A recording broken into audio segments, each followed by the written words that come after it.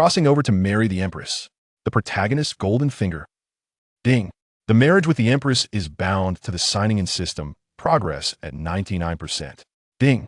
Engaging with the Empress can fully activate the system. Completing the initial task rewards the 9 transformations, mystical skill.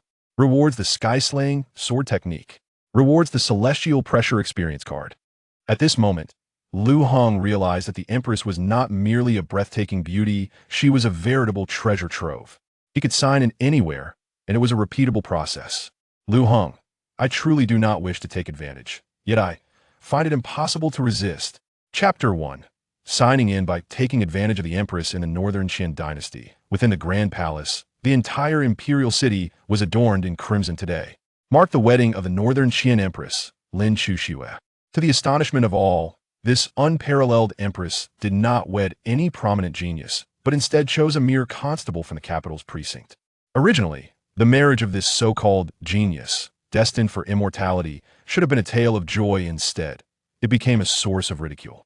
Inside the chambers, Liu Heng sat upon the bed, his gaze unfocused. How had he been coerced into marriage with the Empress? What sort of standard was this for a time traveler? Did not others possess systems or magical artifacts? Perhaps an ancient man residing within a jade pendant or ring. What was he then? A kept man? Was this his golden finger? Wasn't this a tad hasty? As a proud successor of socialism, the notion of crossing over had already shattered his worldview. And now he had become a pretty boy? A kept man? He could not accept this. He needed to flee. Yet considering Lin Chuxue's beauty, her long legs, her ample peaks. Moreover, based on his observations over the past 3 months, this world was perilous, teeming with cultivators capable of soaring through the skies, and he had even heard tales of grand practitioners who could move mountains and fill seas. He suddenly found the allure of being a kept man quite enticing. Ding. Successfully married to the Empress, the signing-in system is activated, with a progress of 99%. Liu Heng. A system? In an instant, Liu Heng felt tears welling up. He had finally received his chance to turn the tables. However, why was it only 99%? What remained to be completed? The system's voice echoed once more. Ding. Signing in on the Empress's lips can completely activate the system. Completing the initial task rewards the 9 transformations, mystical skill. Rewards the sky-slaying, sword technique. Rewards the celestial pressure experience card. Liu Heng. Signing in on the Empress's lips. How does one sign in? Immediately, an explanatory line of text appeared before Liu Heng. Lips to lips signing in. Liu Heng. What sort of system was this? It ought to be called the Death Wish system. Empress Lin Chuxue was not merely a sovereign, but also a formidable cultivator, a supreme being of the harmonious path. And as for how powerful the harmonious path was, Qi refining, foundation establishment, golden core, nascent soul, spirit transformation, tribulation crossing, harmonious path, great ascension. Aside from the 9 levels of Qi refining, the other realms are divided into 3 phases: early, middle, and late stages. The strength of the harmonious path is self-evident. Lin Chuxue marrying him must have underlying reasons, far beyond mere attraction to his appearance. Thus, this was a perilous affair. One misstep could lead to his demise. Caution was imperative. He must tread carefully. Approximately 2 hours later, the elegantly adorned Lin Chuxue stood outside the chamber. Under the moonlight, her exquisite beauty appeared even more radiant. The enchanting maiden sighed softly, gazing into the room. Feeling as though she were in a dream, she had actually married?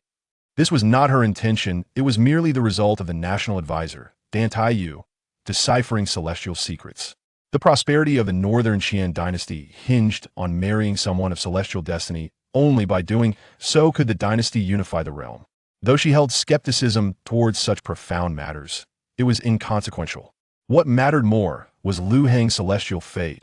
If she could seize it, she could ascend to immortality, becoming the sole immortal in nearly a millennium. If this were true, the Northern Qin dynasty would stand at the pinnacle of the world. However, such actions felt unjust to Liu Heng. Yet she had no choice. The Southern Jin dynasty and the great wilderness tribes were eyeing the Northern Qin dynasty with predatory intent. She needed power. The weak have no right to survive. To sacrifice one for the survival of many. What is light? What is heavy? As she entered, Lin Chuxue locked eyes with Liu Heng, who was momentarily dumbfounded. This woman was truly breathtaking, surpassing any top-tier star from his past life. Moreover, not only was she stunning, but her physique was also otherworldly. She was indeed a favored child of the heavens.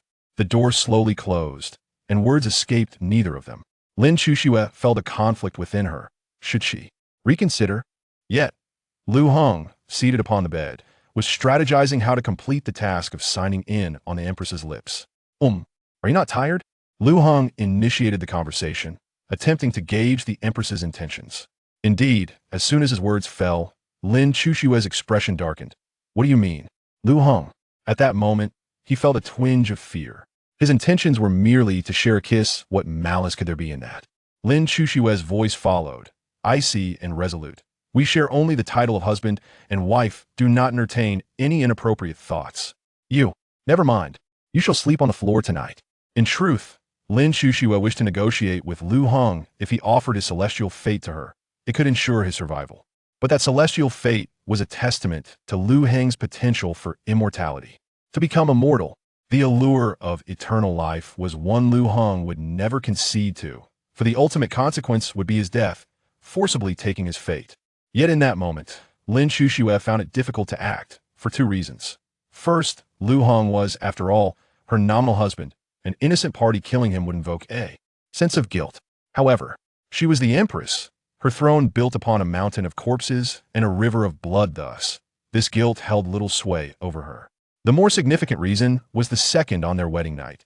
Should the Emperor's groom be slain by the Emperor, she would face the wrath of the literati's dragon-slaying technique. The word ritual. The words of the sages equated to the dragon-slaying technique of those scholars. Upon hearing her words, Liu Heng's expression darkened, and he could not help but sigh inwardly. Given the circumstances, it seemed impossible for the Empress to initiate a kiss.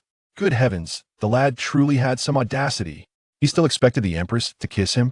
He had perhaps thought too much. In a moment, Liu Heng found himself torn. To refrain from kissing would mean losing his chance to turn his fate around. To kiss? That could very well lead to his demise. Could someone please tell him what to do? He was in urgent need of guidance. At this moment, Lin Chuxue furrowed her brows. What are you dawdling for? Hurry up, take your bedding and sleep on the floor. Damn! Liu Heng was incensed. How could she speak to him in such a manner? This was Liu Heng's way of mustering courage, infusing himself with a sense of defiance. You dare. But before Lin Chuxue could finish her words, Liu Heng had already sealed her lips. In an instant, Lin Chuxue froze, as if struck by a bolt from the blue. What is this fellow doing? How dare he kiss her? At this moment, Liu Heng was reveling in soft jade and warm fragrance when a voice of the system resonated. Ding. Sign-in system successfully activated. Sign-in completed on the Empress's lips. Rewards include 9 transformations of profound skills, heaven-slaying sword technique, and an Immortal's Pressure Experience Card. Chapter 2. Cast into the cold palace, listening to the system's voice, Liu Heng was nearly beside himself with joy. At last he had succeeded, and his opportunity for a turnaround had arrived. With a resounding bang, Liu Heng soared into the air, performing a full 360-degree spin before plummeting to the ground. In that instant, his head spun. What a betrayal! The commotion caught the attention of the guards outside. Your Majesty, Lin Chuxue's icy voice rang out. It is nothing. Immediately, Lin Chuxue's gaze fixed intently on Liu Heng. How dare this man offend her? He must perish. Any sense of guilt was utterly absent. The so-called dragon-slaying technique? Nonsense. She was the sovereign of Beiqian, the very heavens of Beiqian, and she would do as she pleased. Any dissent would be met with death. Liu Heng steadied himself, observing Lin Chuxue's expression. Please, do not be impulsive. We could discuss this. He hastily implored. Lin Chuxue snorted coldly. Are you seeking death? How could I not fulfill that wish for you? With her words hanging in the air, Lin Chuxue made no move but unleashed a crushing aura. In that moment, Liu Heng felt as if he were drowning. Even breathing became an arduous task. A mere thought from her could extinguish his life. Was this the power of a grand cultivator? The pressure. Liu Heng's eyes glimmered. Within his rewards was a card for experiencing the aura of an immortal. System. Activate the Immortal Aura Experience Card. Liu Heng urged in his mind. Ding. Immortal Aura activated successfully. Duration. 1 minute. As the system's voice echoed, a terrifying aura erupted from Liu Heng. Lin Chuxue was taken aback. At that moment, her aura was rendered entirely ineffective, and she could not muster a single ounce of her power. This phenomenon was not only perceived by Lin Chuxue. All grand cultivators across the realm sensed this terrifying pressure. In the vast wilderness, atop the towering snow-capped mountains, a seer opened his eyes, murmuring, an extraordinary treasure? Or perhaps a formidable being of the Great Ascension. The spiritual energy of heaven and earth begins to awaken. A great conflict is imminent. In the depths of the Minghai, within the confines of the Listening Tide Pavilion, an elderly Taoist focused intently, softly uttering, "What a terrifying aura! Is an immortal descending? Does the heavens favor Beiqian?" In Wushuang City, a one-armed elder's eyes sparkled with joy. The path to immortality, long severed for a millennium, was poised to reopen. As the pressure dissipated within the imperial palace of Beiqian, in the empress's chambers, Lin Chuxue stared fixedly at Liu Heng, her gaze somewhat vacant. How could this man, merely a trifling cultivator of the third tier, possess such overwhelming pressure? Her own aura, that of a harmonization realm cultivator, felt like that of a child in comparison. Could it be due to the immortal grade destiny? Impossible. She had never heard of such a function accompanying the immortal grade destiny. Destiny was merely destiny, not cultivation. Well, am I to sleep on the ground? Liu Heng boldly declared. He believed he had successfully intimidated the Empress. Should he declare to head east, she would not dare venture west. Lin Chuxue smiled, yet her smile bore an icy chill. No need. This prompted Liu Heng to grin. Indeed, he had managed to instill fear. It seemed he could act as he pleased. Bring him in. Lin Chuxue's voice rang out once more. The guards entered, and Lin Chuxue commanded, "Throw him into the cold palace." What? Liu Heng was stunned. How did it come to the cold palace? Hadn't she promised him freedom? No, Your Majesty, I believe sleeping on the ground is quite sufficient. Liu Heng exclaimed urgently. The cold palace? It was worse than sleeping on the ground. But Lin Chuxue did not grant him the opportunity to plead. With a sweep of her hand, two guards seized Liu Heng and dragged him away. As the door slowly closed, Lin Chuxue let out a sigh of relief, collapsing on her bed, feeling utterly spent. How could this be? It appeared she truly needed to exercise more caution, she murmured to herself, still shaken. At that moment, Liu Heng was being dragged by the guards. He could not help but ask, "Gentlemen, is the cold palace cold? Is it dark?" "Fear not. You need not worry about that." One replied. Liu Heng instinctively inquired, "Why?" "Dead men do not fear the cold or the dark," the guard responded. Liu Heng froze. "Wait, Dad. What are you planning?" "The Empress did not say she would kill me. How dare you decide this on your own?" Liu Heng admonished. The guard hastily replied, "Do not say such things. We would never dare. It's just that over the years, those who entered the cold palace never returned. The longest lived only 6 months." Liu Heng felt as if he might weep. Why had he foolishly pursued the Empress and activated the system? Wasn't it better to enjoy a life of ease? He had indeed acted rashly. "Here we are. Step inside. Rest assured, 3 meals a day will be provided," the guard said before turning to leave. They harbored no fear that Liu Heng would escape. Within, survival was possible, while outside awaited certain death. Liu Heng wore a bitter smile. As the door opened, the system's voice chimed, "Ding. Sign in at the cold palace entrance successful. Reward, 1 creation pill. Will the host sign in?" Liu Heng's eyes brightened. "Sign in. Ding. Sign in successful. Creation pill has been placed in the system's inventory and can be retrieved at any time."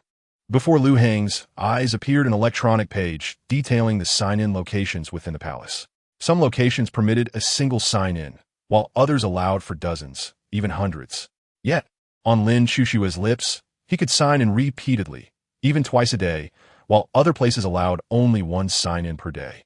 Most crucially, the areas on Lin Chuxue's body available for sign-in were yet to be fully explored. Upon closer inspection, her arms, eyes, forehead, ears, nose, legs, and those proud peaks all presented opportunities for repeated sign-ins. Liu Heng's eyes sparkled. Lin Chuxue was a veritable treasure trove. The thought alone made him chuckle. However, for now, that was a distant dream. Having entered the cold palace for even a mere kiss, who knew what that woman might do to him? With a shiver, Liu Heng decided to dismiss such thoughts. After all, there were many sign-in opportunities within the cold palace. He would focus on training and gaining strength. Then, Lin Chuxue would surely be at his mercy. Undoubtedly, the cold palace was no place for a human to dwell.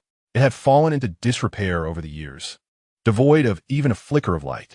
Upon entering the room, Liu Heng tidied up briefly, lit a lamp, and then took out the creation pill, swallowing it immediately while activating the 9 turns mystical art to begin his cultivation. Fortunately, his predecessor had some foundation. Otherwise, it would have taken Liu Heng an eternity to even reach the threshold. The creation pill was indeed extraordinary, living up to its name. Combined with the profundities of the 9 turns mystical art, Liu Heng's realm surged upward, akin to a rocket launch. Chapter 3. A Treasure? In the span of a single night, Liu Heng's realm ascended to the 9th tier of Qi cultivation. He could have effortlessly established his foundation. Yet, Liu Heng chose not to. He understood the principle that a towering edifice must begin from solid ground. The Qi cultivation realm served as the most fundamental foundation, which must be meticulously honed. On this day, news of the Empress's newlywed husband being cast into the cold palace spread throughout the imperial city at an astonishing speed, reaching every corner of the Beiqin Empire. In the court that day, Empress Lin Xuxue engaged in a fierce verbal duel with a group of scholars and officials, and it took a full 6 hours before the court session concluded. In the Grand Hall of the Golden Dragon, the ministers had long since dispersed. Lin Xuxue sat upon the dragon throne, appearing quite fatigued. At that moment, a middle-aged woman's silhouette unexpectedly materialized. To be able to enter the Golden Dragon Hall so casually, she was the only one in the entire North Qian dynasty who could. This was none other than the national master of the North Qian dynasty, Dan Taiyu. Dan Taiyu spoke slowly. "Your Majesty, your decision is rather capricious. Not to mention anything else, the one from the Holy Academy is starting to stir again. Does he not bother you, Your Majesty?" Recalling the scene of that person courting Lin Xuxue, Dan Taiyu felt a sense of admiration.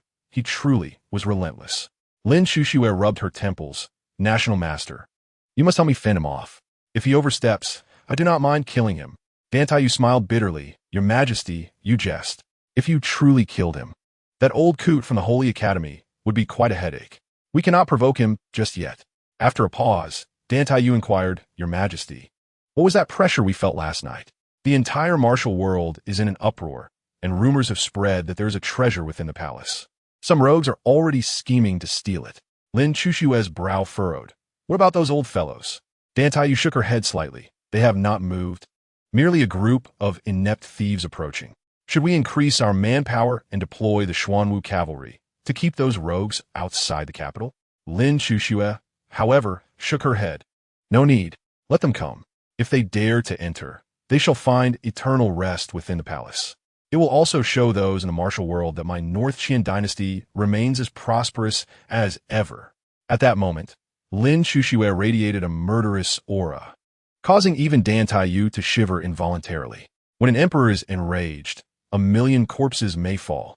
Is this highest? Dan Taiyu, unable to withstand Lin Xuxue's imposing aura, hurriedly changed the subject. "Your Majesty, what about that man in the upper position?" The upper position referred to Liu Heng. The man in question, a first in history. Unsure of how to address him, they simply referred to him as the upper position, which seemed more respectful. Speaking of that fellow only stirred Lin Xuxue's anger further. Remembering his kiss, her murderous intent reignited, but the thought of that pressure left her helpless. Originally, Lin Xuxue intended to inquire about the nature of Liu Heng's power. Yet, reconsidering, she deemed the matter too peculiar to discuss, even with Dan Taiyu, the national master. Some matters are best kept to oneself. "Your Majesty, Your Majesty," Dan Taiyu called out twice upon seeing Lin Xuxue lost in thought. Lin Xuxue snapped back to reality. "Do not concern yourself with him." Meanwhile, Liu Heng was sneezing in the cold palace, rubbing his nose and murmuring, "Who could be thinking of me?" Thinking? More like contemplating your demise. In the span of a few days, Liu Heng had been diligently signing in from within the cold palace. He signed beneath the tree and received a Tongtian pill, signed atop the roof and obtained the Silver Dragon Divine Sword, and signed at the well's mouth to acquire puppet technique. In just a few days, Liu Heng's cultivation reached the mid-stage of foundation establishment, with an exceptionally solid foundation. Yet, Liu Heng remained unsatisfied, feeling it was still too slow. If those proud sons of heaven heard his thoughts, they might very well be driven to despair. One night, while Liu Heng was engrossed in his training, he suddenly heard commotion outside the cold palace. 2 figures climbed in, conversing with one another. "Hey, is that treasure map of yours reliable?" This place seems like it could hide treasure. What do you know? This is the Cold Palace. According to the treasure map, the treasure lies beneath the Cold Palace. Isn't the Soft Rice King residing here? We need to be cautious. Soft Rice King? Are they talking about him? Liu Heng's expression darkened. Was that not a bit insulting? Yet, he refrained from acting, choosing instead to observe the two from the shadows. Eager to discover where the treasure beneath the Cold Palace was hidden, one of them began to chant, standing by the dry well. The position should be here, but this map shows no well. Damn it, are you capable or not? The other grew impatient. Before they could continue, a flash of silver light appeared in the sky, followed by a loud thud as something crashed beside them. Upon closer inspection, it was a person, breathless, who soon ceased to breathe altogether. Did this person fall from the sky? One murmured in astonishment. The other hastily exclaimed, "Quick, run!" Huh? Why run? What about the treasure? It's just a dead person. Are you blind? Can't you see he is wearing pure Yang Palace's garments? The emblem on his chest can only be embroidered by elders. An elder of pure Yang Palace, who wouldn't possess the cultivation of the harmonization realm. Whoever killed him must be extraordinarily powerful. If we don't run, are we waiting to die? Forget the treasure. We'll come back once the heat dies down. Let us go. And with that, the two fled at incredible speed. Liu Heng made no attempt to pursue them. After all, they would return, and he had hidden himself well. Listening to their conversation, Liu Heng realized that the old man who died by the dry well possessed harmonization realm cultivation. The one who killed him must be immensely powerful. If that person appeared and saw him, would he not be caught in the crossfire? After waiting a full hour without anyone coming, Liu Heng finally dared to reveal himself, swiftly dragging the corpse back to his chamber. The corpse of a harmonization realm cultivator, still not entirely lifeless, could be refined using puppet technique, granting him a formidable ally. Thinking of it filled him with excitement.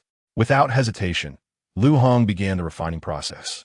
Unbeknownst to him, that night, the palace was awash in blood. Yet, due to the Cold Palace's seclusion, apart from the two small rogues, no one heard the commotion. Of course, this was also due to Lin Chushua's meticulous planning. The thousands of thieves infiltrating the palace had little time to resist before meeting their demise. Over 1,000 skilled individuals perished almost silently within the palace, shocking the world. Although the North Qian dynasty had shown signs of decline in recent years, it was still not easily shaken. Lin Chuxua truly deserved the title of the unparalleled empress. In the blink of an eye, a year had passed. It was now deep autumn, with leaves turning golden. Liu Heng lay beneath a tree, lost in thought. This past year, he had not stepped outside the Cold Palace, merely signing in and continuously training, refining that puppet. It must be said, creating a puppet of the harmonization realm at his current level was exceedingly challenging. Throughout the year, he had not seen Lin Chuxua, as if he had been forgotten. Besides the daily meals delivered to him, he had encountered no one else. Liu Heng finally understood why those before him could not last long. Loneliness is humanity's greatest foe. Even the person delivering food was mute, leaving him unable to converse with anyone. Living felt worse than dying. When will I be able to leave? Liu Heng murmured. Currently, he had signed in at every possible location within the Cold Palace, aside from the dry well. There were no more places left to sign in. He needed strength, requiring constant sign-ins, but with the Cold Palace nearing its limit, he felt a rising urgency. His cultivation had plateaued at the late stage of Golden Core, taking an entire year to reach Golden Core, even though he had cultivated 9 Golden Cores. The progress still felt slow. Notably, his expertise in alchemy and formations had reached a 5-star level, with the highest being 9 stars. The art of swordsmanship, known as heavenly slashing, had reached a truly terrifying level. A single stroke could not be resisted even by those at the peak of the nascent soul stage. Just as Liu Heng found himself in a state of ennui, contemplating his escape, a melodious voice pierced the air. "Your Excellency, were you pondering?" In an instant, Liu Heng assumed a defensive stance, startled by the presence of a woman beside him whom he had failed to notice. Despite his current strength, comparable to that of the God Transformation realm, he had been oblivious to her approach. "Do not be alarmed, Your Excellency. I am the Imperial Advisor of the Bei Qin Dynasty, sent by His Majesty to escort you back to the palace," Tantai Yu said with utmost respect. Lin Chuxua wants him to return. How fortuitous, Liu Heng mused. It seemed that the lady had finally come to her senses. But wait, After a year of silence, why was she suddenly recalling him? There must be some underlying scheme at play. Liu Heng's thoughts swiftly calmed, and he chuckled, "Do not jest. Will she truly summon me? Inform her that I have perished in the cold palace. She may find another husband." Tantayu's expression changed dramatically. "Your Excellency is jesting. I must remind you, His Majesty despises those who are unfaithful in love. He has stated that in her lifetime there shall only be one husband. Should His Majesty learn of this, I fear you may suffer the consequences." At that moment, a golden light flashed across the sky, and a golden sword was thrust before Liu Heng. This was Lin Chushue's imperial sword. Simultaneously, he heard Lin Chushue's voice. "Will you hasten your arrival, or will you choose to let this sword pierce your chest?" Startled, Liu Heng replied, "My dear wife, I shall come at once." How could she send someone to fetch him without prior notice? He had thought she was deceiving him. Has he cowered so easily? Tantayu's face darkened. He is indeed wilted, yet he still seeks to blame me? This noble had a rather audacious side. Meanwhile, upon hearing Liu Heng's address, Lin Chushue, seated on the dragon throne in the Golden Lawn Hall, felt a twitch at the corner of her mouth. If it weren't for the need to use him as a shield, she would have relished the opportunity to strike him down. Outside the Golden Lawn Hall, Tantayu and Liu Heng waited. Liu Heng had intended to enter directly, but was halted by Tantayu, who insisted he wait for Lin Chushue's summons. Inside the hall, an official proclaimed loudly, "Your Majesty, the position of the sovereign is currently vacant. It is time to consider remarriage. You have no heirs, and the vacancy of the crown prince's position poses a grave risk to the nation. Saint Shui Palace's holy son, Qi Xian, will be the most suitable match for your Majesty. Please consider marrying promptly." Lin Chushue's gaze hardened, and her voice turned frigid. "The case of Minister Wang Yun's embezzlement remains unresolved, and yet you dare to advise me on marriage? Truly, you're a loyal subject." She then demanded, "Who among you will tell me who else is involved in Wang Yun's embezzlement?" The official retorted, "Your Majesty, it is but a trifling sum. The situation is clear. The pressing matter is your marriage. You must marry soon." At once, numerous officials knelt, collectively imploring, "Please, Your Majesty, marry." The majority of the court stood in silence, leaving Lin Chushue exasperated. This group, having received some benefit from Qi Xian, had come together to pressure her. Surely, she could not execute them all. As Lin Chushue hesitated, Liu Heng's voice resounded from outside. "A trifling sum, you say? Huh, your salaries are drawn from the people's wealth. The common folk are easily oppressed, yet heaven is not so easily deceived. Do you all consider embezzlement a minor matter?" Tantayu had intended to stop Liu Heng from speaking, but he could not restrain him any longer. With Lin Chushue's honor at stake and the possibility of losing her to another, he felt compelled to speak out. Meanwhile, Lin Chushue's eyes glimmered with interest. A splendid retort. "Your salaries are indeed derived from the people." The earlier official glared at Liu Heng. "Who are you to speak so brazenly here?" Liu Heng responded with a cold smile. "You spoke of a nation as foundation. Yet what is that foundation? The crown prince? Absurd. The true foundation of a nation lies with its people. Your salaries are drawn from the common folk. The water can carry a boat, but it can also capsize it. I ask again, do you not consider the people the foundation of the nation? Is embezzlement merely a trivial matter?" The official was rendered speechless, and the court fell into silence, none daring to retort. The official soon regained composure and scolded, "This is the court. You are without official robes. How dare you speak?" He turned to Lin Chushue. "Your Majesty, this man disrupts the court. He deserves execution." Liu Heng scoffed dismissively.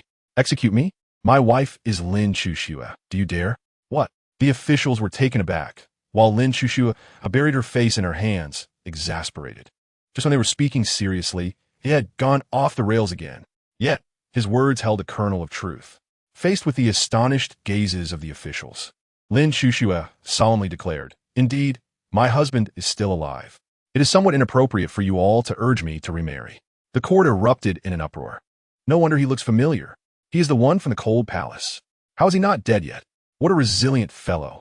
Seeing the shock on their faces, especially the fear etched on the official before him, Liu Heng couldn't help but smirk. Now you know fear. You ought to consider who my wife is. This is what it feels like to live off someone. How delightful." As the official recovered, he quickly asserted, "Your Majesty, this man has escaped from the cold palace without permission. This is a grave offense. Did your majesty release him? A clever tactic indeed. For 8 centuries, the Baiqian dynasty has maintained that anyone cast into the cold palace must perish there. There has never been a precedent for someone being released. This concerns the emperor's dignity. At that moment, Liu Heng launched a swift kick, sending the official sprawling across the floor, followed by a flurry of kicks as he berated. What do your words imply? Are you interrogating the empress? National matters aside, you meddle in personal affairs? What do you mean by being sent to the cold palace? I was placed there by the empress to cultivate in seclusion. Who spread the rumor that I was imprisoned? Rumors stop with the wise. I see you are the fool. I spit. I will kick you to death. No official dared to intervene. Who would? Observing Liu Heng's seemingly harmless demeanor, they realized he was rather fierce. And with the emperor remaining silent, it was implicitly accepted that Liu Heng could act freely. As Lin Chuxue watched the unfolding drama, her irritation subsided significantly. Enough. The ignorant are not to be punished. Lord Zhao was simply unaware. With that, Liu Heng ceased his assault, casting a cold gaze at official Zhao. Should I hear you question my relationship with the empress again, I shall break your third leg. In an instant, the officials felt a chill breeze pass beneath them, tightening their legs instinctively. All right, the investigation into Wang Yun's embezzlement must be thorough. I shall have the imperial advisor oversee it. This meeting is adjourned, Lin Chuxue declared. The officials knelt, shouting praises for 10,000 years. After the court adjourned, Lin Chuxue sighed in relief, leaving only herself and Liu Heng in the Golden Lawn Hall. Between the two individuals, a heavy silence lingered. Lin Chuxue coughed twice, breaking the stillness, and inquired, "What is it that you desire?" "HM? Was he expecting a reward for his commendable performance? What do you want?" "Hee, your majesty, I wish to kiss." "HM?" Before Liu Heng could finish his sentence, he was met with Lin Chuxue's icy, piercing gaze. Liu Heng involuntarily shuddered and quickly altered his words. "I meant to kiss the dragon throne." Upon uttering this, Liu Heng exhaled deeply, cursing under his breath. Thankfully, he had reacted swiftly. Otherwise, this woman would surely have struck him again. Lin Chuxue was taken aback. Kiss the dragon throne? What sort of behavior is this? Suddenly, a teasing glint sparkled in her eyes. This person was undoubtedly a little eccentric. Could anyone normal articulate such nonsensical words that even a decade's worth of brain freeze could not convey? The request itself was not unreasonable. He sought no treasures. Merely a kiss upon the throne. Very well. Lin Chuxue acquiesced. Liu Heng grinned widely and hurriedly stepped forward. Ding! Sign next to the dragon throne, obtaining the demonic eye.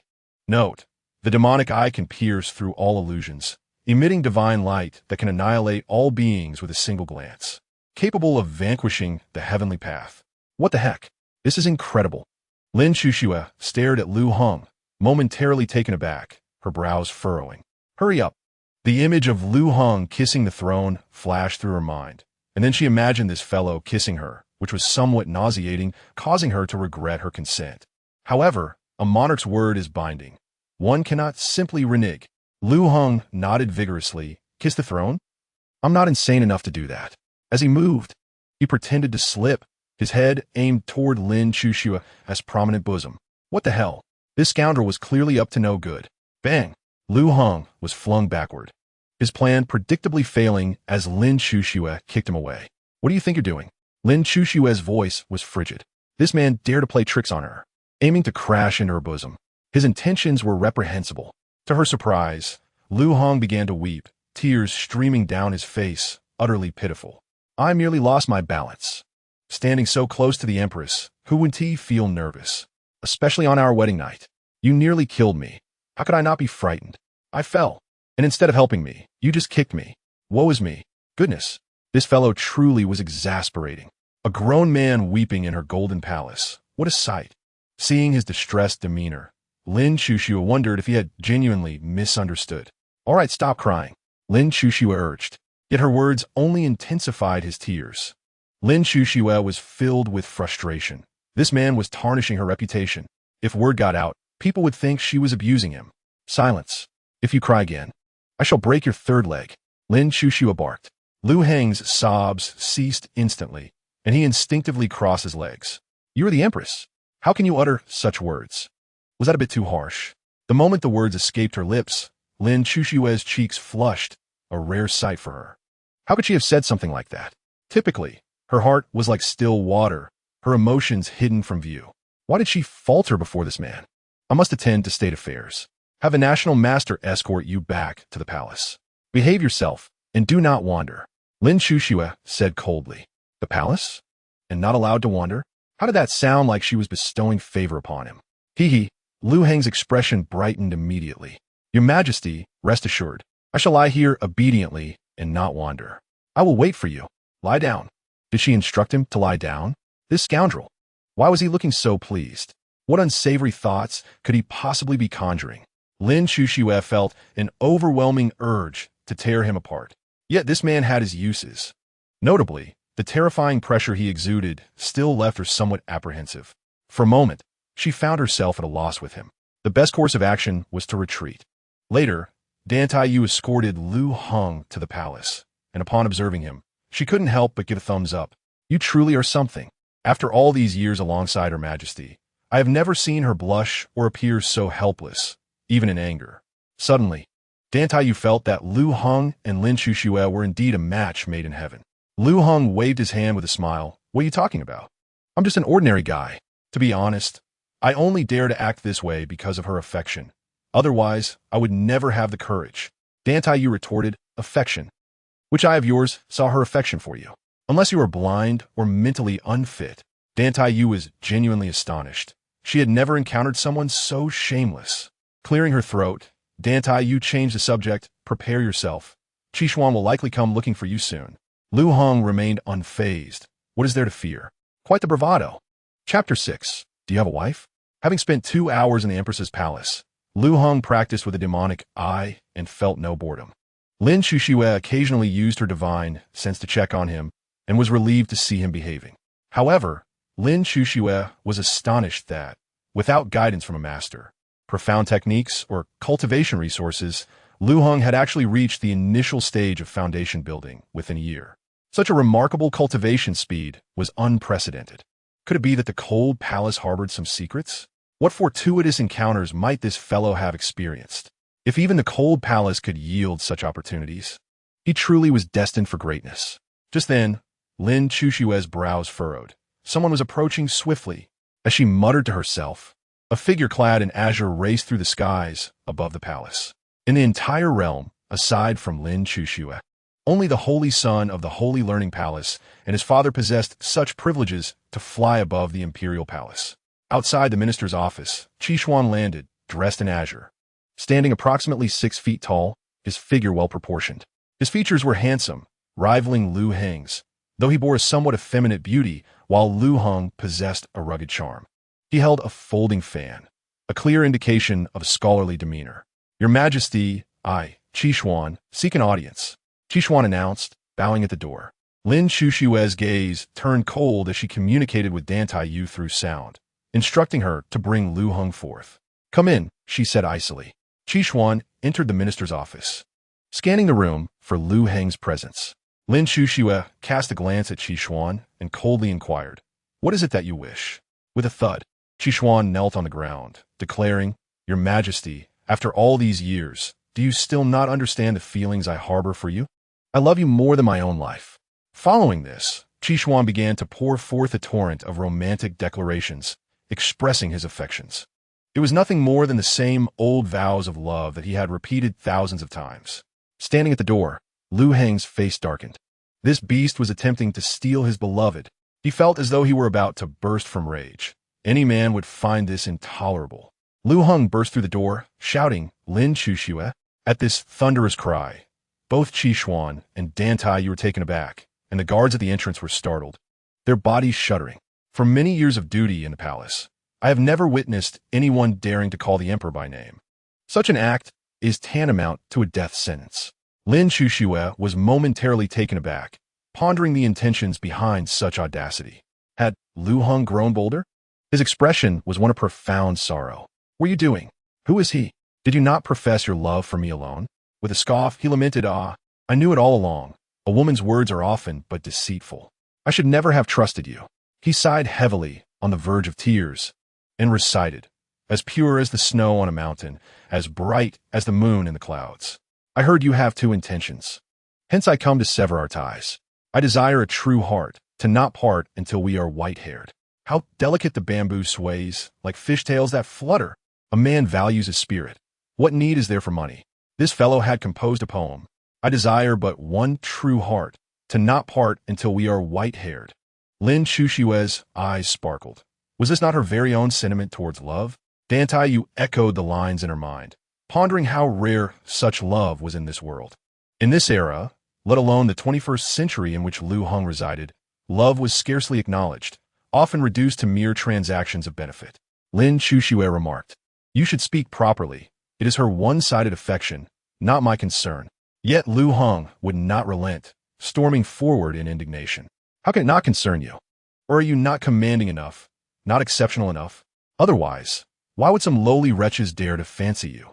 Lin Chushue was taken aback. The logic in his words, at first glance, was rather compelling.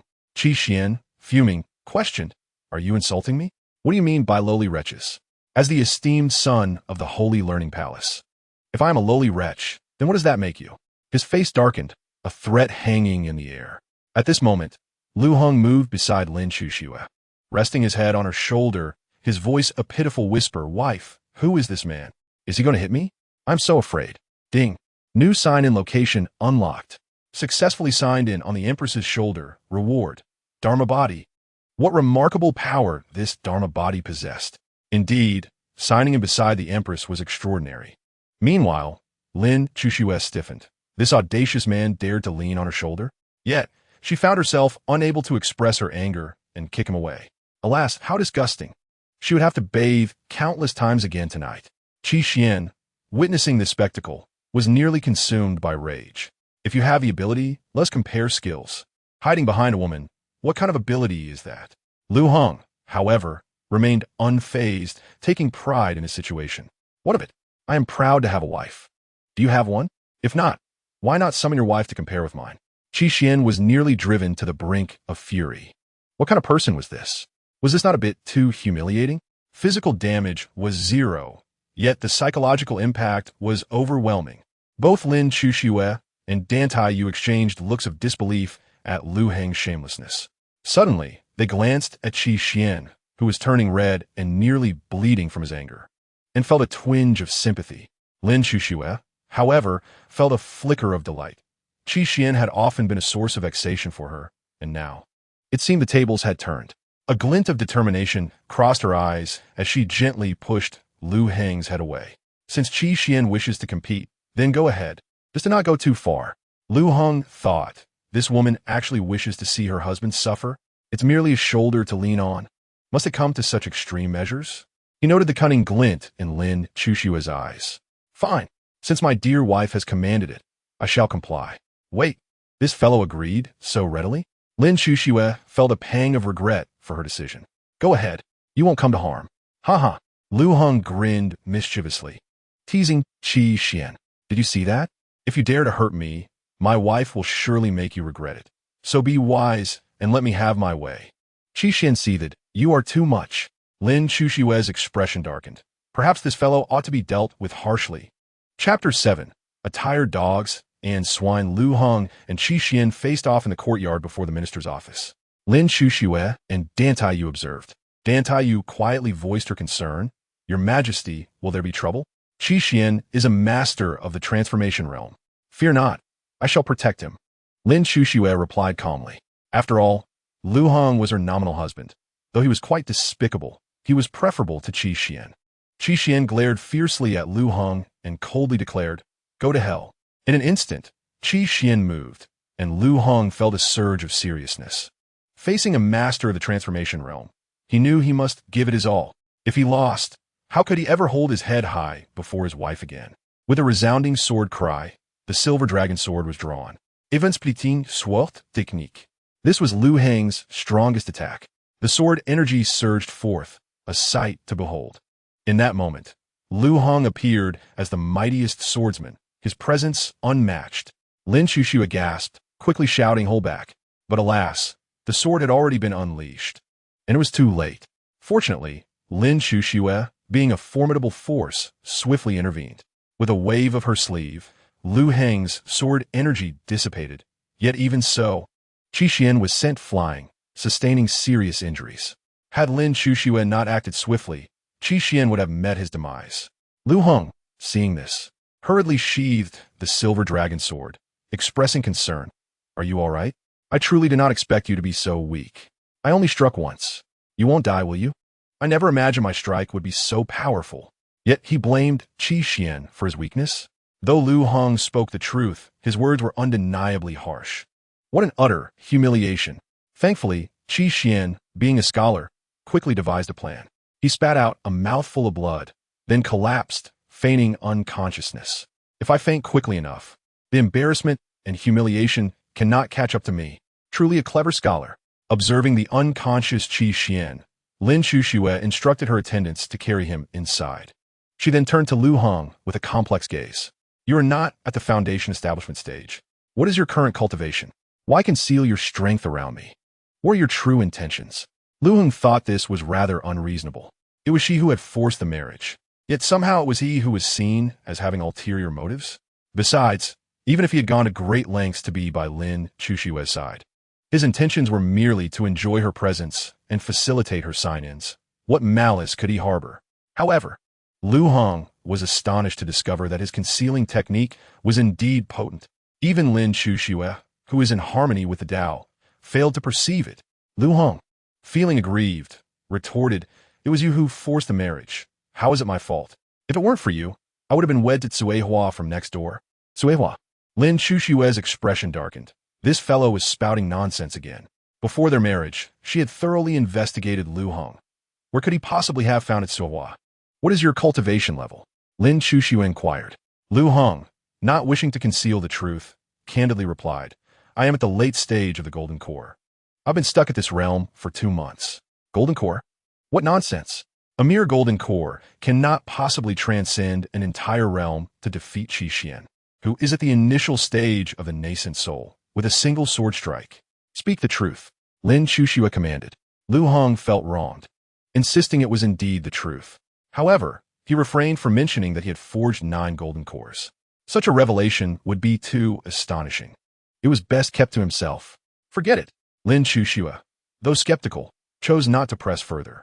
Everyone harbors their own secrets, and it was best left unsaid. Approximately an hour later, a formidable presence approached the imperial palace. Lin Chuxue paused in her work, realizing the old man had indeed arrived. She turned to Liu Heng, who was grinding ink, and cautioned, Don't say too much later. Liu Heng nodded slightly, understood my esteemed wife. Seeing his cheeky demeanor, Liu Heng could easily surmise who had come. Naturally, the elder would follow after the younger. Old Minister Qi Haoran requests an audience with your majesty. Came Qi Haoran's voice from outside the study. Lin Chuxue responded indifferently. Please enter, my loyal minister. The door slowly opened, revealing Qi Haoran, who stood about 6 feet tall, with a robust build, a face marked by numerous wrinkles, and a head full of white hair, giving him a dignified appearance reminiscent of an immortal. Old Minister pays his respects to your majesty. Qi Haoran bowed. Lin Chuxue quickly interjected. There is no need for such formalities. Thank you, your majesty. But may I ask, why have I not seen my unworthy son? Is he still unconscious? Qi Haoran inquired. Lin Chuxue nodded slightly. Rest assured, my minister, your son, is unscathed, merely sustaining some light injuries. Qi Haoran sighed in relief, then cast a cold glance at Liu Heng, saying, Your majesty, I have a petition. Speak. Lin Chuxue replied, fully aware of Qi Haoran's intention, most likely to advocate for Liu Heng's removal. The old minister requests your majesty to dismiss this man. How could a mere foundation establishment cultivator have harmed my son? He must have employed some vile and sinister methods. Qi Haoran's words hinted at Lin Chuxue's supposed complicity in aiding Liu Heng, an insinuation that was not lost on anyone with sense. What if I refuse? Lin Chuxue replied coolly. Upon hearing this, Qi Haoran clasped his hands together in a bow. Then I fear that the scholars of Shengshu Palace and the esteemed officials of our northern Qian dynasty will be discontent.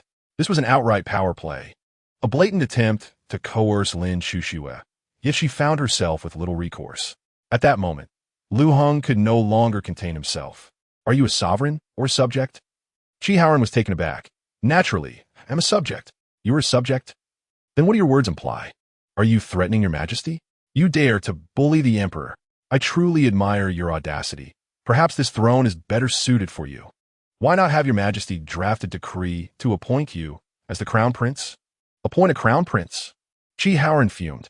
How dare you speak so audaciously?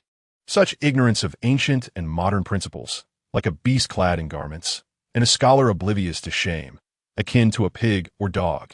This phrase suggested that those who understood the wisdom of the ages would not act like beasts, and scholars who lacked shame were lesser than the most base creatures. Chi Haoran, a representative of Confucianism, the leader of scholars, was accused of being less than human. Lin Chuxue was taken aback, while Dan Taiyu was equally astonished. This was indeed a bold statement. You insolent wretch, are you seeking death? Chi Haoran bellowed, his face turning crimson with rage. This so-called Confucian sage, known for his composure, found himself flustered by Liu Heng's words. It was a bitter pill for any scholar to swallow. To exchange insults with Liu Heng, the head of Shengxue Palace, was beneath him. What do you intend? Do you wish to strike me? You, an elder, bullying a youth. My dear wife, he seeks to bully me. Do tell him to strike. Liu Heng exclaimed. Strike him. Lin Chuxue's expression darkened. If she did so, her position as empress would surely be destabilized, leading to turmoil in the northern Qian dynasty. This was not the time for such actions. Chi Haoran hastily interjected, Your Majesty. Must you coddle such an unruly and treacherous young man? Hey, old man, how dare you speak to me like that? Enough. Let me challenge you instead. Liu Heng declared boldly. A challenge? Chi Haoran nearly laughed aloud. A mere foundation establishment, Aunt wishes to challenge him? How audacious. Very well, I accept your challenge. A gentleman's word is his bond. Chi Haoran retorted coldly. Choose a place. Wait, I only mention a challenge. Not immediately. Liu Heng quickly added. Chi Haoran's expression darkened. Are you playing word games with me? Do you wish to postpone your challenge until after your demise? Certainly not. 10 years. 10 years as the time frame. How's that sound? 10 years. A mere foundation establishment cultivator, even after 100 or 1,000 years, could never surpass me. Lin Chuxue's heart stirred. Liu Heng's seemingly reckless antics had effectively postponed today's conflict, sparing her discomfort. A flicker of emotion ignited within Lin Chuxue, but she swiftly suppressed it, maintaining her composure. Very well, 10 years it shall be. I shall await your arrival. Chi Haoran replied, his voice dripping with disdain. He then bowed to Lin Chuxue. Today, the old minister acted out of concern for his son and may have been abrupt. However, I assure you, I harbor no treasonous intent. Lin Chuxue replied coolly, Minister Qi, you are a pillar of our northern Qian dynasty. Your loyalty is well known to me. You need not worry. I would not doubt you over a few heated words. The phrase heated words was astutely chosen. Was it not Chi Haoran's remarks that bore a threatening undertone? Lin Chuxue clearly indicated her stance, and Chi Haoran, being shrewd, understood her meaning. After expressing his gratitude, Chi Haoran departed, taking the still unconscious Qi Xian with him. As Chi Haoran soared into the sky, he glanced back at the study, a glint of coldness flashing in his eyes as he muttered to himself, You naive youth, do you truly believe your petty tricks can ensnare me? Huh, little do you know, this is precisely to my advantage.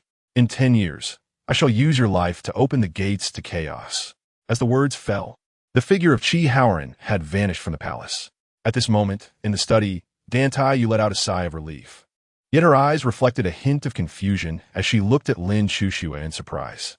Your Majesty, how could that old rascal so readily agree to the wager? Chi Haoran, that old fox, was cunning and shrewd. Even though Liu Heng's words were harsh, he would not lose his wits to accept the challenge from a mere insignificant being. Lin Chuxue scoffed lightly, unaware of his intentions. But we now have a decade to bolster our strength. Surely, during this time, that old rascal will remain compliant. Listening to Lin Chuxue and Dan Taiyu, Liu Heng could not help but swallow hard. Are you saying that I'm not leading him, but rather he is leading me? In an instant, cold sweat trickled down Liu Heng's back. Goodness, I am indeed still young. My heavens, this world is truly perilous. It seems I must proceed with utmost caution. Otherwise, I might not even know how I met my demise. I must hasten to cultivate my abilities. That is the foundation of survival. Enough. You may retire now, National teacher. Take him to the scripture pavilion and allow him to select a cultivation method, Lin Chuxue commanded. Although she did not verbally express her satisfaction, her actions indicated approval of Liu Heng's performance. Initially, Liu Heng intended to decline, but upon considering that it was the scripture pavilion within the palace, he realized that refusing would be tantamount to rejecting Lin Chuxue's goodwill. "Thank you, my esteemed wife. Love you dearly," Liu Heng exclaimed playfully. Lin Chuxue's expression darkened. "This fellow is truly shameless," she scolded. "Get out." Dan Taiyu escorted Liu Heng to the scripture pavilion, and en route, Liu Heng inquired, "What level of cultivation does Qi Haoren possess? Even my wife is bound by him. It is not solely due to his cultivation level. That old man's skills are indeed a tier below the Emperor's. However, his sacred academy is a place where the most talented scholars yearn to enter, and many vie to be part of it. The students of a sacred academy are exceptionally capable and easily recruited by the court. They teach not only the classics, but also military strategies. Currently, more than half of the officials in the court hail from the sacred academy. Though they appear loyal to the dynasty, their true allegiance lies with Qi Haoren," Dan Taiyu elucidated. Liu Heng nodded slightly, realizing the situation. It seemed that Lin Chuxue, despite her outward prestige, held little actual power. Upon entering the scripture pavilion, Liu Heng furrowed his brow slightly. He sensed an unusual aura, indicating that hidden masters were present. It was no wonder such an important place was guarded by only a few guards. The upper levels contain the cultivation methods. If you wish to learn any divine abilities, they reside on the 3rd floor. However, by the Emperor's decree, you may select only one, Dan Taiyu explained. Liu Heng nodded and ascended to the 4th floor, browsing through the methods, none of which appealed to him. However, a tome titled The Wordless Heavenly Book caught his attention. Upon opening it, he discovered it was indeed a book devoid of text. Dan Taiyu remarked, this was acquired by the divine ancestor emperor from a secret realm, rumored to be a celestial cave. Yet, the divine ancestor emperor never comprehended it, nor did the subsequent emperors, who deemed it a useless book.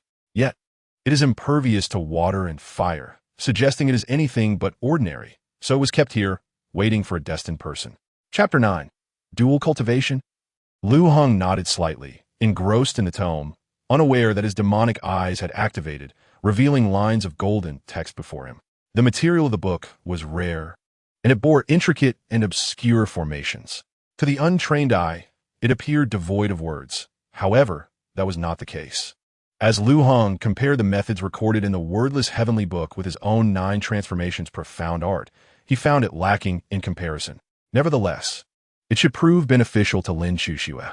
Using his demonic eyes, he dismantled the formation within the wordless heavenly book, and in an instant, it radiated brilliance, enveloping the entire scripture pavilion in golden light. The wordless heavenly book has been deciphered? Dan Taiyu exclaimed in astonishment. Since the divine ancestor emperor acquired the tome 5 centuries ago, no one had managed to comprehend it. Yet today, Liu Heng had succeeded. At that moment, Lin Chuxue in the study also sensed the occurrence and waved her hand to conceal the phenomenon. The Northern Qin dynasty could not afford to stand out, otherwise calamity might strike prematurely. What is this fellow up to? Lin Chuxue murmured, and her figure vanished from spot. Within the scripture pavilion, the mysterious aura of the wordless heavenly book dissipated, revealing golden characters inscribed upon its pages. Seeing this, Dan Taiyu quietly murmured, truly deserving of a celestial fate. He possesses the qualities of a sage. What is happening? Lin Chuxue's voice rang out as she materialized beside Dan Taiyu. Your Majesty, he has comprehended the wordless heavenly book. All the cultivation methods inscribed within are now revealed. Dan Taiyu exclaimed with excitement. What? Lin Chuxue was taken aback. Comprehending the wordless heavenly book. Countless prodigies throughout the history of the Northern Qin dynasty had attempted to decipher it, only to find themselves at a loss, deeming it a mere trick. Yet today, this individual had succeeded. In that moment, Lin Chuxue found herself at a loss for words. Could this person truly bring prosperity to the Northern Qin? Was the national teacher's prediction accurate? Lin Chuxue pondered inwardly. Liu Heng, upon seeing Lin Chuxue arrive, hurriedly said, My esteemed wife here. First for her. The profound methods inscribed upon the wordless heavenly book were undoubtedly of great significance, and though it belonged to the dynasty, she had granted Liu Heng the privilege to select a method. Moreover, since Liu Heng had deciphered it, even if he chose not to share it. She would have no recourse.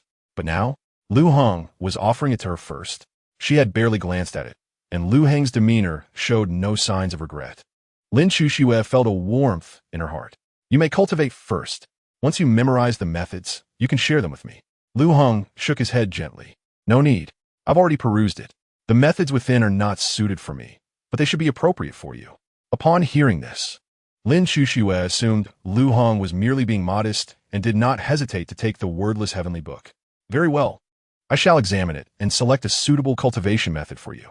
Should you encounter any difficulties, I can teach you as well. We can cultivate together. Together? Liu Heng's eyes sparkled. My esteemed wife, do you mean to engage in dual cultivation? The kind where we remove our garments? Lin Chuxue's expression darkened instantly. Cultivating together means dual cultivation and removing our garments? What a shameless fellow. What lewd thoughts occupy your mind? With a resounding thud, Liu Heng was sent flying. It was no surprise. The Empress had kicked him away. Dantai looked on with concern, but Lin Chuxue coldly declared, do not concern yourself with him. Let us go. If he dies, it is his own fault. At this moment, Liu Heng sighed skyward, feeling wronged, yet he remained silent. He truly felt aggrieved. All he wanted was a proper dual cultivation. What malice could he possibly harbor?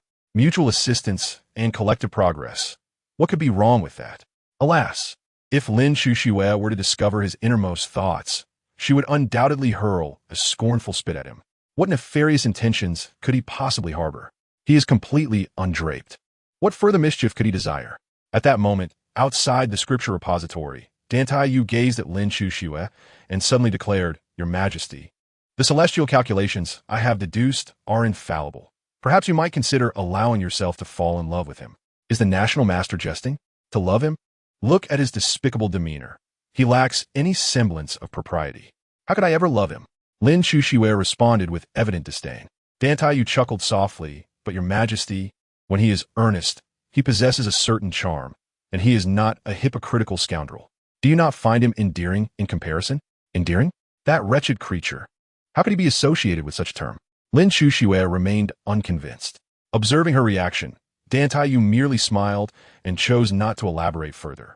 As the saying goes, the observer sees clearly what the participant cannot. Perhaps Lin Chuxue felt indifferent, yet Dantai Yu was aware that Liu Heng had secured a place in her heart. Whether it is for better or worse, Dantai Yu believed that ultimately the two would come to love one another. As night fell, Lin Chuxue, having completed her review of official documents in the Ministry of Appointments, pondered the enigmatic text of the heavenly book. The more she contemplated, the greater her joy. The techniques inscribed within promised great advancement with diligent practice over time, potentially leading her to transcend into the realm of the immortals. Moreover, she sensed the revival of spiritual energy in the world, making the prospect of breaking through to the immortal realm not entirely unattainable. She needed to commence her training without delay. The current state of the Bei Qian dynasty, plagued internally by the malignancy of Qi Haoran and externally threatened by the southern Jin and Great Wilderness, demanded her prompt ascendance in strength lest the dynasty perish in the coming strife. Contemplating this, Lin Chuxue felt a headache brewing. Later, upon returning to her chambers, it was already deep into the night. She entered to find Liu Heng asleep on the floor. Observing him in slumber, he appeared less bothersome than usual. As fatigue washed over her, Lin Chuxue succumbed to sleep.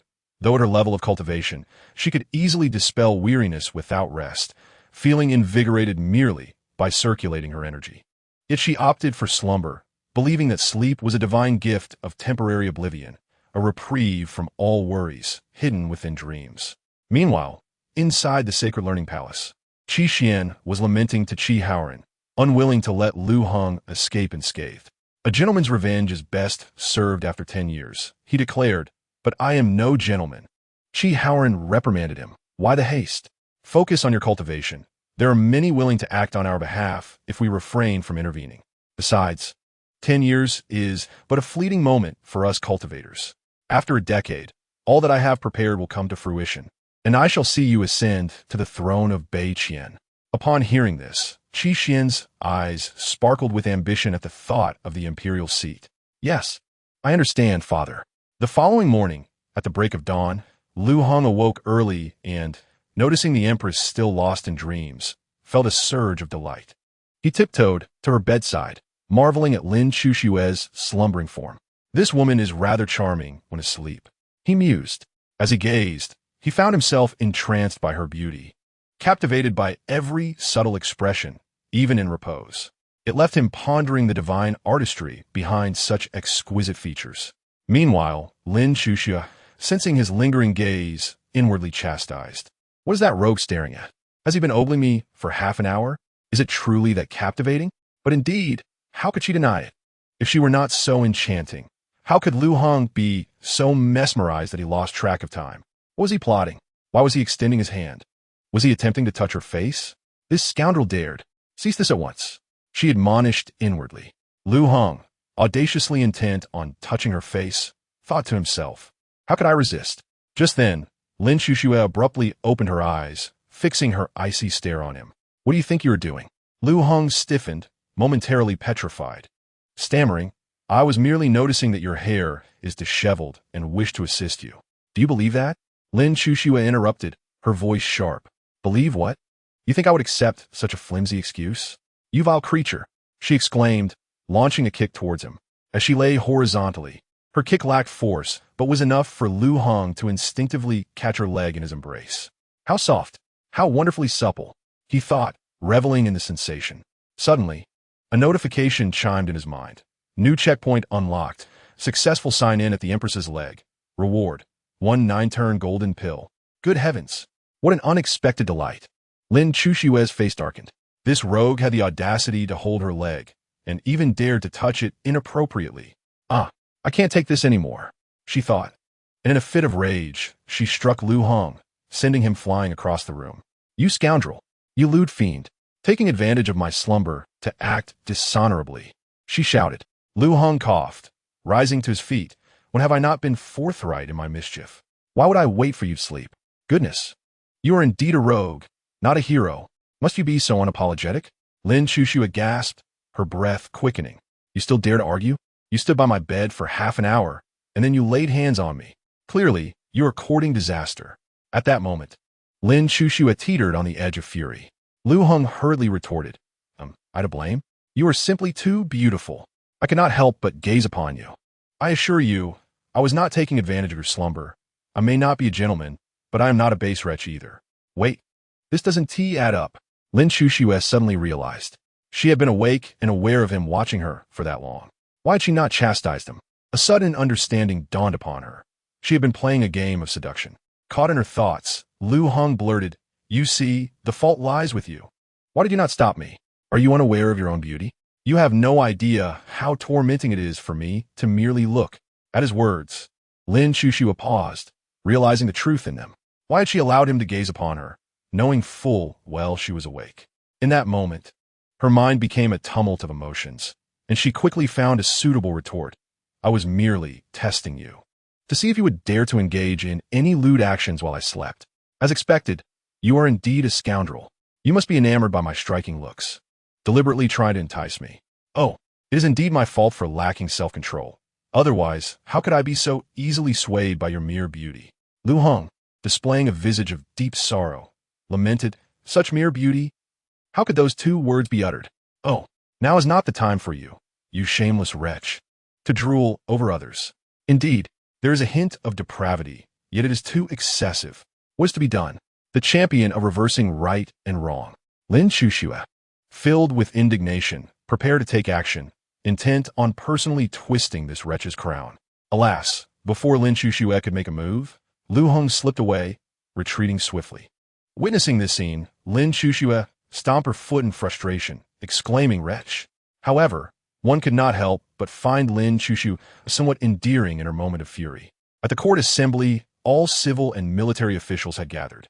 Lin Chuxia arrived fashionably late, marking the first time in 12 years since her ascension to the throne that she had been slightly tardy. If there are matters to present, please do so. If not, the court is dismissed, the chief eunuch announced in a resounding voice. Following this declaration, Li Zhongshan, the prime minister of the northern Qin dynasty, stood forth, declaring, This old minister has a matter to present. Speak, Lin Chuxia commanded. Li Zhongshan began, Your Majesty, head of the judicial department Liu Daqing, relying on his royal connections, has engaged in embezzlement and bribery, framing others, and is also suspected of aiding a murderer in evading justice. The governor Qian Jiqiu, fearing Liu's noble status, dared not act against him, and thus brought this matter to my attention. Such behavior is utterly lawless. I implore your majesty to deal with it severely. Furthermore, if there are such transgressions within the family of the high-ranking, it is likely they are being supported from above.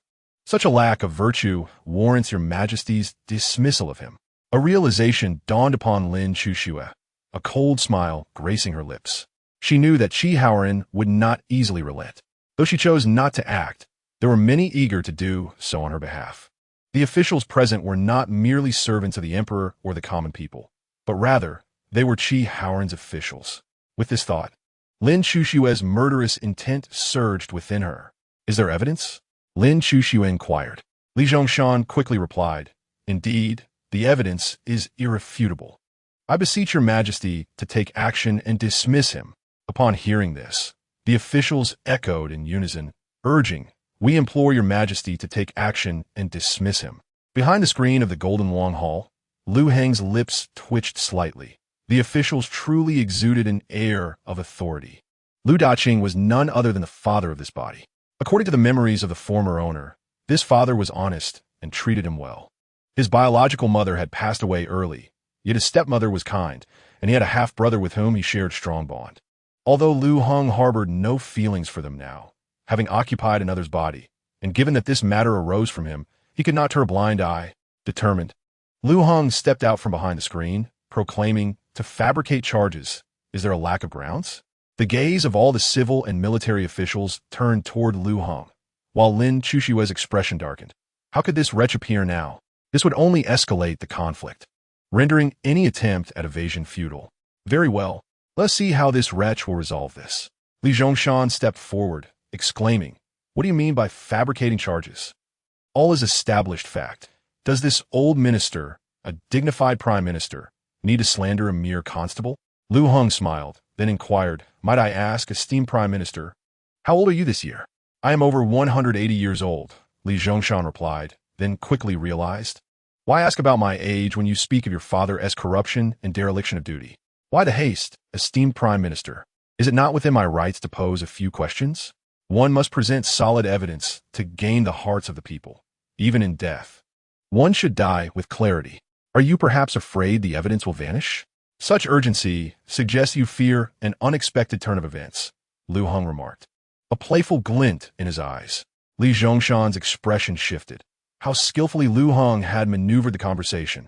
The esteemed prime minister, the chief minister of the court, was being led by a mere youth. The world is full of uncertainties, and who can say whether someone might resort to silencing witnesses or erasing evidence? Li Zhongshan raplia coldly. Ha ha ha ha. Liu Heng laughed heartily, leaving the onlookers bewildered, some questioning his sanity. After his laughter subsided, Liu Heng continued, Esteemed Prime Minister, do you deem the emperor foolish? Or do you believe a mere constable possesses any significant backing in the capital? This question caught Li Zhongshan off guard. What backing could a mere constable have? As for the emperor being foolish? Clearly not. Liu Heng continued, If that is the case, what then does the esteemed Prime Minister fear? The parties involved are yet unaware of the specifics, and you hasten to condemn them. Is that not a bit abrupt? Nonsense. All is backed by solid evidence. Why do you still attempt to defend yourself? Li Zhongshan raturta. Liu Heng chuckled. Esteemed Prime Minister, the sage says, A gentleman takes righteousness as his foundation, conducts himself with propriety, and achieves trust through honesty. It appears that the current esteemed Prime Minister is tarnishing the sage's words. A gentleman bases his conduct on morality, adhering to propriety, humility, and integrity. Yet now, Li Zhongshan is aggressive, seeking to impose charges entirely contrary to the sage's teachings.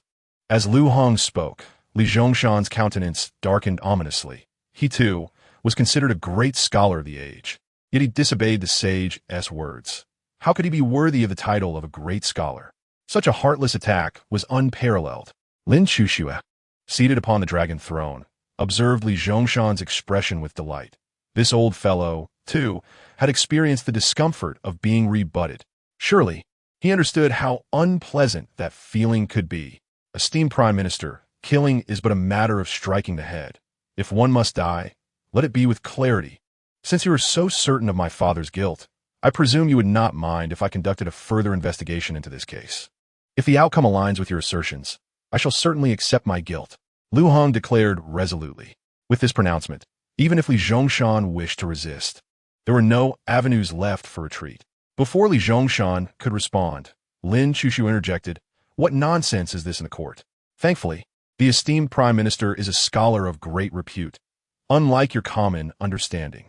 Though Lin Chuxue appeared to reprimand Liu Heng, she was, in fact, supporting him. Having escalated the stakes, she had elevated Li Zhongshan. Even if he wished to refuse, he had no choice but to acquiesce. Very well, I shall await the outcome.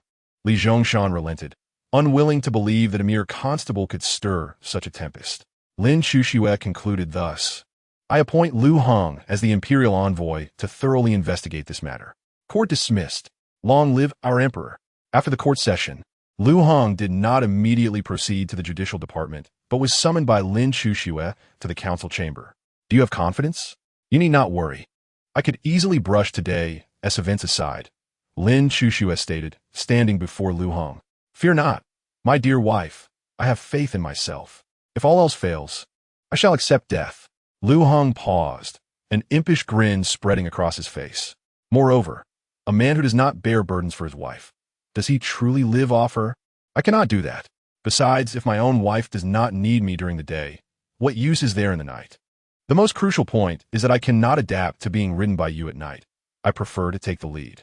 Lin Chushue's face darkened. What do you mean by not needing you during the day or night? And being ridden? What nonsense is this? The thoughts of this individual are truly perplexing.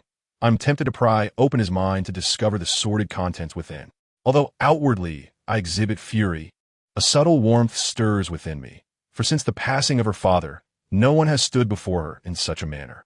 Even the national advisor, Dan Taiwei, though he harbors some affection, is more swayed by the vast resources the empire provides her. In a strange twist of fate, Lin Chuxue impulsively declared, I shall not allow you to perish. Upon uttering those words, she was taken aback, astonished that she had spoken such a sentiment to this scoundrel. Alas, this wretch will surely take advantage of my kindness. As expected, Liu Heng's face was a portrait of emotion, nearly brought to tears. My dear wife, I knew you were the best. You truly love me. Oh, how deeply moved I am. My dear wife, I long for your embrace. With that, Liu Heng lunged forward like a ravenous wolf, intending to envelop Lin Chuxue in his arms. Lin Chushue's expression darkened. Get lost. Her voice rang out as her foot connected sharply with Liu Heng's chest, sending him careening backward. This little vixen certainly has a fierce side. Liu Heng thought, plotting revenge. Just wait. Once I am strong, you shall not be able to attend court, and I will torment you until you weep. I shall spank your bottom daily. I will demand 100 children from you. You will spend years in confinement, growing round as a ball. Let's see if you dare to be so arrogant then. Such thoughts were rather ruthless. Yet, Liu Heng would never voice them. He knew that doing so would mean his doom. Are you plotting to murder your own husband? Liu Heng lamented. Lin Chuxue remained stern. If you lay another hand on me, I'll render you incapacitated and cast you into the cold palace. Humph. As if I could refrain from touching my own wife. How else shall we bear children? Mark my words, Lin Chuxue, you shall belong to me, body and soul. Liu Heng proclaimed with grandiosity. Lin Chuxue pondered. Have I been too lenient with this wretch lately? Is he planning a coup? I ought to twist his head off. But before she could erupt, Liu Heng had already vanished without a trace. Where had that bravado gone? A true man for 3 seconds. Chapter 12. Is the ideal to live off a woman?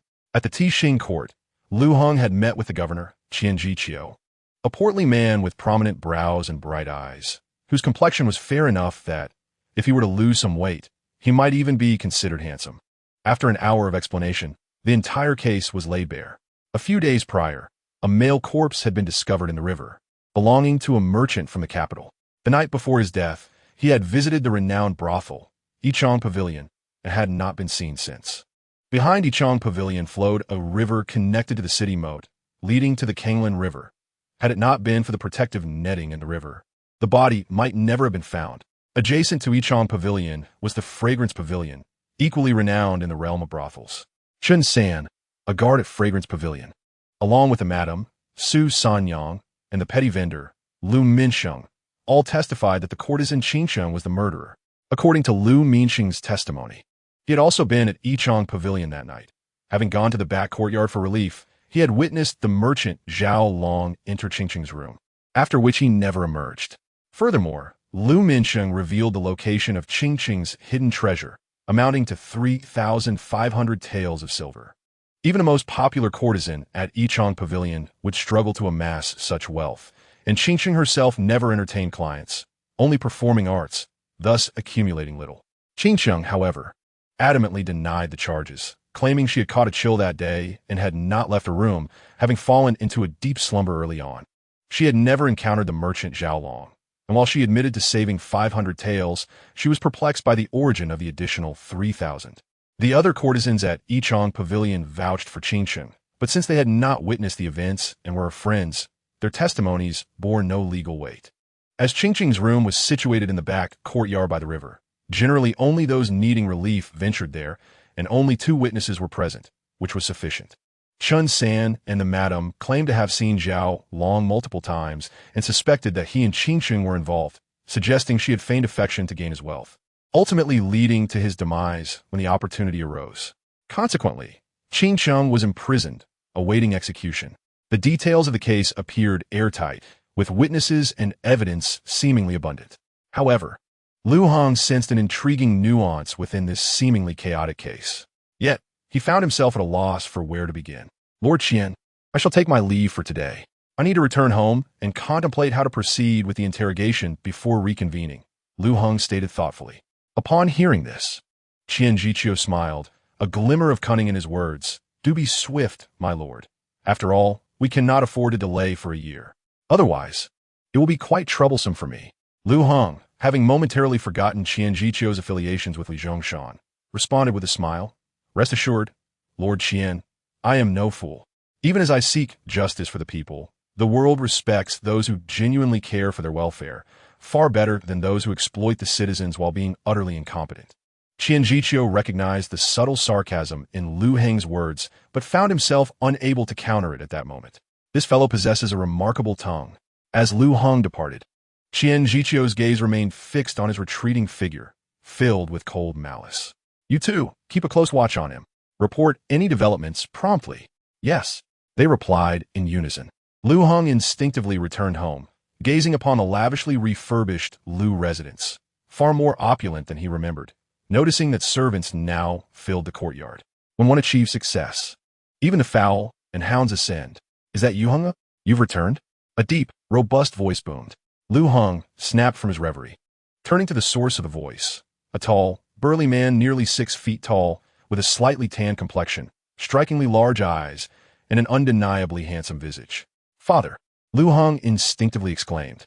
The man, robust as an iron mountain, rushed forward, enveloping Liu Heng in a warm embrace. You're back. You're back. Liu Heng coughed a few times, prompting Liu Daqing to loosen his grip. Hunger, are you all right? I was just too excited. Come, let's head home. Liu Heng thought to himself, you are indeed overzealous. Had I not reached the late stage of Golden Core, your embrace might have left me half broken. He pondered how the previous incarnation had survived so long, considering he had merely been at the 3rd level of Qi refinement, while his father possessed the cultivation of the late Foundation establishment stage. Now, Liu Heng harbored doubts about whether the early demise of his predecessor was due to this father. Despite having taken over this body, he remained unaware of how the former owner had met his end, with no memories to illuminate the mystery. Upon entering the house, his stepmother, Su Qinglan, and his half-brother, Luan, were also present. Hengya, you've returned. How wonderful. Su Qinglan net gelim zoi li. Liu Heng smiled. His stepmother, although aging, was remarkably well-preserved and possessed the cultivation of the early Foundation establishment stage, still retaining her grace and beauty. Brother, Luan exclaimed joyfully, rushing toward Liu Heng, who embraced him effortlessly. Looking at his 8-year-old brother, Liu Heng asked in his familiar tone, Have you been good while I was away? Have you studied diligently and practiced your martial arts? I don't want to study or practice martial arts. I want to be a constable. Luan declared passionately. Upon hearing this, Lu Daqing and Su Qinglan's expressions darkened. What an ambitious child. How did we come to have such a little rascal? Should we consider having another? Why? Liu Heng instinctively inquired. In this world, being a constable was considered a lowly occupation. Hardly anyone would choose it unless compelled by necessity. That way, I can have a wife like the Empress and live off her, Lu Then proclaimed vehemently, gesturing animatedly. Hearing this, Lu Daqing and Su Qinglan were nearly speechless. Goodness, is this how one speaks? Your dream is to live off a woman? Liu Heng's expression transformed into one of amusement, his eyes sparkling with laughter. He couldn't help but reflect, this lad truly has a bright future ahead. To have already grasped the benefits of living off someone at such a young age is remarkable. I can't hold back anymore. I'll teach you a lesson, you little rascal. Su Qinglan shouted furiously, seeing his son going astray. She felt it was time for some serious discipline. Aunt, don't be angry. Little one is still too young to understand. Liu Heng quickly shielded Luan from his mother's wrath, reassuring her. Chapter 13. Is His Majesty jealous? With Liu Heng's protection, Su Qinglan had no choice but to relent, giving Luan a fierce glare. If you dare speak of this outside, I will break your legs. Luan pouted, displaying his discontent, but dared not utter a word.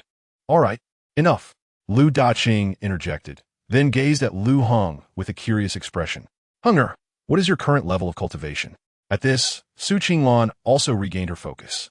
Earlier, when she had rushed to capture Luan, she hadn't employed any cultivation. Yet a casually executed move by a Foundation establishment practitioner was beyond the capabilities of someone merely in the third layer of chi refinement like Liu Heng. Late Foundation establishment. Liu Heng replied, Remarkable. How cautious you are, not revealing your true abilities even in front of family. Despite this, both Lu Daqing and Su Qinglan were profoundly astonished. While little Lu An's eyes sparkled with admiration, Su Qinglan swallowed hard, murmuring, perhaps living off someone isn't such a bad idea. Just moments before, she had been furious with her younger son for his lack of ambition, but now her attitude had shifted dramatically. Indeed, it seemed that fate, though it may arrive late, was never absent. It was no wonder Su Qinglan was so taken aback. Within just a year, Liu Heng had progressed from the third layer of chi refinement to late Foundation establishment. Lu Daqing laughed heartily, clapping Liu Heng on the shoulder. It seems the rumors were false. His Majesty truly cares for you, nurturing you so diligently. In just a year, you have reached the late Foundation establishment stage. What resources must have been expended? Resources? Does the cold palace count as resources? Without the system, I might have been in dire straits. Liu Heng felt a bitter pang in his heart, these thoughts being unspeakable with no one to confide in. Noticing Liu Heng's discomfort, Su Qinglan assumed he was reluctant to discuss such matters, as living off someone could tarnish a man's reputation. All right, let's not talk about that. Let us eat, she hastily suggested. Thus, the slightly awkward topic was set aside. During the meal, they discussed various cases. Listening to Lu Daqing's analysis, Liu Heng found that although their thought processes differed slightly, they were fundamentally aligned. This surprised Liu Heng greatly. According to the memories of his predecessor, his stepfather had always been reluctant to reveal his insights, strictly adhering to the unspoken rules within the system. How could he break the rules for a woman of ill repute? Lu Daqing was well aware of the consequences. Anomalies often indicated something amiss. It appeared that the woman named Qingsheng was far from ordinary. Without further ado, Liu Heng disguised himself to evade prying eyes and left the Liu residence. 10 days later, in the Ministry of Rites, Lin Chuxue had just finished court and appeared solemn. Gazing at Dan Taiyu before her, she icily inquired, What has Liu Heng been doing these past 10 days? Dan Taiyu hesitated, but under Lin Chuxue's frosty gaze, her uncertainty vanished, and she replied promptly, On September 13th, he disguised himself and entered the Rainbow Pavilion, emerging after a day and night. On the afternoon of September 14th, he entered the Fragrant Tower, drinking and listening to music, tipping the courtesan 10 taels of silver, and did not return that night. On September 15th at noon, after dining at the Fragrant Tower, he went back to the Rainbow Pavilion to summon a girl to accompany him. On September 20th, he visited the Fragrant Tower again, drinking and listening to music, calling for 2 girls. On September 22nd, at the Rainbow Pavilion, he defended the courtesan Qingsheng and got into a conflict with others. The conclusion was clear. For a full 10 days, Liu Heng had been frequenting the brothels, moving between two establishments. At that moment, Lin Chushue's expression darkened ominously. In today's court, Qian Jiqiu had accused Liu Heng, claiming he had vanished for 10 days without a trace and had made no progress on the case. The entire court, led by the Prime Minister Li Zhongshan, pressured Lin Chuxue to issue a decree mandating a deadline of 7 days. If Liu Heng failed to provide results within that time, his entire family would face execution. With all the officials threatening their lives, even Lin Chuxue, the emperor of Beiqian, found it difficult to resist. Yet against the odds, Lin Chuxue managed to extend the deadline from 7 days to 10. That was already her limit. Alone, she bore the weight of the court's pressure while this rascal lived carefreely. Curse him! Lin Chuxue shouted in anger. Is His Majesty jealous? Dantayu mused silently, though she refrained from voicing it, knowing such words would only upset Lin Chuxue. National Master, are you familiar with the case? Do you have any good ideas for resolving it? Lin Chuxue asked. Dantayu's expression turned grave. It's quite challenging. The case is impeccably airtight. We can only focus on the witnesses and the accused, especially those so-called witnesses. Lin Chuxue fell silent for a moment before saying, send someone to inform that wretched person to hurry up with the trial. Time is running out for him. Also, keep an eye on him and lend a hand when it counts. Though her intentions were good, the way Lin Chuxue expressed it came across as hesitant, almost as if someone were coercing her, the emperor. Rest assured, Your Majesty, Dantayu replied respectfully. Just as she was about to turn to leave, she added, Your Majesty, I feel there is a place for you in your heart. What? That wretched person is worthy of a place in my heart. What nonsense! Lin Chuxue exclaimed. That person has a sharp tongue, clumsy hands, lacks decorum, and is not particularly attractive. How could she dare to frequent such places? The heart can never harbor a place for such a wretch. Absolutely not. The National Master must be jesting. Step aside. Lin Chushue's voice turned icy. Dantayu chuckled lightly, saying nothing more, and departed. Lin Chuxue held herself with great poise, her words seemingly sincere, yet Dantayu remained unconvinced. Meanwhile, Liu Heng, still lost in slumber, was abruptly awakened by a pair of sneezes. Rubbing his nose, he muttered, Who dares insult me so early in the morning? He even found himself complaining. Insult you? That person would have slaughtered you. Stretching his muscles, Liu Heng finally shook off the remnants of last night's drunken revelry. He recalled the events of the previous evening, having celebrated a breakthrough to the nascent soul stage and the case finally showing signs of resolution. He had foolishly succumbed to inebriation. Aggrave mistake. Such behavior must never be repeated. Fortunately, nothing untoward had occurred. Chapter 14. Interrogation. Upon exiting the Nisha Pavilion, Liu Heng headed straight for the Judiciary Office, intent on re-examining the case. Lu Minsheng, Su Sanyang, Chen San, along with Qing Cheng, the madam of the Nisha Pavilion, and the 2 eyewitnesses were all summoned. Rather than proceeding directly to the court, Liu Heng opted to interrogate the 7 individuals separately, preparing to dismantle their testimonies one by one. In the interrogation room, Liu Heng looked at Lu Minsheng and inquired, According to your previous testimony, you are acquainted with Zhao Long? Acquainted? Hardly. We have merely crossed paths a few times and exchanged a few words, Lu Minsheng replied. How did you come to know where Qing Cheng hides her money? Liu Heng pressed further. Truth be told, my lord, I have spent a few nights with her and happened upon her hiding place by chance, Lu Minsheng confessed. Spent a few nights together? Huh. Liu Heng inwardly sneered, reflecting on Lu Minsheng's pitiable state, lacking wealth and idling away his days. It was laughable to think that even if Qing Cheng were a courtesan, he could afford her company. I have heard that the lady Qing Cheng sells her art, not her body. Liu Heng remarked with amusement. Ah, my lord is unaware. That wretch appears lofty, but is merely promiscuous. Seeing my charm and talent, she sought to entice me. Lu Minsheng retorted, grinning. Charming? Talented? What audacity! I have encountered the shameless, yet this is beyond all bounds. What charm? That prominent overbite and the unsightly mole? Liu Heng queried, his disbelief palpable. Your testimony contains no falsehoods? Liu Heng asked again. None whatsoever, my lord. I am but a law-abiding citizen, Lu Minsheng insisted firmly. Liu Heng moved on to interrogate the 2 eyewitnesses, whose accounts coincided without any signs of deceit, indicating that they were not part of Lu Minsheng's scheme. Chen San, as per Lu Minsheng's statement, It was your greed that led to Zhao Long's demise. Following this, you conspired with Su Sanyang to bring down the Nisha Pavilion. Is that not so? Liu Heng's voice turned icy as he questioned. Chun San hastily shook his head. My lord, I am wronged. It is not as you say.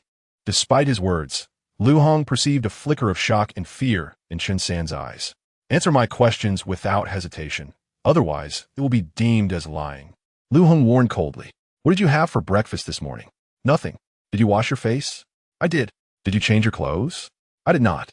How is Su Sanyang's company? Quite satisfactory. Chun San hesitated, realizing he had inadvertently revealed too much, yet he quickly regained his composure. My lord, this is quite normal. It is not uncommon for people of our kind to share a night together, he quickly added.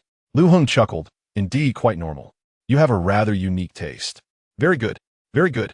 By this measure, I must admit a small admiration for you. Su Sanyang is already old enough to be your mother, towering and rugged, with a countenance more masculine than feminine. Calling her ugly would be an understatement. How could you even consider her? Liu Heng mused, realizing that Su Sanyang's presence enhanced the beauty of all the maidens at the fragrant house. Chun San's complexion soured. Had it not been for Su Sanyang's provision of cultivation resources and money, would he have dared to pursue her? Despite this, every night he feared he might vomit from the experience. Liu Heng paid Chun San no further attention and proceeded to Su Sanyang's interrogation room.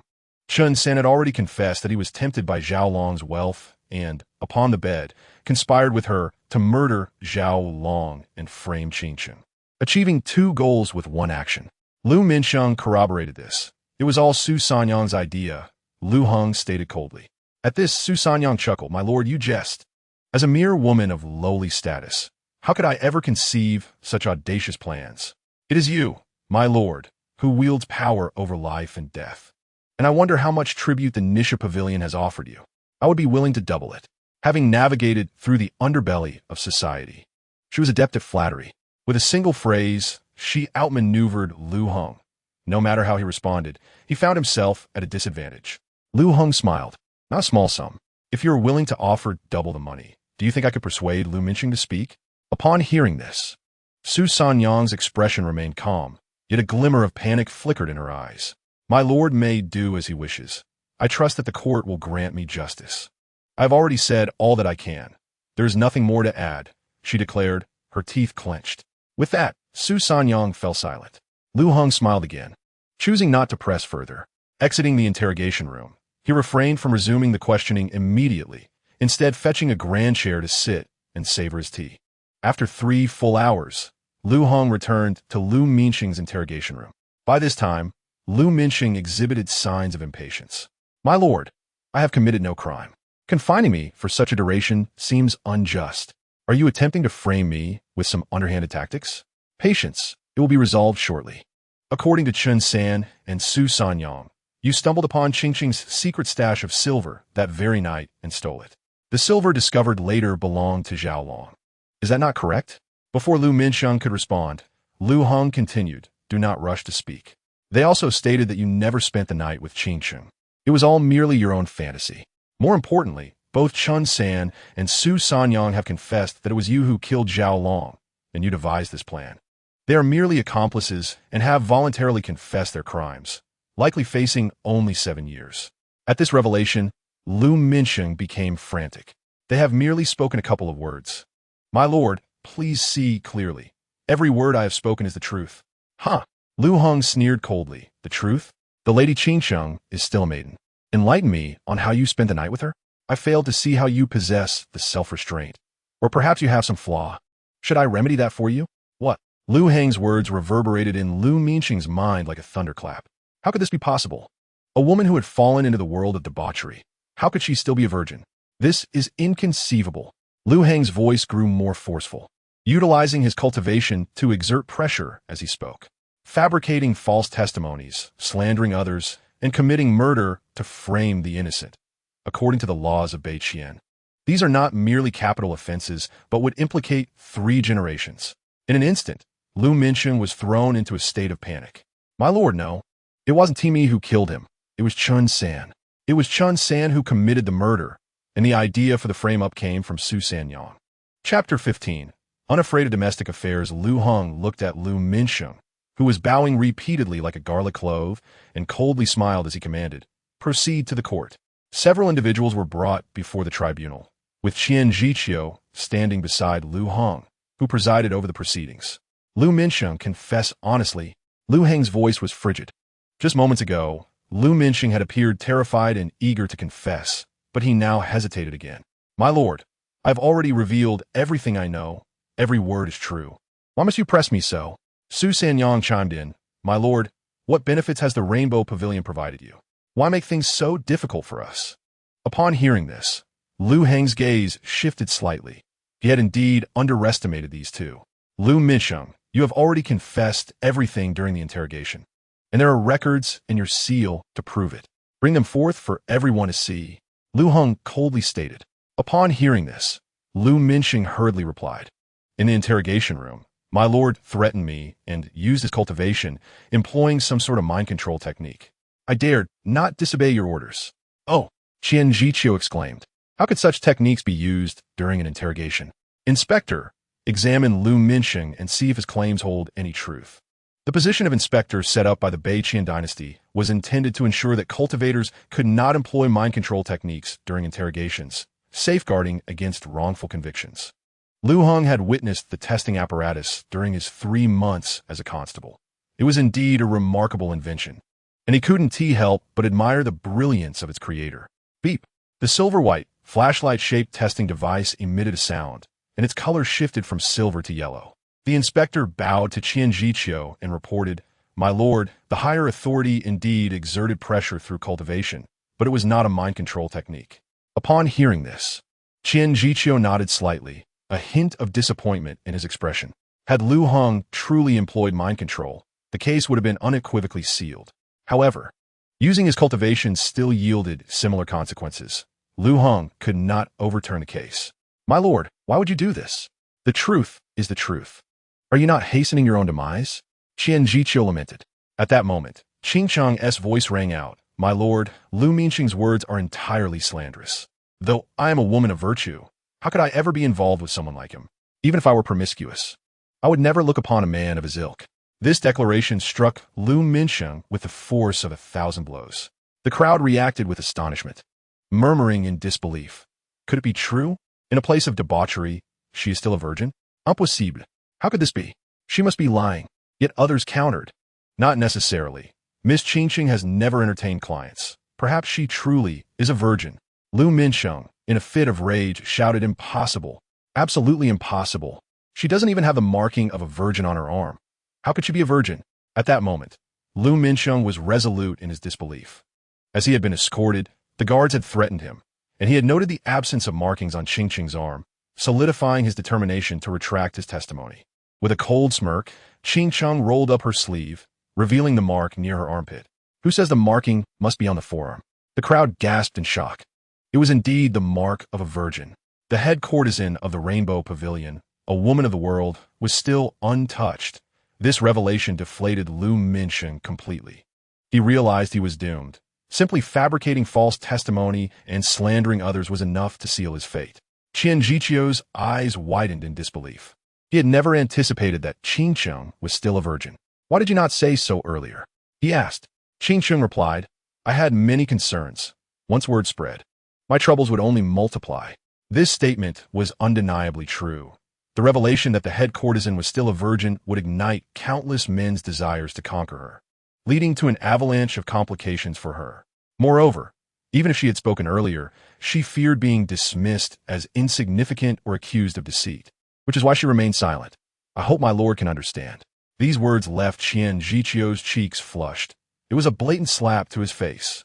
"It's over." He sighed inwardly, realizing his tenure as governor had reached its end. In that moment, Liu Minsheng hastily bowed and disclosed everything. He, Chun San, and Su Sanyang were like frenzied hounds, each biting at one another as their sordid affairs were laid bare, even revealing that Chun San and Liu Minsheng had both served Su Sanyang for a mere 10 taels of silver. The onlookers could only feel their worldview shatter. The three were sentenced to death by Liu Heng, while Qingqing was exonerated. As for Qian Zhiqiu, just as the case concluded, an imperial decree arrived. stripping him of his position and sentencing him to exile. Regarding the forces behind the scenes, Qian Jiqiu dared not speak and could uncover nothing. Even if something were discovered, it was unlikely to affect those involved. Liu Heng was acutely aware of this reality. Upon exiting the court, Liu Daqing enveloped his son in a hearty embrace. "That's my son. Well done," Liu Daqing exclaimed joyfully. "Father, please ease up a bit. You might just squeeze the life out of your good son." Liu Heng replied weakly. At this moment, he felt an overwhelming sense of helplessness. What was his father's peculiar obsession? Was he a professional hugger? Qing Cheng, with a smile, expressed her gratitude. "Thank you, my lords, for saving my life. I will forever remember this kindness." Before Liu Heng could respond, Liu Daqing interjected, "No need for thanks. It was a trivial matter. Pursuing the truth is our duty. If you truly wish to express gratitude, I hope to visit Miss Qing Cheng for tea sometime." "You're always welcome, my lord. I have injuries that make things inconvenient, so I must take my leave," Qing Cheng replied gently. "Very well, Miss Qing Cheng, take care," Liu Daqing hastily responded. Liu Heng turned to his father and inquired, "Father, do you have feelings for Miss Qing Cheng? I recall you never used to meddle in such affairs. You always adhered to the rules of the system." "Indeed, I confess, I do have feelings for her." "What of it?" "Miss Qing Cheng is quite splendid," Liu Daqing replied with a smile. The more his father responded this way, the more Liu Heng felt something was amiss. This was not the demeanor of the father he remembered. "He wouldn't dare? Are you not afraid of Annie scolding you?" Liu Heng asked with a hint of amusement.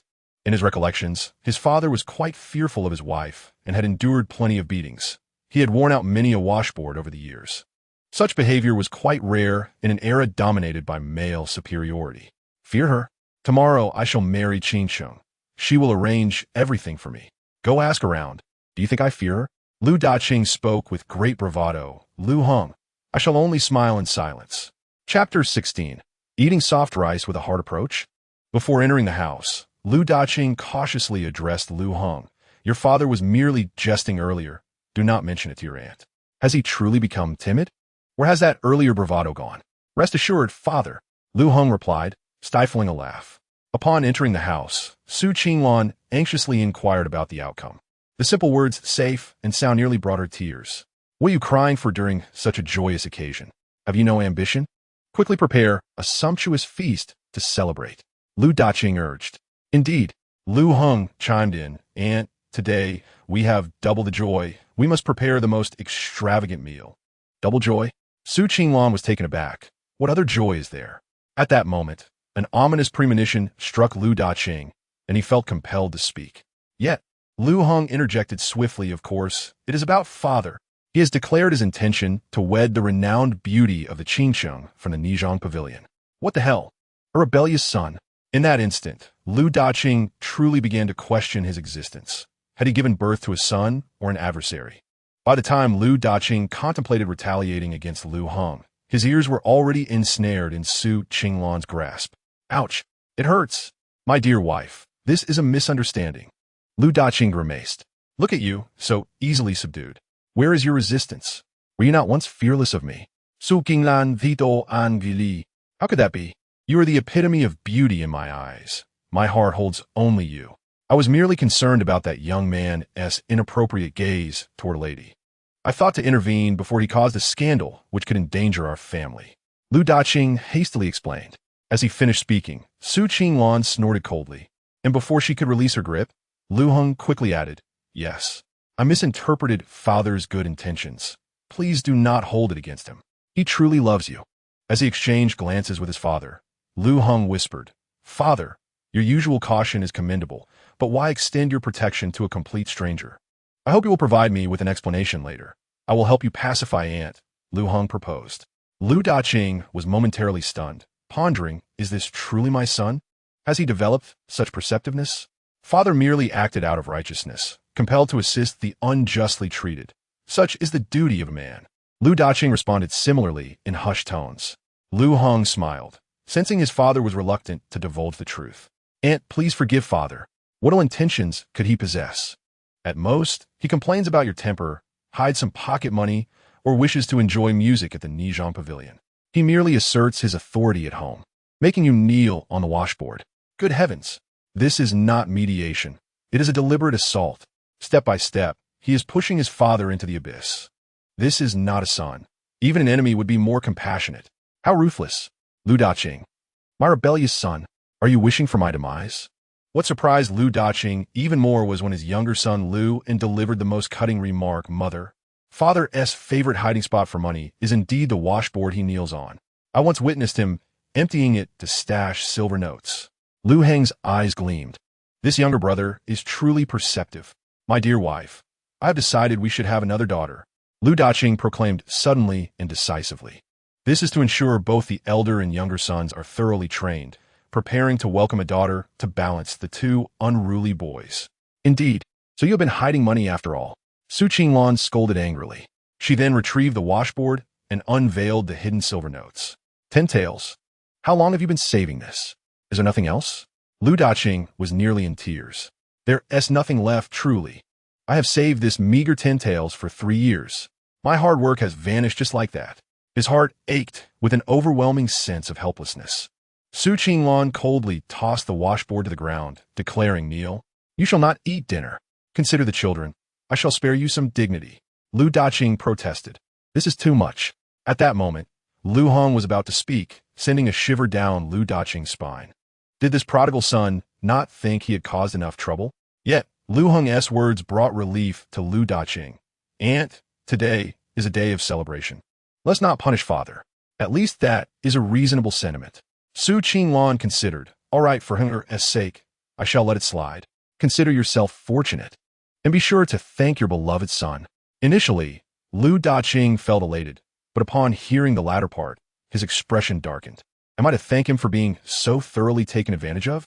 The fact that I have not physically punished that scoundrel is a testament to my magnanimity as a father. Despite the chaos, the family seemed to grow closer. Their bond felt warmer and more intimate, as if they had truly become a family. After dinner, Su Qinglan turned to Liu Heng, saying, You should return to the palace now and report to His Majesty. No need. I can handle this matter myself. Liu Heng asserted firmly. As he spoke, he cast a knowing glance at his father, as if to say, Look at our family dynamics. The hierarchy is clearly established, and I am the true head of the household. Liu Daqing glared at his rebellious son, wishing to ignore him. He pondered how in just 1 year, his son had transformed so drastically. What had gone awry? At that moment, Liu's eyes sparkled with admiration. Wow. Brother, you are so impressive. Is this what they call eating soft rice with a hard approach? Seeing the adoring gaze of his younger brother, Liu Heng felt a sense of pride. Just then, the voice of Dantai Yu rang out. Your Majesty's decree has arrived. Please come forth to receive it. His Majesty's decree. This startled both Liu Daqing and Su Qinglan, who hurried out to receive it, preparing to kneel. Dantai Yu interjected. No need to kneel. This is His Majesty's wish. She continued. Your Majesty instructs that you return to the palace. What is the rush? Tell him I will return tomorrow. Tonight, I shall sleep at home and go nowhere. Liu Heng declared with authority. Liu Daqing and Su Qinglan grew anxious. What if His Majesty were to become enraged? Their entire family could face dire consequences. Liu's admiration only intensified. His brother would be his lifelong aspiration. Chapter 17. Has he truly become timid? Hearing this, Dantai Yu leaned in to whisper something in Liu Heng's ear. In an instant, Liu Heng's body jolted, and he quickly replied with a smile. I was merely jesting. Let us go. Timid indeed. That was quite a swift retreat. Liu Daqing couldn't help but chuckle, casting a glance that suggested, You are not as formidable as you think. Liu couldn't help but exclaim, Brother, didn't you say you weren't going? I still need you to keep me company at night and tell me stories. Liu Heng, feigning ignorance, replied, Is that so? Are you deliberately trying to provoke me? Are you trying to drive me to my demise? Truly a good little brother. Shaoan, your sister-in-law has urgent matters to discuss with me. I will tell you stories another day. Be good. Liu Heng affectionately ruffled Liu's hair. Oh, Liu responded with a hint of disappointment, then asked, Brother, you won't end up like father, kneeling on a washboard, will you? Good heavens, at a fatal blow. Liu Daqing scolded first. What nonsense are you spouting? When did I ever kneel on a washboard? Such childish nonsense. What is a washboard? I have never known. With outsiders present, he could never admit such a thing. If word got out, how would he maintain his reputation? In truth, it had already spread far and wide. He merely thought others were oblivious. Liu Heng felt somewhat helpless. His brother truly had a way with words. He chuckled and reassured, of course not, just be obedient. Brother must be on his way. He needed to leave quickly. If he lingered any longer, the glorious image he had built in Xiao An's mind would surely vanish. To be honest, Liu Heng didn't wish to leave, but there was no choice. Lin Chuxue, that little woman, for reasons unknown, always seemed at odds with his younger brother. She would threaten to break his third leg at the slightest provocation, making it imperative for him to comply. A man, after all, is defined not solely by his strength, but also by the treasures he possesses beneath. Without them, how could he endure? Watching Liu Heng and Dan Taiwei apart, Liu Daqing smiled broadly, thinking this lad was just bluffing, nothing more, just as Liu Daqing celebrated reclaiming some dignity. Su Qinglan picked up Liu Yin and turned back towards the house, slowly uttering 2 words, like you. Liu Daqing thought, is that an insult? Isn't that a bit demeaning? The truth was, it was indeed so, and there was no way to refute it, which was quite infuriating. Within the imperial palace of Beiqian, in the minister's office, Liu Heng entered with a smug grin, observing Lin Chuxue, who was seated on the dragon throne, reviewing memorials. My dear wife, after such a long separation, did you miss me? Lin Chuxue, however, did not engage with his banter and coldly stated, you handled this matter adequately, but you must understand, this is merely the beginning. Qian Jiqiu, the governor, has been exiled, and his vacant position will be filled by you. No, I can't do it. Liu Heng hurriedly protested. Lin Chuxue replied coldly, give me a reason. It's quite simple. I must see the emperor every day, preferably be by his side at all times. And I wish to remain in the palace, unable to go out. Liu Heng hurriedly explained. His words were heartfelt, and he truly felt that way. Aside from anything else, there was nowhere outside where he could register his presence, which greatly troubled him.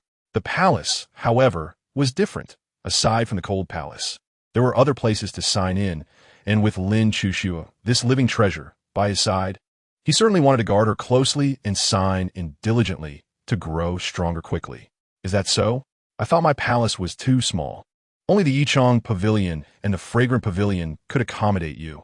Lin Chuxue replied, with a hint of sarcasm. Liu Heng's first reaction was one of shock, beads of cold sweat forming on his back. His visits to the Yichang Pavilion and Fragrant Pavilion were done in disguise, utilizing secretive means. Yet all of it had not escaped the notice of the Empress. That was close. Thankfully, I didn't engage in any improper conduct. Liu Heng quickly said, my dear, I did all that for the sake of investigating cases. It was unavoidable. Wait. In mid-explanation, Liu Heng felt something was off and blurted out, my dear wife, are you perhaps feeling jealous? Observing Lin Chuxue's expression, it seemed highly likely she was indeed jealous. Upon hearing this, Lin Chuxue coldly smiled. Jealous? You're overthinking it. I'm merely concerned that your body may not withstand it. Soon, we will be receiving envoys from Nanjing and Dahuang, and members for various sects will also arrive. At that time, the younger generation accompanying them will surely seek to challenge you. Huh? There's that aspect as well? This sounded like a familiar plot from dramas and novels. Various insults would rain down, with the protagonist dazzling everyone and delivering the most resounding slap in the face. But could he do that? Clearly, he could not. Not only could he not win, but he had to lose spectacularly, even going so far as to voluntarily concede without a fight. Don't ask why. He had to protect his life. He was far too weak at present. Did he not understand the principle of standing out in the forest? If the eyes of those tribal dynasties and religious sects fell upon him, would he still have a chance to live? My dear, I understand now. I will ensure my defeat is nothing short of magnificent. Liu Heng vowed earnestly. Upon hearing this, Lin Chuxue's expression instantly turned icy. Are you wishing for death? And a magnificent defeat at that? Are you intending to disgrace our Beiqian? Seeing the coldness in Lin Chuxue's gaze, especially as her chilling eyes swept over his younger brother, Liu Heng couldn't help but swallow hard. He quickly rushed to Lin Chuxue's side and said, my dear, this is how I see it. Just as he was about to continue, he glanced at Dan Taiwei, slowly suggesting, how about the national master steps aside for a moment? Seeing Lin Chuxue remain silent, Dan Taiwei understood her meaning, bowed respectfully, and retreated. All right, now that we are alone, can you speak to me from a distance? Lin Chuxue said coldly. That wretched man was almost pressing his face against hers. Was it necessary to speak so closely? It was clear she was deliberately taking advantage of him. That wretched man. Liu Heng chuckled. This matter is confidential. Better to be cautious, lest there be ears on the wall. Regardless of what you say, I refuse to budge. This was Liu Heng's current attitude, taking stubbornness and shamelessness to an extreme. Speak quickly and then get lost, Lin Chuxue commanded angrily. She truly wished to kick that wretched man away, but she was genuinely curious to hear what he had to say. Seeing Lin Chuxue's expression, Liu Heng did not dare to hesitate and quickly said, I assent the situation in Beiqian rather grim. The more so, we must not reveal our true strength. We must remain low-key. It's not the ridicule we fear, but the silence. Seizing this opportunity, we can instill in them a false sense of security, making them believe Beiqian is on the verge of collapse. In this case, Nanjing and Dahuang will view us as no longer a threat. And what will they consider next? Naturally, they will think of swallowing Beiqian whole. We can then incite discord among them, buying ourselves ample time to develop. Chapter 18. Tempted by beauty? Saying this, Liu Heng paused briefly before continuing. Therefore, once they issue a challenge, not only must I lose, but I must lose spectacularly. The more humiliating the defeat, the better. Moreover, the most crucial point is that they will perceive your marriage to me as a mere pursuit of my good looks, leading them to believe you have lost your senses. Lin Chuxue's face darkened. Pursuing his good looks? This wretched man truly has the audacity to speak such words. Good looks? Well, I must admit, he does possess a certain charm, but to claim that I have lost my senses? As the unparalleled empress, the first female sovereign in nearly a millennium, who would dare say she is lacking in wisdom? Surely, this is a blatant invitation to disaster. At this moment, Liu Heng swallowed hard. Although he had just been speaking, his gaze was fixated on Lin Chuxue's crystalline earlobes, her skin akin to mutton fat jade, emanating a subtle fragrance. Who could resist such allure? Liu Heng declared that he could no longer contain himself. In that instant, a bold thought ignited within him, akin to a spark that could not be extinguished. Thus, this rogue extended his tongue. Ding! New sign-in location unlocked. Successful sign-in on the Empress's earlobe rewards an invincible golden body. Note, the invincible golden body can only be used for 5 seconds each time, with a 30-second interval before it can be used again, and no visible signs will manifest. Upon hearing the system's voice, Liu Heng was overjoyed. Indeed, to acquire fine treasures, one must sign in at Lin Chuxue's side. At this moment, Lin Chuxue was taken aback, her first reaction being, what is this? Why is my earlobe wet? In an instant, she realized that this rogue had licked her earlobe. Immediately after, a loud crash echoed as Liu Heng's figure, like a kite with a broken string, slammed heavily against the door of the study. Lin Chuxue had deliberately controlled the force. Otherwise, Liu Heng would have been sent flying. Your Majesty! Upon hearing such a commotion, the guards and Dan Tai Yu exclaimed in unison. Lin Chuxue's voice quickly followed. It's nothing. No one needs to come in. Was it truly nothing? Such noise hardly suggested tranquility, but since Her Majesty said it was nothing, who would dare to question it? Moreover, there was a man inside. A little commotion seemed normal. The next morning, as the door of the study creaked open, Dan Tai Yu, who had been standing at the entrance with her eyes closed in meditation, suddenly opened her eyes and fixed her gaze upon Liu Heng, her expression softer than ever. Your Majesty, you must be exhausted. You should take care of your health. I shall have someone prepare a meal, Dan Tai Yu said with great concern, observing Dan Tai Yu's demeanor and her subtle choice of words. Liu Heng knew that a misunderstanding had definitely occurred. Yet, this was a fortunate turn of events. He cleared his throat and declared grandly, no need for that. I'm not tired at all. I still have to cultivate, so I shall skip the meal. Cultivate? Watching Liu Heng's retreating figure, Dan Tai Yu murmured, Your Majesty, take care of your health. She then entered the study, noticing Lin Chuxue adjusting her clothing, an expression of understanding on her face. Your Majesty, for the sake of the nation, you must take care of your health. What are you talking about? Lin Chuxue was momentarily taken aback. Dan Tai Yu coughed lightly and continued, Your Majesty, national affairs are of utmost importance. One must exercise restraint in matters of pleasure between men and women. Pleasure between men and women. Lin Chuxue's expression darkened. The National Master has misunderstood. I merely gave that scoundrel a good beating. I understand. I understand. Your Majesty, rest assured, I will keep my mouth shut. Dan Tai Yu hurriedly replied. Lin Chuxue, puzzled, thought, what do you understand? You've misunderstood completely. Just look at that expression and listen to those words. What do you even comprehend? Unable to suppress a sigh, Lin Chuxue decided to let it go. The more she explained, the more convoluted it became. Forget it. I'll just give that rogue another beating later to alleviate my displeasure. If Liu Heng were to learn of this thought, he would surely feel wronged. What? He was merely a punching bag for her emotions. 3 days swiftly passed, and Liu Heng perfected the cultivation of the invincible golden body. During this time, he had exerted considerable effort to take advantage of Lin Chuxue. But alas, all his attempts had ended in failure, and he had been beaten several times. With no other option, Liu Heng resorted to signing in within the palace, achieving sign-ins at various locations. The Scripture Pavilion's pinnacle, where he obtained the Buddha's Daluo Vajrapalm. At the entrance of the Taiha Hall, he received the Taoist Ice Heart technique, and beneath a century-old ancient tree, he acquired the 7-turn soul nourishing pill. In just 3 short days, Liu Heng's cultivation experienced a qualitative leap.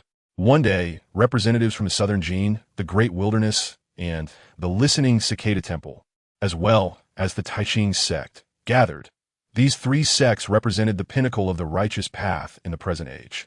Additionally, some minor sects arrived, but they were not deemed worthy to meet Lin Chuxue.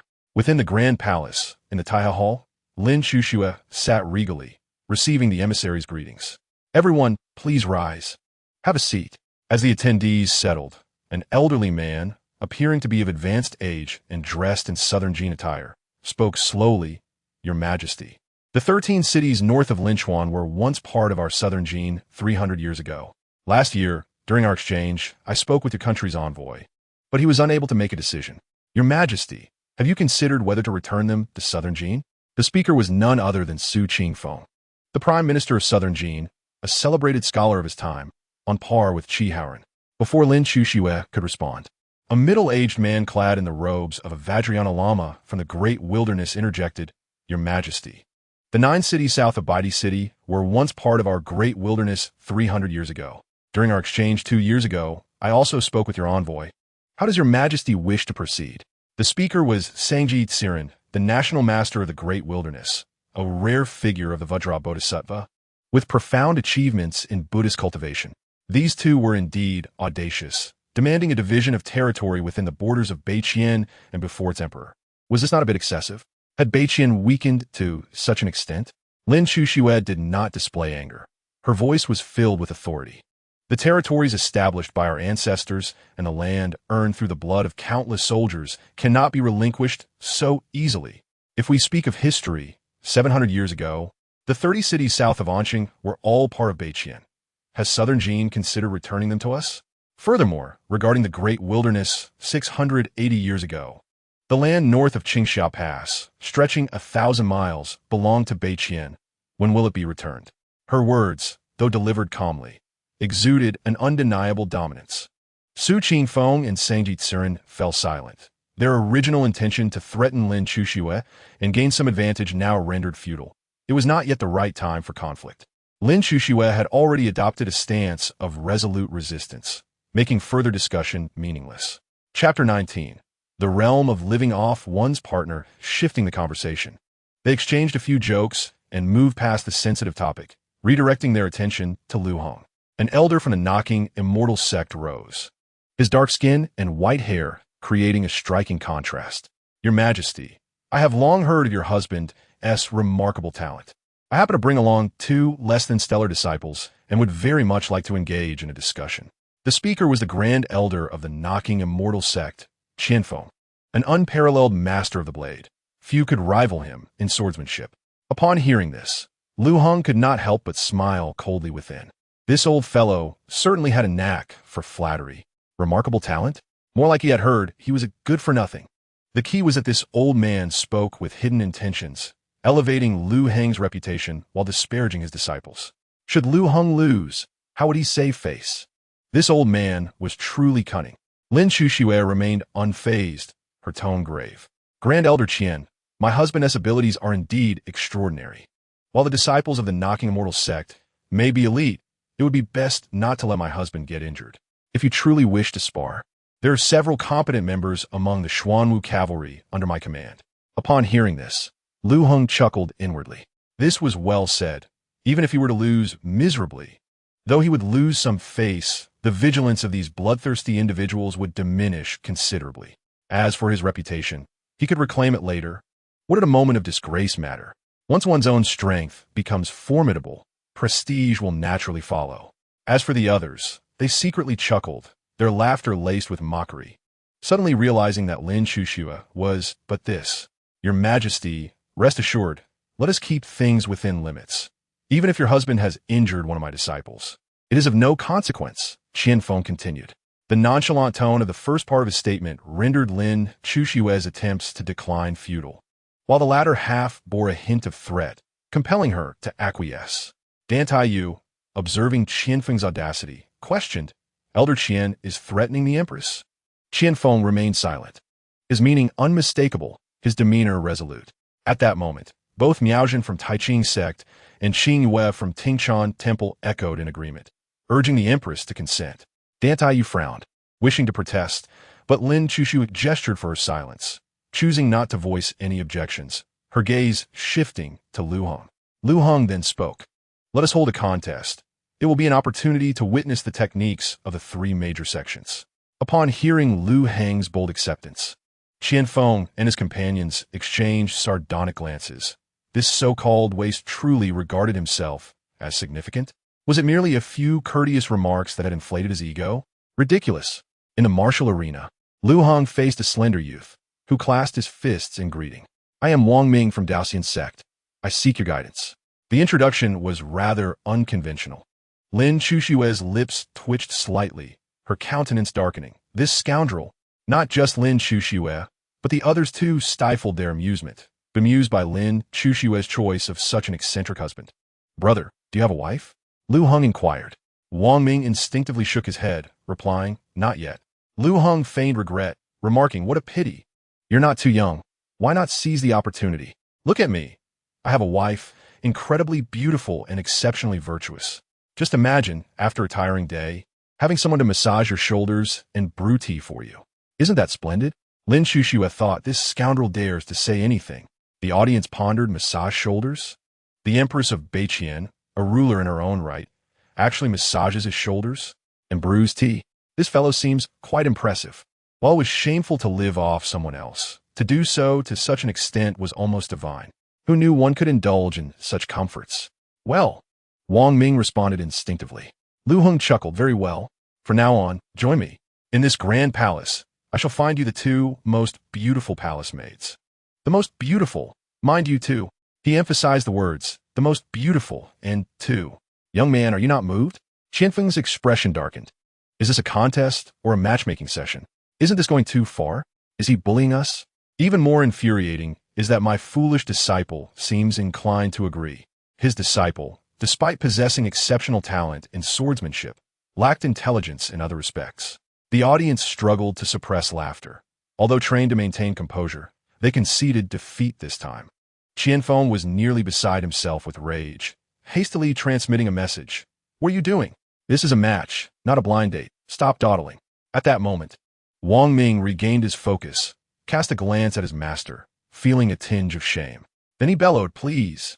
Wang Ming took action, wielding his long blade with steady, imposing strikes, each move aggressive and unguarded. Overbearing blade. Qianfeng, as a master of contemporary swordsmanship, knew this technique was indeed rare and profound. Brother, take it easy. You're too strong. I can't withstand this. Liu Heng called out. The crowd exchanged glances, questioning the decorum of the match, as Liu Heng continued to dodge, refusing to engage directly. After several exchanges, he deliberately allowed Wang Ming's blade aura to strike him, sending him to the ground. Though Wang Ming was at the early stage of Golden Core, Liu Heng displayed only the early stage of Foundation establishment.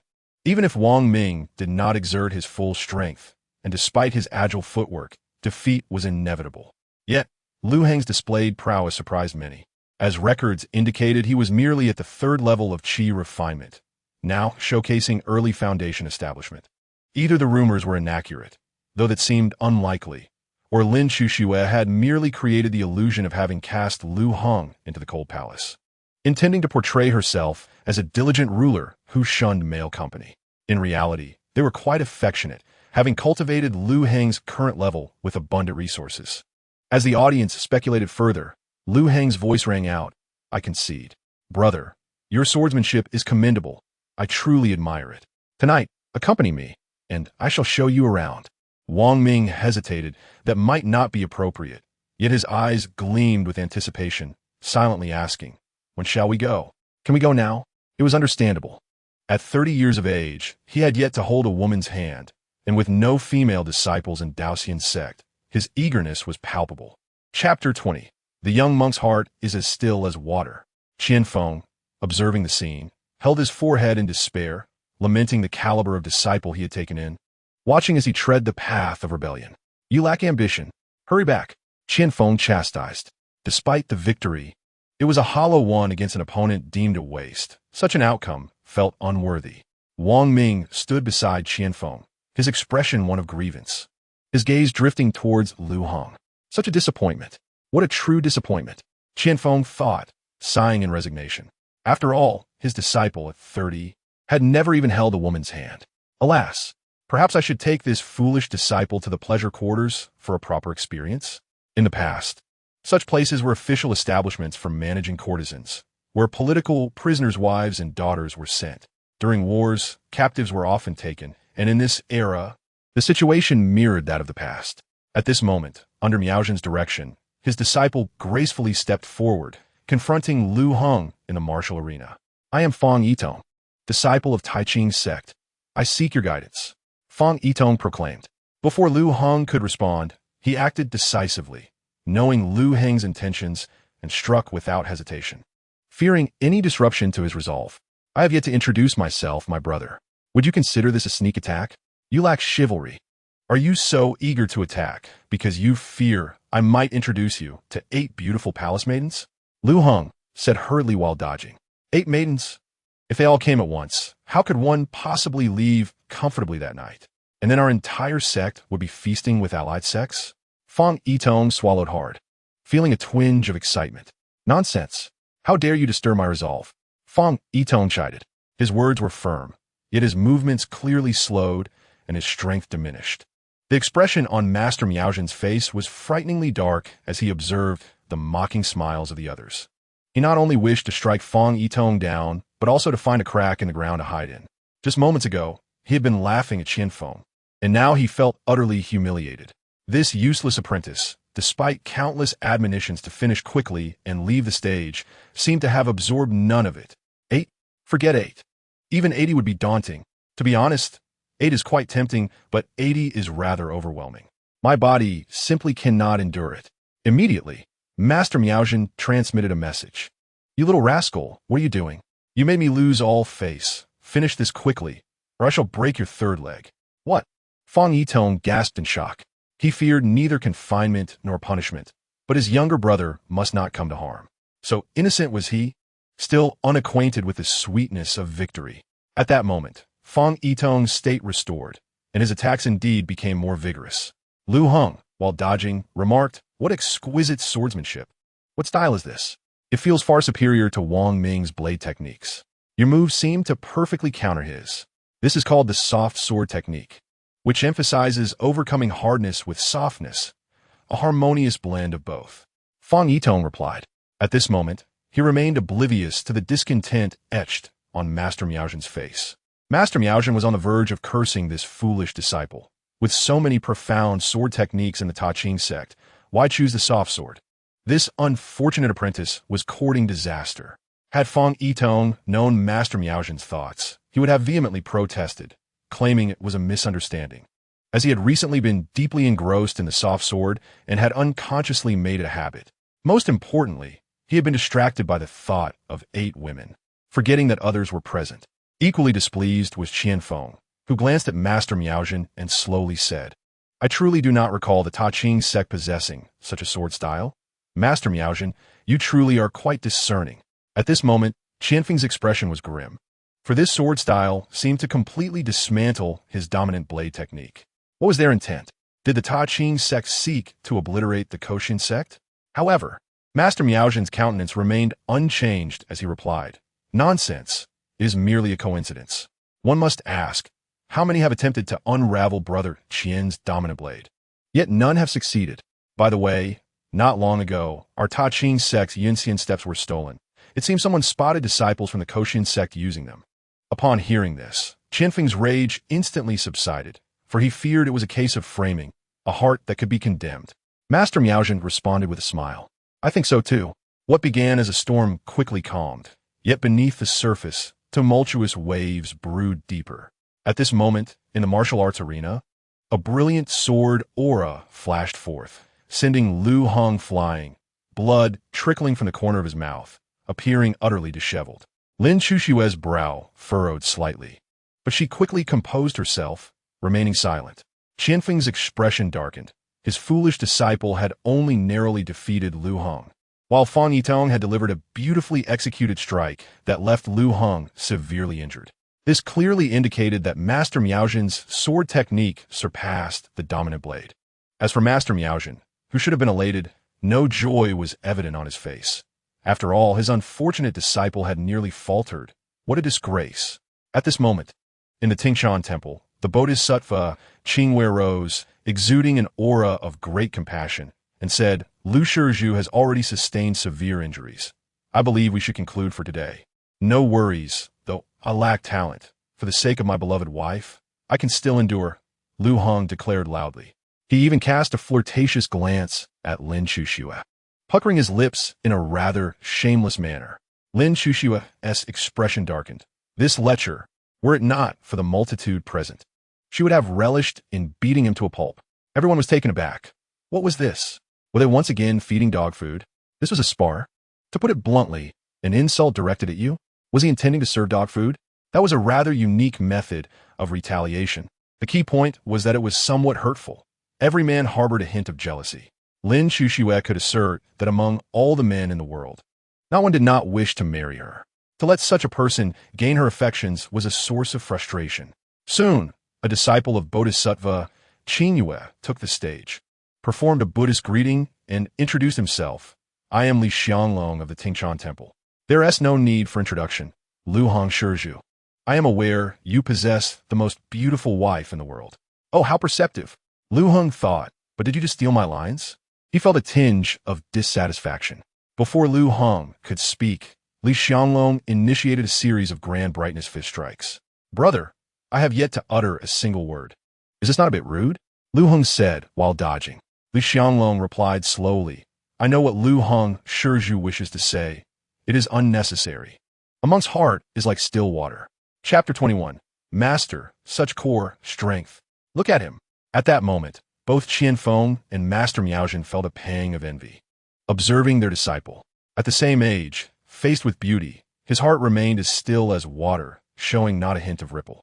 Now, comparing to their own disciples, alas, they truly were incomparable. Should they consider switching apprentices?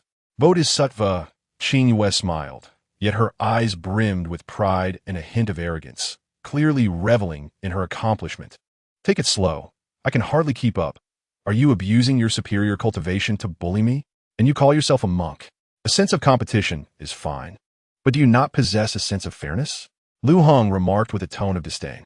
Upon hearing this, Li Xianglong suppressed his cultivation to match Liu Heng's level, yet still maintained an undeniable advantage in their exchanges, allowing Liu Heng to breathe a little easier, creating a sense of parity. As they fought, Liu Heng incessantly bombarded Li Xianglong with questions, even inquiring about his younger brother's measurements. The onlookers were left with grim expressions, their mouths twitching slightly. This fellow was truly shameless. As Li Xianglong appeared increasingly impatient, Liu Heng quickly asked, which brothel is best? The Ministry of Music.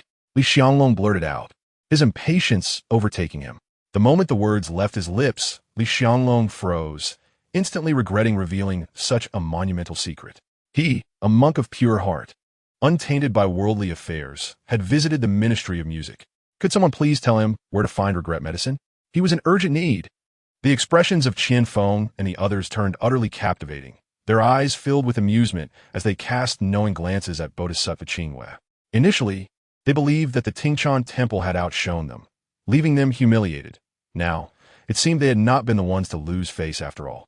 Oh dear, was that called losing face? A trivial matter.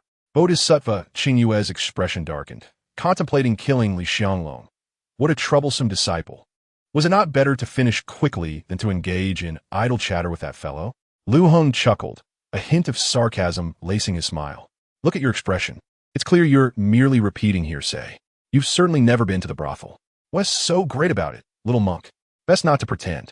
The palace is far more enchanting. I could introduce you to a few beauties. His words relieved Guanyin Pusa, for at last, Liu Heng had spoken sensibly. In this light, the image of Tingshan Temple and his own reputation were somewhat salvaged. But wait, could this scoundrel actually be so benevolent? An unsettling feeling stirred within Guanyin Pusa. In the next moment, Li Jianglong bellowed, Am I pretending? Have I never been? What nonsense! That year, I spent 28 out of 30 days at the brothel with my master. His ire was kindled by Liu Heng's mocking grin, but as he spoke, a wave of regret washed over him. What had he just uttered? How could he have said that, and even implicated his master? It was over. He would surely face dire consequences upon returning. Liu Heng's expression was priceless, and the crowd erupted in laughter, their eyes gleaming with amusement. Qianfeng couldn't help but laugh heartily, spending 28 days at the brothel in a month? Impressive. I had thought Guanyin Pusa was already detached from worldly desires, untainted by the mundane. Yet, who would have imagined? 28 days immersed in such indulgence. Master, what remarkable stamina you possess. Miaojin Shangren chuckled, in this regard. It's enough to make all men envious. Truly a little tyrant. Guanyin Pusa blushed with shame and anger, her face turning a deep crimson. What kind of karma had she accumulated to take on such a disciple? It was over. He had just socially condemned himself. Yet, she steeled herself and managed to say, Please, pardon me. My disciple must be a fool, spouting nonsense. What brothel? I have never even heard of such a thing. The crowd nodded in agreement, though their smiles betrayed their thoughts. Were they attempting to fool a simpleton? The absurdity of her explanation was evident. Who, over the age of 12 in the world, was unaware of what a brothel entailed? Meanwhile, in the martial arena, Li Jianglong was nearly beside himself, launching an attack with blinding speed, his punch radiating golden light, as if the visage of the Buddha was etched behind him. Impudent! Lin Chuxue cried out in fury. She had intended to intervene, but Liu Heng had instructed her during the night's discussion that, should he be injured, she need not concern herself, as he would surely be fine. Thus, she refrained from acting. As expected, Liu Heng was sent flying, blood spurting from his mouth midair, clearly more severely wounded than during the previous two encounters. At that moment, Miaojin Shangren remarked, What remarkable agility! It might even rival our Ta Ching sect's Yenshin step. Qianfeng sneered, Tingshan Temple conceals its depths well. Such ambition is evident. Just a fragment, Guanyin Pusa dismissed lightly, yet it was clear the others were skeptical. Who would believe such a flimsy explanation? Li Jianglong returned to Guanyin Pusa's side, his face etched with guilt and fear. Meanwhile, Liu Heng rose from the ground, gazing at Su Wanli and Sang Jiziren, proclaiming, Is there anyone from South Jin or the great wilderness who dares to battle? Battle? Despite being the defeated. He stood with the demeanor of an invincible warrior gracing the earth. Such bravado was extraordinary. Su Wanli and Sang Jiziren exchanged glances, slightly curling their lips. What was there to fight about? Not to mention the disgrace suffered by the three sects. Liu Heng's current state suggested he was on the verge of collapse. What if an unforeseen accident led to his demise? It was certainly not the time for conflict with Bei Qian. It was best to end the contest here. Neither Su Wanli nor Sang Jiziren accepted the challenge, thus concluding the competition. This left Qianfeng and his companions with discontented expressions. Earlier, both South Jin and the Great Wilderness had shone brightly, while the disgrace fell upon their three sections. They felt a sense of imbalance in their hearts, wishing to punish their lackluster disciple, who had proven to be a disappointment. However, their feelings were somewhat understandable. In this world, a man who had not become a true man by 18 would inevitably be looked down upon, and if he reached 20 without achieving that, he would be the subject of ridicule. This concern for male dignity extended to cultivators as well.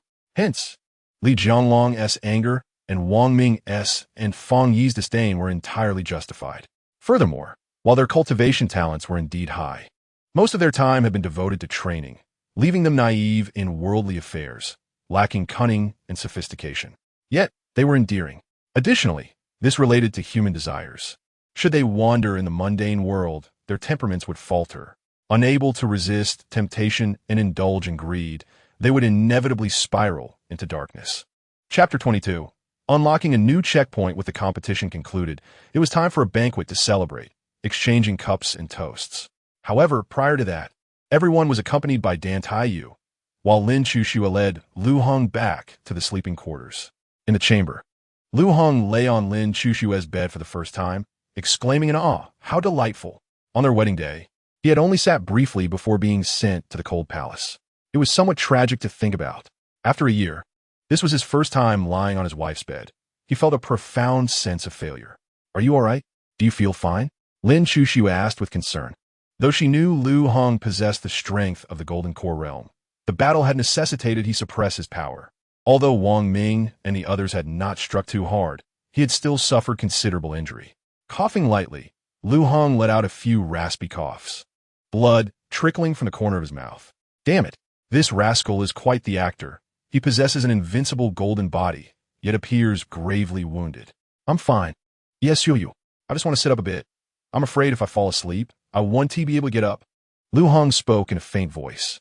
"Look at this rascal's performance. It could easily outshine a host of young stars from the entertainment industry of my past life." Upon hearing this, Lin Chuxue quickly propped a pillow against the headboard, supporting Liu Heng. "Lean for a moment. Rest assured, you won't come harm with me here. Sit up for a while. I have a rejuvenation pill for you to take." Nodding weakly, Liu Heng struggled to rise, with Lin Chuxue assisting him. Just as he was about to sit up, he stumbled and fell into Lin Chuxue's embrace. "What bliss!" was Liu Heng's immediate thought. He could only shout silently in his heart. He dared not vocalize it. If he did, not only would the delightful sensation dissipate, but he would also surely earn a reprimand from Lin Chuxue. At that moment, the system's voice rang out, announcing the unlocking of a new check-in location, rewarding him with an external avatar. Note, the external avatar can split off a doppelganger with half the main body's cultivation level, and this doppelganger's cultivation can be added to the main body. If the main body perishes, it can be resurrected through the doppelganger. What a splendid external avatar! Liu Heng's heart soared with joy. This external avatar was akin to gaining an extra life. Indeed, the benefits of checking in with Lin Chuxue were immense. Lin Chuxue's body stiffened momentarily as she sensed the warmth before her, her earlobes flushing crimson. "Are you all right?" she asked gently. In that moment, her refined demeanor was unmistakable. Anyone unfamiliar with her would never guess she was the Empress of Beiqian. She appeared just like a charming girl next door. And this was the first time Lin Chuxue's cheeks had turned pink. With his eyes closed, Liu Heng weakly replied, "I'm fine. For you, I would not hesitate to face death." Those words left Lin Chuxue momentarily stunned. Her heart stirred with an indescribable sensation, a feeling most would deem as love's flutter. In the palace, silence enveloped the space. After a few moments, Lin Chuxue had detected something unusual. This scoundrel's head had actually nudged closer. In an instant, her composure returned, her expression darkening. She had genuinely worried about this rogue and neglected to check his injuries. Extending her consciousness outward, she found that her eyes turned icy upon discovering that he was not seriously wounded at all, not even a bruise. How dare he deceive her? And to top it off, he had placed that insufferable head of his upon her. In that moment, Lin Chuxue felt her anger boiling over. This rogue was always scheming to take advantage of her. Meanwhile, Liu Heng, blissfully enjoying the moment, suddenly felt a chill run down his spine but paid it no mind. To die beneath the peony is to be a ghost of elegance, he thought. Is it comfortable? Lin Chuxue's voice, laced with a hint of menace, echoed in his ear. Liu Heng, blissfully lost in his thoughts, instinctively replied, "Yes, it is." Suddenly jolting awake, he thought, "Oh no, I've revealed myself." At that instant, he realized he was in trouble. He attempted to flee, but there was no escaping. Lin Chuxue swiftly captured him, lifting him by the neck like a chick. "Do you truly wish to die?" Lin Chuxue shouted in fury. Liu Heng hastily shook his head. "Of course not, my dear wife. Please don't be angry. What ill thoughts could I possibly harbor? I merely wish to be close to you a little longer. Is it not natural for a husband to desire his wife as presents?" he pleaded, hoping to mitigate his impending punishment. "Natural?" Lin Chuxue retorted with a cold smile. "Let me assure you, it is equally natural for me to beat you to a pulp." Before the unfortunate Liu Heng could utter another word, her fist connected with his face. Subsequently, Lin Shushue sealed his voice, rendering him unable to scream. After a solid 10 minutes, observing Liu Heng's bruised visage, Lin Shushue nodded in satisfaction, a smirk gracing her lips. "Bring him in," she commanded. The palace doors swung open, and 2 guards entered. "Your Majesty, how may we serve you?" they inquired. "Drag him to the cold palace," Lin Shushue ordered coldly. Not again, Liu Heng thought, having just returned from there a few days prior. This was undeniably awkward. The guards hoisted Liu Heng up and exited the palace. Coincidentally, these are the same 2 guards who had cast him into the cold palace a year ago. "My lord, back in again?" one guard remarked. "Last time you left with dignity. What happened this time?" "My lord, what did you do to incur the Empress's wrath?" The other guard chimed in. This time, both guards were exceedingly respectful. After all, he was the first to emerge from the cold palace since Beiqian's founding. And now he was going back in. They knew better than to offend him. Hearing their comments, Liu Heng replied, "You don't understand. Hitting is a form of affection. She simply has too much pride and is too shy to express her love. You think I went to the cold palace? If you believe that, then you are truly naive," he continued. "You still have much to learn." Despite his battered appearance, the guards found his words remarkable, convinced he was indeed a true man. Chapter 23. The thief returns at this moment. A lively banquet was underway in the Taya Hall, and Lin Shushue arrived fashionably late. "Your Majesty, why didn't the Lord accompany you?" Qian Feng inquired. Lin Shushue smiled. "Perhaps you should ask your 3 beloved disciples." Qian Feng was momentarily speechless, suddenly realizing how foolish his question was. Why hadn't he come? The answer was obvious. He was gravely injured. Miao Zhen and Qing Yue exchanged exasperated glances at Qian Feng, thinking, does he have any common sense? Then Lin Shushue, cold voice broke through. "My husband has suffered serious injuries, and you 3 sects have failed to honor our agreement." Her words, though subtle, were direct. Anyone with a modicum of intelligence could grasp the underlying message. Miao Zhen and Qing Yue shot daggers at Qian Feng, thinking, this fool should have kept his mouth shut. Now we're in a position where we must bleed to resolve this matter. The frustrating part was that they had won, yet their dignity was utterly tarnished. Technically, they had lost. Not only had they lost face, but they now had to offer compensation. This was truly a case of losing both the wife and the soldiers. Miao Zhen gritted his teeth, feeling both resentful and helpless, and said, "Your Majesty, I am willing to offer the 7 transformations returning essence pill to aid the Lordess recovery." The 7 transformations returning essence pill was renowned as the finest healing elixir in the realm. Only a 7-star alchemist could concoct such a potion, and those of that caliber were exceedingly rare. The most esteemed alchemist in the world was merely an 8-star, while 9-star alchemists had become extinct for a millennium. Lin Shushue merely nodded in acknowledgement, remaining silent. While the 7 transformations returning essence pill was indeed exceptional, it was insufficient. Seeing her lack of response, Miao Zhen understood her implication and continued, "I also possess a magical armor, impervious to blades and fire, capable of withstanding a full-force strike from a divine transformation expert." Only then did Lin Shushue gradually nod, her gaze shifting to Qing Yue and Qian Feng. Both, equally resigned, contributed 2 precious items, each of great worth. With that, Lin Shushue felt somewhat satisfied, though she was not particularly interested in these items, as they were not top-tier treasures. However, it was essential to maintain a strong stance. Otherwise, these foreign sects would believe Beiqian had completely declined. Though she needed to show weakness, she could not do so excessively. Otherwise, these wolves would undoubtedly take advantage. Overall, today had been quite fulfilling. The 3 major sects had lost face, and each had sacrificed 2 treasures. This owes much to that wretched woman. Lin Shushue mentally sketched the visage of Liu Heng, and a smirk threatened to escape her lips at the thought of that pig-headed fellow. Meanwhile, within the cold palace, Liu Heng gazed into the mirror at his swollen face, a visage that mirrored a pig, his eyes brimming with frustration. Even now, his face throbbed with pain. Lin Shushue had employed a peculiar technique, rendering him unable to dissipate the injuries with his cultivation. This little vixen truly deserved a lesson. Just wait. Once my cultivation reaches its zenith, I shall surely give her a taste of her own medicine. Otherwise, my resentment shall never dissipate. As he languished in his vexation, Liu Heng heard a commotion. 2 figures had scaled the wall into the cold palace. He was taken aback to recognize them as the 2 thieves who had sought treasure a year prior. Intrigued, He vanished from sight and stealthily followed them. The two had evidently made considerable progress in their cultivation over the past year, now at the Golden Core stage, albeit with a weak foundation. Even if Liu Heng were merely at the foundation establishment stage, they would not have detected him.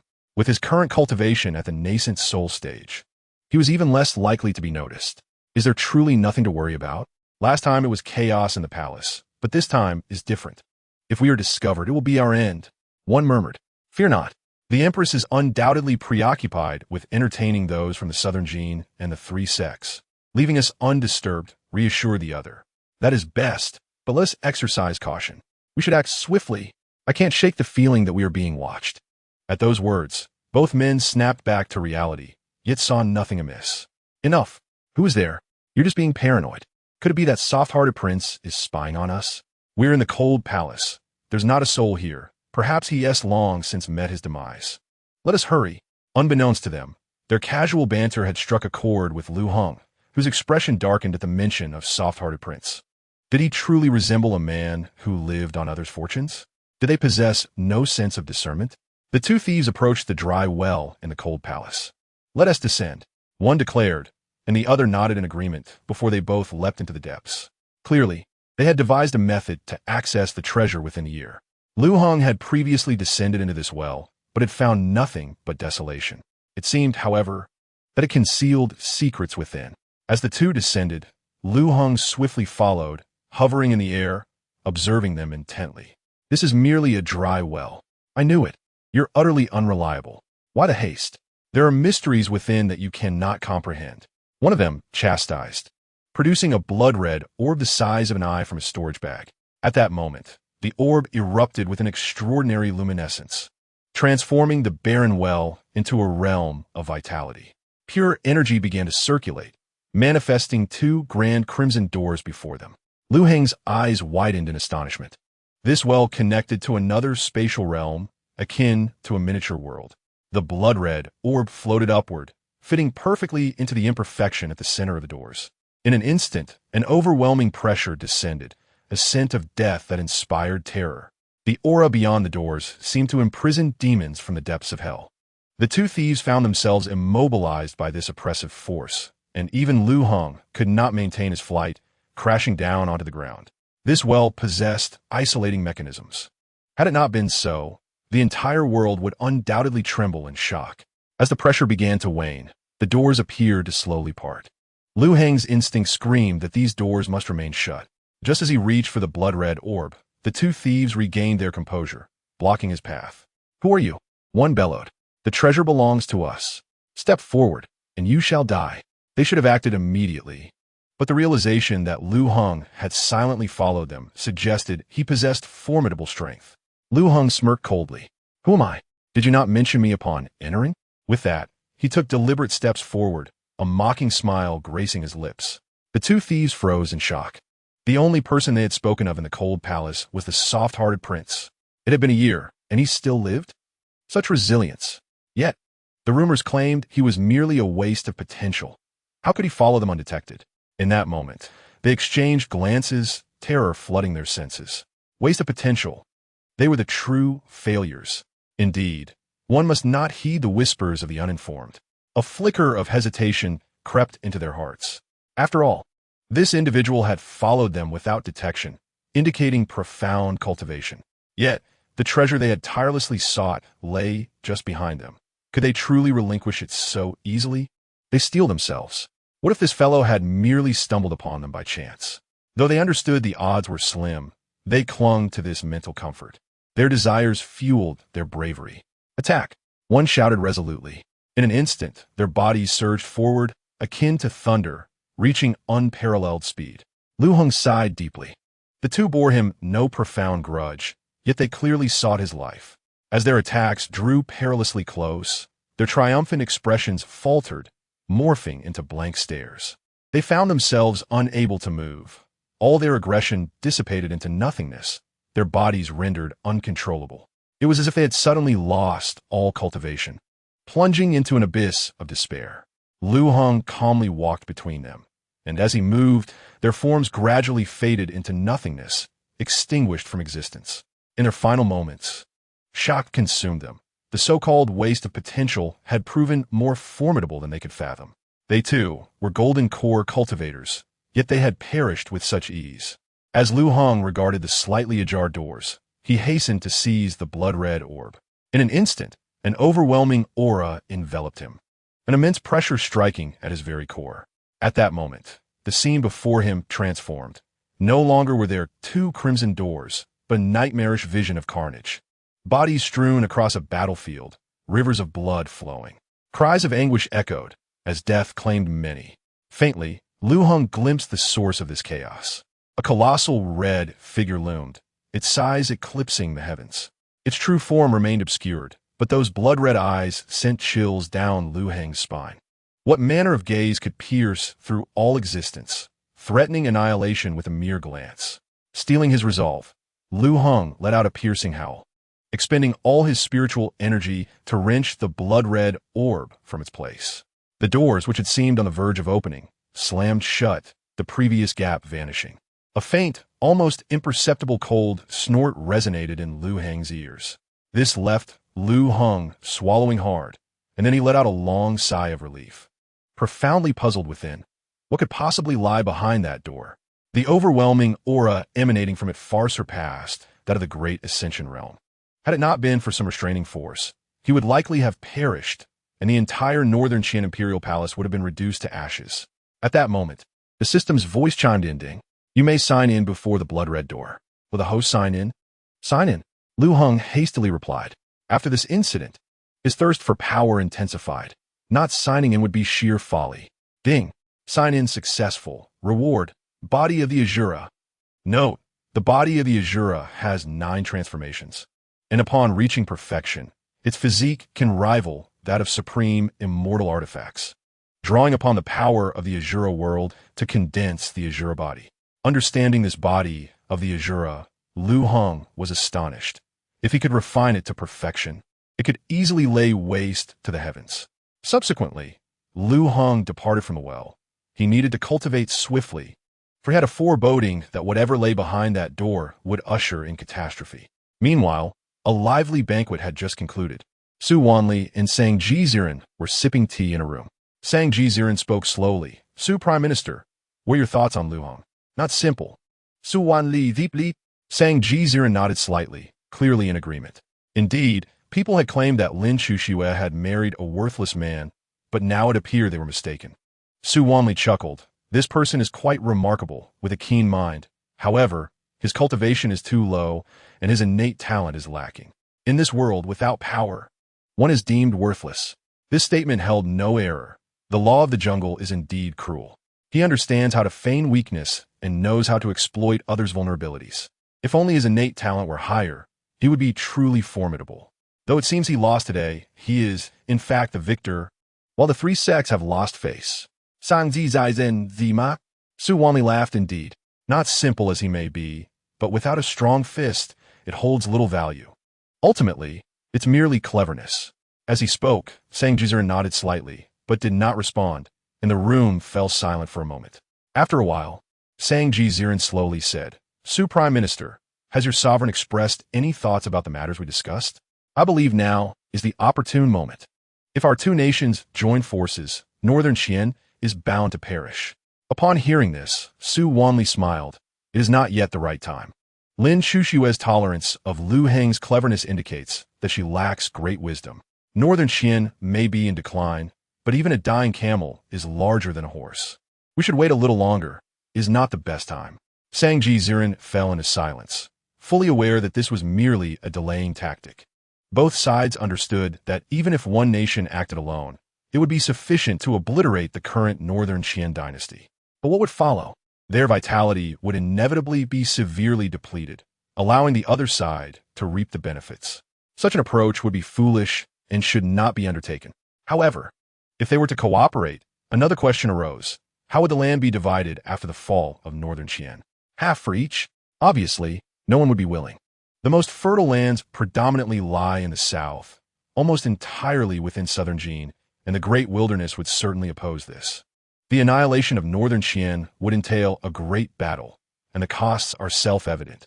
Afterward, who would emerge victorious remains uncertain. Therefore, Neither side dared to act lightly, each burdened with hesitations. Sang Jizuran nodded slightly, hoping that they would not delay further, inadvertently granting Northern Qian another chance to flourish. This statement carried an urging tone, but it was not born of his urgency. Rather, it was a probe into the intentions of Southern Jin. Even if Su Wanli agreed, this matter would ultimately require the Emperor's decision, and their words held no weight. Rest assured, do not forget that Northern Qian has Qi Haoran. That old rascal will surely seek to ascend to the throne, and Northern Qian will descend into chaos. At that time, will it not be our two nations that profit? Su Wanli said with a smile. Sang Jizuran nodded slightly, in return with a smile. Chapter 25. The well-behaved baby of my wife since the departure of Southern Jin. The great wilderness and the three sects, 2 months had swiftly passed. One day, the biting cold wind heralded the arrival of the first snow, blanketing the entire palace in silver. In the cold palace, Liu Heng sat in the courtyard, admiring the snowy landscape, his mood exceptionally tranquil. In his previous life, Liu Heng had always cherished snowy scenes. Whenever it snowed, he felt inexplicably joyful, setting up a stool to gaze at the snow for an entire afternoon, never finding it tedious. As he watched, Liu Heng couldn't help but sigh, the visage of Lin Chuxue emerging in his mind. For these past 2 months, Lin Chuxue had been silent, having discarded him in the cold palace after use. Women, changeable is your name. Fortunately, these 2 months had not been in vain. He had been signing in daily before the blood-red door, continually obtaining pills and various spiritual herbs, though he had not acquired any formidable abilities. In 2 months, he had advanced from the early stage of the nascent soul realm to the mid-stage. Note that he possessed 9 nascent souls, cultivating 9 nascent souls. In breaking through to the mid-stage in just 2 months, Liu Heng still felt the pace was too slow. Damn it, should the world learn of this, they would surely spit on him in disdain. How infuriating. Is he just here to show off? As for the corpse of the harmonization realm expert, he had yet to achieve successful refinement. However, the progress was notable, and he estimated that with a little more time, he would succeed. Truly, the harmonization realm expert was exceedingly difficult to assimilate. Just as Liu Heng was lamenting, the figure of Dan Taiyu appeared abruptly, respectfully stating, "Your Excellency, His Majesty summons you." Liu Heng was momentarily taken aback, then blurted out, "I won't go." This woman, now she remembers to call him? Surely, there must be a reason. Otherwise, would she think of him? Dan Taiyu was stunned, daring to refuse the Emperor's command so decisively. Only this individual in all of Northern Qian would dare. Even Qi Haoran would give the Emperor some respect, unlike this lord. Just as Dan Taiyu was about to speak, Lin Chuxue's sword of the Emperor materialized before Liu Heng. Gazing at the sword of the Emperor, Liu Heng coldly chuckled, "Threatening me? Do you think I would fall for this? If you have the guts, kill me. If I even flinch, I shall not be a hero." With a swoosh, the sword of the Emperor lunged at Liu Heng, and in an instant he instinctively dodged, his reclining chair splitting in two. What the hell? Liu Heng's expression turned horrified, shielding his lower half, for the direction of that sword's thrust had nearly struck home. This woman truly was vicious. The key was that she was genuinely serious. That was a close call. At that moment, Lin Chuxue's voice rang in Liu Heng's ear. "Come when called, and if you chatter too much, I will dispose of you." This icy tone sent a shiver down Liu Heng's spine, and he hurriedly replied, "I understand. My dear wife, look at your temper. I was merely joking with you." How quickly he crumbled. Where was that bravado just moments ago?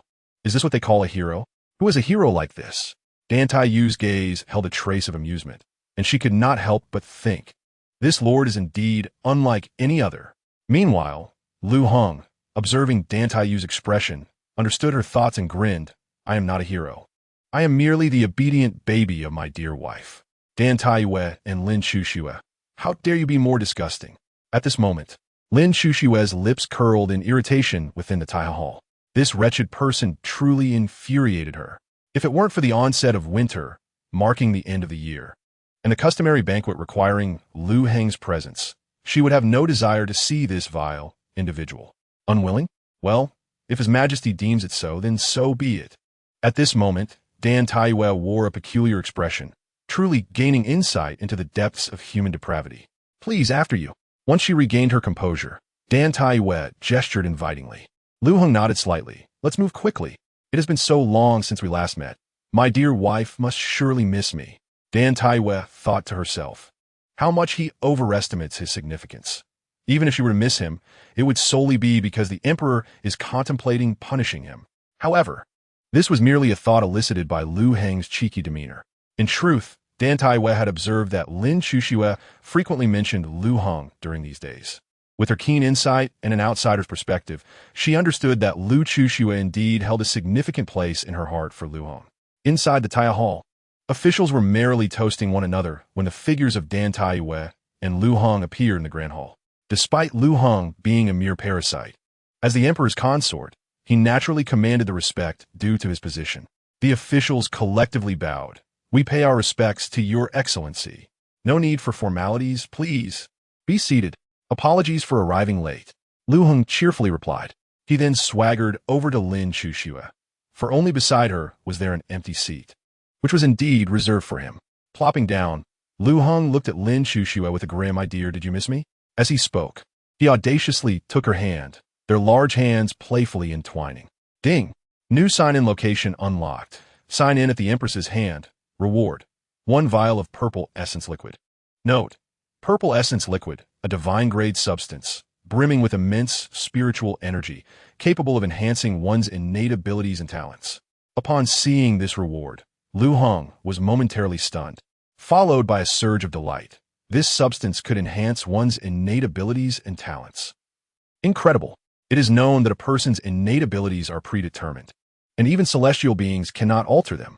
This purple essence liquid is indeed a treasure.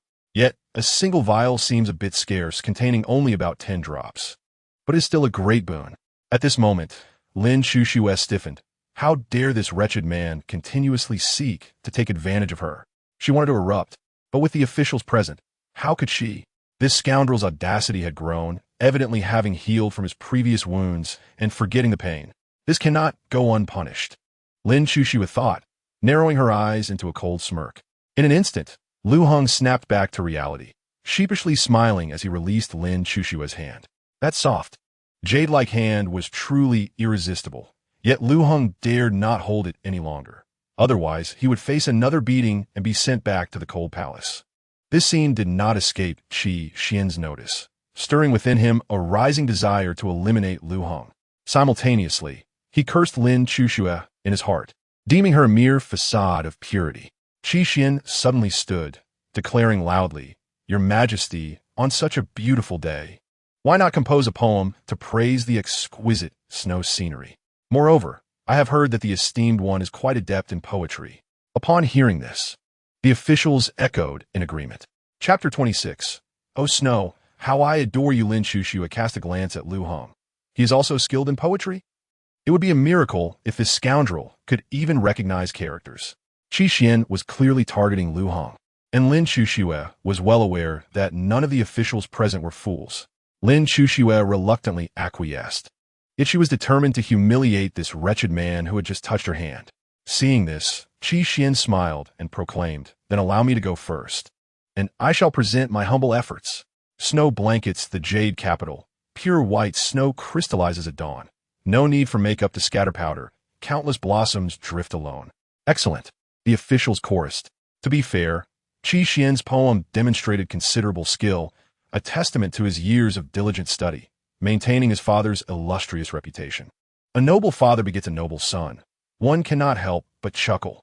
Qi Xian cast a smug glance at Liu Heng, taunting, "Will you not compose a poem as well?" Liu Heng found this rather bothersome. He was in the midst of a meal, having only eaten a third of his fill, and now he was being asked to recite poetry? Poetry indeed. It seems the esteemed one finds my poetry unworthy to share. Qi Xian pretended to be somewhat melancholic as he spoke. Just observe that expression. Such performance, with a touch of melancholy, tinged with disappointment and a hint of sorrow. Goodness! If he were not given a chance to respond, Liu Heng would not comply. This provocation had gone far enough, especially in front of his wife. He could not afford to lose face. No, he simply could not. Liu Heng replied nonchalantly, "Then I shall compose a verse." Lin Chuxue was somewhat taken aback. This man was not known for his scholarly pursuits, and merely recognizing characters was a feat. Compose poetry? Perhaps a humorous verse? In truth, it would be better if he did not attempt it. as it would only serve to embarrass himself further. Qi Xian wore a look of eager anticipation, knowing Liu Heng's true capabilities. Although Liu Heng had recited a poem in the Ministry of Personnel that day, which could be considered a masterpiece, Qi Xian was certain to have been plagiarized. Liu Heng gazed intently at Lin Chuxue, his eyes filled with affection.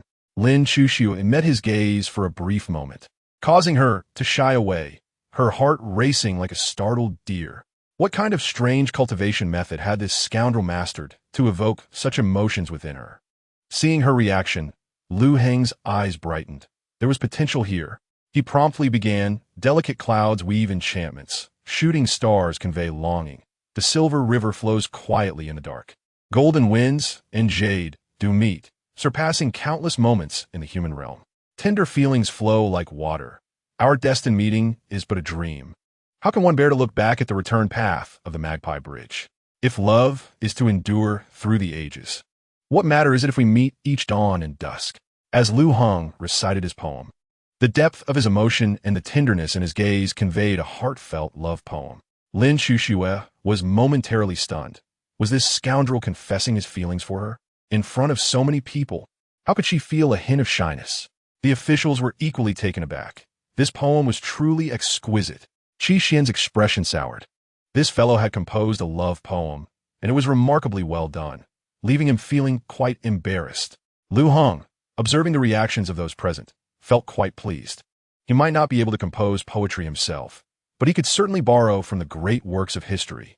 With thousands of years of Chinese literature, a few select lines could astound everyone present. Not allowing anyone the chance to interject, Liu Heng continued, "In my life, I have never understood longing. Only when I do understand does it bring pain. My hair has turned lamentably gray, solely due to this yearning. The exquisite dice-bear red beans. Does the bone-deep longing go unrecognized? I only wish your heart mirrors mine, ensuring that my feelings of longing are not in vain. When mountains crumble and rivers run dry, when winter thunders and summer snows, when heaven and earth unite, only then may I part from you. Inquiring of the world, what is love? That it binds life and death so tightly? Life and death may part, yet we speak of our promises. Hand in hand, we shall grow old together." One verse after another flowed from Liu Heng's lips, leaving the crowd in stunned silence. Each poem struck deep into the soul. Each could be deemed a masterpiece. What a revelation! Liu Heng possessed such talent. He could easily become a titan of literature. Qi Xian stood dumbfounded, incredulous. How could this fellow possess such remarkable skill? Even his father would struggle to compose such verses. Lin Chuxue, momentarily regaining her senses, locked eyes with Liu Heng. In that fleeting moment, Liu Heng noticed a blush on her cheeks. Astonishing, Liu Heng was utterly captivated. The unparalleled empress could blush. My goodness, how adorable! The rosy hue of her cheeks, the shyness and affection in her gaze, evoked an overwhelming desire to embrace her tenderly. Liu Heng swallowed hard, which snapped Lin Chuxue back to reality. In an instant, her complexion returned to normal, likely due to her efforts to suppress her emotions. Fortunately, the rest of the crowd remained in a daze, still grappling with the cascade of poetry. Otherwise, they would have witnessed their emperor, the unparalleled empress, displaying such a feminine side. Alas, save for Liu Heng, none were fortunate enough to behold this exquisite scene. Well, Lin Chuxue's voice broke the spell. This single utterance roused everyone from their stupor, and a chorus of agreement followed. Well, Qi Xian, gritting his teeth, could not bear to see Liu Heng steal the spotlight. I spoke of snow. That seems not to align with the theme, Qi Xian coldly remarked. As these words left his lips, the ministers began to awaken to the reality, many hastily echoing, "Indeed." Off topic, while they all acknowledged Liu Heng's poetry as superior, they felt compelled to align themselves with Qi Xian's faction. "Very well, I shall adhere to the theme," Liu Heng declared, clearing his throat with a couple of coughs. The ministers perked up, eager to hear what timeless masterpiece Liu Heng would conjure next. Snow, you are the purest in the world. Snow, you are the most beautiful. Snow, nothing in this world compares to you. Snow, I love you." As Liu Heng's words echoed, the minister's expressions shifted dramatically. What was this? Is this even poetry? It was an affront to the very essence of poetry. Qi Xian could not suppress a mocking smile. Surely, Liu Heng had plagiarized the earlier verses. Yet, as Liu Heng fervently declared, "Snow, I love you," the crowd erupted in astonishment. Suddenly, they grasped that he referred not to the snow outside, but to the woman before him. To their shock, they were ambushed by an unexpected confession. Qi Xian's expression fell. He felt like a jester in comparison. How could he endure such a blow to his pride? Liu Heng, meanwhile, was left speechless, his heart pounding from the audacity of his own words. Lin Chuxue, on the other hand, felt a rush of embarrassment. Such a direct declaration in public left her feeling flustered. "Let's drink. Come, everyone raise your glasses." Lin Chuxue quickly redirected the conversation. The ministers, recognizing the mood, also raised their goblets, each feeling a hint of awkwardness as they drank. Chapter 27. Shall we bathe? The splendid banquet concluded amidst a delicate atmosphere, and as it came to an end, the ministers hurriedly departed, perhaps finding the taste of Liu Heng's affectionate declarations hard to swallow. Or perhaps it was due to Qi Xian's presence. Or maybe both. Within the Empress's chambers, Lin Chuxue and Liu Heng entered in succession, the doors slowly closing behind them. Liu Heng suddenly blurted out, "Shall we take a bath?" Lin Chuxue, taken aback, thought, "What does this bold man mean? Does he dare suggest bathing together?" She sensed the icy aura radiating from Lin Chuxue. Her beautiful eyes filled with a chilling glare. Liu Heng's heart raced, and he quickly added, "Do not misunderstand. I wish to show you something. Wait, do not take action yet." The woman seemed poised to strike, and Liu Heng lamented his position. The life of a man reliant on a powerful woman was indeed fraught with challenges. Despite his internal complaints, Liu Heng hurriedly produced the purple spirit essence. Truth be told, Lin Chuxue's ferocity was indeed intimidating. Liu Heng felt a slight shadow of fear. Lin Chuxue accepted the bottle from Liu Heng, and upon opening it, a wave of pure energy surged forth. What is this? Such potent energy! In that moment, Lin Chuxue was astounded. This level of purity was beyond the realm of mortals. Is this a treasure from the celestial realm? Her husband, it seemed, was indeed blessed with extraordinary fortune. This is the purple spirit essence, capable of enhancing one's foundation and innate abilities, Liu Heng explained candidly. What? Lin Chuxue exclaimed, astonished. After years of cultivation, this was the first she had heard that one's innate qualities could be improved. Was this not a miraculous revelation? Liu Heng possessed such a treasure and had the audacity to gift it to her? This fool, did he not understand the saying? A man without guilt may suffer for possessing a gem. Such a divine item would be better kept secret. If he possessed such a treasure, there must be others. Does he not fear that I might covet his possessions and take them by force? Truly, he is naive. What is it? Why are you standing there in a daze? Do you not wish to try it? However, this must not be consumed directly. The potency is too overwhelming. It requires a medium to disperse the intensity. Hence the bath is necessary. Additionally, other gentler herbs should be added for the best effect, Liu Heng elaborated. Lin Chuxue nodded. Very well. I shall have someone prepare it at once. Soon, the maidens had everything ready. The bathing area behind the Empress's chambers was lavish, befitting her status as Empress. Liu Heng had never seen such opulence. The bathing area was an expansive 200 square meters, with a central bathing pool reminiscent of a small swimming pool. Once the maidens departed, Liu Heng added a drop of the purple spirit essence to the water. In an instant, the entire pool transformed into a deep purple, the overwhelming power filling the room. Even a single breath of the air imbued with essence felt invigorating. Truly, it was a divine elixir. Are you not leaving? Lin Chuxue coolly inquired, her gaze fixed on Liu Heng. Liu Heng hesitated, wanting to say something, but he swallowed his words upon meeting Lin Chuxue's frigid stare. What ulterior motives could he have? He merely wished to observe the effects of the purple spirit essence, and perhaps admire Lin Chuxue's stunning beauty. Whether it was casual or not, only Liu Heng himself knew. To avoid a beating, Liu Heng obediently exited the room, acknowledging his cowardice. And so what? Time will tell. The tides of fortune will shift. As Liu Heng stepped outside, Lin Chuxue shed her garments. Her skin, as exquisite as jade, and her curvaceous figure were truly mesmerizing. Running in the pool, initially, she felt nothing remarkable. However, it was not long before an immense and pure power began to surge into her body, ultimately leading to a slight progression in her previously stagnant cultivation. Though it was but a faint advancement, it was significant considering she had been stuck at the harmonization realm for many years without any progress. Now, her realm was loosening, and she was but a thin thread away from the Great Ascension realm. Given time, she would surely break through to that exalted state. Moreover, she could distinctly sense that her innate talents and foundational skills had undergone a profound elevation. Her already prodigious abilities had been enhanced further, and one could boldly assert that she now possessed the aura of an immortal. In a moment of exuberance, Lin Chuxue could not help but think that she no longer required that wretched person's celestial fate. Lost in this thought, Lin Chuxue suddenly paused, surprised by her own feelings, and found herself uncertain about the source of her joy. Both factors contributed to her elation, which became her final conclusion. At that moment, a faint blush adorned Lin Chuxue's cheeks as she realized that she did harbor some feelings for that loathsome individual. Although it could not be described as love, there was certainly a fondness.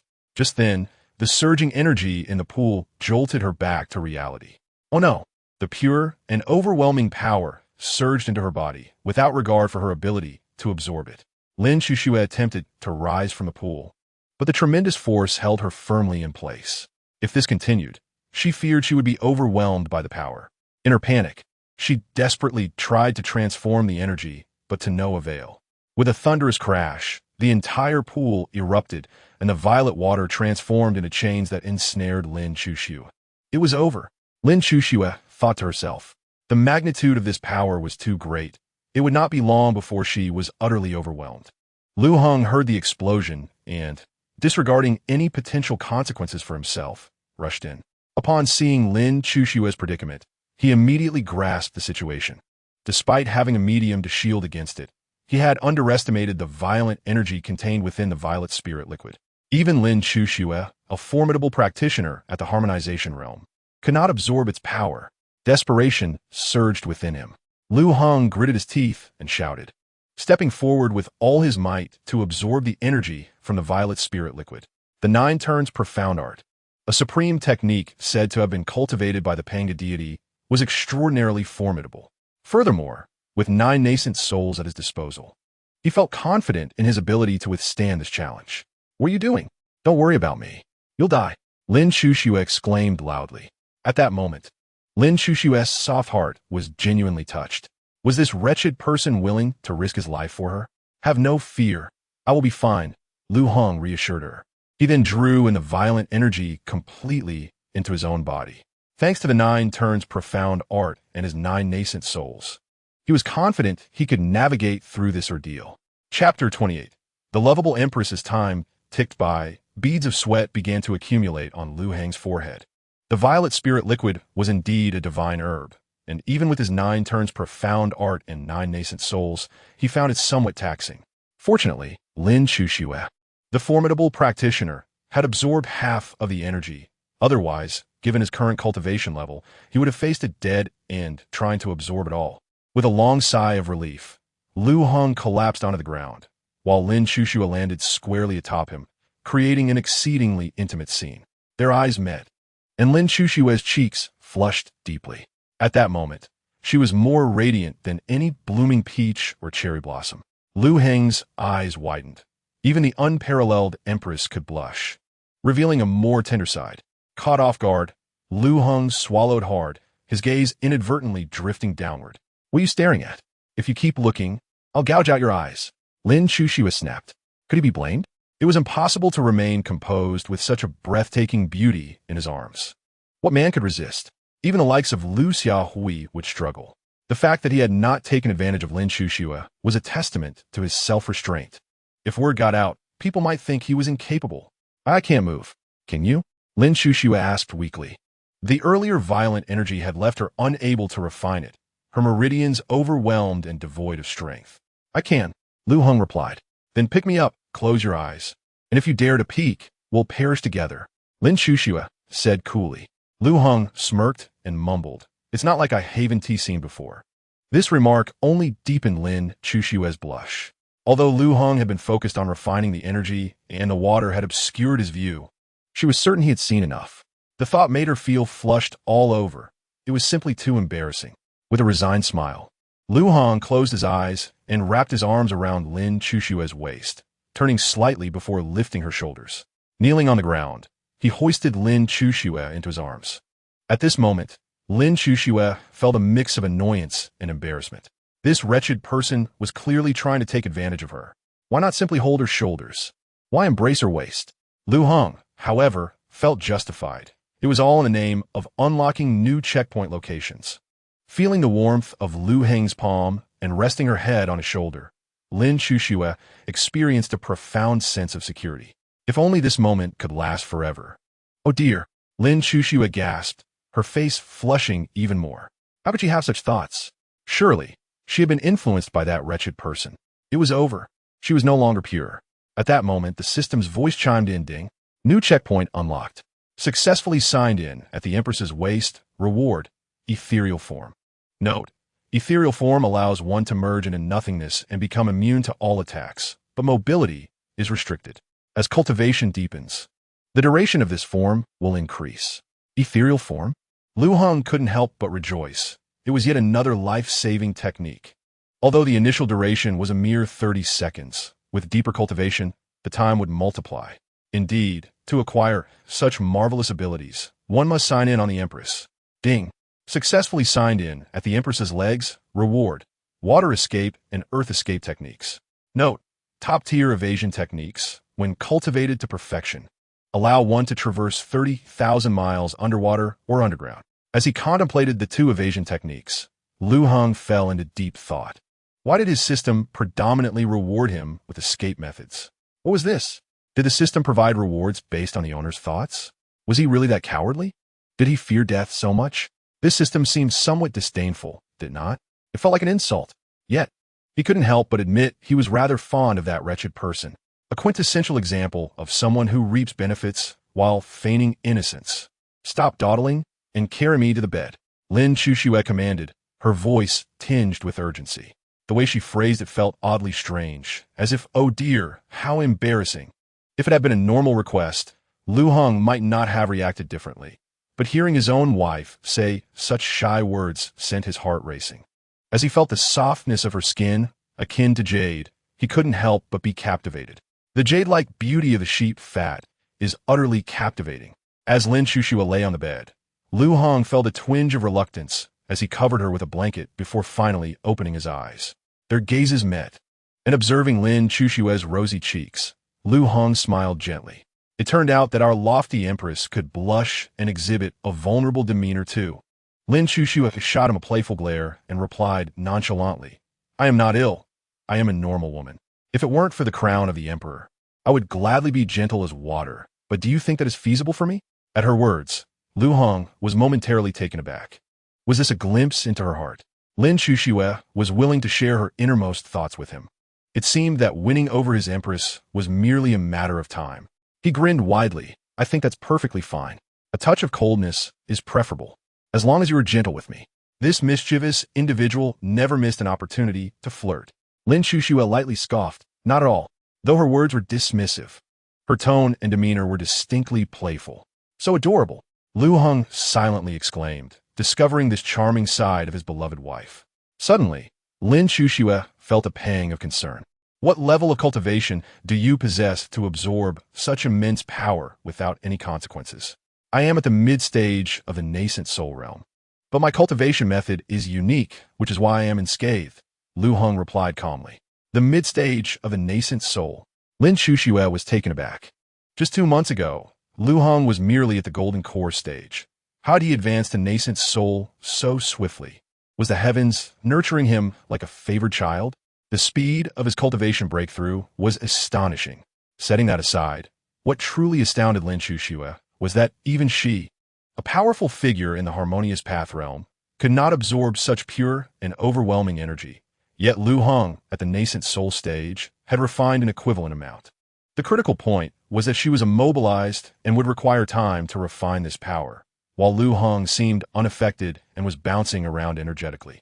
Suddenly, Lin Chushue realized a serious issue. She was currently unable to move. What if Liu Heng entertained ill intentions? Chapter 29. Unrestrained Desires? Lin Chushue felt conflicted, but to voice her concerns would seem ungrateful. given that he had just rescued her. Liu Heng appeared to sense her thoughts and gently said, "You should rest well. I will sleep by the door to keep watch over you. After all, you cannot move, and I want to ensure nothing unexpected occurs." With that, he made himself comfortable by the door, laying down on the floor. Lin Shushu gazed at Liu Heng, who was now at the door, and felt a twinge of guilt. Was she being a bit too unreasonable? While Liu Heng often teased her and sought to take advantage of her, he was, in fact, quite a gentleman. Lin Shushue was certain that had it been anyone else, her immobility would have led to her losing her virtue that night. "Did you truly not fear for your life? Would you have sacrificed yourself for me?" Lin Shushue suddenly inquired. Liu Heng was momentarily stunned. "Regardless, you are my wife. It is only natural." However, Lin Shushue opened her mouth to say that they were merely a nominal couple, but thought better of it and remained silent. Shifting the topic, she continued, "By the way, would you accompany me out of the palace in a couple of days?" "Huh?" Liu Heng was taken aback. Why the sudden desire to leave the palace? "If you go, who will manage the state affairs? I wish to visit Wushuang City. I need a batch of the finest armor and weapons, but negotiations have yet to be finalized. I intend to go personally to discuss it. As for state matters, I will leave a doppelganger behind. With the national master present, there won't be any issues." Lin Shushue replied nonchalantly. "All right." Liu Heng agreed. After a brief silence, Lin Shushue pursed her lips and asked, "What do you intend to do with the purple spear elixir?" At her words, a smirk crept onto Liu Heng's lips as he contemplated teasing Lin Shushue. "I haven't decided yet. Perhaps I should sell it? It must be worth a fortune." "Oh," Lin Shushue responded coolly. This proud girl was clearly interested but refused to voice her desires. "How amusing." Liu Heng continued. "Do you have any reliable connections you could introduce me to?" "Oh," Lin Shushue replied with the same aloofness. Yet internally, she was cursing Liu Heng. How could this oaf not understand her implications? He was usually so sharp, yet now he seemed utterly oblivious. "Hey, do you want it?"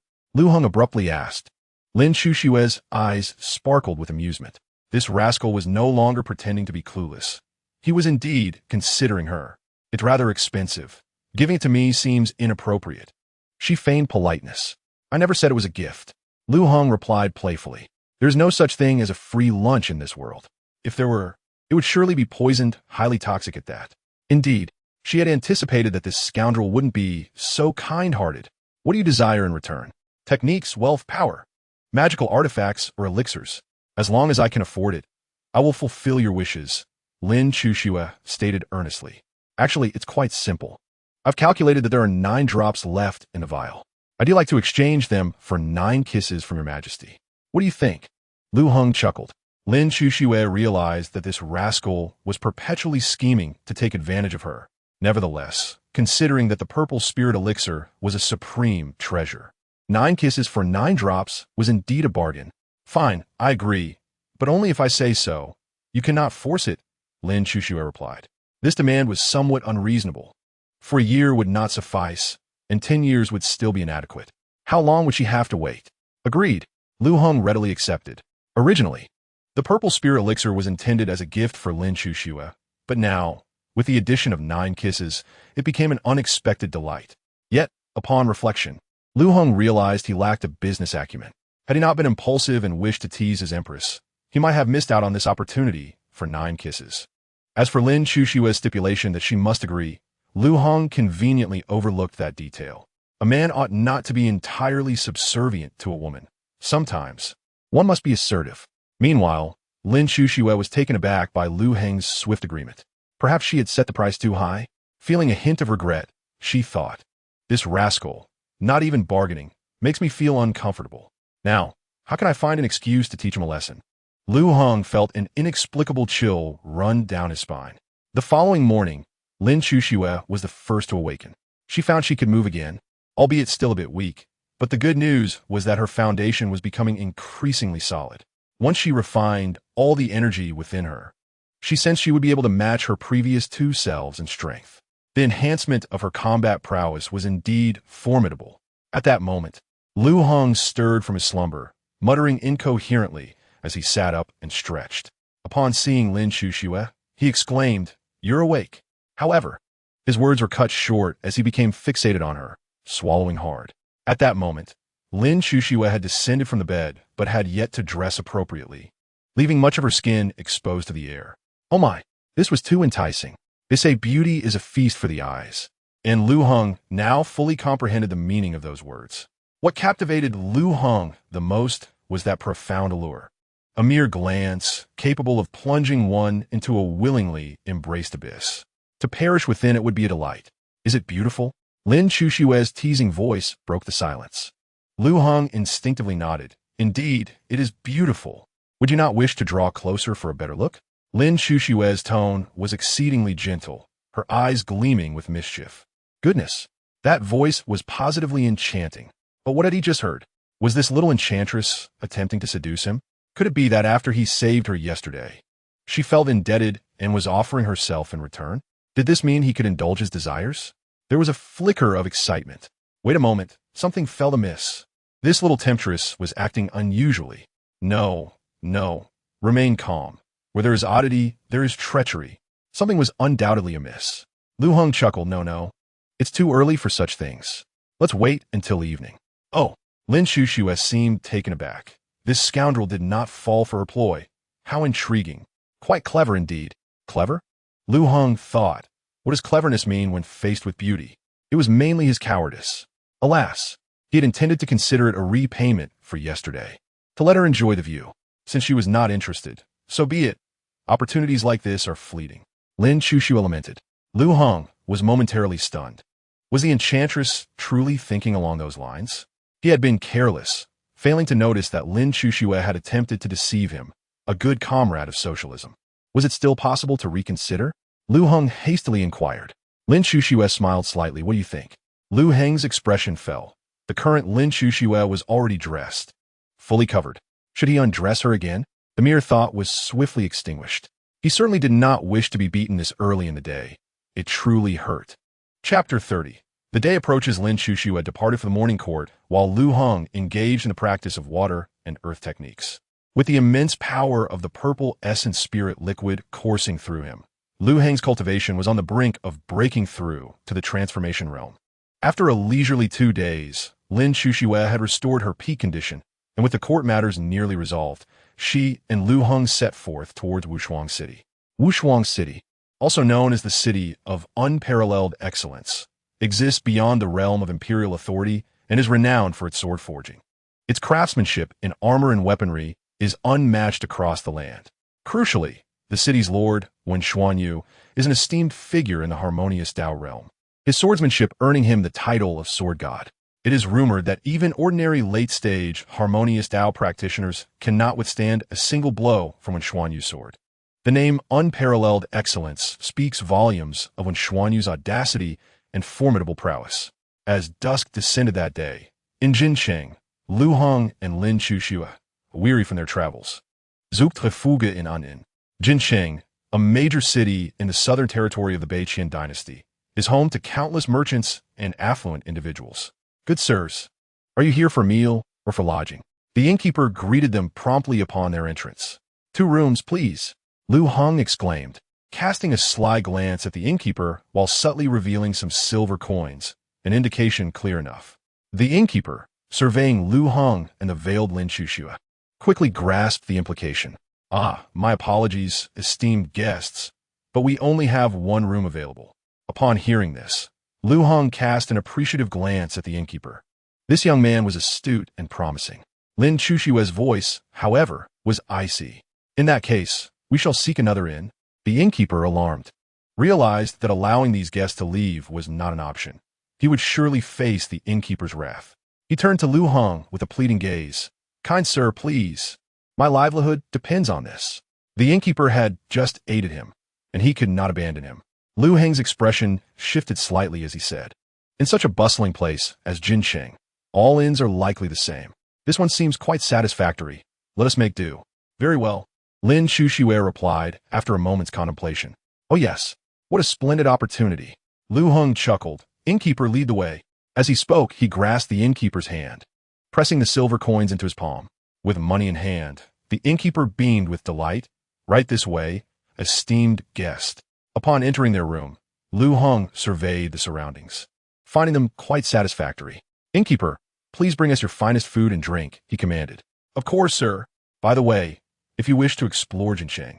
It is best to do so now. The curfew begins after the hour of the pig. The hour of the pig? Liu Heng thought, equating it to modern times, which would be around 9 o'clock. Is the curfew really that early? In the 21st century, nightlife was just beginning. Yet here, it had already concluded. Lin Chuxua paused, recalling that during winter, Jincheng's curfew was quite late. In summer, the term curfew was almost non-existent. Ah, esteemed guest, it seems you haven't visited in quite some time. A decree was issued by the court 2 years ago mandating a curfew at the hour of the pig, with severe penalties for those who defy it. The innkeeper explained, visibly anxious. Lin Chuxue's expression shifted. Decree from the court? How had she, as the emperor, been unaware? This revelation caused the killing intent in her eyes to sharpen, chilling the entire room. The innkeeper shivered, confused by the abrupt drop in temperature. Prepare the food and drink, Liu Heng ordered. Right away. The innkeeper replied hastily, exiting and shutting the door behind him. My lady, do not be angry. Anger does not suit you. Please smile, Liu Heng said playfully. Do you think I am a mere performer? You simply command me to smile? Lin Chuxua retorted. Isn't it unbecoming for an emperor to be undermined in such a way? I personally established the curfew in Jincheng, yet it has been altered unbeknownst to me. Have the officials of Bei Qian sunk to such depths? Such irregularities suggested an underlying secret that warranted investigation. Lin Chuxue's tone turned frostier. Liu Heng nodded slightly.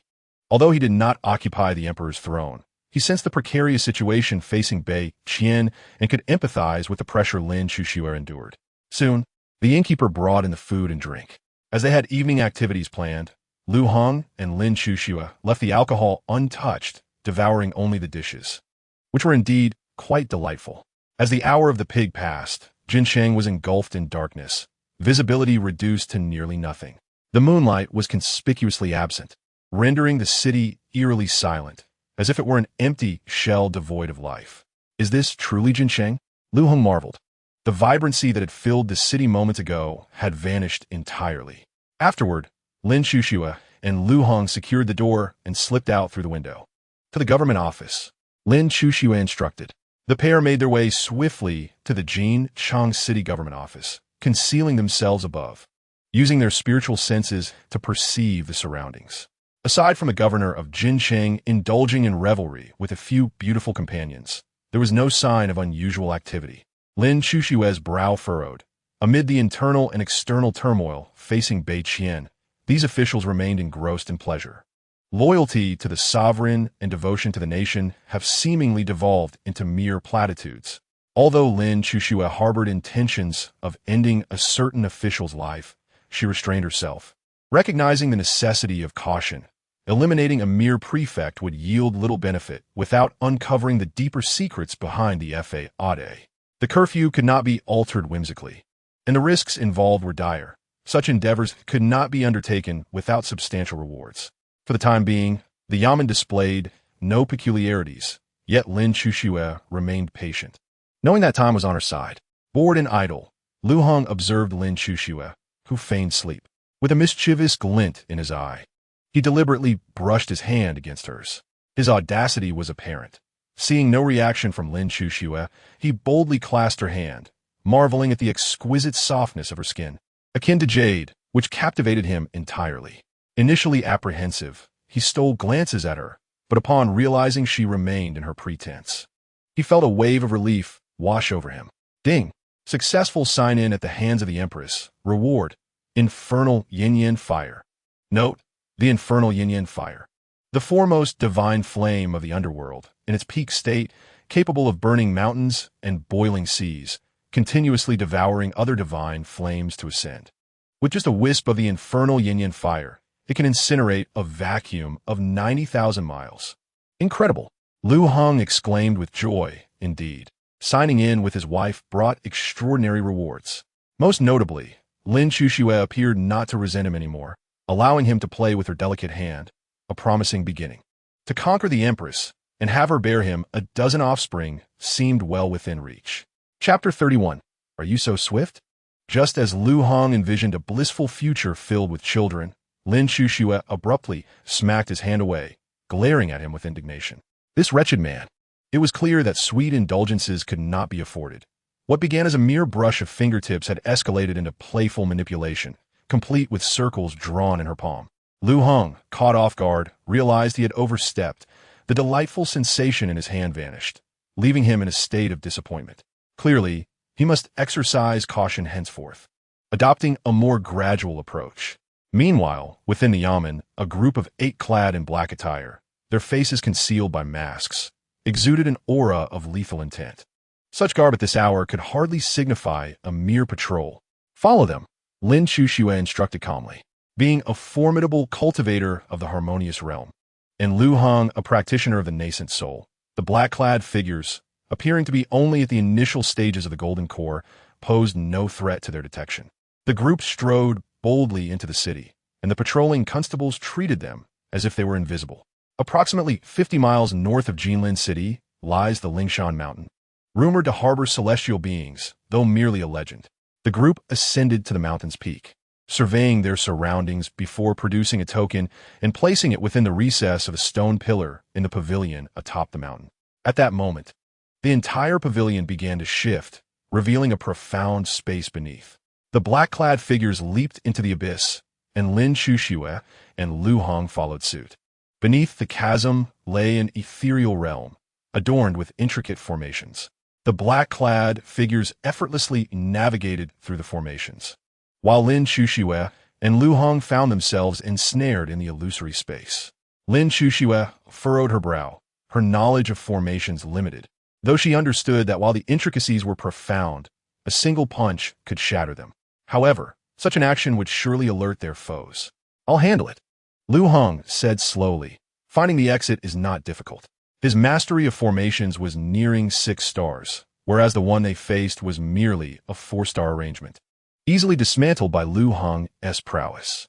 Lin Chuxue, surprised, had yet to voice her thoughts when she felt his warm grasp enveloping her hand once more. This rogue was holding her hand again, yet, curiously, she found herself less averse to it now, even yearning for him not to let go. Wait, why was she entertaining such embarrassing thoughts? This was disastrous. "Let us go," Liu Heng remarked nonchalantly.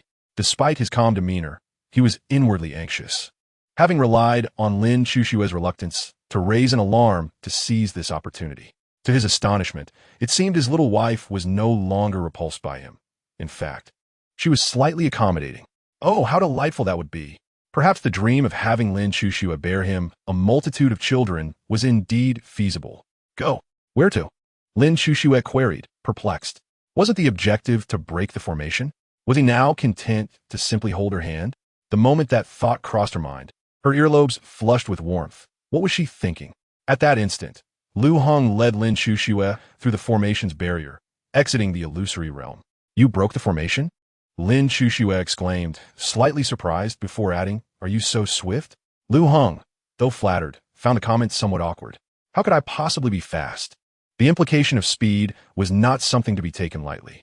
Lin Chuxue remained oblivious to the myriad images that flashed through Liu Heng's mind in that moment. Still marveling at Liu Heng's extraordinary skill with formations, she could hardly believe he had reached such heights. Soon, both regained their composure, suppressing their auras to the utmost. Even a harmonious realm expert would struggle to detect their presence. Traversing through a tunnel, they emerged into a vast expanse, confronting a series of iron cages, each containing a group of vacant-eyed individuals. They appeared soulless, mere shells of their former selves. Observing their attire, it was evident they were once ordinary citizens. The 8 figures who had entered earlier were now methodically injecting unknown substances into the captives. At that moment, Lin Chuxue attempted to free herself from Liu Heng's grasp, her demeanor radiating an intent to act. Liu Heng swiftly restrained her, whispering, "Hold on, first tell me what is going on here." Unable to break free, Lin Chuxue sighed in resignation, slowly explaining, "They're using the living to forge puppets, systematically tearing apart their souls until they vanish. The combination of resentment, drugs, and arcane techniques renders these individuals into soulless husks. They will lack consciousness, acting solely under their master's control. They feel no pain, and ordinary weapons cannot harm them. They are exceedingly difficult to kill. Even a single arm can still pose a threat. I once encountered records of this, a cruel method of the demonic path. which has been extinct for millennia. Yet, how is it possible that such inhumane practices still persist? Upon hearing this, Liu Heng paused, realizing it bore similarities to the zombies of his past life. Additionally, it resonated with his own puppet techniques, albeit following an entirely different trajectory. 2 years ago, an official submitted a report regarding the continuous disappearance of individuals across various regions. I ordered a thorough investigation, yet he mysteriously succumbed to illness. It struck me as peculiar, and although I commanded a deeper inquiry, nothing substantial was uncovered. Later, this matter was never mentioned again in the court. It seemed that Chi Haoren was behind it all. That old man, who usually appeared righteous, surprisingly resorted to such sinister tactics. Lin Shushue exclaimed in anger. At that moment, Liu Heng inquired, "What should we do now? Should we leave? Or? I have yet to formulate a plan. If we strike, it will undoubtedly alert the enemy, making it difficult to uncover the remaining strongholds. Yet, to remain inactive is equally unbearable." Lin Shushue tightened her fists. For a moment, they truly found themselves in a predicament. Rationality warned her against action, but it was clear that reason could not quell her fury. After a brief contemplation, Liu Heng replied, "We can take action, but not at this moment. You should send a message to the National Master, instructing her to deploy personnel to closely monitor the movements in various cities. Once something occurs here, it won't be long before they are aware, and in their desperation, they will inevitably reveal their weaknesses." This indeed appeared to be a prudent strategy, but the cunning Chi Haoren was as steady as an old dog. Lin Shushue responded, fully aware of the depth of his cunning after years of subtle battles with him. Liu Heng smiled slightly, having considered this aspect. Chi Haoren's steadiness did not guarantee that his subordinates would possess the same composure. Upon reflection, Lin Shushue smiled faintly. "All right, let us proceed as you suggest." Chapter 32. I yearn to sleep in bed. Lin Shushue and Liu Heng departed, while the 8 individuals remained oblivious to the brush with death they had just experienced. After leaving Lingxian Mountain and returning to the inn, Lin Shushue reclined on the bed, while Liu Heng sat on a stool, occasionally stealing glances at her exquisite figure on the bed. It was like a tantalizing feast before him, something he could only gaze upon but not partake in. How frustrating. The key was that Liu Heng sensed that she was aware of his furtive glances. Bah, what furtive glances? She is my wife, and I am merely observing openly. Openly? He questioned himself. Is glancing sideways considered open? Goodness, do you dare call this open? Openly. I feel insulted. Of course, this was trivial. What truly mattered was that Liu Heng suddenly felt as though she was deliberately showcasing her delicate figure. Is she trying to entice me? Does she dare to seduce me? Is this a mere illusion? He cursed, but disregarding it, Liu Heng cleared his throat and asked, "So, how did I perform today?" In response, Lin Shushue's expression remained unchanged, but a glimmer of mischief sparkled in her eyes. It was quite ordinary. Average. Average? What the hell? Does this woman not realize that average is a term that should never be applied to a man? Especially in that regard, an average remark is minimally hurtful but deeply insulting. Though Liu Heng was incensed, he dared not express his anger. Do not ask why. Just know that he could not win. It is rather late. Aren't you tired? Oh, Liu Heng felt utterly vexed. Why can't there be any other words besides "I know"? Damn it. I will eventually make you combine those 2 words into one. It truly infuriates me. Seeing Liu Heng's exasperated demeanor, a curve of amusement appeared on Lin Shushue's lips, and her eyes sparkled with mirth. For some reason, she found his current frustrated expression somewhat endearing. What exactly do you wish to convey? Lin Shushue asked playfully. At that moment, Liu Heng was too agitated to care about the consequences and blurted out, "I want to sleep in bed. I want to hold you while I sleep. Do you understand?" "Oh," Lin Shushue replied nonchalantly. Liu Heng was taken aback. He felt as though the world had turned upside down. "What do you mean, oh?" That was a punch to the gut, akin to hitting a pillow. "Wait." Lin Shushue merely responded and did not strike him. Is there hope? Goodness. Is my wish about to be fulfilled? Can I finally act as I please? With a sly smile, Liu Heng stepped towards the bed, only to find that Lin Shushue had already removed her outer garments. Do you wish to perish?"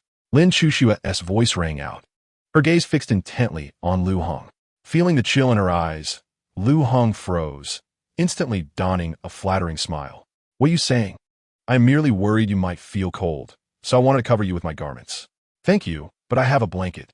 I believe these clothes are better suited for someone without a blanket. Lin Shuxue replied coolly. Liu Heng, confused, pondered the implications of her words. Did this mean he was not even worthy of sleeping on the floor tonight? Not even deserving of a blanket? Yet, he dared not protest, obediently returning to his stool. I shall sleep here. I am tired. You should rest early too. Good night. Lin Shuxue acknowledged softly, pulling the blanket over herself. A faint smile lingering on her lips. Liu Heng, lying on the table, felt an overwhelming sense of gloom until suddenly, a flash of realization struck him. Something feels amiss. I seem to have fallen into a trap. It appears that in the end, this woman has been leading me all along. What is happening? Have I been caught in a scheme? Goodness, this woman doesn't seem like a good person, but he realized that understanding the situation was pointless. Would he dare confront her? He did not have the courage. He was too timid. He must swallow his grievances. However, before sleeping, Liu Heng made a bold decision. Under the cover of night, as the beauty lay soundly asleep, he pressed a kiss to Lin Shuxue's lips. Ding! Kiss on the Empress's lips successful. Reward. Full charm value. Charm value. ISNT that a type of divine skill? What good is this? Is the system changing its course? No longer a mere sign-in system? Has it resorted to seeking soft gains? System, something feels off. Initially intending for just a simple kiss, he was not satisfied with what he received. Mustering his courage, he leaned down to kiss Lin Shuxue's forehead as well. Ding! New sign-in location unlocked. Kiss on the Empress's forehead successful. Reward, divine ability, earthly golden light. Note, earthly golden light, a spatial divine ability, cultivated to perfection. It can span 12,000 miles in a single leap. Goodness, I like this divine ability. Yet another escape tactic. With this, Liu Heng returned to his position, feeling quite satisfied. Of course, he wished to savor the moment, but he dared not. He feared that Lin Shuxue would awaken and pummel him senseless. Were it not for his strong concealment technique, he would not have dared approach. Yet, he felt a nagging suspicion that Lin Shuxue might be awake. Will I still be alive? It must be an illusion. Indeed, it is an illusion. If I forget quickly, the truth shall not catch up with me. Tonight's events are known only to heaven, earth, and myself. Thus, Liu Heng, filled with joy, focused earnestly on comprehending the earthly golden light. He had not noticed that Lin Shuxue had opened her eyes, her cheeks flushed, and her beautiful eyes glistening with moisture. Should anyone behold her, they would surely be astonished. The unparalleled Empress, Lin Shuxue, possessed such an adorable side. How unbelievable. This woman, however, was beginning to feel quite pleasant. Wait, when did I start feeling this way toward her? Shouldn't I be pummeling her instead? How dare he steal a kiss from me? Is this an indication of affection? No, certainly not. How could I possibly harbor feelings for that scoundrel? It must be due to the fact that he helped me uncover a significant secret today and offered me some advice. Perhaps I should reward him. Yes, that's it. Lin Shuxue cast a shy glance at Liu Heng and quickly closed her eyes, pretending to sleep. What a clever ruse. This excuse is truly refreshingly unconventional. Other ministers receive promotions, land, and treasures as rewards for their merits. Yet, Liu Heng rewards himself. My dear Empress, you are indeed quite generous. Is there any other word that could aptly describe this? Nothing seems to fit. If Liu Heng were to learn Lin Shuxue's thoughts, he would undoubtedly be filled with exuberance, rewarding oneself for achievements.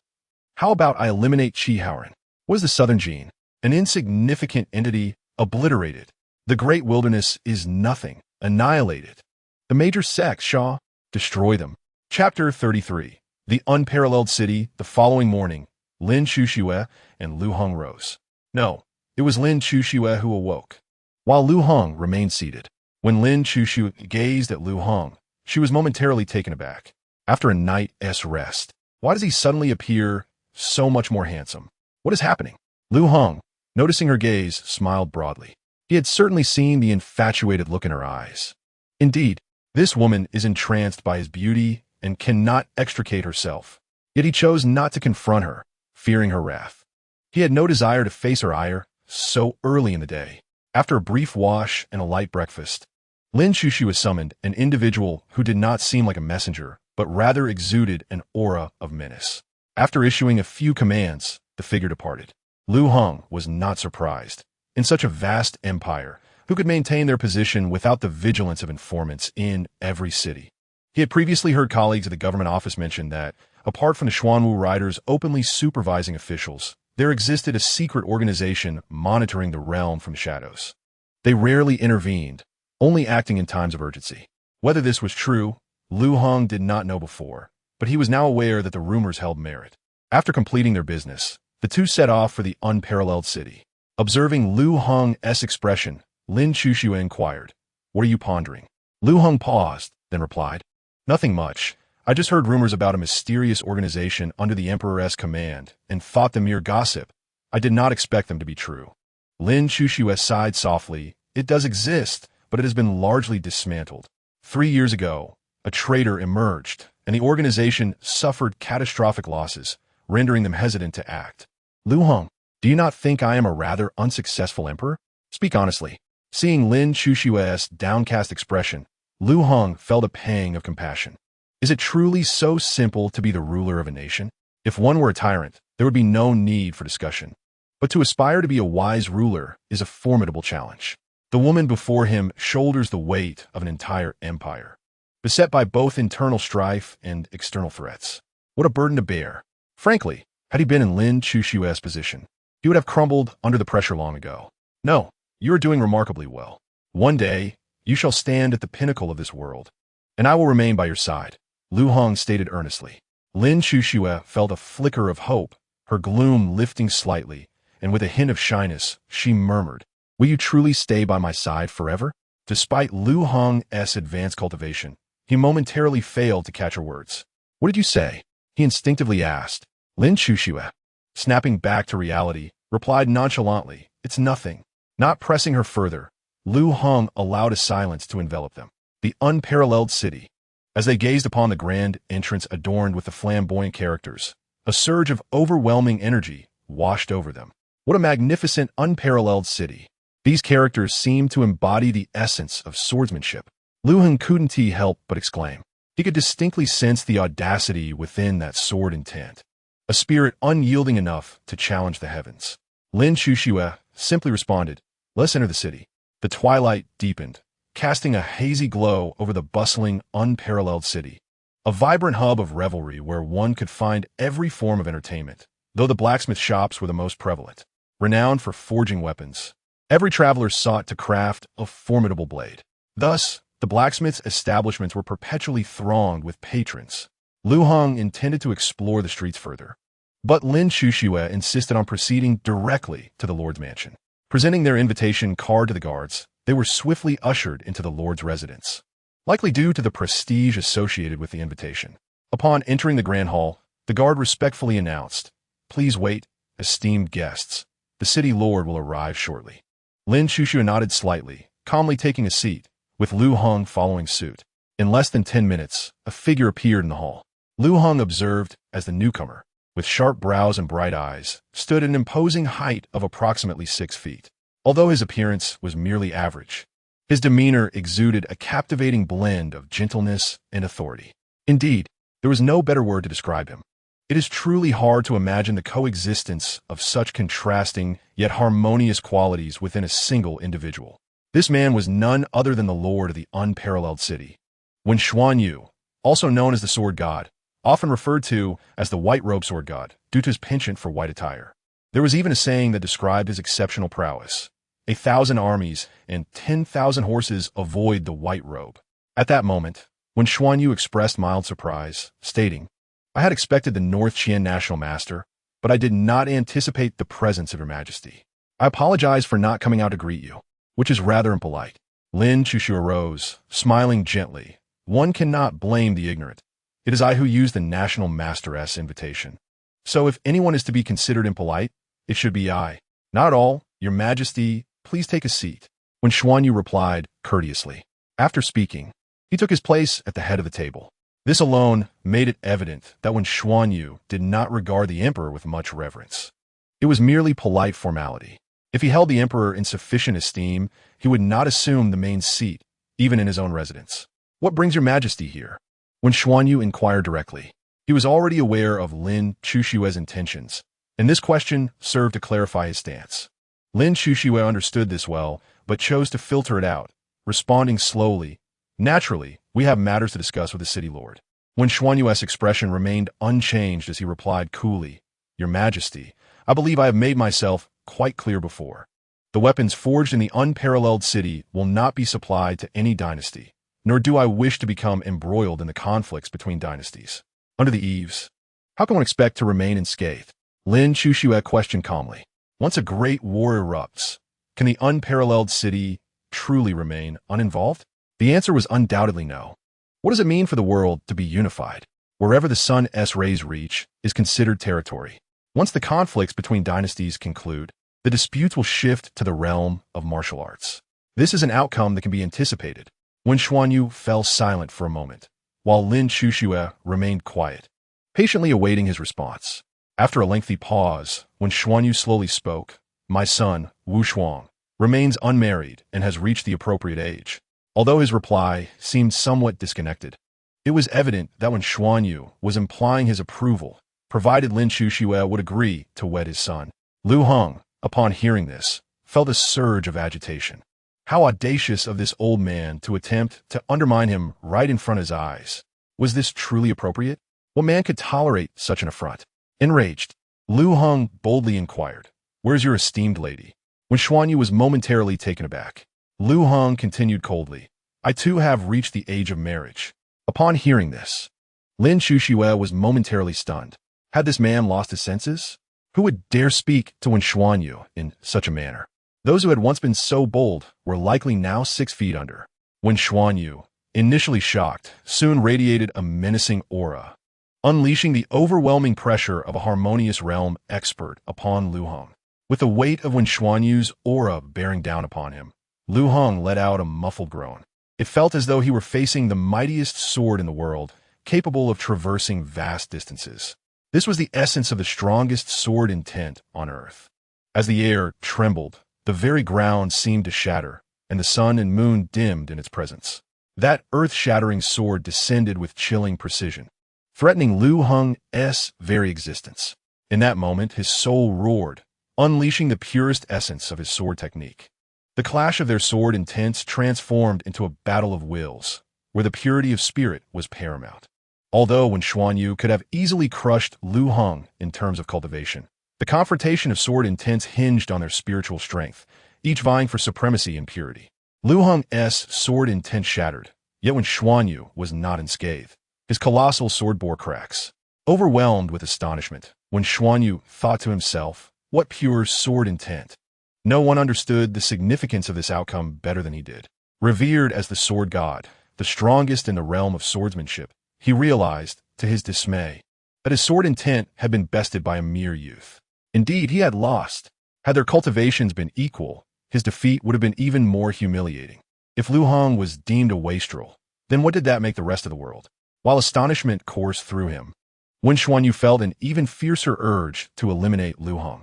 Such a prodigy could not be allowed to flourish unchecked. In that moment, a sword energy sliced toward Liu Heng at an incredible speed. However, with a cold snort, Lin Chuxue waved her hand, effortlessly dispersing Wen Xuanyu's sword energy. Wen Xuanyu was taken aback once more. Though he had not exerted his full strength, he had still employed a significant amount of force. Yet it had been so easily nullified. How could this be? Had Lin Chuxue's cultivation truly reached such heights? The title of the unmatched empress was indeed well-deserved. Lord Wen, are you truly prepared to strike down my husband before my very eyes? Lin Chuxue's voice was icy and devoid of pleasantries. When Xuanyu's expression darkened as he flicked his sleeve and retorted, the emperor should manage her husband well. The consequences of foolish words must be understood. Do you truly believe I am overstepping? Overstepping? Liu Heng, appearing somewhat fatigued, interjected coolly, One cannot impose upon others what they do not desire for themselves. Has Lord Wen ever read such wisdom? Standing beside me is my wife. I merely treat you as you treat me. Why the vexation? When Xuanyu paused, pursing his lips, ultimately refraining from further comment. He knew he was in the wrong in this matter. However, in the realm of cultivation, notions of right and wrong held little weight. Strength was what mattered. Clearly, he was no match for Lin Chuxue. Silence enveloped them. Lin Chuxue cast a glance at Liu Heng, signaling him to sit. and he complied without resistance. Every situation requires a measure of discretion. At that moment, Lin Chuxue was equally stunned. She had not anticipated Liu Heng's swordsmanship to reach such an exalted level, even surpassing Wen Xuanyu, the sword god of the current era. Had their cultivation levels been comparable, Wen Xuanyu would have surely faced defeat. What kind of husband had she found? Initially, she thought he was merely a minor constable with a heavenly fate, but his true potential had repeatedly surprised her, revealing him as an enigma. After a prolonged silence, when Xuanyu finally spoke, "What benefits might I receive?" At his words, Lin Chuxue's eyes sparkled with interest as she smiled slightly. "The unmatched city shall forever remain unmatched." This was her promise that, even if the world were unified, the unmatched city would remain independent of any dynasty. That is but a small matter. Presently, Beiqian is undeniably at a disadvantage. I will be better off collaborating with Nanjing and Huang. Would this not be more advantageous? When Xuanyu replied coldly. Lin Chuxue's smile brightened further. Does Lord Wen truly believe this? Do you genuinely trust their promises? When Xuanyu fell silent, contemplating whether he could trust the leaders of Nanjing and Huang. Regrettably, he found it difficult to do so, even if they swore oaths by their cultivation. His skepticism lingered. Meanwhile, Liu Heng gazed at Lin Chuxue's radiant smile, realizing how beautiful she appeared when she smiled, enhancing her allure. Her bright eyes sparkled with charm and grace. After a quarter of an hour, Wen Xuanyu spoke again. "Very well, I agree to the emperor's wishes, but there are several conditions that require your consent." At this, Lin Chuxue's expression brightened. If he was willing to compromise, the remaining matters would be manageable. "However, Lord Wen, please refrain from suggesting any conditions that might be difficult for me to accept," she added, referring to the matter of marrying Wen Xuanyu's son. When Xuanyu offered an awkward smile, glancing at Liu Heng, who sat calmly, seemingly unperturbed by the situation. Awkward? Liu Heng thought, "There's no awkwardness at all. As long as I'm not uncomfortable, the awkwardness belongs to others."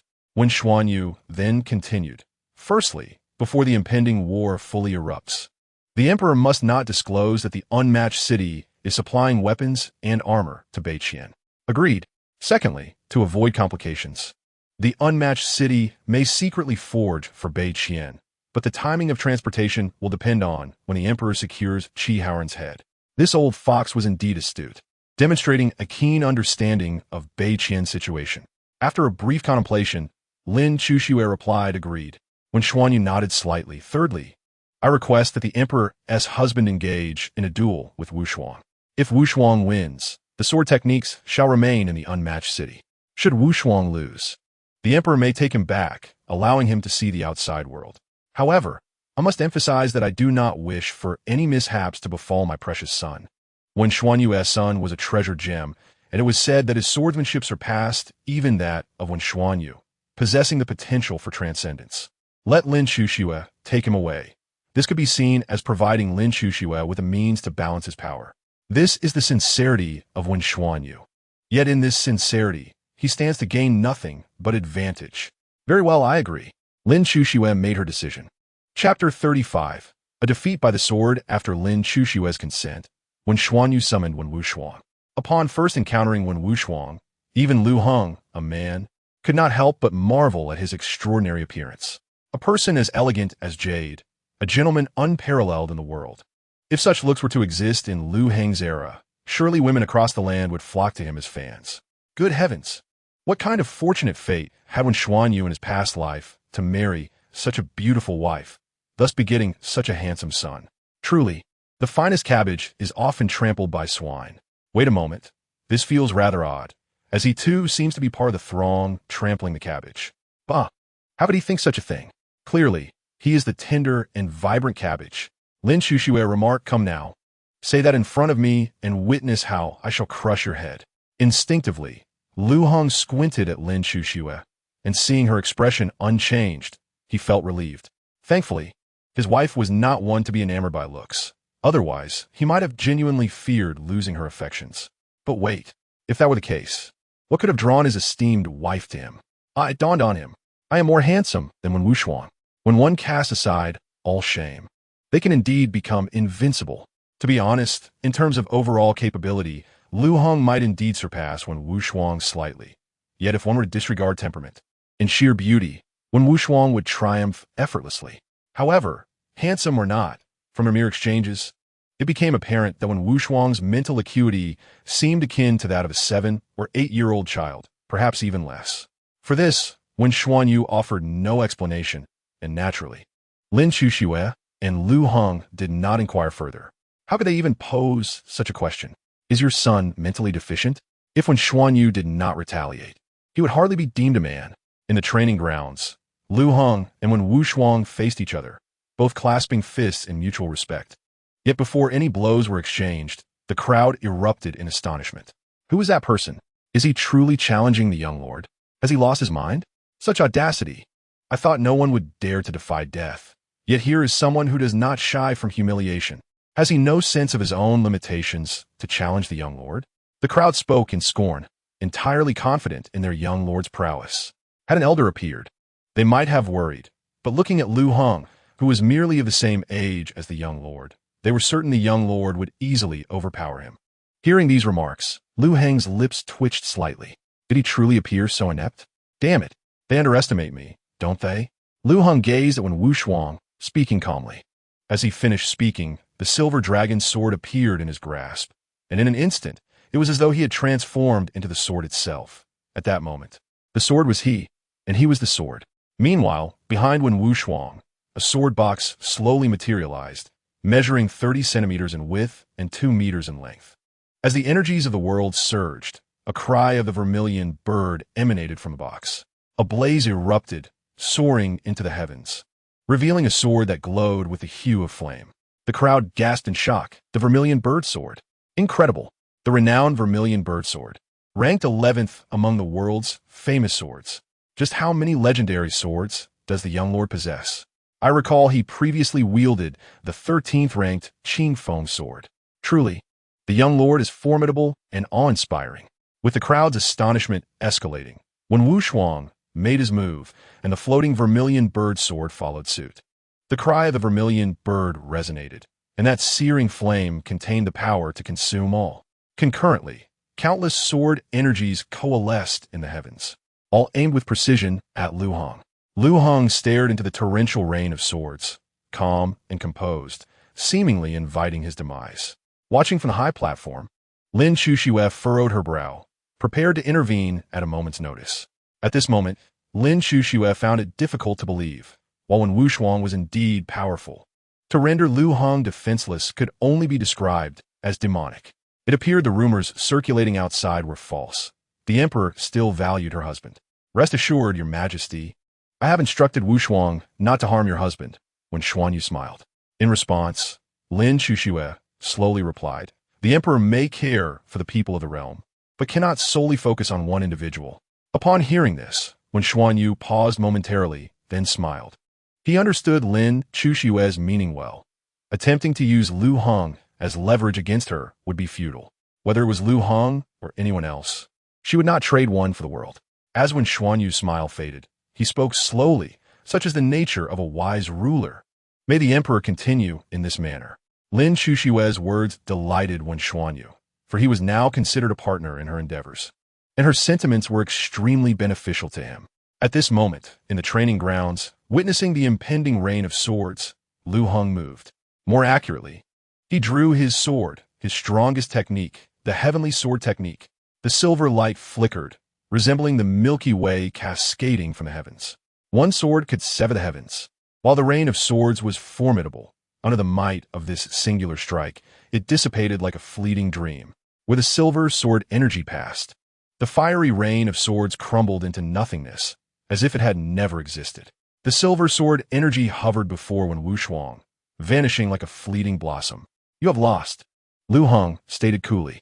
Wen Wuxuang remained frozen in midair, his strength yet to be fully unleashed, the vermilion bird sword's prowess untested, and the battle was already concluded. As the vermilion bird sword returned to the box, Wen Wuxuang descended to the ground, and the box vanished. At that moment, the crowd was utterly shocked. Their young lord had been defeated, the one long heralded as possessing the potential to transcend to the realm of the sword immortal had fallen. By a single sword. When Wu Shuang had been defeated, the myth of the younger generation had succumbed to an obscure youth. How could this be possible? Yet, the truth stood undeniable.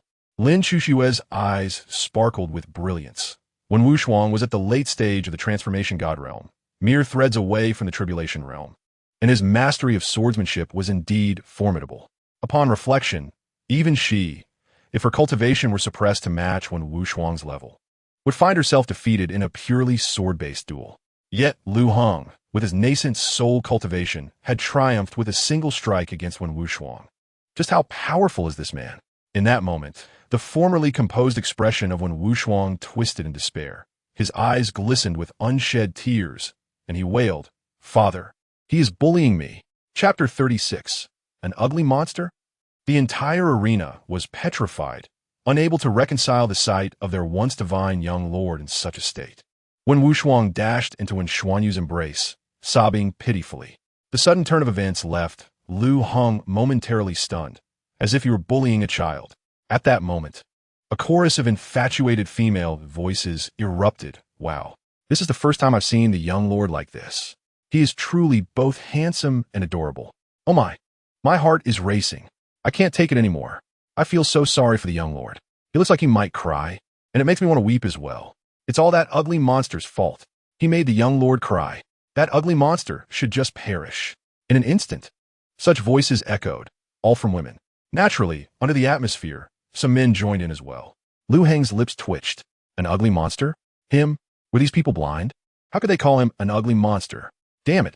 Hadn't the system boosted his charm to 100%? Was this the result? Indeed, the system was utterly unreliable. In truth, it wasn't entirely the system's fault. He wasn't unhandsome. Outside of Wushuang City, he and Wen Wushuang might have garnered similar admiration from female fans. However, within Wushuang City, the young lord, Wen Wushuang, was the dream lover of countless women.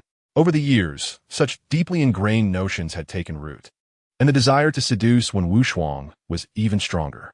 Who could claim the first blood of Wen Wushuang? They could boast about it for a lifetime. Wen Wushuang. As someone who has been through this, I advise everyone, men must take care to protect themselves when they venture out. Everyone know, we feel safe, but we want to know how to be unsafe. With the crowd's uproar, thankfully, Wen Xuanyu managed to stabilize the situation. Otherwise, rotten eggs and spoiled vegetables would have been hurled at Liu Heng. As the crowd dispersed, Wen Xuanyu coaxed Wen Wushuang toward the hall, while Lin Chuxue and Liu Heng leisurely followed behind. Noticing Liu Heng's dejected expression, Lin Chuxue chuckled. "What's wrong? You were supposed to shine, yet instead, you ended up being scolded by a crowd. Feeling a bit gloomy?" Liu Heng shot a glance at Lin Chuxue, his mood worsening further. Why did he despise the sight of this woman reveling in his misfortune? The crux of the matter was that she was right. He was indeed feeling quite miserable. Why was this happening? According to the tropes found in dramas and novels, he should have been the epitome of elegance, revered by thousands, and slapping faces left and right. Yet, he had barely made a mark before losing his moment and being chastised by a throng. Something was amiss in the script. Where had it gone wrong? You need not be so distressed. Isn't this a good thing? Lin Chuxue remarked nonchalantly. A good thing? Liu Heng was taken aback. This truly was his wife.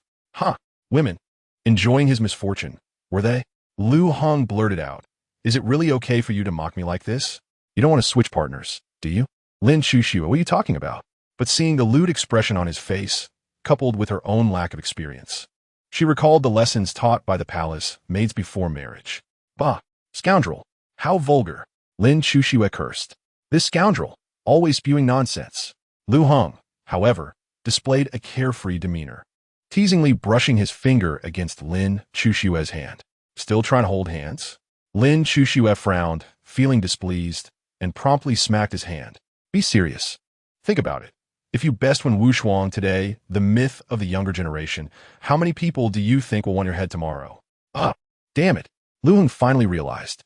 If he defeated Wen Wushuang, he would be renowned throughout the land by the next day. At that point, could he still hope to remain in the shadows? Dream on. Youthful impetuosity. However, upon reflection, he shouldn't have been in such a predicament. Who made Wen Xuanyu set his sights on his own wife, with all those demands making things difficult for her? Indeed, heroes often falter in the face of beauty. Seeing Liu Heng's expression, Lin Chuxue sighed in exasperation. This scoundrel, possessing extraordinary strength. Why did he always act so cowardly? But perhaps it was for the best. Think carefully. With so many people scolding you today, word will spread. They will definitely say you're despicable, that you used underhanded means to win. Who will care about you then? At most, they'll curse you a bit. Isn't that what you desire? Lin Chuxiu inquired. Although it sounded somewhat awkward, Liu Heng felt there was merit in her words. The only discomfort stemmed from the fact that those blind women had called him an ugly monster. My dear wife, do you think I'm handsome? Were you so captivated by my beauty that you felt compelled to marry me? Liu Heng suddenly asked with a hint of arrogance. Lin Chuxiu's expression darkened, and with an air of utmost elegance, she uttered a single word, scram. Then she turned and left, truly uninterested in entertaining this man. Captivated by beauty? Compelled to marry him? This scoundrel. She should let him stew in his gloom for a few more days. It would bring her some peace. Wait a minute. Why was she thinking about comforting this scoundrel? How unnecessary. Liu Heng watched Lin Chuxiu's retreating figure, a smug smile gracing his lips. Indeed, she is my wife. Even her scolding is delivered with such grace. How he yearned to win her over tonight. Back in the hall, he saw Wen Wuxuang, one hand clutching a skewer of candied hawthorn, blissfully indulging in it, her face radiating joy, completely devoid of any prior grievances. Observing Lin Chuxiu and Liu Heng, Wen Xuanyu chuckled, Your Majesty, please do not take offense. My son possesses extraordinary talent in swordsmanship, yet he has been missing a soul and a spirit since childhood, nearly losing his life. If it weren't for my friend and I reaching the harmonization realm, he would have perished long ago. Even so, his mental faculties are only at the level of a 7 or 8-year-old, and learning anything besides swordsmanship is extremely difficult. With this explanation, Lin Chuxiu and Liu Heng finally understood, nodding slightly. Soon after, when Xuanyu's voice rang out again, Your Majesty, the conditions I previously mentioned are no longer valid. In fact, I can openly declare to the world that when Xuanyu of Wushuang City stands firmly in Your Majesty's camp. But Your Majesty must accomplish one thing. Author's note, the update is late today. Generally, it will be posted before 6 in the afternoon. When updated, I will strive to provide 3 to 5 chapters, with a guarantee of at least 2 chapters, come what may. Thank you all for your support. Your encouragement fuels my motivation. Chapter 37. Soul Reviving Pill, do you want me to heal your esteemed son? Lin Chuxiu inquired. Regarding Wen Xuanyu's conditions, she could easily guess. It was quite straightforward. A wise person wouldn't squander their time. They could foresee the outcome at a glance, making convoluted speech unnecessary. Wasting time was the greatest sin. Wen Xuanyu smiled slightly, indeed. If Your Majesty can heal my son, then my life will belong to Your Majesty. A pinnacle cultivator of the Tao, a contemporary sword deity, a monumental figure in the realm of swordsmanship. Who in this world would not yearn to have such a person under their banner? This proposition was undeniably enticing, and Lin Chuxiu felt a surge of temptation. However, regarding Wen Wuxuang's predicament, she found herself utterly powerless. Lord Wen, I am at a loss concerning your son's situation, she confessed. When Xuanyu smiled gently, Your Majesty, have you ever heard of the Soul Rebirth Pill? The Soul Rebirth Pill? Lin Chuxiu's expression shifted slightly. She was indeed familiar with it. Legend spoke of its miraculous ability to resurrect the deceased and nourish the soul. If the Soul Rebirth Pill truly existed, there was indeed hope for Lord Wen's son. Yet, the recipe for this elixir had been lost to time for millennia, and the very name Soul Rebirth Pill had become nearly extinct, with only a few meager records surviving. Sighing, when Xuanyu acknowledged her words. For over a decade, he had scoured every tome available, traversed countless secret realms, and searched the entire continent, yet to no avail. I understand this may be somewhat unrealistic. Your Majesty, as per our previous agreement, Wuxuang shall accompany you. He must experience the world beyond, and I hope you could take good care of him. Regardless of how matters unfold between us, I owe you a favor, Wen Xuanyu spoke calmly. The favor owed by Wen Xuanyu made the expedition to Wushuang City seem worthwhile in every respect. Leave? Father, I do not wish to go with them. Do you not want me any more? At that moment, when Wushuang spoke up, her voice tinged with grievance, her eyes shimmering with unshed tears, as if on the verge of crying. When Xuanyu hurried forward, stroking Wushuang's head gently. Wushuang, my dear, how could your father ever abandon you? It's merely a chance for you to play with your sister and that brother of hers. Trust your father. When you return, I shall buy you candied hawthorn every day. Most importantly, that sister is quite wealthy, so you can have as many candied hawthorns as you desire. In an instant, Wu Shuang's previously woeful expression transformed into one of eager anticipation, her eyes sparkling. Really, father? Of course. Well, have I ever deceived you? When Xuanyu assured her with a thump on his chest. All right. When Wu Shuang readily agreed.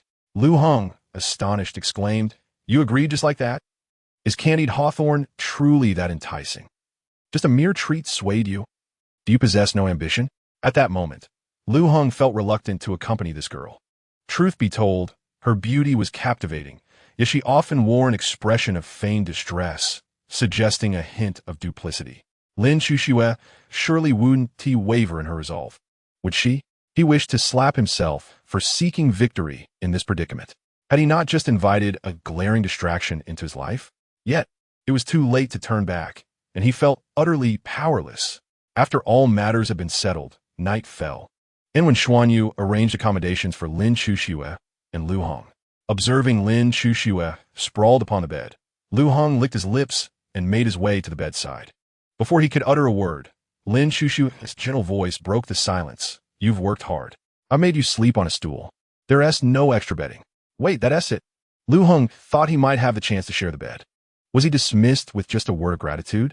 This woman truly was in need of a little discipline. Actually, I believe I have a significant merit to achieve. Liu Heng replied after a brief moment of disappointment. Oh, Lin Xuxue's lips curled into a slight smirk. Is that so? What merit do you speak of? Please, enlighten me. With a mischievous grin, Liu Heng said, as the saying goes, no merit, no reward, and it is also said that merit should be rewarded while faults punished. So I enough. Lin Xuxue interrupted, her expression darkening. Just say what reward you seek. Feeling somewhat embarrassed, Liu Heng chuckled awkwardly. It's nothing much, really. It's just that sleeping on a stool every day leaves my back sore and weary. This scoundrel, if he wished to sleep in a bed, why not just say so plainly? Lin Xuxue feigned ignorance, asking, What's wrong? Do you want me to massage your shoulders and back? No, not at all. Liu Heng hurriedly replied, as the thought of such intimacy was too dangerous. Of course, he understood that Lin Xuxue was merely pretending not to grasp his meaning. Oh, really clever, aren't you? He thought. He continued, I wish to sleep on the bed. What does my esteemed wife think? His true intention was to hold Lin Xuxue close while sleeping, but he refrained from voicing it. He wasn't afraid. He simply felt that their relationship had yet to reach that stage and needed to be cultivated gradually. Yet, he realized how he was comforting himself with such notions. If Lin Xuxue were to suddenly lift her dress and tenderly say, Come here, take me, would he still be able to hold back? All right then, tell me how this merit is to be achieved, Lin Xuxue inquired slowly. I've said it, just let me sleep on the bed, Liu Heng asked tentatively. Lin Xuxue nodded slightly. However, it depends on whether you truly have accomplished something significant. With newfound confidence, Liu Heng declared, Listen closely. I possess the recipe for the soul rebirth pill. What? Lin Xuxue was taken aback. The recipe for the soul rebirth pill. This scoundrel had it? A recipe lost for thousands of years was now in Liu Heng's possession. If this were true, then Wen Xuanyu, a valuable ally, would surely fall under her command. Really? Lin Xuxue asked urgently. Liu Heng nodded seriously. However, the spiritual herbs recorded are quite rare and must all be over 1,000 years old. That's no issue. I shall mobilize the entire nation to search for them, Lin Xuxue replied. She had never anticipated finding the recipe for the soul rebirth pill here. It was indeed an unexpected delight. The celestial secrets predicted by the national sorcerer were not mistaken. Her humble husband could truly aid in her quest for dominion. Dear wife, what do you think? Does this count as a significant merit? Liu Heng asked, reveling in his triumph. Lin Xuxue nodded slightly, rising from the bed. Very well. You may sleep on the bed. I shall take the stool. What? This isn't how it's supposed to go. Liu Heng was bewildered. Did she genuinely prefer sleeping on the stool? At this level of cultivation, sleep was inconsequential. Why would she want to sleep on the bed when she clearly had no intention of sharing it? Oh no, I made a grave error. I only mentioned wanting to sleep on the bed. I didn't specify that I wanted company. This is a disaster. Another day of loss. No, I cannot let it end like this. With a resolute heart, Liu Heng quickly blocked Lin Xuxue's path. My dear wife, please. I sleep on the bed while you take the stool. How can I bear such a thing? Oh, then would you prefer to sleep on the stool? Lin Chuxue asked earnestly. Sleep on a stool? Absolutely not. I would never choose to sleep on a stool for my entire life. Caught in his frustration, Liu Heng failed to notice the playful glint in Lin Chuxue's eyes. Stealing his resolve, Liu Heng continued, I want to sleep on the bed. And you must also sleep on the bed. Huh, why not just say you want to sleep with me? Lin Chuxue asked playfully, her arms crossed over her chest. Is that acceptable? Liu Heng blurted out instinctively. He was met with Lin Chuxue's piercing gaze, which sent a chill down his spine, making him realize that she was about to take action. Liu Heng hurriedly clarified, I didn't mean it that way. The bed is so large that it can accommodate 4 people. We can each take half. Please don't misunderstand. It's just sleeping. After a prolonged negotiation filled with soft persuasion, they eventually found themselves sharing a bed, despite the pillow acting as a barrier and Lin Chuxue keeping her distance. It was still a significant breakthrough. The following morning, Liu Heng stirred from his slumber, his hand instinctively moving. Wow! Suddenly wide awake, he realized what he was touching. Ding! Successfully checked in at the Empress's peak. Reward: the ability to summon wind and rain. Note: the ability to summon wind and rain means one can command the elements. Given profound cultivation. In the 21st century, possessing such a power would render one akin to a deity, deserving of universal admiration. However, in this world, such an ability seemed rather trivial. Wait, this feels like being targeted by a venomous snake. Oh no, the woman beside him has awakened. He quickly feigned sleep. As long as he pretended well, he could avoid any repercussions. At that moment, Lin Chuxue's expression darkened. This rascal truly was not behaving. Indeed, men could only be obedient when hung on a wall. The audacity of this scoundrel. Thinking she wouldn't notice his pretense of slumber, that hand of his still lingered. Lin Chuxue took a moment to calm herself, and before she could speak, this rogue had the audacity to turn over with a soft grunt. Seeking death, are we? She thought. With a gentle yet sudden inquiry, she asked, Is it large? Very. Liu Heng, lost in reverie, responded instinctively to her sudden question. This was a classic case of his brain not keeping pace with his mouth. Oh no! Liu Heng's heart sank. He was doomed. Nevertheless, being a young man from the 21st century, he understood the principle that those who dared greatly would reap great rewards. Since he had begun this charade, he was committed to seeing it through. With a few more grunts, he nudged Lin Chuxue and murmured, Dear wife, please get up. You're making it hard for me to breathe. Huh. Lin Chuxue's expression grew even more ominous. This rogue was quite the actor. Not only had he touched her, but now he was pushing her as well. The corners of Lin Chuxue's mouth curled into a cruel smile as she coldly remarked, Having trouble breathing? Then don't breathe. It can be quite tiring. What was she planning? Was she contemplating murder? Breathing was not exhausting. He appreciated the thought, but could not refrain from breathing. Liu Heng quickly pretended to wake up groggily and casually greeted Lin Chuxue. Good morning, my lady. It's not early. It's time to get up and exercise. Lin Chuxue's voice was laced with icy coldness. Before Liu Heng could utter a word, he was hurled from the bed.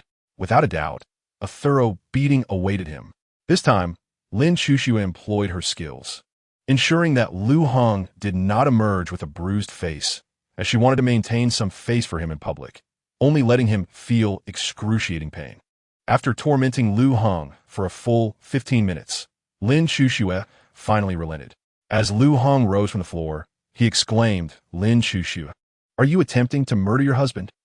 Who told you to misbehave? Lin Chuxue's threatening words hung in the air.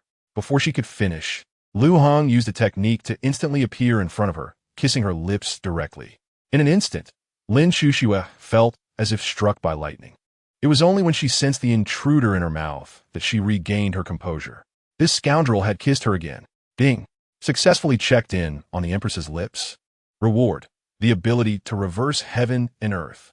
Note: the ability to reverse heaven and earth, when cultivated to perfection, allows one to perceive all realms and illuminate the world, revealing all past events without obstruction. What a remarkable ability! With his power in hand, what secrets could remain hidden from him? Regrettably, it could not predict the future. At that moment, Lin Chuxue regained her composure and sent Liu Heng flying with a single palm strike. Liu Heng instantly became meek. His moment of bravado dissipated in 3 seconds. He quickly declared, My lady, don't be angry. You owe me this one. There are still 8 kisses left. Upon hearing Liu Heng's words, Lin Chushue's expression remained dark, yet she refrained from striking him again. "All right, get dressed and rise," she commanded coldly. Seeing that Lin Chushue did not strike again, Liu Heng grinned widely. Sure thing. Amazed that he had escaped without a severe beating, he felt elated. Moreover, he had certainly taken advantage of the situation this morning. If only every day could be like this. As Lin Chushue and Liu Heng exited their room, servants escorted them to breakfast. Lin Chushue sensed something peculiar in the servant's demeanor, while Liu Heng wore a knowing expression. "You're up early. Breakfast will be ready shortly. Please wait a moment." When Xuanyu said with a smile, Lin Chushue nodded slightly, not in a hurry. When Xuanyu responded, his expression oddly strained, which puzzled Lin Chushue, prompting her to inquire, "Lorwen, what troubles you?" "Oh, nothing, just a bit reflective." "Youth is indeed a blessing," when Xuanyu remarked. After a moment, noticing Liu Heng's expression, Lin Chushue realized that the rogue's sounds during her beating had been misconstrued. How careless of her! In her anger, she had forgotten to set up a barrier. The problem was there was no way to explain. The more she tried, the more convoluted it became. Chapter 39. Unforeseen Changes After Breakfast. When Xuanyu had already prepared everything for Wen Wuxuang, it did not urge Lin Chushue to stay longer. As a ruler, she had little time to waste, and he feared that if she lingered any longer, he would be reluctant to see his son depart. After a brief farewell, Lin Chushue and Liu Heng left with Wen Wuxuang. By evening, in Jinlin City, the three of them checked into 2 upper rooms at the previous inn. Throughout the journey, Wen Wuxuang remained quiet, likely due to the abundance of candied haws he consumed. Indeed, he had not ceased eating them, one string after another. In the 21st century, Liu Heng would surely have cautioned him against overeating for health reasons, but this was not that familiar world. Here, nearly everyone was a cultivator. An ordinary person in the 21st century would be revered as a deity. With Wen Wuxuang's cultivation level, as long as he could eat, even if he consumed 1,000,000 strings of candied haws in a day, he would suffer no ill effects. After dinner, when Wuxuang knocked on the door of the adjacent room, Liu Heng, feeling a bit exasperated, opened it. Without acknowledging Liu Heng, Wen Wuxuang quickly approached Lin Chushue and cheerfully said, "Fairy sister, I'm scared to sleep alone. Could you hold me while I sleep?" "What?" Liu Heng's anger surged to the heavens in an instant. He was still alive, not dead yet. Such audacity to bring the vast prairie down upon him. This was unacceptable. Liu Heng bellowed furiously. When Wuxuang glanced at Liu Heng, then at Lin Chushue, and immediately burst into tears. The sight of her pitiful expression was truly heart-wrenching. "Sister Fairy, he is being mean to me. Ooh, I am so scared. Daddy, I must tell my father." When Wuxuang sobbed, her vulnerability palpable. Had it been anyone else, when Wuxuang would have already drawn her sword. Although she had lost a soul and 2 spirits, she still experienced emotions. Perhaps it was because she couldn't overpower Liu Heng. Or perhaps she understood that Liu Heng would never truly harm her. Otherwise, she wouldn't be crying. The sword within its sheath would surely be drawn. Seeing Wen Wuxuang's aggrieved expression, Lin Chushue shot Liu Heng a glare. "Why are you being fierce? He is still just a child." "A child? Your child is a towering figure at 1.80 meters. How can you call him a child?" Liu Heng questioned, now seriously doubting whether Wen Wuxuang was merely pretending. Noticing Liu Heng's silence, Lin Chushue gently reassured Wen Wuxuang, "Do not cry. Your sister is here, and you need not fear him. However, I cannot hold you. You're already a big child. Be brave. A man must bear responsibility." Though Wen Wuxuang's mental state lingered at a few years of age, her physique was that of an adult. Regardless of Lin Chushue having Liu Heng as her husband, she could not cradle Wen Wuxuang. Upon hearing those words, Liu Heng's expression softened a bit. If Lin Chushue truly attempted to embrace her, he would certainly have to intervene. What if she couldn't overpower him? Even if they were aware of the futility, some matters must be faced head-on, regardless of the cost of life. In certain situations, life does not come first, dignity does. The blood coursing through a man's veins is not merely water, but boiling blood. How could one lose their pride? When Wuxuang, visibly displeased, squatted on the ground and began drawing circles, Lin Chushue, somewhat exasperated, softly said, "Wuxuang, be a good child and return to your room to sleep. Tomorrow, your sister will buy you lots of candied hawthorn, okay?" Upon hearing candied hawthorn, when Wuxuang's eyes sparkled, instantly shedding her earlier sorrow and weakly asking, "Really? Of course. Sister would never deceive you, Lin Chuxue replied earnestly. All right, driven by the promise of candied hawthorn. When Wu Shuang obediently returned to her room. Approximately 2 hours later, Lin Chuxue and Liu Heng exited the room through the window. As before, they followed the 8 figures clad in black up Lingxian Mountain, entering that secret realm. Upon seeing the walking corpses in the iron cage once more, both Lin Chuxue and Liu Heng felt a ripple of unease in their hearts. The corpses were no longer silent. They were now in a frenzy, howling and struggling, attempting to break free from their confinement. With sharp fangs and blood-red eyes. They craved blood. What in the world? Why were they so quiet when the other teams came? But now they are in such a frenzy as soon as we arrive. What bad luck. One of the 8 complained. Exactly. Boss, can you negotiate with the higher-ups to switch our schedule with another team? Another suggested. The leader of the 8 sighed enough. You all know the situation over there. We have never been favored. It is fortunate to have any task at all. Stay alert. Do not let these creatures bite you. If bitten, you will become like them, and do not expect me to show brotherly affection then. Yes, boss. At that moment, Lin Chuxue and Liu Heng stood behind the 8, and Liu Heng whispered, My dear wife, are we not going to make a move? Not yet, wait. I cannot explain it, but this place gives me a sense of danger, Lin Chuxue replied in astonishment. Huh? Liu Heng was taken aback. Lin Chuxue was a formidable figure at the harmonization realm, and it was remarkable that she sensed danger. He then held his breath, extending his awareness to its limits, and indeed detected a hint of peril. Although his awareness could rival that of a tribulation realm expert, he had not yet reached the harmonization realm. Had Lin Chuxue not noticed, he would not have realized the danger lurking. As time ticked away, the 8 continued to inject the walking corpses with drugs. Just as they were nearing the completion of their task, an unexpected event occurred.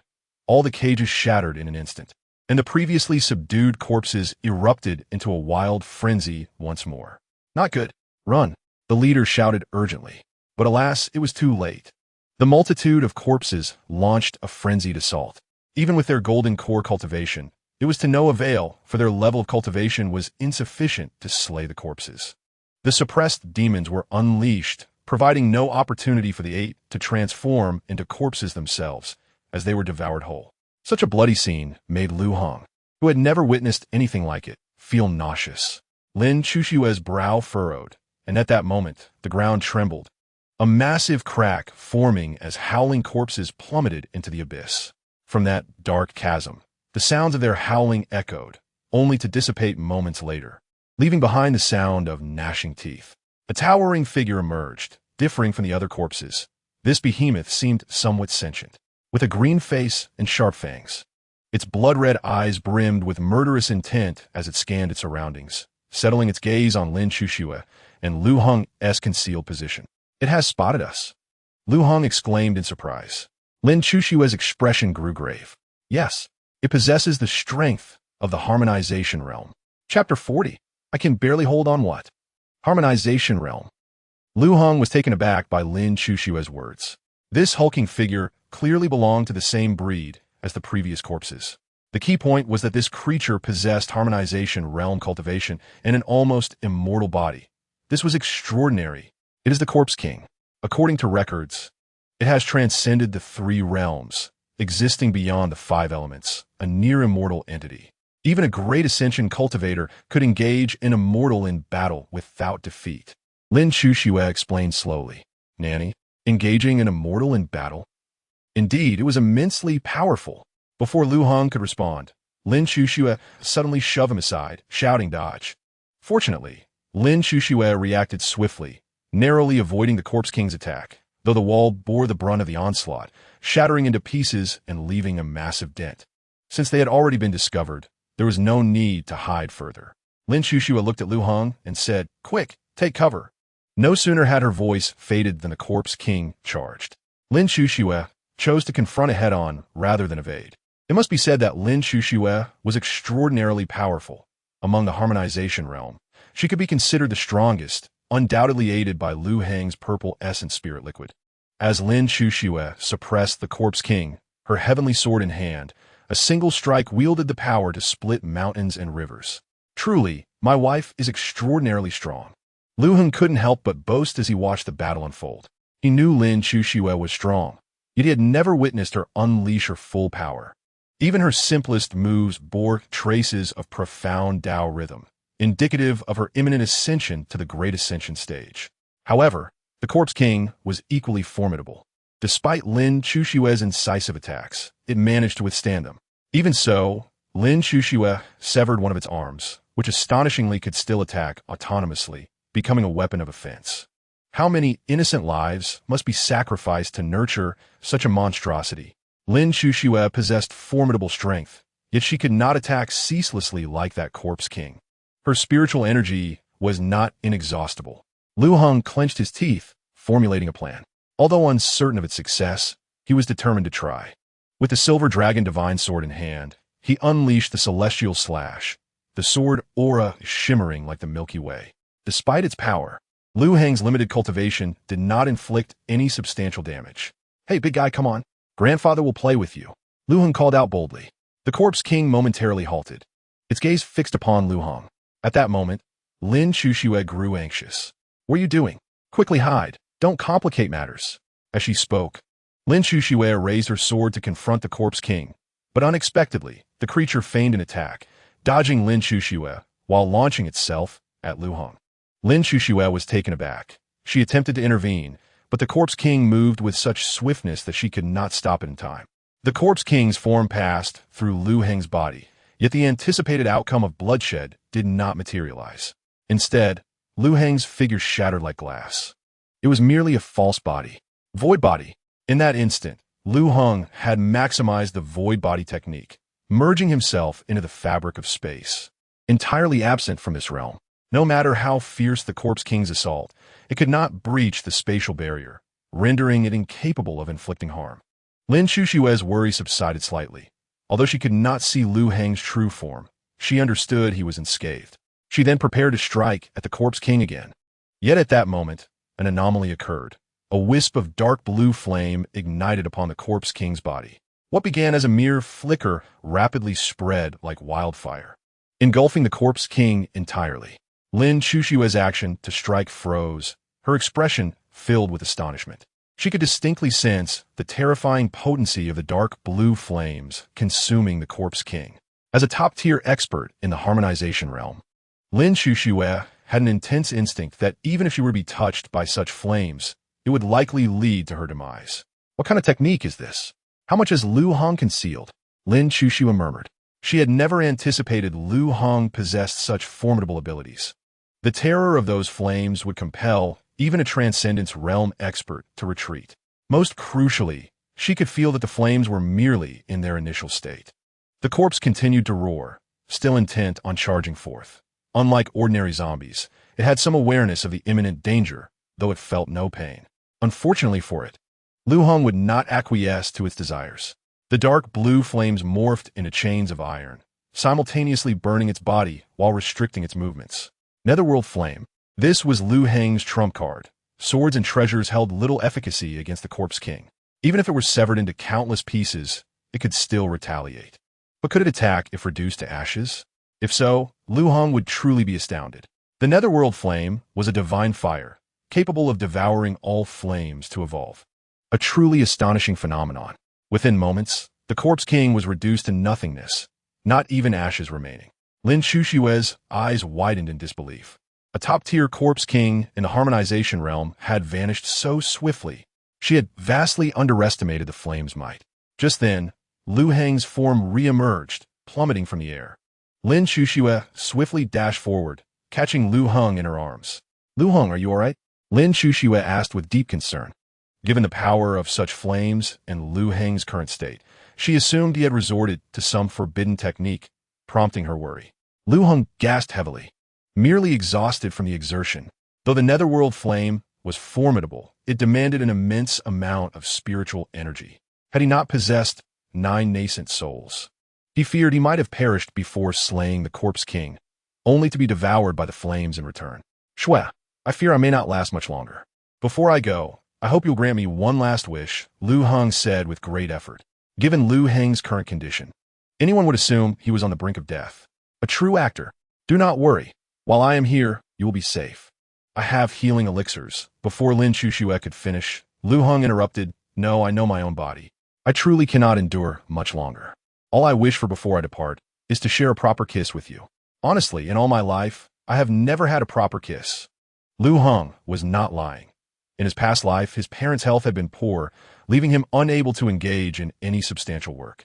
The money he earned barely sufficed to support them, and the notion of romance had been a luxury. Chapter 41. Upgrade upon hearing Liu Heng's words. Lin Xuxue hesitated for a moment, then lowered her head. Liu Heng was suddenly enveloped in a delightful fragrance, the softness of her touch enchanting. At that moment, Lin Xuxue's cheeks flushed deeply. During their previous kisses, Liu Heng had always ambushed her, leaving her unprepared for this current sensation. However, as time passed, the flush on Lin Xuxue's face gradually faded. From crimson to pallid, she realized that Liu Heng was far from incapacitated. How could someone on the verge of death kiss so passionately? Most crucially, despite his feeble words, his hands still possessed strength. How does it feel? Lin Xuxue asked, her voice feigning gentleness, though her expression was dark. One word, sublime. Liu Heng replied instinctively with a cheeky grin. Wait, this is bad. The jig is up. I'm done for. This woman's demeanor is growing colder. Can someone tell me what to do now? I'm anxiously waiting. Alas, no one could provide an answer. However, Liu Heng, having received 9 years of compulsory education, quickly devised a plan. I think I'm better now, my dear wife. It must be you, without a doubt. Your kiss is what saved me. My dear wife, you are incredible. I never imagined I could still be alive. What kind of technique do you possess? It's astonishing. I've decided, from now on, my dear wife is my everything. I shall do whatever you say. Seeing Liu Heng's earnest demeanor, Lin Xuxue nearly believed him. This rascal truly had a talent for acting. A cold smirk formed at the corner of Lin Xuxue's mouth as she gently asked, shall we continue? She believes me and wants to continue? Oh my, this happiness is coming a bit too swiftly. How can I face this? Liu Heng thought to himself. Forget it. Who am I to deny my wife? But do be gentle, he said, feigning shyness. Shyness?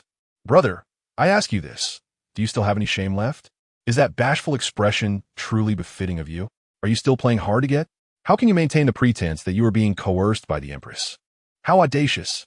Lin Xuxue, upon hearing Liu Heng's words, let out a disdainful laugh. That laugh sent chills down Liu Heng's spine, and he thought not good. He had already sensed the impending danger and realized that Lin Xuxue had not believed his deceitful words. Attempting to escape? Apologies, but it was far too late. Have you ever seen a fist the size of a sandbag? It came straight for his face, accompanied by a howling wind. Please, not the face. The air was filled with cries of agony and despair. If anyone were to hear, they would surely break into a cold sweat, for the sound was exceedingly harrowing. Ding! Successful check-in on the Empress's lips. Reward. Great Brahmin Banruo Technique. Note, the Great Brahmin Banruo Technique is the supreme Buddhist supernatural method. When cultivated to perfection, it can condense the true body of the Buddha, with the Buddha's light illuminating and subduing all demonic entities. Ding! Successful check-in on the Empress's peak. Reward. System function upgrade or transformation technique. Which option does the host choose? An upgrade to the system functions? Liu Heng's heart momentarily halted. Did this system really have upgrades? The transformation technique, a celestial level supernatural power, allows the user to transform themselves into myriad forms. It must be said that, at this moment, the allure of the transformation technique was immensely tempting to Liu Heng. However, he relied on the system itself, and now that it was upgrading, it undoubtedly boded well for his future. The system's upgrade could only enhance its capabilities. It could not possibly worsen with each advancement, could it? Well, perhaps. As in his previous world, where sometimes upgrading a mobile phone system was worse than leaving it as is. After a brief internal struggle, Liu Heng made his decision, resolving, I choose the system upgrade. Ding. System upgrading. Progress. 122235. After a few minutes, the system upgrade finally reached 100%. Ding. Congratulations, host. The system has successfully upgraded. Previous functions remain unchanged, but the sole alteration is that after leaving the Empress, as long as she thinks of the host 100 times in a day, the host can check in at any location. Wow. Upon hearing the system's voice, Liu Heng felt as though he could soar with joy. Initially, he thought he would have to cling to Lin Xuxue for the rest of his life, because without her, he could no longer check in. After all, His check-in locations were limited to the palace and Lin Chuxue herself. What a relief. Thankfully, he had not made the wrong choice. He was overjoyed, although Lin Chuxue had yet to cease her assault, and he was still in considerable pain. The existence of the system made Liu Heng genuinely feel the simultaneous sensations of suffering and joy. Lin Chuxue had intended to stop, but seeing Liu Heng smile, her expression darkened further. It seemed he was enjoying it, even amidst the beating. Thus, to put it bluntly, Liu Heng was on the brink of demise, just a hair's breadth away from his end. Approximately 4 hours later, in the Sacred Learning Palace, Qi Haoran, who had been meditating, was abruptly interrupted by Qi Xian's anxious voice. "Father, the base of Jinlin has encountered a mishap. It has been utterly destroyed." Qi Haoran slowly opened his eyes, and in an instant, a fierce killing intent surged within him, as if it could consume the heavens and the earth before swiftly transforming into calmness. But what of the Corpse King? It too had vanished. Qi Xian's expression was exceedingly grim. Qi Haoran's brows furrowed in deep concern. Who could have done this? Even I am not a match for that Corpse King. Could it have been the young emperor? No, the young emperor is still in the palace. Even if he possesses a clone within the palace, based on his power, he could suppress the Corpse King, but certainly not kill it. At this moment, a colossal enigma arose in Qi Haoran's heart. No one understood the might of the Corpse King better than he did. Yet someone had slain it? What level of cultivation could possibly subdue the Corpse King? Could it be that there are already great transcendents in this world? This should not be. Father, could it be the work of those hidden sect experts? Those formidable beings from the unknown lands? Qi Xian inquired. Qi Haoran did not respond. He was uncertain how to answer, as he himself could not gauge the situation. After a moment, Qi Haoran's brows relaxed, and he spoke slowly. Go inform all bases to exercise caution. If there is any slip-up, they shall face dire consequences. Additionally, relocate those 5 Corpse Kings to the Sacred Learning Palace. Ensuring complete secrecy, no one must discover any clues. I entrust this matter to you, and I hope you do not disappoint your father. Yes, father, rest assured. Qi Xian replied with a tone of assurance. Chapter 42. Raising a second wife with the money of the first wife. The sky was vast and clear in the east, as the sun shone through the layers of clouds. It was yet another new day. After rising, Lin Chuxue and the others hastily consumed a simple breakfast before setting off to return to the capital. There was truly no need to rush. But with last night's destruction of Jinlin's initial base and the slaughter of the Corpse King, it was prudent to return to the palace swiftly to stabilize the situation. On this day, the capital was draped in silver, as heavy snow swirled throughout the city. Upon entering the capital, Lin Chuxue did not hurry back to the palace, but leisurely strolled around. Along the way, she purchased delectable treats for Wen Wuxuang, who had not ceased eating since their arrival in the capital. Liu Heng observed Lin Chuxue's tender demeanor towards Wen Wuxuang, feeling a pang of envy. Having bought so many treats, couldn't she share a little with him? Alas, being a son-in-law is no easy task. Noticing Liu Heng's gloomy expression, Lin Chuxue felt inexplicably delighted. After their shopping excursion, she turned to Liu Heng and remarked, "The food at Tianshige is exceptional, even surpassing that of the imperial kitchen. Shall we go and indulge?" Before Liu Heng could respond, she added, "You're paying." Liu Heng thought to himself, "This soft life seems to be a bit of a failure. No, it is a monumental failure. As a qualified benefactor of soft living, how would he be expected to foot the bill? The very notion of paying should not even exist in his vocabulary. What? You are so reluctant to treat me to a meal?" Lin Chuxue said coldly. Liu Heng could only helplessly shrug. "I would love to treat you, but I'm broke." This was, in fact, the truth. As the premier dining establishment in the capital, even the simplest dish cost at least 1 tael of silver, and a casual meal would easily run 4 to 50 taels. When he was a constable, his annual salary was only 30 taels. His yearly income was insufficient to dine there even once, though 30 taels was already considered a high salary.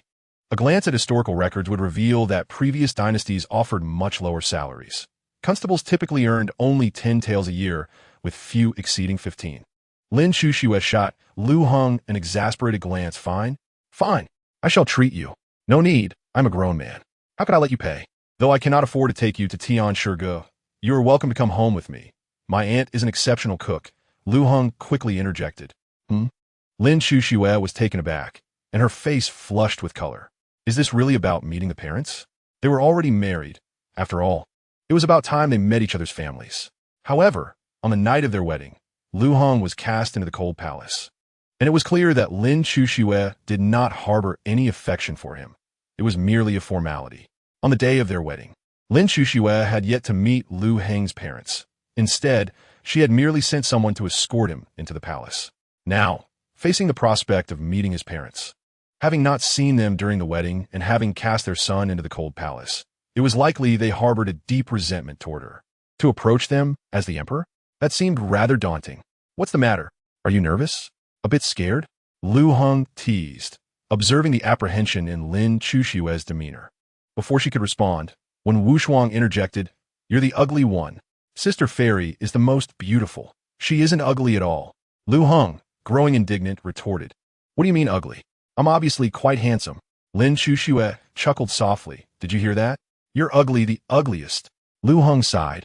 "Why am I always the one getting hurt?" Yet, he felt helpless. "All right, I may be ugly, but are you really going to avoid my parents forever? We can't just never meet them after getting married." Liu Heng questioned.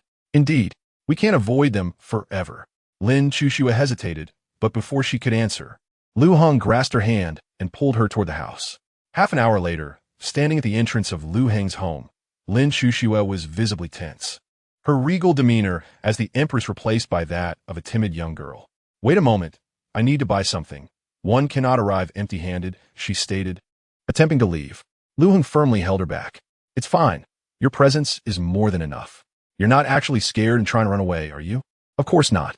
Lin Chuxue's voice was barely above a whisper. Liu Heng's intuition proved correct. She was indeed somewhat flustered, wishing to escape. When had she, the formidable empress, ever felt such trepidation? "Perhaps. Let us not mention that I'm the emperor," Lin Chuxue suggested tentatively. "Really? The Grand Empress can be so timid?" Liu Heng mused. Yet, he understood. If her father and aunt discovered her true identity, they would likely be quite reserved. "All right," he agreed readily. With that, Lin Chuxue breathed a sigh of relief, her courage bolstered slightly. Upon entering the courtyard, Liu was practicing martial arts. Spotting Liu Heng's return, he shouted, "Brother," and rushed into Liu Heng's embrace. "You're back. I missed you so much. Is this sister-in-law, Your Majesty?" Liu Heng smiled. "Yes, she's my wife, but she is not Your Majesty." Liu Heng's expression shifted in confusion. "Isn't your wife the emperor? Why is this sister-in-law not the emperor?" "Oh, I get it. Brother, I'm so envious that you're living off her," Liu exclaimed. "I want to be like you, keeping the main wife at home while enjoying another outside. How wonderful. Brother, you've achieved your dream. Don't worry, I'll work hard. One day, I'll be just like you." Liu Heng and Lin Chuxue exchanged glances, bemused. This little fellow seemed to think that living off someone else was an art form worth mastering. Is living off others an art? Liu Heng pondered aloud. "Isn't it? Most people can't even manage it." "Brother, put me down." Liu wriggled free from Liu Heng's embrace, darting toward the house. As he ran, he shouted, "Father, mother, my amazing brother is back." Liu Heng thought to himself, "What a delightful little brother." He cast a cautious glance at Lin Chuxue, who met his gaze with a teasing smile. "So, keeping the main wife at home while enjoying another outside is your aspiration? How charming."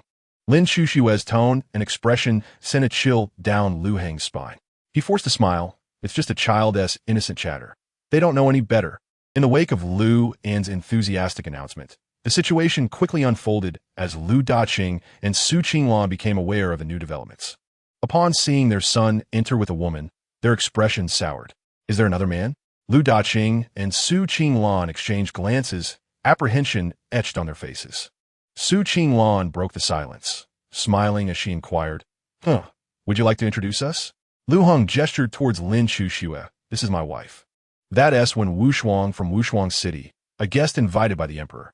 "Wife." In an instant, Liu Daqing's demeanor darkened, and Su Qinglan's expression turned grave. Liu, sensing the tension, innocently asked, "What with your expressions? Are you too excited? Do you think my brother is impressive? Get out of here." Liu Daqing glared at Liu, his voice sharp. Liu recoiled, muttering, "Jealousy has made my father unrecognizable." "Jealousy? What nonsense!" Liu Daqing exclaimed.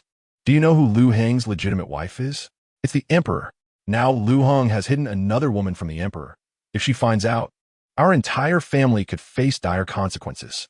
This scoundrel, what kind of foolishness is this? Lu Daqing and Su Qinglan exchanged knowing looks, forcing smiles onto their faces. Lu Daqing summoned Liu Heng aside, while Su Qinglan engaged Lin Chuxue in conversation. Separated, Lu Daqing kicked Liu Heng's leg and ordered kneel.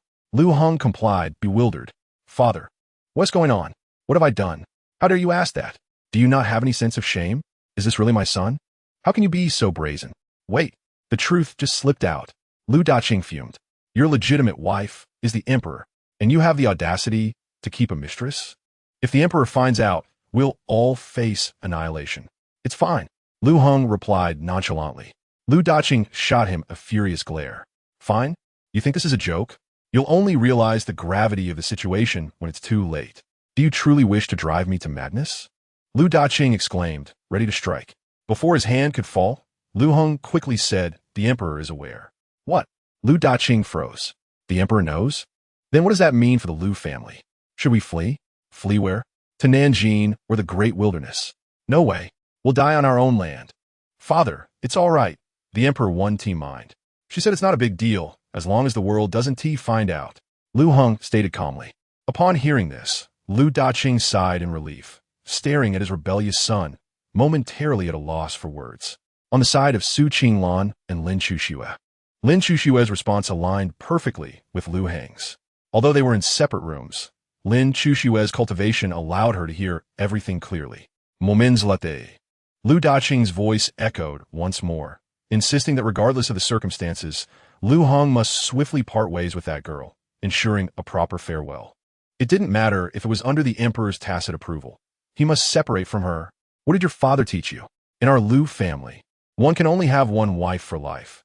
Remarrying after losing a spouse is unacceptable, even if the emperor himself is your bridegroom. You are not permitted to take a concubine. Hearing Lu Daqing's words, Lin Chuxue's eyes shimmered with delight. So the Liu family had such a family precept. How wonderful! After an hour-long conversation, it finally came to an end. During dinner, Lu Daqing's demeanor towards Lin Chuxue was rather indifferent, while Su Qinglan, perhaps due to their shared gender, exhibited a warme attitude, continuously complimenting Lin Chuxue's beauty. Of course, these were not mere platitudes, but sincere praises. For Lin Chuxue was renowned as the most beautiful woman in the world. How could she be anything less than stunning? The dinner concluded peacefully. However, Liu Heng felt quite dejected. While praising Lin Chuxue was acceptable, he was also brought into the conversation with numerous hurtful remarks, alluding to the idea that he was unworthy of Lin Chuxue and that he needed to seek out an imperial physician to examine his eyes. What was the meaning of this? Was he truly that inadequate? Was this not a tad too damaging to his pride? After dinner, noticing Lu Daqing sipping tea with a furrowed brow, Liu Heng could not help but inquire, Father, why do you appear so troubled? I assure you, it's nothing to worry about. The emperor is aware. Lu Daqing set down his teacup and sighed. It's not about you, my wayward son. Alas, the vast northern Qian Empire is indeed nearing its end. Upon hearing this, Liu Heng sprayed his tea in disbelief. Father, what are you saying? And you dare to speak of me? I fear our family is doomed because of you. How could a respectable man utter such words? The emperor is right here, and you say the northern Qian Empire is at its end? Feeling guilty, Liu Heng discreetly glanced at Lin Chuxue, only to find her brow slightly furrowed. He hurriedly remarked, Father, what nonsense are you spouting? How could things be so dire? Lin Chuxue interjected, Indeed, the empire has deep-seated issues, but it cannot be said that it is on the brink of collapse. As she spoke, she cast a glance at Liu Heng, conveying through thought, Do not worry. I'm not so petty. I merely wish to understand why your father believes this. This eased Liu Heng's tension. However, seeing Liu Heng's expression, Lin Chuxue felt somewhat discontented. After all, they were married. His father was also her father, and could she truly be so affected by a mere statement? Was she really that terrifying? Lu Daqing, consumed with his own worries, failed to notice their expressions, and continued, Among the officials, there exists a network of protection, each layer shielding the next. And these shields have nearly obscured the righteousness of the entire northern Qian. He recounted, The Minister of War, Wang Yun, has committed grave offenses. The emperor ordered a thorough investigation, and Wang Yun was imprisoned. Yet, last night, he appeared at the Shang Pavilion, intoxicated and causing a ruckus, injuring one of my subordinates. How brazen! How audacious! A man imprisoned for serious crimes can still roam freely, visiting pleasure houses and leaving after causing injury. Within a single day, countless officials hinted at downplaying the matter, some even threatening him openly. What was the meaning of this? Listening to Liu Daqing's words, Lin Chushua's expression grew increasingly grim. She had already ordered a thorough investigation into Wang Yun's case. Yet to this day, she had not received a satisfactory response from the officials. For the sake of the greater good, she had restrained herself until now. However, she never anticipated that Wang Yun and his associates had grown so arrogant, completely disregarding the law. If significant reforms were not enacted soon, this vast empire would rapidly decay from within. No, it was already in a state of decay. It merely awaited a catalyst for complete eruption. It was imperative to initiate reforms, even if it meant merely shaking the tiger to frighten it. Heng, you must find an opportunity to remind the emperor. Liu Daqing sighed, sensing the gravity within the room. Remind? Is it really necessary?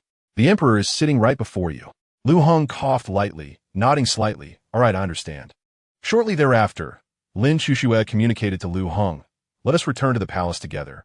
It is already past midnight. I had initially planned to stay the night, but due to Wang Yun's affair, I cannot find the heart to sleep. I wish to return to the palace to hasten arrangements and dismantle Wang Yun's protection. It is quite late. There are ample rooms at home for you to rest, Liu Daqing urged. Before Liu Heng could respond, Lin Chushue gently interjected, no, thank you. We shall return another day. There are matters to attend to. Liu Daqing was momentarily taken aback. What could possibly require your attention after all these days? There's no need to be so formal. Consider it your own home. Faced with Liu Daqing's enthusiastic insistence, Lin Chushue found herself at a loss for words. Should she say she was the emperor and had to deal with state affairs? Clearly, she cannot say that. Part of it was her own reason, but more importantly, she feared alarming Liu Daqing. At this moment, Su Qinglan approached, rolling her eyes at Liu Daqing, and remarked with irritation, what do you know? If they wish to stay out, let them. With us here, how could they feel comfortable? Joyful matters should be pursued joyfully, without mental hindrances. Liu Heng, Lin Chushue, and Liu Daqing exchanged puzzled glances. What kind of absurdity was this? Liu Heng expressed, pure as I am, I truly do not comprehend. Indeed, we have urgent matters. Important matters. Lin Chushue explained, her cheeks slightly flushed.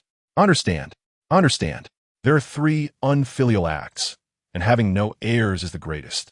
It is indeed an important matter. Su Qinglan chuckled knowingly. Observing Su Qinglan's knowing expression, Lin Chushue was left speechless. What do you understand? No, you do not understand. Such matters are beyond explanation. The more one explains, the more muddled it becomes. It is better left unspoken.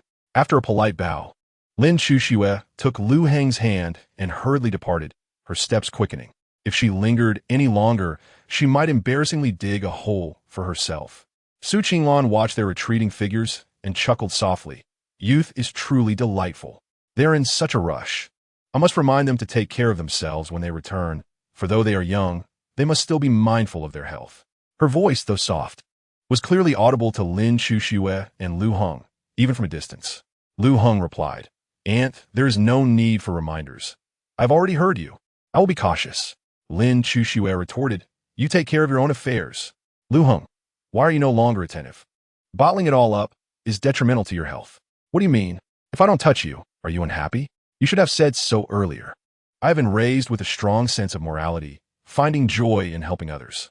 Lin Chushue, have you ever seen an iron fist as large as a sandbag? Liu Heng, I shall remain silent. I am a mute. At that moment, a sigh from Liu Daqing reached their ears as he remarked, I truly do not understand where Heng derives his fortune. Is it not a stroke of luck for him? Is there smoke rising from our ancestral tombs on his behalf? Liu Heng, perplexed. What do you mean it is lucky for him? Is he not my biological father? Can we still play amicably? Why do I feel as though I am not his natural child, but rather Lin Chushue is? I am the one suffering losses here. In stark contrast to Liu Heng's gloom, Lin Chushue bore a fleeting smile, a mere curve of her lips that vanished in an instant. Within the imperial palace, in the study, Dan Taiyu was summoned by His Majesty in the middle of the night. Liu Heng wished to return to his slumber, but the formidable matriarch at home would not permit it, leaving him no choice but to stand obediently beside Lin Chuxue. Your Majesty, is there a matter of great importance that necessitates my presence at such a late hour? Dan Taiyu inquired after bowing. Lin Chuxue nodded slightly. Were the updates from the various cities? Have those strongholds been located? In response to your Majesty, numerous cities have relayed their messages. Yet some have yet to return any news, Dan Taiyu replied. Lin Chuxue nodded again. There is no need for haste. We shall first ascertain all circumstances and take action after the new year. By the way, what is the situation regarding Wang Yan? Dan Taiyu answered. Everything remains normal. However, the number of officials involved with him is exceedingly large, making the investigation quite challenging. Lin Chuxue's expression remained unchanged, though a glimmer of lethal intent flashed in her eyes as she spoke in a calm tone.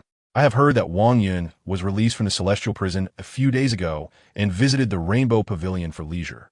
Are you aware of this? At that moment, Dan Taiyu was taken aback, exchanging a glance with Lin Chuxue before hastily lowering her head, her demeanor tinged with trepidation. To say you are unaware? You are the National Master of Beiqian, possessing the power to oversee the Emperor's spies across the realm, albeit only a portion. While you may not be aware of everything nationwide, you certainly know every whisper and rustle within the capital. To say you know? You truly do not. These past days, Dan Taiyu has been occupied with the tasks assigned by the Emperor and had no leisure to tend to other matters. Furthermore, Wang Yan's release from the Celestial Prison undoubtedly involved a substantial number of officials safeguarding him. Under these dual conditions, Dan Taiyu's ignorance could be considered reasonable. However, could the Emperor trust her? Why did the National Master remain silent? The sword of imperial surveillance lies within the National Master's grasp. Is it not wielded deftly? Lin Chuxue's voice maintained its composure, yet there was an underlying chill. Dan Taiyu quickly replied, Your Majesty, it is my failure. There are too many matters, and my abilities pale in comparison to yours. I believe I should focus solely on the role of National Master and leave the rest to your Majesty's wise appointments. In that moment, Dan Taiyu lowered her stance significantly. Perhaps others would not perceive Lin Chuxue as particularly terrifying, but Dan Taiyu understood the truth. Not to mention, had it not been for Qi Haoran's deep-rooted influence within the empire, he would not stand a chance against this young emperor. Upon hearing this, Lin Chuxue replied indifferently. Do not speak so, National Master. I am aware of your busy schedule. Some minor matters may have escaped your notice. I merely wish to remind you that in the current situation, no matter how small, nothing is unworthy of attention. Chapter 45. Something feels off. Upon hearing Lin Chuxue's words, Dan Taiyu breathed a sigh of relief. Understanding this was the Emperor's admonition. The key was that she felt both alarmed and guilty, yet somewhat grateful. This is the art of emperors. Thank you for your trust, Your Majesty. I shall not fail in my duties. Dan Taiyu responded hastily. Lin Chuxue observed that the conversation had reached its conclusion. Her dialogue with Dan Taiyu had been a form of admonition, as well as a means to gauge Dan Taiyu's reaction. A storm of bloodshed loomed, and she needed to ensure the loyalty of those she employed. Although Dan Taiyu had been with her for over a decade, serving as both minister and friend, time could alter appearances drastically. No, it would be unfair to blame time. It was the external temptations that posed the true threat. Dan Taiyu stood at the epicenter of political turbulence, facing overwhelming temptation. The matter regarding Wang Yan must be investigated thoroughly, and I assign you and Liu Heng to oversee this matter, providing me with results post-haste, Lin Chuxue commanded. Liu Heng was taken aback upon hearing Lin Chuxue's words. Why was he entangled in this matter? The inherent danger of this situation was evident, but beyond that, he truly preferred to remain idle, quietly honing his skills. Dear wife, may I abstain from participation? Liu Heng asked timidly. Lin Chuxue remained silent, gazing intently at Liu Heng.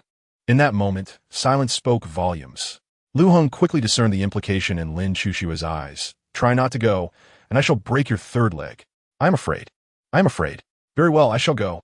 But let it be known, if I am of no assistance, do not blame me. Liu Heng relented. It was essential to express such reservations in advance. Should he fail in his duties, punishment would not be acceptable. Lin Chuxue shot a displeased glance at Liu Heng. Fine. Seeing Lin Chuxue acquiesce, Dan Taiyu hesitated, wanting to inquire if she could request the same treatment as Liu Heng. Yet, she ultimately refrained from voicing it, for she believed herself unworthy. After all, she could not share Lin Chushue's bed. Subsequently, Dan Taiyu departed, and Lin Chushue sighed softly, rubbing her temples. Liu Heng, noticing her expression, offered comfort. Let us handle it tomorrow. There will surely be a way when the time comes. Worrying alone yields no benefit. Lin Chushue glanced at Liu Heng and slowly replied, You should rest. At my level of cultivation, sleep is inconsequential. I merely require a moment of relaxation. In response, Liu Heng scoffed, That is not the same. Sleep is a divine gift, a temporary reprieve from one as troubles, allowing one to forget worries. This, too, is beneficial for the heart of the Tao. In this world, there exists yin and yang, light and dark, length and brevity. All things possess their opposites. This is the essence of the Tao. Upon hearing this, Lin Chushue fell silent, not for lack of rebuttal, but because Liu Heng had indeed spoken some sense. Enough, she began, but before she could finish her thought, Liu Heng swept her up, tossing her over his shoulder. What are you doing? Put me down. Lin Chushue exclaimed, her face flushed as she struggled. A sharp sound echoed through the air, and, in that instant, Lin Chushue felt as if she had been petrified, her entire body limp, unable to muster a single ounce of strength. This rogue had actually struck her. Behave, or I shall not be courteous. Liu Heng threatened in earnest, though internally he reveled in delight, relishing the sensation in his grasp. At that moment, the system's voice chimed. Ding! New sign-in location unlocked. Empress Xiaoshang successfully signed in. Reward, 7 arrows of Nailhead. Note, the 7 arrows of Nailhead, a curse technique, resembles arrows. Piercing a straw dummy, used in conjunction with the 7 arrows book, allowing one to claim a life from afar, rendering the victim defenseless. Even a celestial being cannot escape this doom. What the hell? The 7 arrows of Nailhead? In that moment, Liu Heng was nearly ecstatic. He was well aware of the legend surrounding the 7 arrows of Nailhead. In his previous life, this artifact belonged to the Taoist Liu Ye. The 7 arrows of Nailhead, also known as the Nailhead Book, contains a manuscript detailing this extraordinary technique. In the first camp, there exists a figure of straw, upon which the names of adversaries are inscribed. A lantern rests atop its head, while another illuminates its feet. The feet are bound by a spell, and the inscriptions are to be burned. Offerings are to be made thrice daily, culminating at noon on the 21st day. After this duration, the 3 souls and 7 spirits of the enemy shall be dispersed, at which point arrows shot at the straw figure will draw forth blood, as if striking the enemies themselves. However, the drawback lies in the prolonged duration. It is feared that before the 21 days elapse, the practitioner may meet with misfortune. Consequently, Liu Heng's fervor waned considerably. While the 7 arrows of nails are formidable, they must be wielded with caution. Put me down at once. Lin Chushue, having regained her senses, cried out, her body writhing in protest. Observing her struggle, Liu Heng tightened his grip, unable to restrain himself, resulting in a resounding slap. Smack! Another followed, as he found it impossible to resist. In that moment, Lin Chushue felt her strength dissipate, her complexion flushed, rendering her utterly powerless. Stop fooling around, let me down. At this juncture, Lin Chushue seemed to forget that she was a formidable cultivator. If she truly wished to break free, it would be a simple task. It appeared that the Empress was on the brink of falling in love. Releasing you is contingent upon you calling me dear husband, Liu Heng teased. Lin Chushue was left speechless. Such an embarrassing title was beyond her to utter. As a sovereign, her dignity was her hallmark, and anything else was beneath her. Not going to say it? Then I shall continue, Liu Heng declared, feigning to strike again. Lin Chushue, in a panic, implored, No, I will say it. Evil, Though she was willing to say it, the was incomprehensible. Prepare for the slap. 1-2. Liu Heng taunted. Lin Chushue, feeling utterly inept, realized that a few strikes had rendered her quite weak. That rogue's hands seemed to possess some enchantment. If he continued, she feared she would be unable to walk. Dear husband, Lin Chushue shut her eyes, steeling herself to call out. How incredibly embarrassing. I actually said it. Suddenly, a thought struck her. Why was she acquiescing to his whims? What of her own powers? Why had she not dealt a severe blow to him? Something feels off. Bah, Surely it's because I want him to investigate Wang Yun's case properly. If he perishes, who will assist me in the investigation? This excuse felt somewhat flimsy, yet it brought Lin Chuxue a measure of comfort. I didn't hear you clearly. Say it again, more tenderly, more sweetly. Come on, one more time. Liu Heng chuckled, his hand unconsciously lingering on the spot where he had struck earlier, this time refraining from hitting. Just holding on, oh, just for fun. Lin Chuxue's body shivered slightly as she coldly retorted, Rogue, do not overstep. Realizing he had been too playful, Liu Heng suddenly released her, and in that instant, a flash of golden light signaled his disappearance from the chamber. Goodness, employing divine powers, he vanished quite swiftly. With no trace remaining, he audibly sent a message. My dear wife, I await you in the room.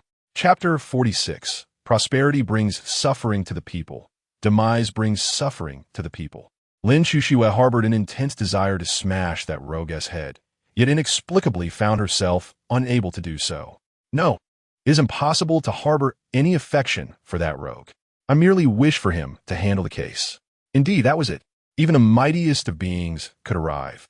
Yet, this night, Lin Chuxue chose not to return to her palace.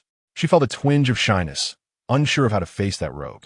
Moreover, the lingering heat within her made sleep elusive. She would rather immerse herself in the official documents. The following morning, Liu Heng rose early, yet did not encounter Lin Chuxue. As he was promptly summoned by Dan Taiyu to analyze the case, Liu Heng sensed that Lin Chuxue seemed to be avoiding him. An entire night had passed, and she remained shy. In the cabinet, Dan Taiyu had meticulously organized all the documents and placed them upon the table. Please take a look, she stated. Liu Heng nodded slightly, beginning to peruse the case files, all pertaining to the Wang Yun affair. In the 13th year of the Taichu era, the era of the preceding emperor, Wang Yun served as an official of the 6th rank. In September of that same year, he conspired with his subordinate, Sun Lei, to embezzle 80 taels of silver. In October, he embezzled 100 taels. By the 18th year of Taichu, Wang Yun had been promoted to the position of Deputy Minister of Military Affairs, a 5th rank official.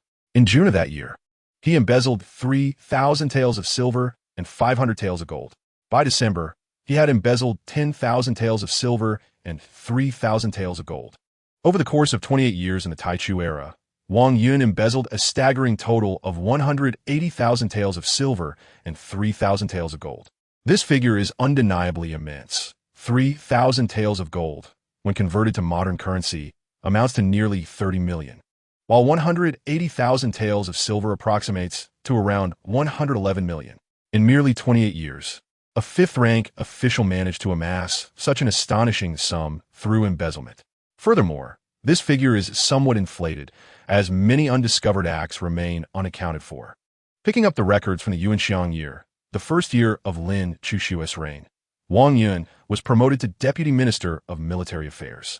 During Lin Chuxue's decade-long rule, Wang Yun embezzled 23,000 taels of silver and 5,000 taels of gold.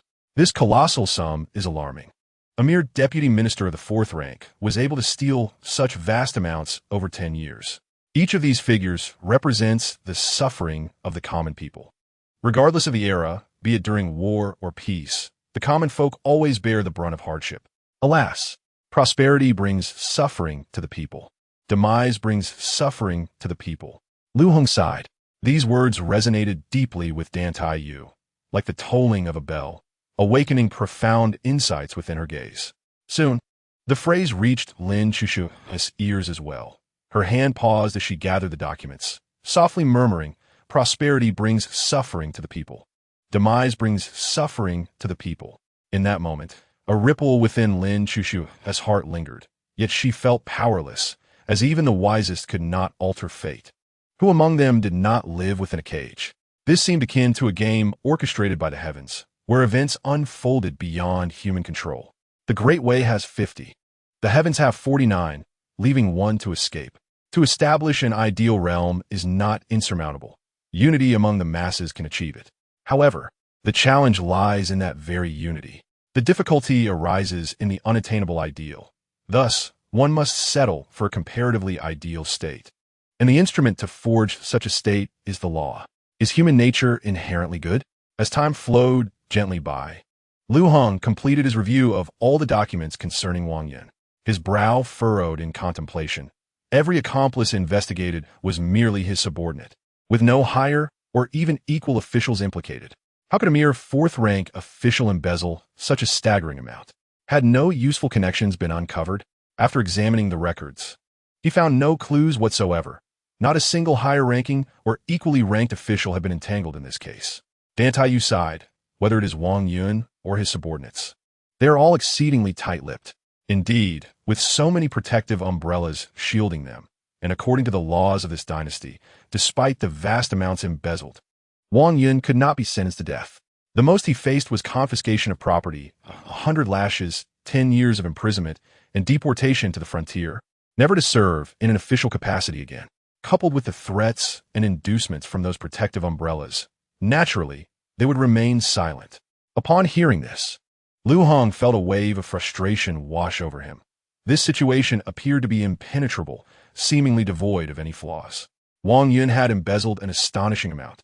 Yet the confiscated family heirlooms barely represented half of that sum. Liu Heng furrowed his brows and remarked, "Those officials involved in the confiscation likely kept some for themselves. Naturally, much of the remainder was offered as tribute to their superiors. How could a mere fourth-rank official possibly embezzle such a vast fortune otherwise?" Dantai responded. Liu Heng nodded slightly, still skeptical. "I simply cannot believe that it is truly that solid. Is there no other crime beyond embezzlement? If one can engage in corruption, then committing a few murders hardly seems significant." Dantai nodded slightly. "Indeed, there have been instances of murder, but not directly attributed to him. It was his subordinate, Zhao Daler, who killed a peasant last winter. It was over a dispute regarding an acre of land, yet afterward, it seems some means were employed to settle the matter with merely a monetary compensation, and the incident was swept under the rug." "Is it truly for an acre of land?" Liu Heng questioned incredulously. "To commit murder and cause such an uproar over that?" Dantai affirmed. "Yes." Liu Heng's expression darkened considerably. "Does Wang Yun not have any political rivals?" "Naturally, the Ministry of Revenue and the Ministry of War have been at odds for many years, engaging in both open and covert conflicts. Above the ministries are the two chancellors, who also harbor mutual disdain, though they are both disciples of Qi Haoran. Thus they largely align in general policy," Dantai replied. Hearing this, Liu Heng felt a renewed sense of overwhelm. It seemed that nearly all the prominent officials in the court were under Qi Haoran's influence, and Lin Shuxue had truly endured much hardship over these years. The myriad of complexities left Liu Heng uncertain of where to begin. Rubbing his temples, Liu Heng inquired, "What sort of person is Zhao Daler?" Dantai responded, "He is cowardly and greedy, with a penchant for vice. He possesses every flaw one might expect, with the singular virtue of being obedient." "Obedient?" Liu Heng's eyes sparkled with determination. "In that case, I must trouble the National Master to provide me with records of all significant cases from last year, as well as all pertinent information regarding the deceased peasant and Zhao Daler." Upon hearing this, Dantai nodded. "Understood." With her keen intellect, Dantai deduced Liu Heng's intent to use Zhao Daler as a breakthrough point. However, she had previously investigated without yielding results, yet she refrained from dissuading Liu Heng, eager to see if he could uncover something new. Chapter 47. A smile like a flower throughout the day, Liu Heng engaged in nothing but the perusal of documents, contemplating strategies to resolve the case. Before he knew it, night had fallen. After stretching, he decided to cease his reading. Having not seen Lin Shuxue all day, he felt a pang of longing and resolved to return to rest. As he approached the door, the system's voice suddenly chimed, "Ding. Sign-in successful at the cabinet's entrance. Reward: a complete mastery of the Qin or a pair of communication devices. The host may choose one." "What?" Liu Heng was momentarily taken aback, recalling that the cabinet's entrance was not a designated sign-in location within the palace. In an instant, he grasped the situation, a smile creeping upon his lips. This was undoubtedly the result of his wife's influence, as he had been in the palace, and yet she could still think of him 100 times. Such efficiency was commendable, deserving of high praise for his wife. With such a partner, how could he not aspire to reach the pinnacle of the world? Regaining his composure, Liu Heng examined the system's prompt. "Choose one?" "Huh. Such decisions are for children. Adults desire both." Liu Heng thought, yet the system was unyielding. The mastery of the Qin could effortlessly conjure an ethereal realm, captivating in its allure and capable of taking lives unseen, with the host's cultivation strength enhancing the illusion's potency. The communication device, akin to a modern cell phone, would allow dialogue with another device holder from any location. After thoughtful consideration, Liu Heng declared, "I choose the communication device." Ding. Communication device has been issued. The host may retrieve it from their inventory. Upon hearing the system's confirmation, Liu Heng's face lit up with satisfaction. This would allow him to connect with his wife, regardless of distance, thereby increasing her thoughts of him. It would alleviate his longing and enable him to sign in at will, a double benefit. Clearly, he needed to reflect on the romantic verses from his previous life. Only then could he charm her with ease. Alas, how lamentable that he had not appreciated the abundance of poetry when it was available, and now regretted it in its absence. If heaven granted him another chance, he would diligently memorize those verses, and if a time limit were imposed, he would wish for 10,000 years. Unbeknownst to him, he had reached the entrance to his chambers. Liu Heng adjusted his attire and was about to push the door open when he found it would not budge. What? What does this mean? Am I to spend the night alone? Confused, he called out, "I'm back. Open the door." There were guards present, and the thought of being unable to enter was quite embarrassing. However, after a considerable pause, no response came from within. Liu Heng, by the heavens, this woman surely lacks the proper discipline. She clearly deserves some correction. As he noticed the guards barely suppressing their laughter, Liu Heng's frustration grew. "Hurry and open the door, or I shall kick it down. Just wait and see how I handle you." The moment he uttered these words, the guards' expressions shifted to one of admiration. Remarkable. Only this individual dares to speak so boldly to his majesty. Seeing the guards change in demeanor, Liu Heng felt a surge of pride. Look at this. My standing in the household is undeniably solid. At that moment, Lin Chushue's voice whispered in Liu Heng's ear. "Which part would you like to injure? Or shall it be all? Choose one, and I shall accommodate you." Liu Heng was momentarily taken aback. He certainly did not wish to be injured. It seemed that entry would not be possible tonight, and having just asserted his authority, he could not afford to appear weak before the guards. With a sudden idea, he cleared his throat and said, "It seems she has fallen asleep. I shall not disturb her rest. As a man, a truly resolute gentleman, one must not only provide for one's wife, but also treat her with tenderness. That is what it means to be a true man. You two keep watch." With that, Liu Heng turned and swiftly departed, grateful for the 9 years of compulsory education that spared him from total embarrassment that night. The guards watched Liu Heng leave, giving him a thumbs up. What a good man. Yet they felt something was amiss. Unable to comprehend it, they decided to let it go. Nevertheless, Liu Heng's image had taken on a grand stature in their minds. Inside the room, Lin Chushua beamed with delight, her smile reminiscent of spring's arrival. A blush crept up her neck as she murmured, "Is that so? You must follow through." In that moment, her heart raced with excitement.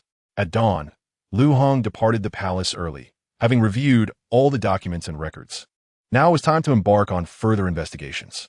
In the outskirts of Kyoto, at the foot of a rugged mountain, lies a quaint village resembling a hidden paradise. As Liu Heng meandered through the village, the tumult surrounding the incident with Zhao Daler's killing of a farmer had subsided. However, it was revealed that someone had attempted to silence the farmer and his child. Fortunately, the astute and perhaps compassionate Dan Taiyue had rescued them and settled them in this village. This connection spared Liu Heng from numerous complications. Otherwise, the thread of inquiry would have been severed. Upon entering the home of the farmer's wife, Madame Zhou Wang, she greeted him warmly. Dan Taiyue had informed her that the man before her was the true savior of her and her child's lives. How could she not be enthusiastic? "Sir, if you have any questions, I shall answer without reservation," Madame Zhou said respectfully. Liu Heng expressed his gratitude and inquired, "Was your husband merely an ordinary farmer? I noticed in the records that he seemed to possess considerable cultivation. Indeed, his skills are superior to those of an average person, yet they are not extraordinary." Madame Zhou replied. Liu Heng pressed further, "Last year, was your husband at home the entire year?" After a moment of contemplation, she responded, "No, in October of last year. I cannot recall the exact date, but it was around mid-October. He went away for about 7 or 8 days, expressing a desire to cease farming and pursue some small business opportunities, wanting to assess the market." Mid-October? Liu Heng's eyes gleamed with insight. That time coincided with the day the imperial tribute was seized, a collection of rare and precious items presented to the emperor. Could this Zhou Zhen, the deceased farmer, have been involved in the robbery of the imperial tribute? The farmland was merely a pretext for conflict. The true aim was to eliminate witnesses. Thus, was a robbery of the imperial tribute orchestrated by Wang Yun and his cohorts? Such actions could lead to severe consequences, and it seemed Liu Heng's suspicions were indeed valid. When your husband departed, who accompanied him? Was it just him alone? Liu Heng inquired. He was the only one from our village. But there was an outsider with him whom I heard him call Erlei. Madame Zhou replied. Eli? In the records, Zhao Daler had a younger brother named Zhao Erlei. It appeared that the robbery of the imperial tribute was indeed linked to Wang Yun and his associates. Yet, what perplexed Liu Heng most was that these corrupt officials were not lacking in wealth. Logically, there should be no need to seize the imperial tribute. Upon reflection, two possibilities emerged. First, Qi Haoran may have declared himself emperor in secret, making the tribute a necessity for the emperor. Second, they might be in dire need of a substantial sum for illicit dealings. The exact nature of their motives remained uncertain, or perhaps both scenarios were true, or even other reasons existed. Madame Zhou's knowledge was limited, and the information she provided was likely the extent of what she knew, possibly explaining why Wang Yun and his associates had not aggressively pursued her. Departing discreetly from Madame Zhou's home, Liu Heng opted not to return to the palace, but rather to capture Zhao Erlei, compelling him to divulge everything he knew. Around noon, Zhao Erlei, having awakened from a drunken stupor at the Yichong pavilion, groggily called for water. When no one responded, he grew irate, demanding to know where everyone had gone. Stop shouting. There's no water here, Liu Heng replied coolly. Upon hearing Liu Heng's voice, Zhao Erlei snapped to attention. Who are you? He demanded, attempting to rise defensively, only to discover he was bound to a pillar in a decrepit temple. Panic surged through him as he tried to channel his energy, but found himself utterly powerless. The once mighty force within him vanished. Where's my strength? What have you done to me? Shou Alai stared intently at Liu Heng, demanding answers. With a sneer of disdain, Liu Heng replied, You dare to call that power? Fear not. I have merely sealed your abilities temporarily. From here on, you will answer my questions, or I shall strip away your cultivation and slowly torment you to death. Zhao Erlei's heart sank at the threat. What do you want to know? He stammered. Liu Heng smiled. It's quite simple. Do you know Zhou Zhen? Upon hearing this, Zhao Erlei hesitated, shaking his head. I know no Zhou Zhen, never heard of him. Oh, so you choose silence. Very well. Then I will begin dismantling your cultivation, Liu Heng began. But before he could finish, Zhao Erlei's expression darkened as he retorted. Do you know who I am? My brother is Zhao Daler, the Deputy Minister of War, a disciple of Master Qi. If you harm me, you will be opposing him. Liu Heng chuckled derisively. Enough. Answer my questions properly, or even the mightiest will be unable to save you. With that, Zhao Erlei fell silent, only to spit blood from his mouth in a fit of laughter soon. Someone will come to rescue me. Heed my warning. Before he could finish his threat, Liu Heng swiftly plunged a dagger into Zhao Erlei's left arm. The intense pain failed to elicit a confession, for Zhao Erlei understood that speaking would lead to his demise.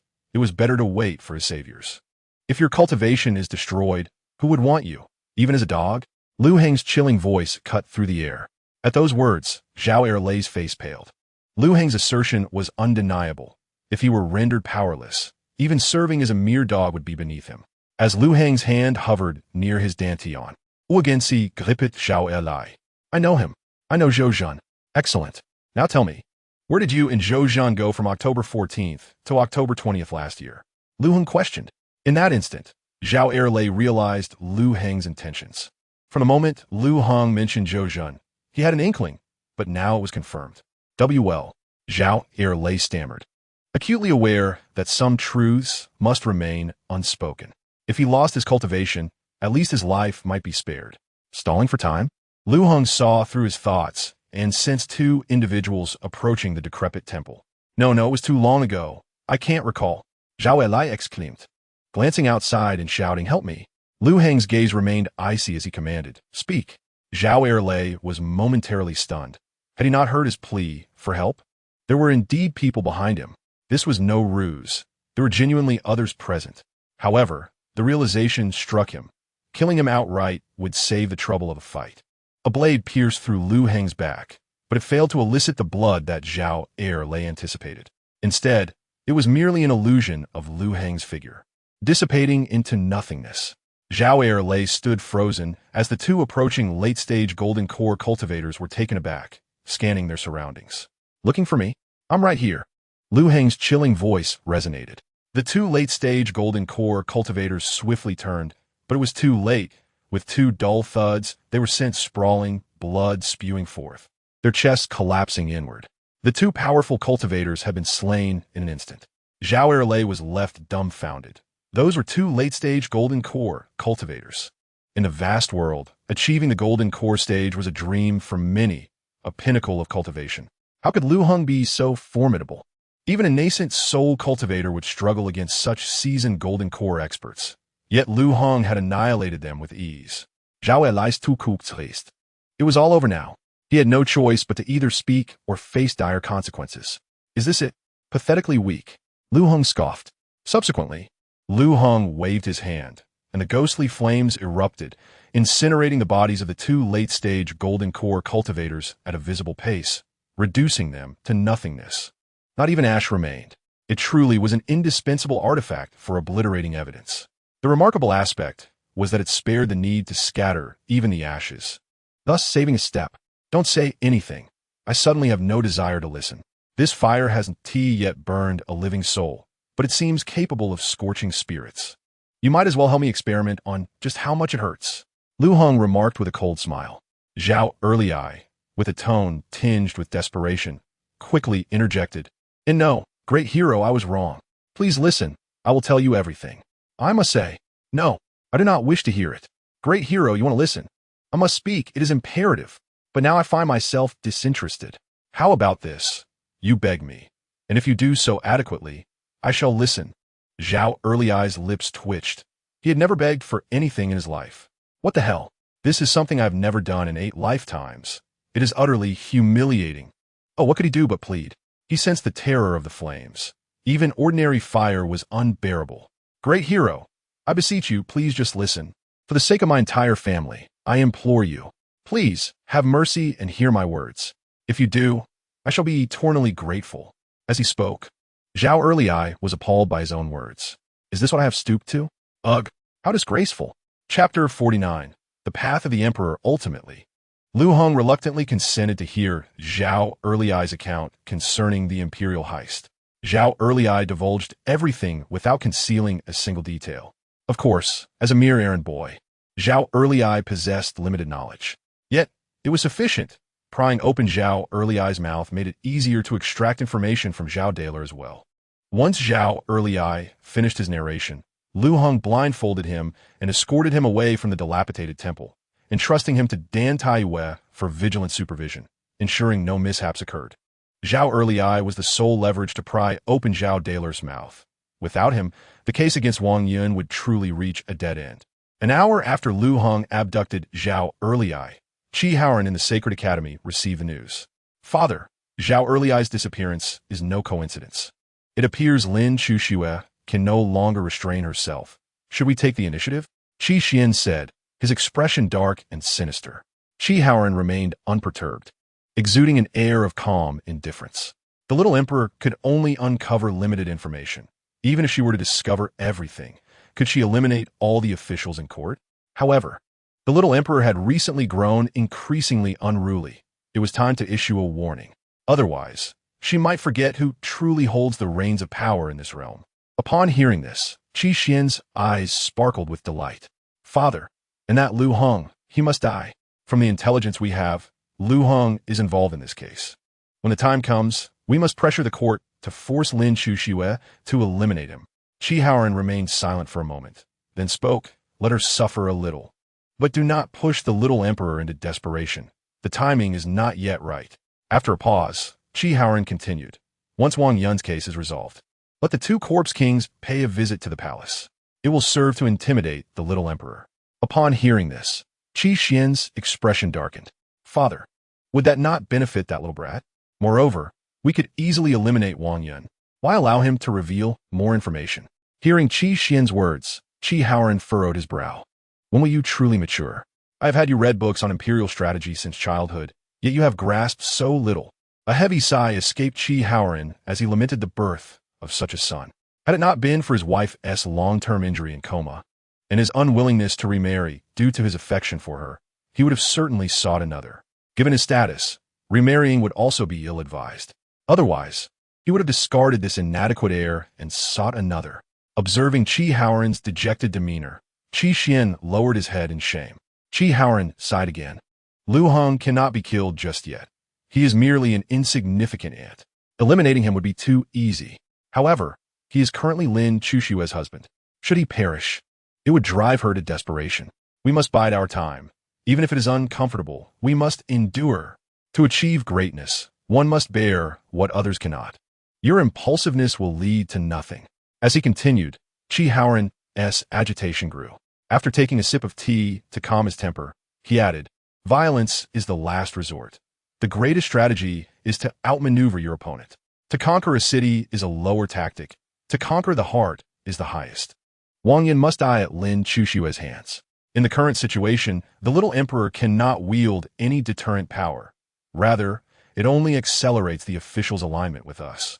The deeper the little emperor digs, the better for us. Should we eliminate Wang Yun, it would only chill the hearts of the officials. And some may even turn against us. Remember, it is human nature to seek benefit and avoid harm. They must be frightened, yet they must also gain tangible benefits. Domineering through force is one way. Ruling through virtue is another. As an emperor, you must wield both. Furthermore, remember this. Some lives are not worth your effort to extinguish, and their blood should never stain your hands, for they do not deserve it. Upon hearing this, Qi Xian quickly nodded in agreement. "Yes, father, I shall remember. Go now. Attend to your responsibilities." Chi Haoran sighed, waving him off. Yes. That evening, Liu Heng emerged from the cabinet, having meticulously organized all leads and documents throughout the day. It was nearly time to interrogate Zhao Daler. He must extract something useful from him. When Liu Heng encountered Zhao Early Eye again, he noticed the latter trembling involuntarily. His eyes filled with dread. For the entire day, Dan Taiwei had kept him occupied, exposing him to all manner of tortures in the heavenly prison. The sheer brutality of the methods, compounded by Liu Heng's earlier tactics, had shattered his psychological defenses long ago. In the secret chamber of the heavenly prison, Liu Heng sat across from the bound Zhao Daler, observing his demeanor. The latter did not appear to be a wicked person. His exterior bore a semblance of elegance. But alas, appearance and heart were often at odds. "Zhao Daler, let us begin your confession. Aside from gifting the embezzled silver to Wang Yun, who else benefited? Who conspired with you in this corruption? Spare me the trivialities. Even a child of 3 would not believe such tales." Liu Heng stated coldly. "Who are you? By what right do you interrogate me? I have said all I intend to say. Kill or maim as you please." Zhao Daler replied nonchalantly, akin to a piece of tough meat. After uttering this, Zhao Daler fell silent, refusing to respond no matter how Liu Heng prodded him. Liu Heng chuckled softly. "It seems the topic I raised does not pique your interest, Zhao Daler. Perhaps we should discuss the Imperial Heist instead." Upon hearing the words Imperial Heist, Zhao Daler's previously placid expression flickered with a moment of grave concern, though it was fleeting, yet Liu Heng caught it nonetheless. Were those not just a handful of audacious bandits? It has already been established. All the culprits have confessed, and the execution ground was littered with heads. Though one can fabricate charges, it is hardly reasonable to pin blame on a case that has already been closed. Is it? Zhao Daler retorted coldly. Liu Heng smiled, replying, "Finally, Zhao Daler is willing to speak. This is splendid. By the way, is Lord Zhao satisfied with today's meal?" Zhao Daily asked, perplexed. "Shouldn't we be focusing on the case at hand instead of discussing food?" Zhao Daily, caught off guard, replied instinctively, "It's quite good." Liu Heng smiled faintly. "That may not be the case. I cannot speak for others, but for Lord Wang, the meal might be rather tasteless. After all, compared to Lord Wang's brother, even the imperial chef falls short." At that moment, Zhao Daily's heart sank, realizing the implications. Both were astute individuals. There was no need for bluntness in their conversation, and a mere hint was enough for Zhao Daily to grasp Liu Heng's meaning. "My lord, please forgive me. My brother lacks ambition and is only fond of lingering in the kitchen." "It's truly lamentable," Zhao Daily sighed, regaining his composure. Upon hearing Zhao Daily's words, Liu Heng inwardly cursed him as a cunning fox. The conversation had reached this point, yet he still feigned ignorance. Liu Heng smirked. "Do not speak so lightly. Your brother's culinary skills are indeed remarkable. I have specially invited him here today, fearing that you might not be accustomed to the prison food." At that moment, Zhao Daliai's expression darkened to its utmost degree. "What exactly do you intend to do?" he demanded, his tone grim. Zhao Daliai's urgency was understandable, having lost his parents early. Only he and his brother remained. If there were allegations of embezzlement, it would be one thing, but if the matter of robbing the imperial tribute came to light, both brothers would face death, extinguishing the Zhao family's lineage. Liu Heng smiled indifferently. "It is not about what I wish to do, but rather what Lord Zhao intends to do. The robbery of the imperial tribute. Those are gifts presented to His Majesty from various regions. You and your brother have committed such an act. Does this not clearly indicate a rebellion?" At the mention of rebellion, Zhao Daliai's complexion changed drastically. The crime of rebellion would implicate not just him, but his entire family. His brother would face the most gruesome punishment. "If I were to speak, would I not face death?" Zhao Daliai's tone was no longer assertive, having succumbed to despair. "Whether you speak or not is of little consequence.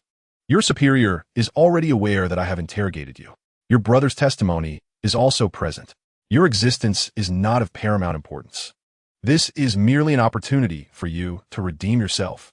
Liu Heng stated. Zhao Daliai understood the truth in Liu Heng's words. He had no way out. Speaking might offer a glimmer of hope, even if it was merely to save his brother and prevent the Zhao family from facing extinction. Without heirs of his own, Zhao Erliai was the family's last hope. The best course of action was to compromise with Liu Heng. "I will confess," Zhao Daliai conceded after much internal struggle. This brought a measure of relief to Liu Heng, for had Zhao Daliai remained obstinate, progress would have been difficult, relying solely on Zhao Erliai's testimony. Thankfully, both were men who valued their lives, which made matters considerably easier. After 2 hours of interrogation, Zhao Daliai had been sufficiently questioned. Tan Taiwei, with admiration in her eyes, inquired, "Should we now interrogate Wang Yin?" "Not yet. We shall do so tomorrow.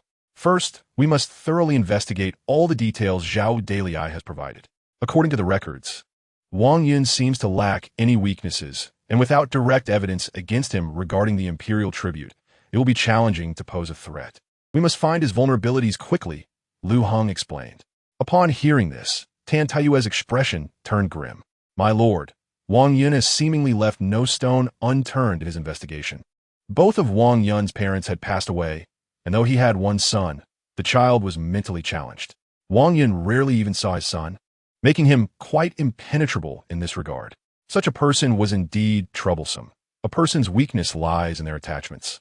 Without parents, wife, or children, a man like Wang Yun was the most formidable, stripped bare of connections, who would dare provoke him. In desperation, he might exchange his life for another's, who would be at a loss. Liu Heng's expression reflected a sense of helplessness as he queried, "I recall that Wang Yun's mother passed away in the 3rd year of the Yuanxiang era. Is there any record of the specifics?" "Yes. Wang Yun's mother had a grand funeral, and most notably, he was utterly heartbroken, even wishing to follow her in death. It became quite the tale of sorrow, making waves in the capital." Tan Taiwei recalled. Wang Yun is known for his filial piety, and many are aware of this. "Oh." Liu Heng's eyes glimmered with intrigue. "Can we still trace those who served beside Wang Yun's mother?" Tan Taiwei, though initially puzzled, responded earnestly, "That should be possible." Liu Heng nodded slightly. "Then let us investigate. Inform me immediately of any findings." "Yes." Tan Taiwei replied respectfully. Although she was uncertain of Liu Heng's intentions, a vague understanding began to form in her mind. Yet, she also sensed that her suspicions might be misguided, leaving her momentarily perplexed. Nevertheless, it was a task assigned by her superior and must be executed. After departing from the prison, Liu Heng returned directly to the palace. Given the hour, Lin Shuxue was likely still reviewing official documents, so he proceeded to the minister's office. Liu Heng had initially been in high spirits, but the scene before him in the office shattered his calm. What was he witnessing? Good heavens, had he gone blind? Lin Shuxue was feeding when Wu Shuang. Just look at that gentle demeanor. He had never experienced such treatment as her husband, only to see another man receiving it. Despite this man possessing the mental capacity of a child, his physical form was that of an adult. Who could endure such a sight? After a long day of toil, was he to be rewarded with a figurative hat? A green hat, no less? At that moment, Liu Heng felt as if an entire herd of wild horses stampeded across his mind. Cough, cough. Liu Heng cleared his throat forcefully, darkening his expression as he entered the minister's office. Lin Chuxue glanced at Liu Heng, casually asking, "Have you eaten? Come, sit down and have a meal." "Not necessary. I don't deserve it. You two are a family. Enjoy your meal." Liu Heng replied sarcastically. Lin Chuxue rolled her eyes at him. "What did you have for dinner? Gunpowder?" "Indeed. How could I partake in such a lavish spread?" Liu Heng retorted coldly, waving his hand dismissively as he left. "Look at that. This woman is so brazen. As if I were the one at fault. She bears no blame." Liu Heng thought bitterly. "Ugh, despicable woman. Just wait. I'll draft a divorce decree and end this farce." Yet, it seems she would be the one to initiate it. Alas, being a man reliant on her, I have no rights. And to make matters worse, she is the empress. Bah, what does it matter that she is the empress? She has already placed a crown of thorns upon my head. A divorce is essential. I must assert my authority, or how shall I navigate the future? At that moment, Liu Heng was infuriated. Who could withstand the sight of his wife tenderly feeding another man? Despite the latter's childlike mind, he was undeniably an adult in form. He returned to his quarters to grind ink and prepare the divorce decree. As Lin Chuxue watched Liu Heng's departing figure, her expression remained unchanged, save for a subtle curve at the corners of her mouth. Was this wretched man feeling jealous? Was it truly necessary? After all, his beloved had already written a letter of divorce. How could it not matter? Were you prepared for the next chapter of dog food? While others might deceive their pets into a trap, I refuse to resort to such trickery. I merely indulge in playful banter. Chapter 51. Do you like me? In the Empress's palace, Lin Chuxue pushed open the door and saw Liu Heng diligently writing at his desk. Curiosity piqued. She approached him and noticed the words inscribed on the rice paper. "Since our hearts differ, it is difficult to unite in purpose. Quickly inform your kin. Each shall return to their own path. I wish my wife to adorn herself anew, a beautiful woman with elegant brows, skillfully showcasing her charming figure. To select a high-ranking lord. Resolve grievances and release bonds. Let there be no animosity between us. Henceforth, let's part ways amicably and find our own happiness." Initially captivated by Liu Heng's eloquence, Lin Chuxue's expression darkened as she realized the implications of his words. Parting ways amicably and finding happiness? Wasn't this a divorce letter? No matter how beautifully it was written, it was still a letter of divorce. He intended to cast me off? In an instant, fury surged within her as she demanded, "Liu, what are you doing? Do you wish to divorce me? Isn't it obvious? Can't you read?" Liu Heng replied coldly. Lin Chuxue was incensed. "You wretched man. Are you itching for a beating? I shall not hold back today." Before she could finish her threat, Liu Heng interrupted, "No, please." Hearing those words, Lin Chuxue felt a sense of relief, but Liu Heng's next statement reignited her anger. "Don't just leave me half dead. Better to be completely done for. Then I would be a widow, and I wouldn't have to divorce you." Liu Heng retorted. "You." Lin Chuxue clenched her fists, her raised hand eventually falling. "In the name of the Emperor, as the true dragon son of heaven, I shall only have one husband in this lifetime." Though Lin Chuxue held the esteemed title of Empress, the societal constraints of her era shackled her, preventing her from breaking free. She could have but one husband. Only upon losing him or initiating a divorce could she remarry. Yet, this notion held little significance for her, likely due to her father's influence. She had vowed to only hold the hand of one in her lifetime, through the trials of youth to the silver strands of age. Liu Heng, however, merely smiled. "Well then, if you're so happy feeding him, what more is there to say? Is there not a single maid or eunuch in this vast palace? Must His Majesty personally attend to your needs?" Seeing Liu Heng's flustered demeanor, Lin Chuxue couldn't help but chuckle softly. "Are you feeling jealous?" The sight of Liu Heng's jealousy struck her as somewhat endearing. His demeanor momentarily faltering, Liu Heng replied, "So what if I am? Do not forget you are my wife, even if only in name. You like me, don't you?" Lin Chuxue asked with a smile, a rosy hue creeping up her neck and coloring her earlobes. Liu Heng was momentarily taken aback, unsure of how to respond. Despite his usual flirtations, he had never truly experienced romance in either of his lives. A sense of nervousness washed over him. Should he voice his feelings outright, or perhaps seize her in a fervent kiss? "Speak up," Lin Chuxue urged, noticing his dazed expression. Taking a deep breath, Liu Heng finally replied, "What if I do? The falling flower may have intentions, but the flowing water remains indifferent. You have never fed me." Lin Chushue's cheeks flushed further, her eyes sparkling with intensity. These past few days had been so hectic that she had forgotten to prepare candied hawthorn for Wu Shuang. Today, Wu Shuang had cried pitifully, and neither the maids nor the eunuchs could console him. She vowed to ensure Wu Shuang would have his treats ready in the future, to prevent a repeat of today's events. Liu Heng, observing Lin Chushue's flushed face and hearing her words, felt his earlier frustrations dissipate, replaced by surprise.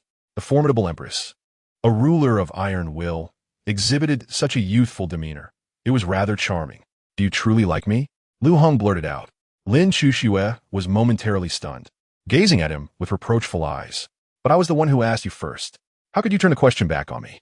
"Isn't it always the men who confess?" "Ah, so you acknowledge that you are a woman?" Liu Heng chuckled. "Yet when you strike me, you are as fierce as a man." Of course, he only dared to voice this in his mind, fearing the repercussions of speaking aloud. "Look at other men. They cannot get out of bed due to overindulgence, while that's a different story," he lamented internally. "All right, I confess I do like you. Shall we rise together?" Liu Heng asked with a mischievous grin. Lin Chushue, taken aback, initially failed to grasp his meaning. Upon realization, her expression darkened. Why must he always speak in such suggestive terms?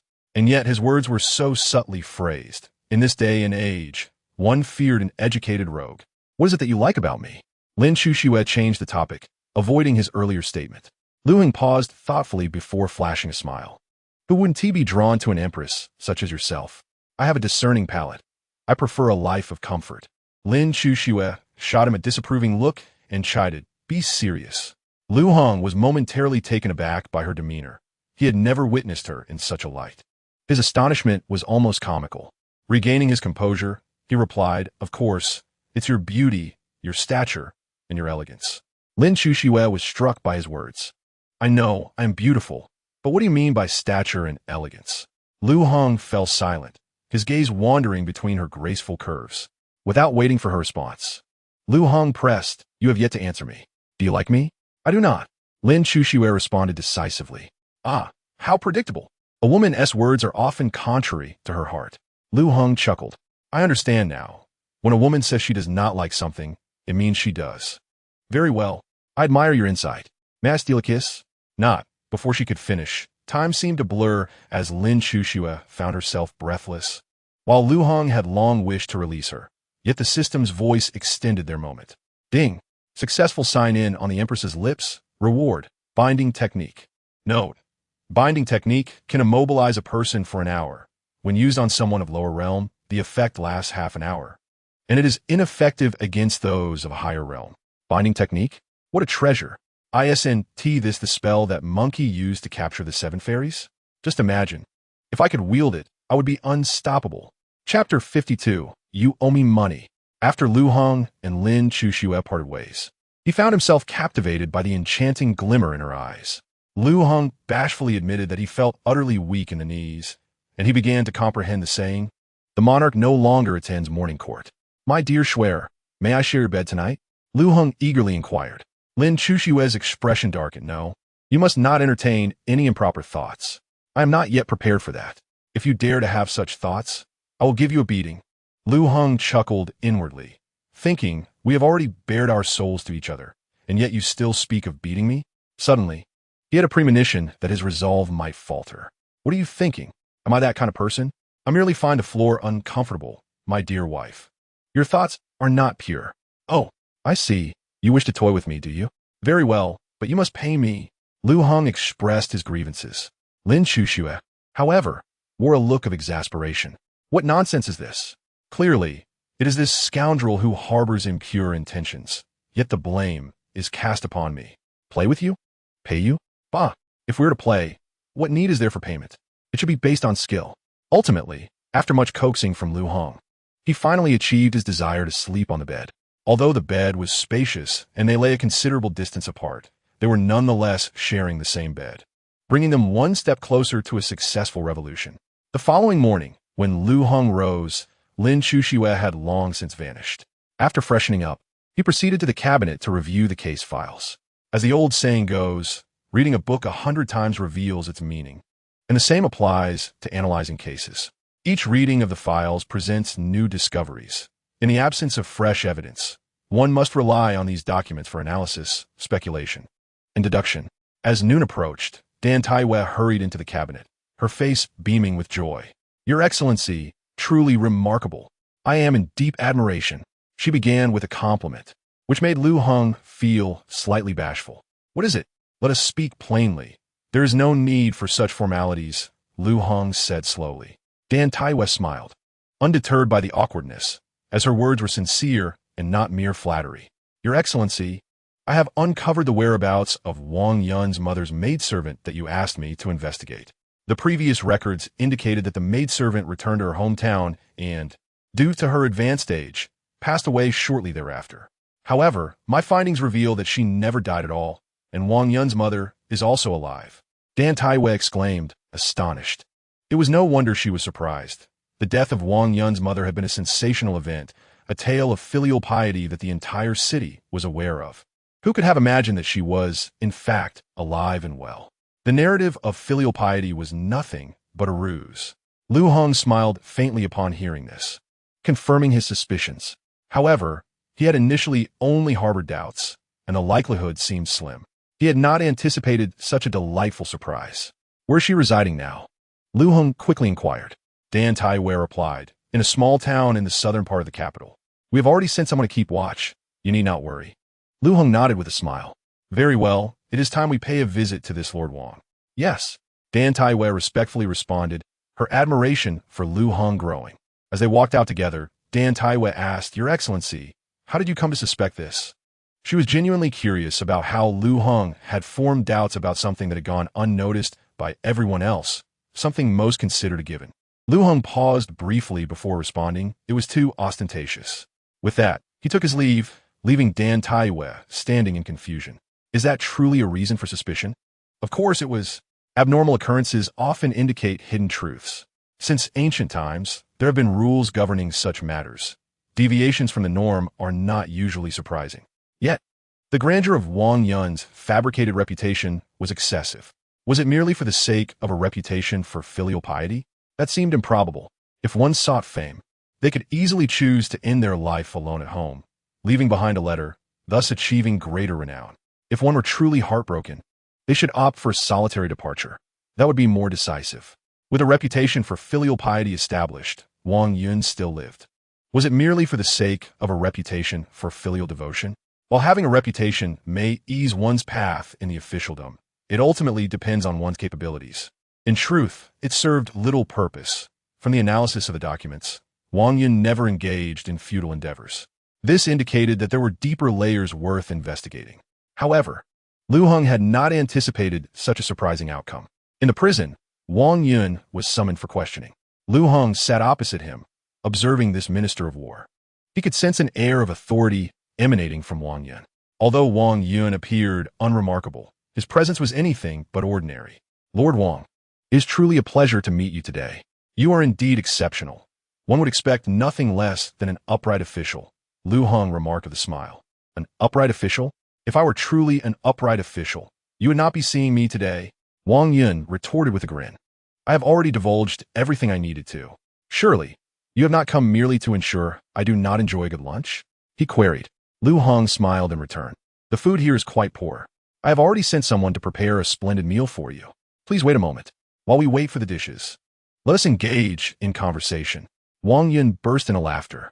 You do not intend to bribe me with a meal, do you? It seems you have not thoroughly examined my case files. Had you done so, you would know that I, Wang Yun, am not easily bought or bribed. Even if 100,000 taels of silver were placed before me, I would accept the money, but whether I would act depends on my mood. Wang Yun was quite adept at taking money without alleviating troubles. Liu Heng chuckled, acknowledging Wang Yun's talent. Had he lived in modern times, he would undoubtedly be a trending figure. Their conversation meandered, and Liu Heng was astonished by Wang Yun's cunning intellect, as each of his words was carefully crafted. Indeed, he was a figure of the political realm, having risen from humble beginnings to such a position, while deserving of the title Old Fox. Soon, the prison guards brought in the meal, consisting of 8 delectable dishes. Wang Yun surveyed the table and smiled slightly. Not bad. It seems you have put in quite an effort. All my favorite dishes are here. Liu Heng grinned. Lord Wang, do savor it. How does it taste? Without hesitation, Wang Yun picked up his chopsticks and took a bite. In an instant, he was rendered speechless. What troubles you, Lord Wang? Have you grown weary of exquisite delicacies? Is your mother's cooking now insipid by comparison? Liu Heng inquired with a smile. Wang Yun's heart was tumultuous. He had never expected that the secrets he had concealed for so many years would be revealed. Staring intently at Liu Heng, he found himself at a loss for words. Liu Heng's voice broke the silence once more. What troubles you, Lord Wang? Are you unhappy to taste your mother's cuisine? Wang Yun's lips twitched slightly, his expression darkening. My mother has long since passed away. You are truly considerate, having gone to such lengths to find this chef. Until this moment, Wang Yun's lips remained sealed, for he was acutely aware that the flavor before him was unmistakable. Typically, each individual possesses their own distinct habits. They may bear resemblance, yet they are never identical. The crux of the matter lies in the fact that his mother had been settled for many years, and despite the multitude of talents in the world, none had tasted her cooking, making it impossible for anyone to replicate it perfectly.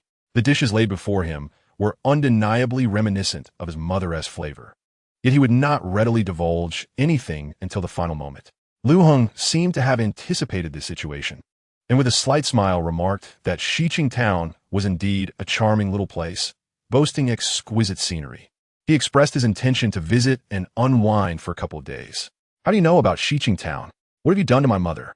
Wang Yun suddenly stood up, pointing an accusatory finger at Liu Heng in anger. Liu Heng, however, did not respond to Wang Yun's inquiry, opting instead to shift the topic, casually stating that both Zhao Dailai and Zhao Erlai had confessed regarding the matter of the hijacked imperial edict, as well as certain issues concerning the officials. The hijacking of the imperial edict is tantamount to rebellion. It implicates entire clans. It appears that you, my lord, will finally be able to accompany your mother. He continued. However, the tale of filial piety ends up as a farce. At this juncture, Wang Yun had regained some composure and took a seat. What do you intend to do, my lord? You are certainly destined to die. This is unchangeable. Reflect on it. Whether you speak or remain silent, Wang Yun, you are more aware than I. Liu Heng stated matter-of-factly. The message was clear. He must die. Yet if he confessed, his mother could survive. Having navigated the corridors of power for many years, Wang Yun understood this simple truth all too well. Wang Yun's expression grew somber. What a cunning maneuver, my lord, to uncover so much information. I am not surprised you could extract confessions from the Zhao brothers. I care little about what they revealed, for it cannot bring me down. However, your ability to pry my secrets from me is quite astonishing, and I find it hard to believe. At this point, Wang Yun fell silent, consuming his meal and sipping wine. Liu Heng merely observed quietly, refraining from urging him. After a moment, Wang Yun drained his cup and chuckled. I possess far too much knowledge.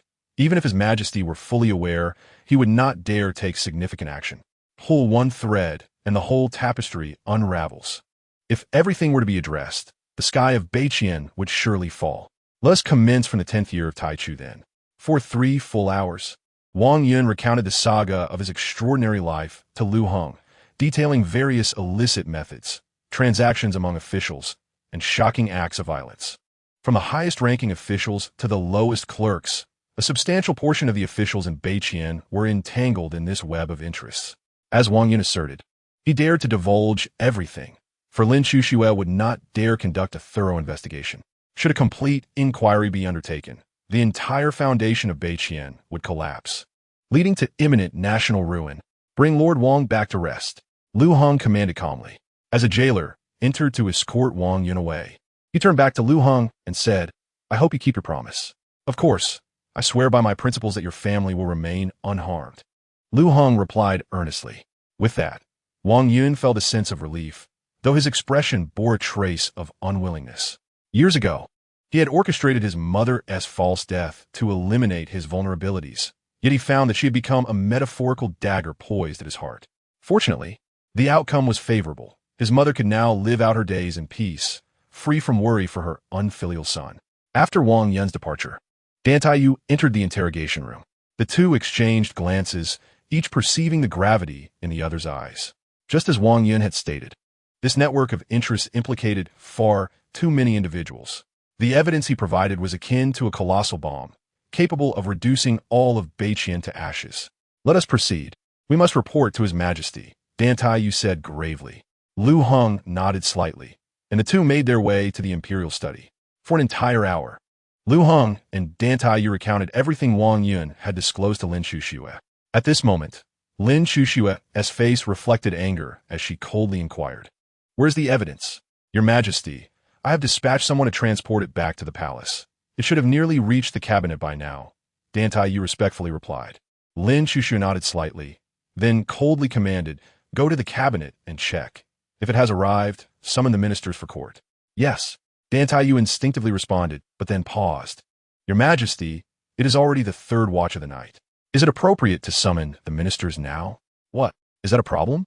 "None of the subjects in this realm allow me to sleep soundly. If I cannot rest easy, neither shall they." Lin Xuxue's voice was frigid. Dan Taiyu hastily replied, "As you decree." As Dan Taiyu departed, Lin Xuxue sighed heavily. "Liu Heng, do you think I'm not a good emperor? Since ascending the throne, I have reduced burdens and promoted agriculture, striving for reform and benevolence, treating the populace kindly, and ensuring that the salaries of the officials surpass those of any previous dynasty. Yet, why do the officials remain unloyal, and why does the heart of the people remain unsettled? Is this my fault?" Upon hearing this, Liu Heng looked at the weary Lin Xuxue with empathy, taking her hand gently and saying, "I know little of politics, but scouring through history reveals that it ultimately boils down to fame and fortune. If I were to encapsulate it in 3 words, it would be to be emperor. It is inherently challenging to satisfy the hearts of the people. Hence the governance of the realm as sentiments is an intricate art, one I comprehend only superficially. However, I grasp the thoughts of the impoverished. They seek a life of stability, sufficiency in their meals, warmth in their clothing, and perhaps a little extra money to ensure contentment.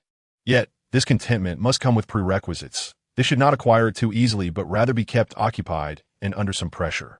By toiling for their livelihood, they will find peace, preoccupied with survival and devoid of ulterior motives.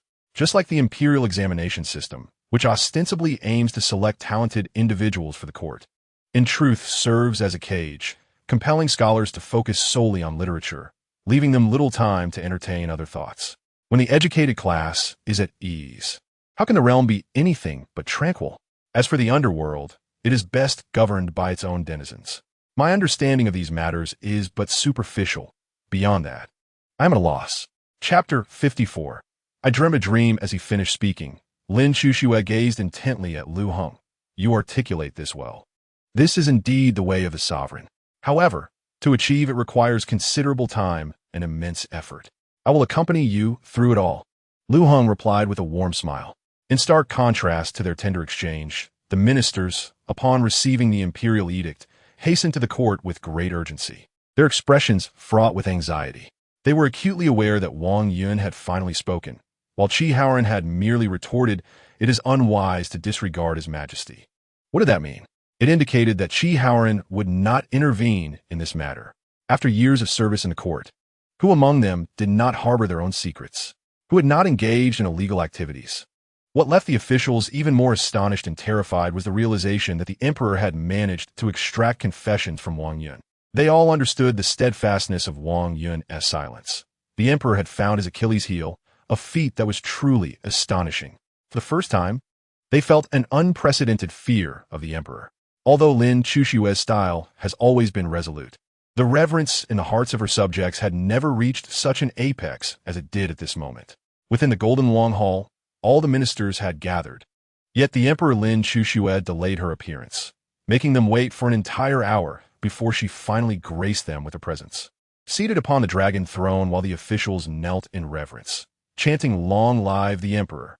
Once the ministers rose, Lin Xuxue casually remarked, "Have you all fallen asleep from waiting? I apologize for making you linger so long."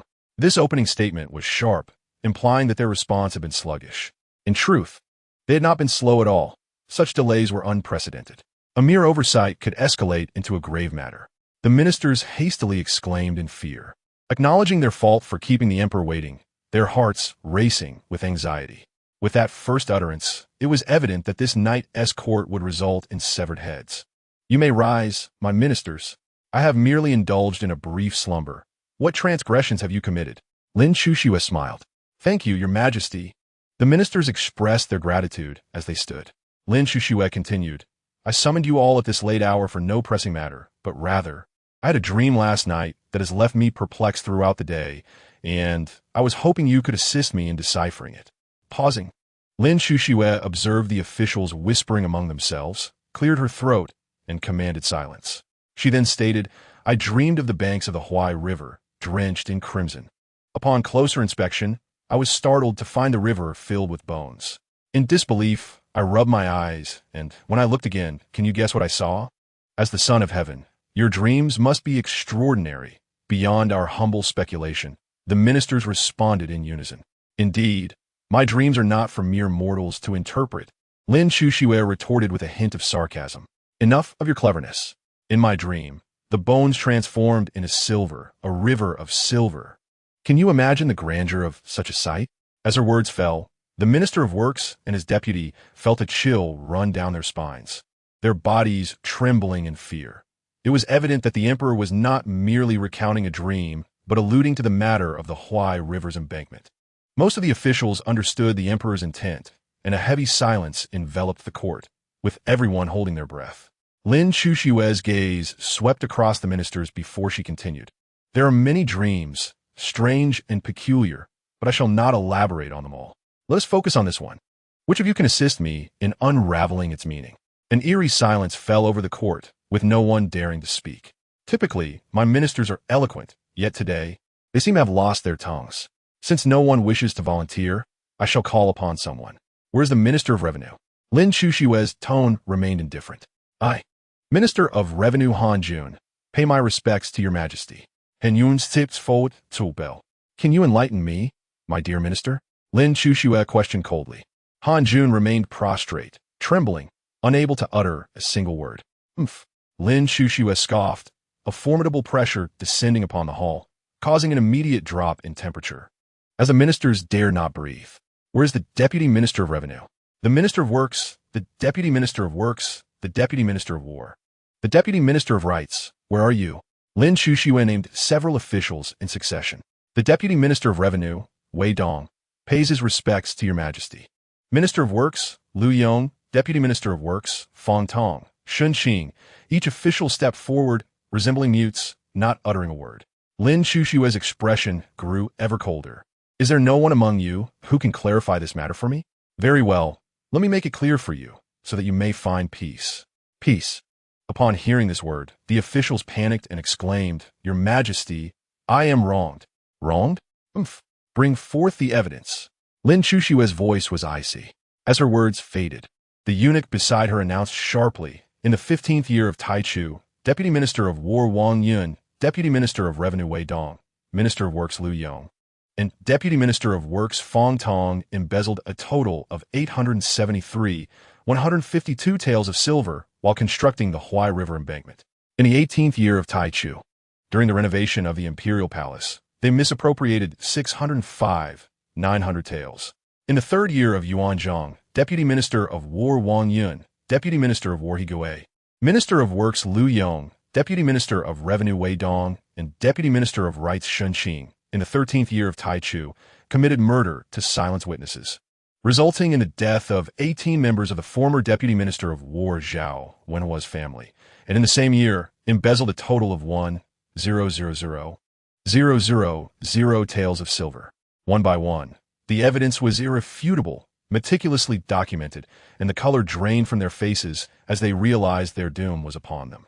They knew it was futile to refute. The evidence was indisputable, and denial was impossible. This is the caliber of officials in Beiqian, corrupt and depraved, hiring assassins and framing colleagues. Well, do any of you have anything to say? The officials remained silent. At this juncture, further words were useless. They recognized the emperor's resolve. Today marked their end. Your Majesty, among the items confiscated from Wang Yun, we discovered these 2 boxes. I took a cursory glance, and they mainly contain ledgers and correspondence for your review. Dantai Yu interjected, entering the court. 2 large redwood boxes were carried into the hall by Dantai Yu subordinates, causing an uproar among the officials. Many had ties to Wang Yun and the others. These boxes contained evidence of their crimes. If the boxes were opened, they might save their lives, but their official titles would be lost. In the hall, the civil and military officials focused intently on the 2 boxes. They feared that these were not merely wooden boxes, but blades capable of severing their heads.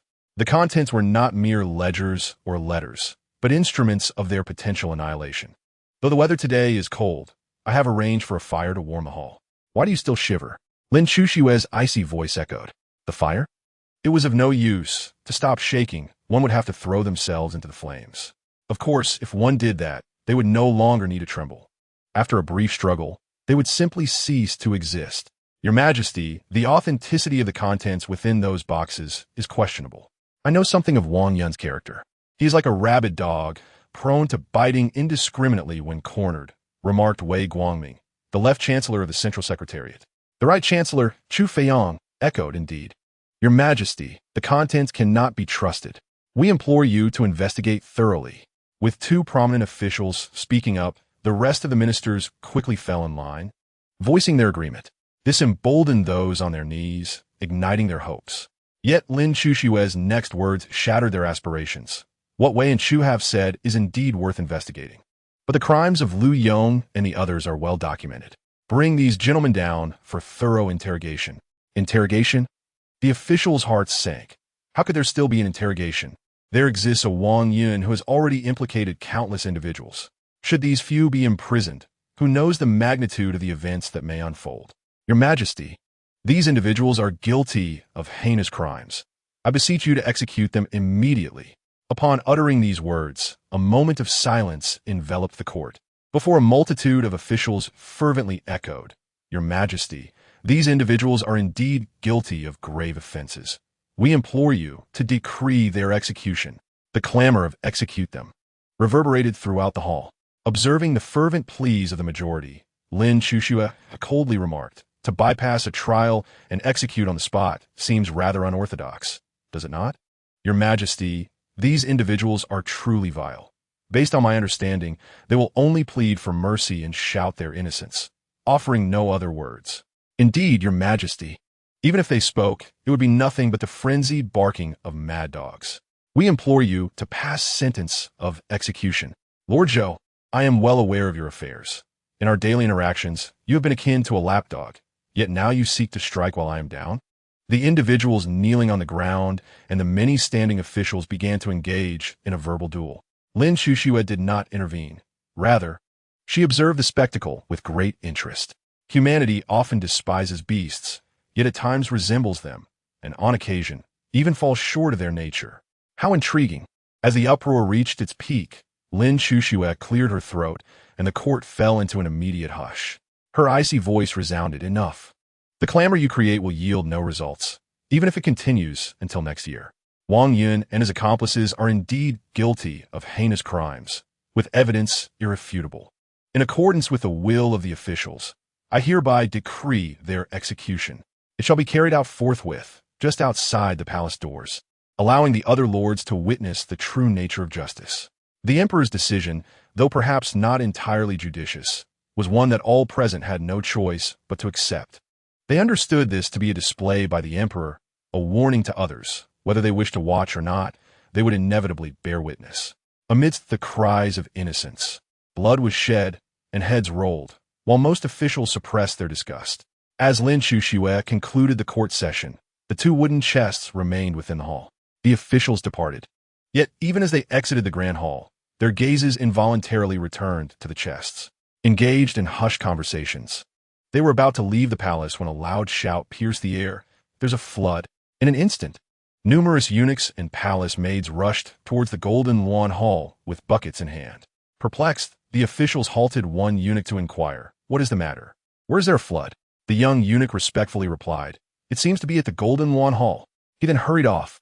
"Minister Wei, how is it that the Golden Lawn Hall is experiencing a flood?" One official questioned Wei Guangming, while another posed the same question to Chu Feiyang. Wei Guangming and Chu Feiyang exchanged knowing glances and smiled. It was peculiar that they could encounter a young eunuch rushing to extinguish a fire so far from the palace.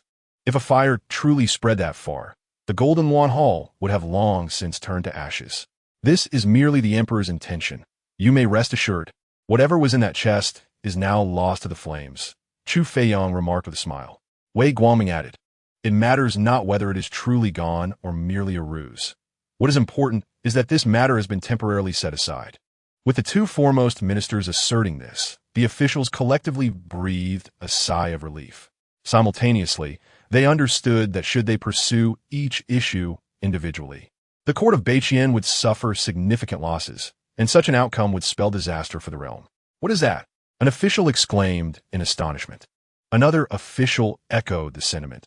Is someone flying within the palace? They seem to be approaching with great force. Wei Guangming and Chu Feiyong shared a silent understanding, continuing to walk towards the palace exit as if they had not noticed the intruder. With a resounding crash, the officials trembled, not daring to look back, hastening their steps. Among them, some officials, filled with anxiety, contemplated returning to the palace, but were halted by a young official's glance. Thus, they hurriedly departed alongside the majority. At that moment, before the Golden Yuan Hall, two robed corpses, the Corpse Kings, launched a fierce assault against Lin Chuxue. Dan Taiyu joined the fray. Though still in the mid-stages of her cultivation, she could not contribute significantly and instead required Lin Chuxue's assistance. Thus, Dan Taiyu prudently withdrew from the battle, opting to observe rather than complicate matters. However, she was profoundly astonished by the Emperor's cultivation level. How had he ascended to such heights? Facing two peak-level Corpse Kings, Lin Chuxue appeared to handle the situation with ease. Yet, Liu Heng understood that ultimately, Lin Chuxue would be defeated. However, prior to the battle, she had conveyed to him telepathically not to resort to the use of the. Liu Heng knew this was not the time to expose his abilities, but he could not bear to watch Lin Chuxue suffer injury. Thus, amidst the chaos of battle, Liu Heng seized the opportunity to kiss Lin Chuxue, justifying it as a tactic to repel the enemy. This left Lin Chuxue both exasperated and amused, while Dan Taiyu could no longer remain composed. What is the meaning of this? At such a time, must you still indulge in such antics? Must you feed the dog? Could you not choose a more suitable moment? My wretched eyes would be better off blind. Chapter 56. A shocking revelation at this juncture.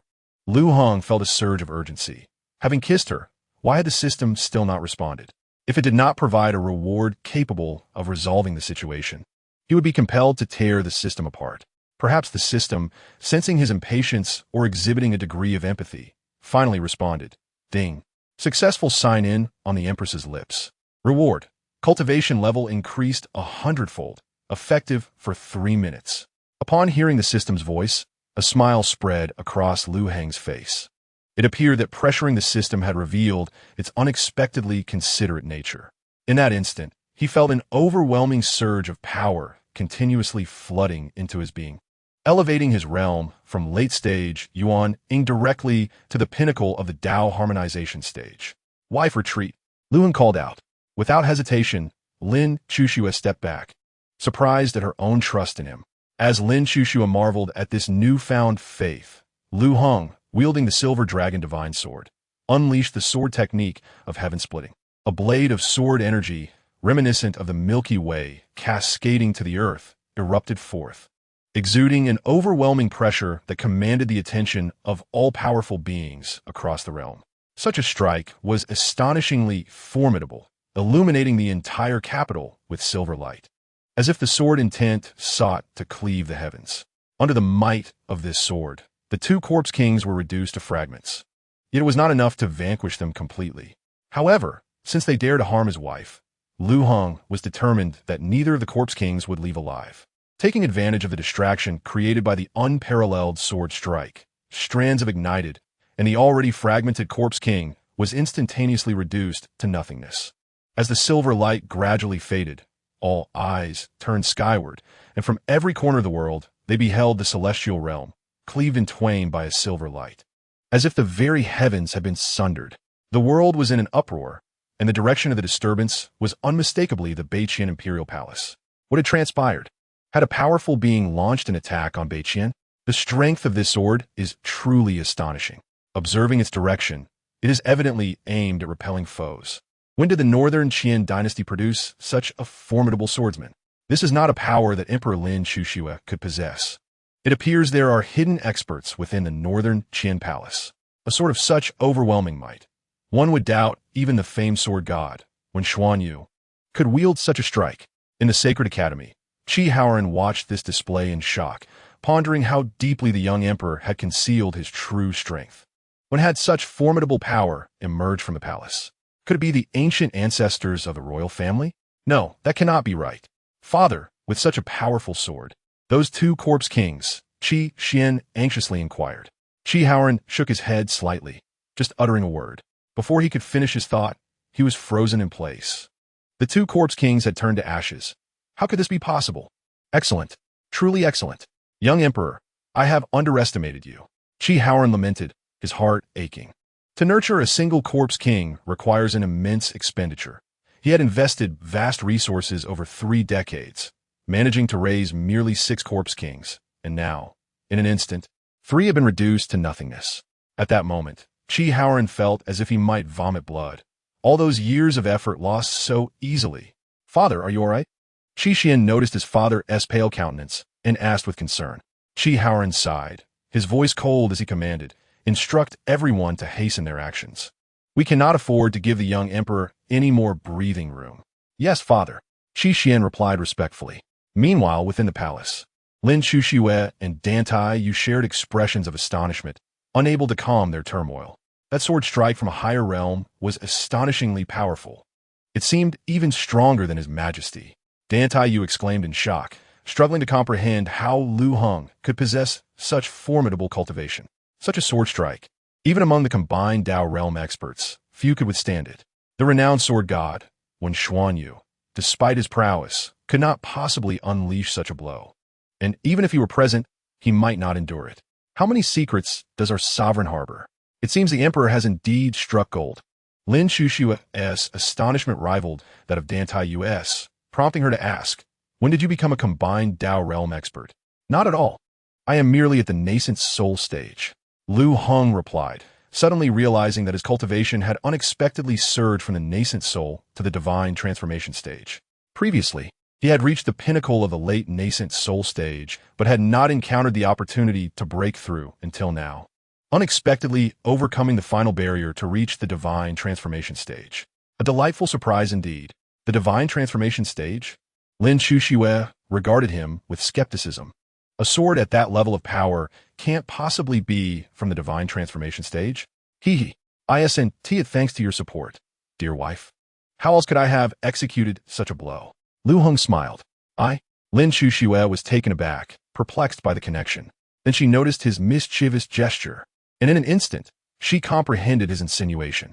Her cheeks flushed with embarrassment, and she playfully chided, if you don't wish to say it, then don't bring up unrelated matters. Liu Heng chuckled, moving closer to grasp Lin Xuxue's delicate hand. Enough of the trivialities. Shouldn't we discuss how to reward me? Upon seeing the glint in his eyes, Lin Xuxue understood his intentions. Stop it, there are others present, she admonished. Liu Heng raised an eyebrow, teasingly replying, so, does that mean if no one is around, I can do as I please? Under his gaze, coupled with his audacious words, Lin Xuxue felt her face grow crimson, sensing a vulnerability akin to being unclothed. Stop it, let go, she urged hastily. Yet Liu Heng refused to release her. No worries. There's no one here. Just one kiss. Before she could protest further, he embraced her and pressed his lips against hers. Dan Tai Yu, left stunned, pondered, who am I? Where am I? What have I just witnessed? Wait, what does he mean by there's no one here? Am I not considered a person? True enough. She felt like a mere spectator, witnessing this sweet exchange, having consumed countless servings of dog food with tears in her eyes. What shocked Dan Tai Yu even further was the sudden collapse of her previously revered, enigmatic image of the Empress. Is this truly the respected sovereign of Wushuang? Her demeanor was undeniably that of a young maiden. That flushed visage could indeed captivate the masses. Oh mother, why grant me sight at birth, when blindness would have sufficed? I am too burdened. Dan Tai Yu was overwhelmed, suffering a significant emotional blow, both humiliating and painful. Yet, it was rather pleasant. They truly did not regard her as an outsider. Of course, the palace maids and eunuchs were equally struck dumb. What had they just witnessed? No, they had seen nothing. For the sake of their own lives, they must pretend to see nothing. Chapter 57. A massage from the Empress. The palace returned to tranquility amidst Liu Heng and Lin Chushua's intimacy, while the outside world was rife with unrest. Turbulent beneath the surface, the populace trembled at the revelation of hidden strength within Northern Qian. Many believed Northern Qian was in decline, unaware of how deeply it had concealed its prowess.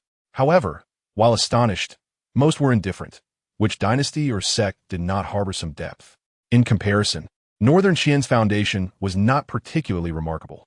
Among the many observers, only Southern Jin and the Great Wilderness were particularly troubled, fearing not just Northern Qian's decline, but its simultaneous resurgence in strength. Dividing Northern Qian's territory was a cherished ambition for both Southern Jin and the Great Wilderness. Yet achieving such division was no simple task. Not to mention, Northern Qian still possessed the strength to resist annihilation and had allies to guard against. Ultimately, it all boiled down to the simple truth: the timing was not yet ripe. In the Empress's chambers, Liu Heng reclined comfortably on the bed, wishing to shout, "Come, my wife, give my legs a good massage." Yet he refrained from voicing such thoughts, considering the change in their relationship. Should he give it a try? Once that thought arose, it became uncontrollable. The more he tried to suppress it, the more it surged forth. "Oh, I'm so exhausted," Liu Heng tentatively remarked. Lin Chuxue, concerned, replied, "My dear husband, are you all right?" She feared that Liu Heng might have overexerted himself in wielding such a powerful sword, potentially facing adverse effects, and thus was genuinely worried. "I'm fine, nothing serious. Just my legs, arms, and back feel a bit sore and uncomfortable." "What should I do?" Liu Heng said, feigning difficulty while secretly thinking. "My dear wife, I've hinted quite clearly. Do you not understand?" Lin Chuxue responded. "Then, dear husband, shall I summon a couple of palace maids to massage you and relieve your fatigue?" "No, that won't do. My body cannot be touched by other women. Only you can touch my pure and unblemished form," Liu Heng hastily asserted. Pure and unblemished? Remarkably, he had indeed given his first kiss and various firsts to Lin Chuxue across 2 lifetimes. Hearing this, Lin Chuxue smiled. "All right, enough of the pretense. You simply wish for me to help you with a massage. Seeing my husband so exhausted today, I shall reluctantly lend him a hand. However, dear husband must promise not to act recklessly." Is this truly my gentle and virtuous Empress? "Very well. I trust my husband will behave," Liu Heng hastily replied. Lin Chuxue smiled coyly and then said, "Now, husband, I shall begin. However, I have never given anyone a massage before, so you must be understanding. Of course, even if my wife were to break my back, I would remain silent," Liu Heng replied. "It is indeed quite astonishing for the illustrious Empress, a sovereign of a nation, to give herself a massage. It feels as if one's ancestral grave is emitting green smoke. No, green smoke is not enough. It must be ablaze, the kind that water cannot extinguish." Lin Chushua's delicate hands began to press on Liu Heng's back with just the right amount of pressure. "Husband, why do you call me wife? Although I understand the meaning, it feels somewhat awkward. This term sounds like something a barbarian would use, is hardly pleasant. Would you consider using a different address from now on?" Lin Chuxue inquired gently. Liu Heng was taken aback. He had been accustomed to this term in his past life and had never found it unpleasant. In fact, in the Song dynasty, Wu Zimu's Dream of Liang contains the phrase, "When fortune comes, one buys land and takes a wife, while a fortune teller is sold." The term wife originated during that era. In this time, such a term does not exist, which indeed feels a bit awkward. "Then I shall call you madam from now on. Alternatively, I could use terms like dear or darling," Liu Heng jested. Upon hearing this, Lin Chushue's cheeks flushed again as she pursed her lips, saying, "Let us stick with madam. No peculiar titles allowed." "Very well. I shall heed my madam's command." Liu Heng chuckled, pausing for a moment before continuing, "Madam, would you mind pressing a bit higher?" "Higher?" Lin Chuxue was taken aback, glancing upwards only to see a certain something looming. "No, you do it yourself. Husband, could you please behave and refrain from such thoughts? I am truly not prepared," Lin Chuxue replied bashfully. Looking at his beautiful wife, Liu Heng couldn't help but exclaim, "In all the world, there is nothing more beautiful than my madam." Taken aback by his sweet words, Lin Chuxue felt a flutter of nervousness and playfully retorted, "Husband, you are quite the charmer. You must have sweet-talked many young ladies before." "Not at all. My madam is my first love," Liu Heng declared earnestly. Lin Shushue was momentarily stunned, wanting to respond with "me too," but the atmosphere felt too intimate, and she feared Liu Heng might lose control, leaving her unable to refuse. Unable to refuse? Liu the wretched, do you realize what you have missed? That was an opportunity to strike straight at the heart.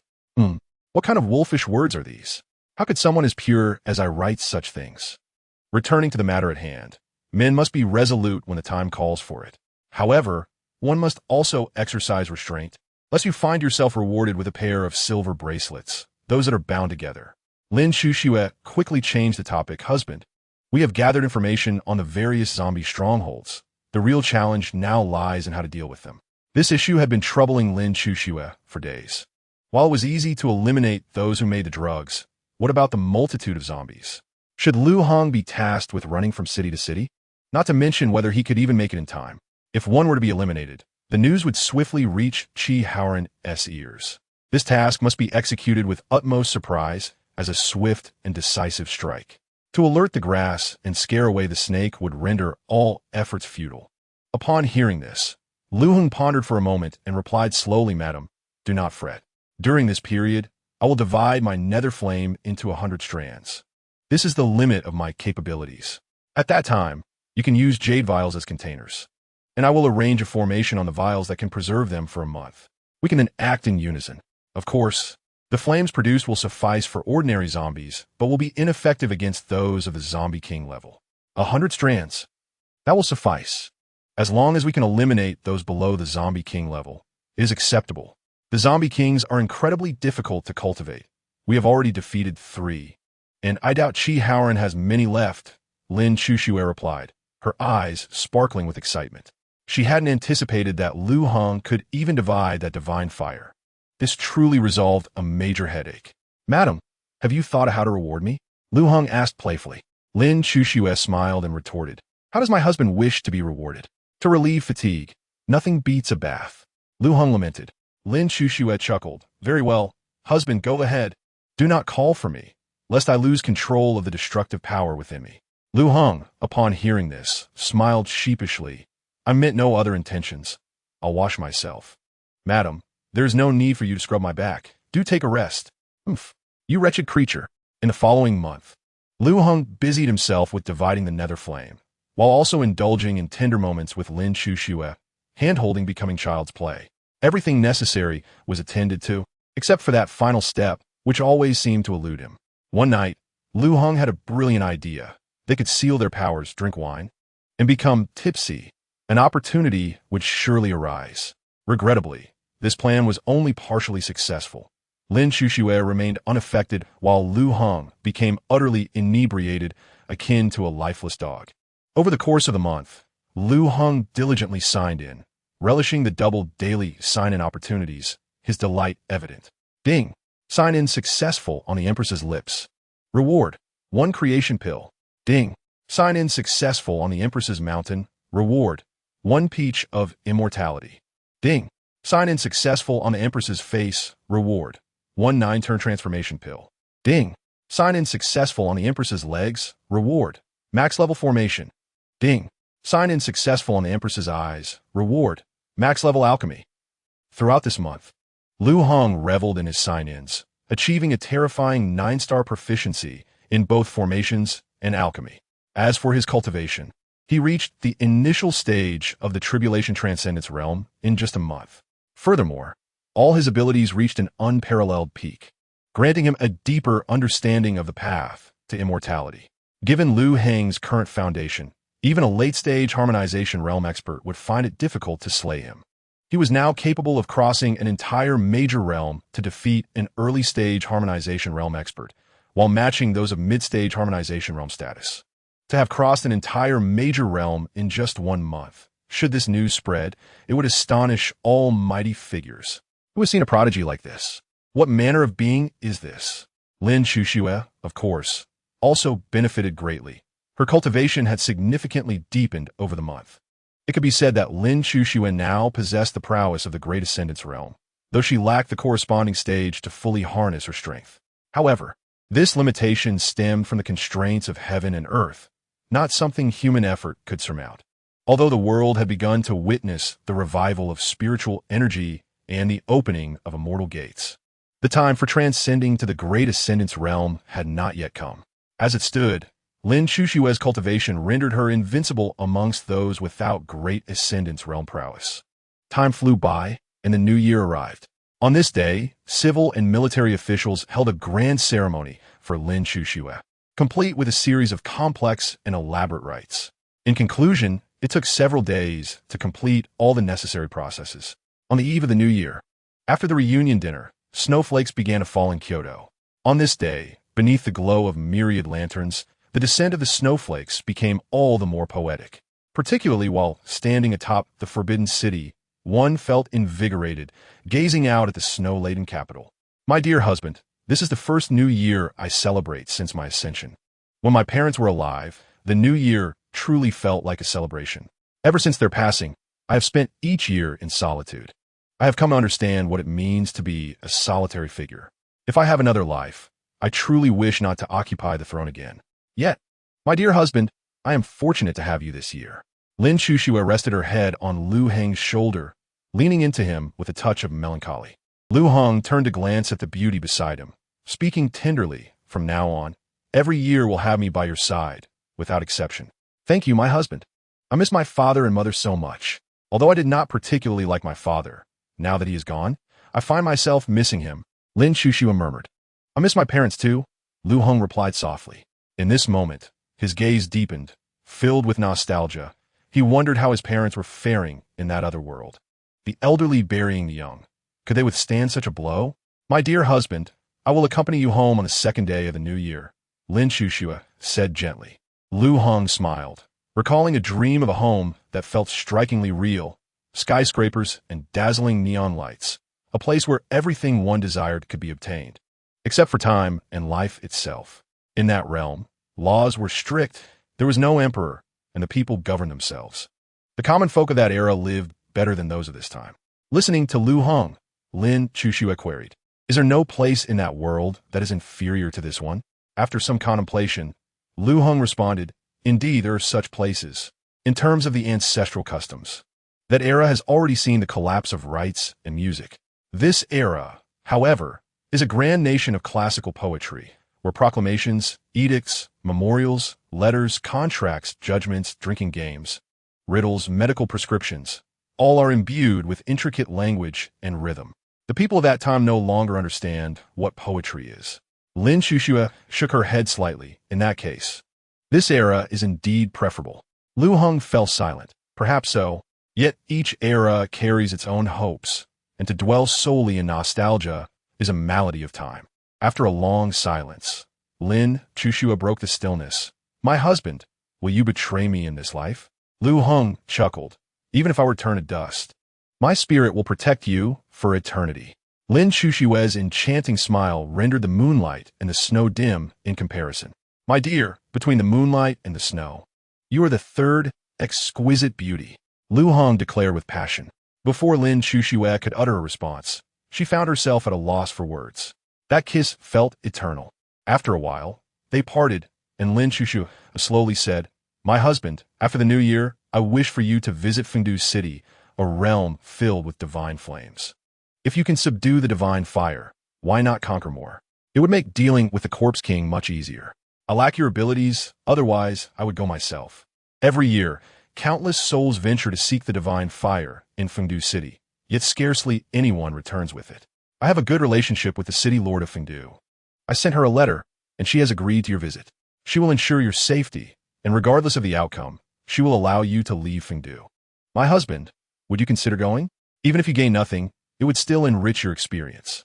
Fengdu City was a name Liu Heng had never heard before. Yet in his past life, it was known as the legendary underworld. Ruled by the Emperor of the North, Fengdu, it was home to various officials and demon lords. However, this world as Fengdu City was evidently different from the one he knew. When shall I go, my dear? Liu Heng inquired. His infernal flame could consume all fires, making a journey to Fengdu quite appealing. After the 15th day of the new year, Lin Chushue replied. Chapter 59. I must strive harder. The plan to visit Fengdu City was settled. After enjoying the snow, Liu Heng warmed some wine, and the couple shared a few cups. That night, they poured out their hearts, exchanging many sentiments they would not voice to outsiders. Naturally, tender words of affection were plentiful, and Lin Chuxue took full advantage of the moment. They ascended peaks and caressed brooks, yet that was the extent of their revelry.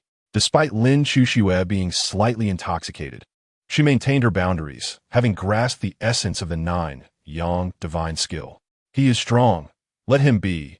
The gentle breeze sweeps over the mountains. He is obstinate. Let him be. The bright moon shines over the great river. In the blink of an eye, the second day of the new year arrived. This festive occasion always seemed to pass swiftly. On this day, Lin Chuxue rose early to meticulously prepare herself, for she was to return home with Liu Heng. Oddly enough, she felt a flutter of nervousness. As the ruler of a nation and a peak practitioner of the Tao, she could face the collapse of mountains without flinching. Yet today, her heart raced like a doe. Are you nervous? Liu Heng asked softly, embracing Lin Chuxue from behind. At his words, a blush crept up her neck as she denied. How could I be nervous? I simply feel a bit guilty about deceiving your parents last time. Should we perhaps not mention it?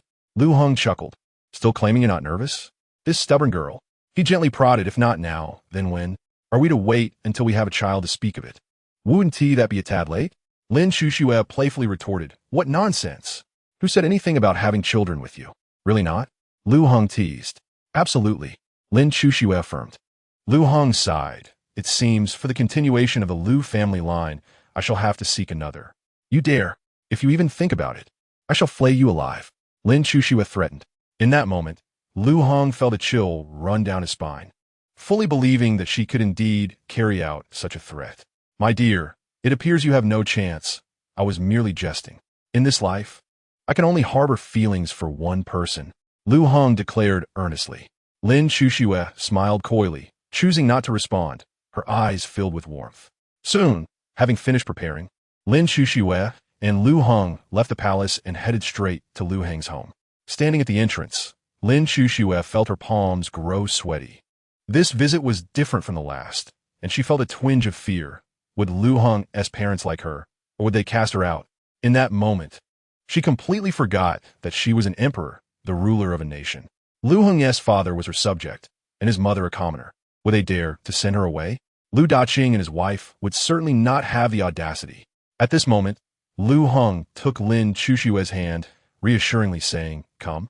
Don't be nervous. I am here. Hearing this, Lin Chuxue felt considerably more at ease, then said, Is it not inappropriate to go empty-handed? We should buy some gifts first. As she spoke, Lin Chuxue turned to leave, but Liu Heng pulled her back. What gifts? You already bestowed many on New Year's Eve. Be good, we won't buy anything.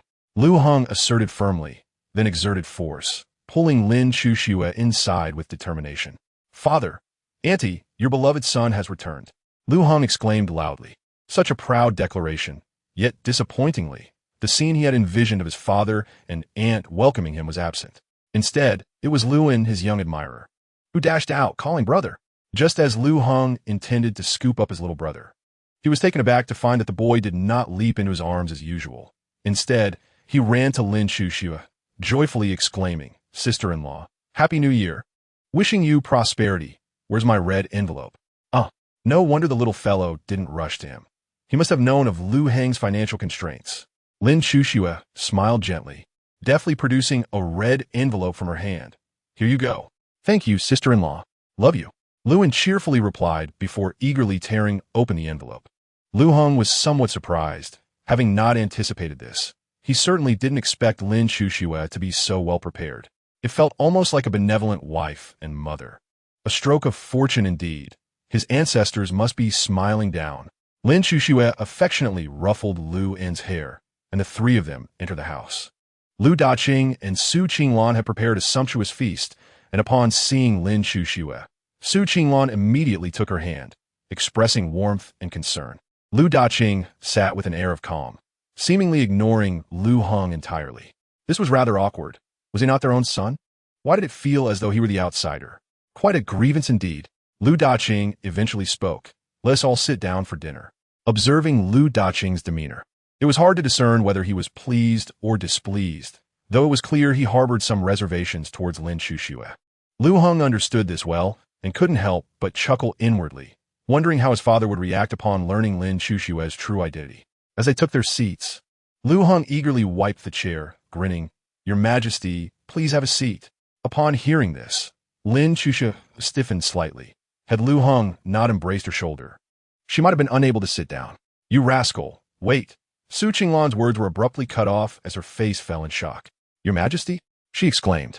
Only then did she realize Liu Heng had referred to Lin Chushue as Your Majesty.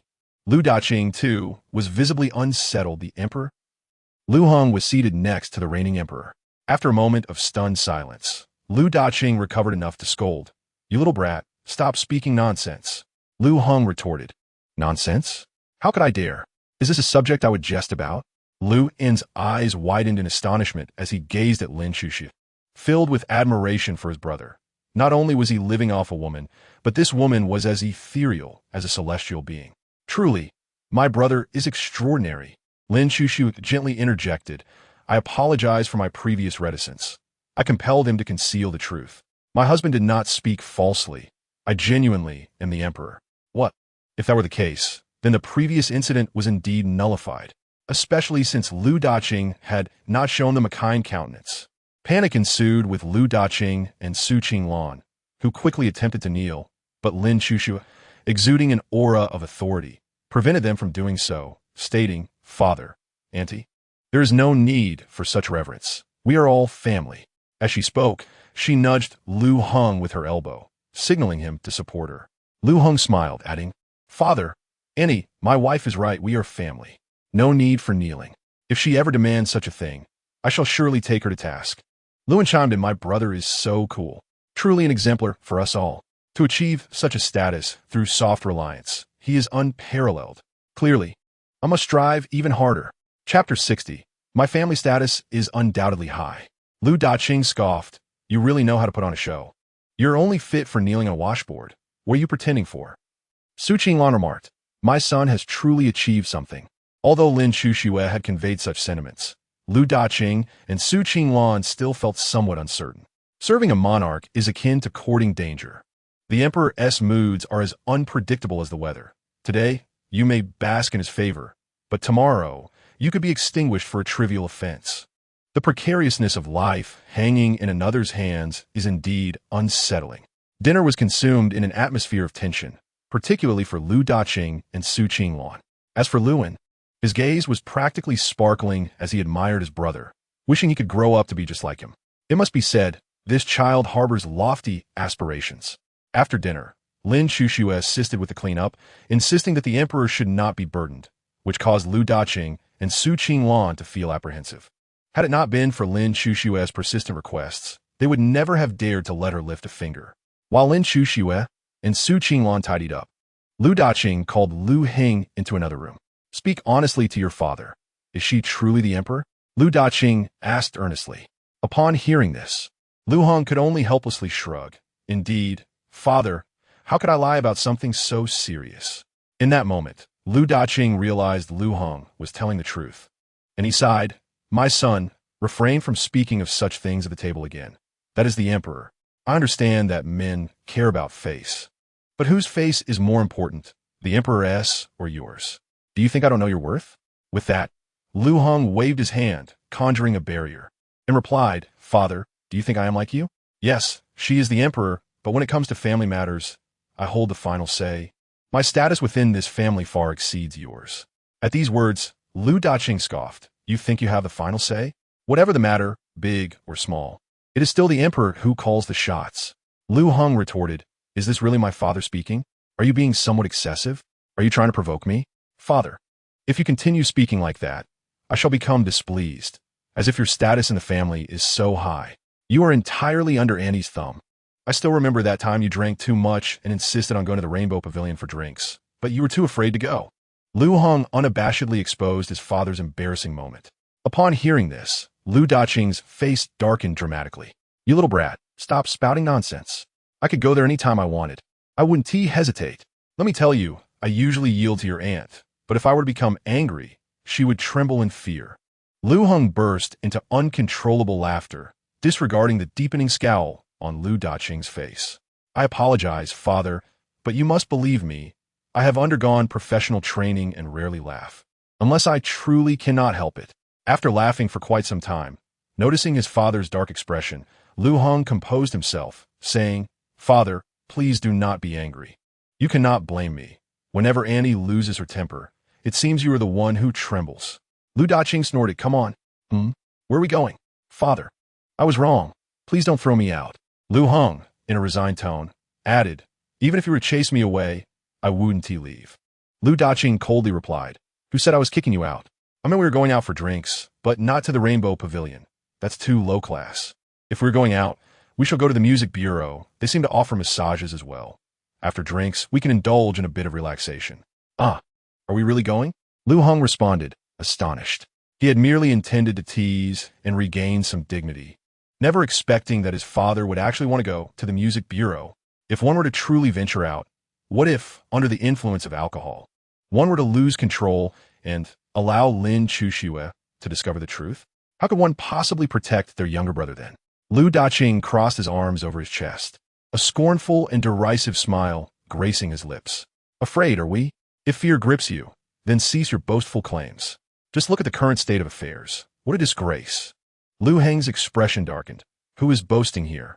If we must go, then so be it, but we must disguise ourselves. It is cumbersome. Excuses abound in this world, where no challenge is insurmountable for those with determination.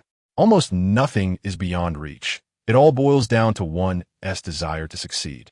All these are merely excuses." Lu Daqing continued to mock. "Liu Heng, is this truly your biological father? How could he speak of his own son in such a manner? This is excessive, is it not? Is he deliberately provoking me? This is intolerable. If I do not assert my position as a man within this family, will he truly regard me as nothing more than a plaything? Very well, let us proceed. I fear nothing. Whoever falters is a coward." Liu Heng exclaimed in anger. Lu Daqing was taken aback. This young man is truly going and speaking with such ferocity. If he does not go, will I be the one deemed a coward? How reckless! I should have ceased while I was ahead. There is no turning back now. Let us go at once. Whoever hesitates is a coward. Lu Daqing's temper flared as well. Without further ado, the two of them strode out the door, and just as they exited the courtyard, little Liu was squatting at the entrance, building a snowman. "Brother, father, are you going to help me build a snowman?" Liu Heng cleared his throat and replied, "Well, little one, you should continue on your own. Your brother and father have matters to attend to." Upon hearing this, Liu quickly chimed in, "Brother, father, where are you going? I want to go too." "To where?" Lu Daqing interjected. "That place is no place for someone so young. What will happen when you grow up?" Lu Daqing hurriedly added, "Little one, be a good boy and listen. Your brother and I are not going out for leisure. We have important business to attend to. Be obedient, and when we return, I will bring you something delicious." "No, I want to go. Otherwise, I will tell mother that you went out to play without me. It surely cannot be a good place." Liu frowned and protested. Liu Heng thought to himself, what a treasure this little brother is. He has struck at the heart of the matter with one sentence. Lu Daqing sighed. "This larger nuisance is troublesome enough. I can hardly handle the smaller one. I suppose we must have another child." Following this, Liu Heng expended considerable effort, employing both soft and hard tactics, until he finally managed to placate the little rascal. They then tiptoed away, moving swiftly. Liu watched his brother and father's retreating figures, muttering to himself, "They are deceiving me. Look at how sneaky they are. They are definitely not going to a good place, and they didn't take me with them. I will go and tell mother." Meanwhile, as Liu Heng and Lu Daqing donned disguises, believing themselves to be inconspicuous, their little brother hurried into the house. The young lad embellished the tale as he relayed the events to Su Qinglan and Lin Chuxue, whose expressions darkened ominously. Lin Chuxue coldly inquired, "Aunt, what should we do? Should we retrieve them now?" Su Qinglan shook her head slightly. "No need to rush. We must catch them red-handed. Let them play for a while longer. We will go when the time is right. This Lu Daqing intends to rebel. How dare he take his son to such a place? He is truly audacious." Chapter 61. Making a name in the capital? As Su Qinglan spoke, her heart was laden with worry. After all, her son's wife is the emperor. Should news of their visit to such a den of iniquity spread, the entire family could find themselves in dire straits. What is Lu Daqing thinking? He hasn't even had a drink tonight. How could he take his own son to such a place? It seems it has indeed been far too long since he received a proper beating. If he doesn't kneel on that iron washboard today, this matter will not conclude. Lin Shushue's expression was grim as she gently asked, "Aunt, do you think her words trailed off?" But the implication was clear to Su Qingluan. Absolutely not. Su Qingluan hastily reassured her. At worst, they will merely share a drink. They would not engage in anything excessive. Of that you need not worry. Upon hearing this, Lin Shushue's countenance softened considerably, and she nodded, saying, "Aunt, in private, you need not refer to me as your majesty. Just call me by my name." Su Qingluan smiled and nodded, very well. Although she agreed, she found it difficult to address Lin Shushue by her name. The chasm between an emperor and a commoner is vast. How could she dare to utter the emperor's name freely? Today, she and Liu Heng share a bond. Yet who knows what tomorrow holds? Should they find themselves at odds, every detail could lead to dire consequences for the entire family. This is a truth even a woman like Su Qingluan comprehends, and Liu Daqing is equally aware. Yet today, after a few drinks, and having been teased by his own son, his temper flared, leading to this reckless decision. Tomorrow, when the alcohol wears off and his anger dissipates, he will undoubtedly regret this folly. At this moment, Liu Heng and Liu Daqing, having disguised themselves, entered the brothel with an air of camaraderie. "Bring forth the most beautiful maiden," Liu Heng exclaimed loudly upon entry. Liu Daqing, taken aback, regarded his son with surprise. He seemed rather seasoned in this endeavor. He distinctly recalled that his son had never visited such establishments before. It appears he had misjudged the situation and acted rather hastily. Yet, perhaps this is for the best. With an experienced guide, the pressure diminished significantly and the sense of restraint faded. The madam, a woman in her 40s, though aged, still possessed a certain charm, having once been a renowned courtesan in her youth. "Oh, gentlemen, I can see you are newcomers here, and you wish to have the most beautiful maidens attend to you. Your tastes are quite discerning," she teased. At that moment, the patrons within the establishment began to mock. The most beautiful? Everyone knows that the finest are Qingluan and Yin. But to have either of them serve you, one must compose a poem to entice them. And given your robust appearances, it seems rather unlikely. "Ah, my good fellow, your words are quite gentle. Allow me to be direct. Look in the mirror. You likely cannot even recognize a few characters, let alone compose poetry." Another patron chimed in. "I must disagree. Even limericks can be considered poetry. To my knowledge, Qingluan has only accompanied patrons once, and Yin thrice. What are the odds? You two seem rather naive." The crowd continued with their jeers, none expressing faith in Liu Heng and Liu Daqing as prospects. Hearing the remarks, Liu Daqing whispered to his son, "Enough, son. Let's simply choose a couple of maidens. We are merely here to drink, not for anything else." "That may be so," Liu Heng replied. "But how can one enjoy a drink with just any plain maidens?" Upon hearing this, Liu Daqing realized the validity of his son's point. If they were to indulge, they ought to indulge in the finest. Liu Daqing fell silent. He had no talent for poetry, far less than he had for cooking. Liu Heng continued, "Whether or not we can impress is not determined by words alone. We must put it to the test." The madam chuckled at this. "Since you wish to test your skills, please do compose a poem. However, should it fall short, do not blame us for laughter. In truth, it is often wiser to remain silent. A man may struggle to control his urges, yet he must also master his tongue. You may consider me meddlesome, but it is in your best interest after all." With a smile, Liu Heng stepped forward, declaring, "Without further ado, let my words flow.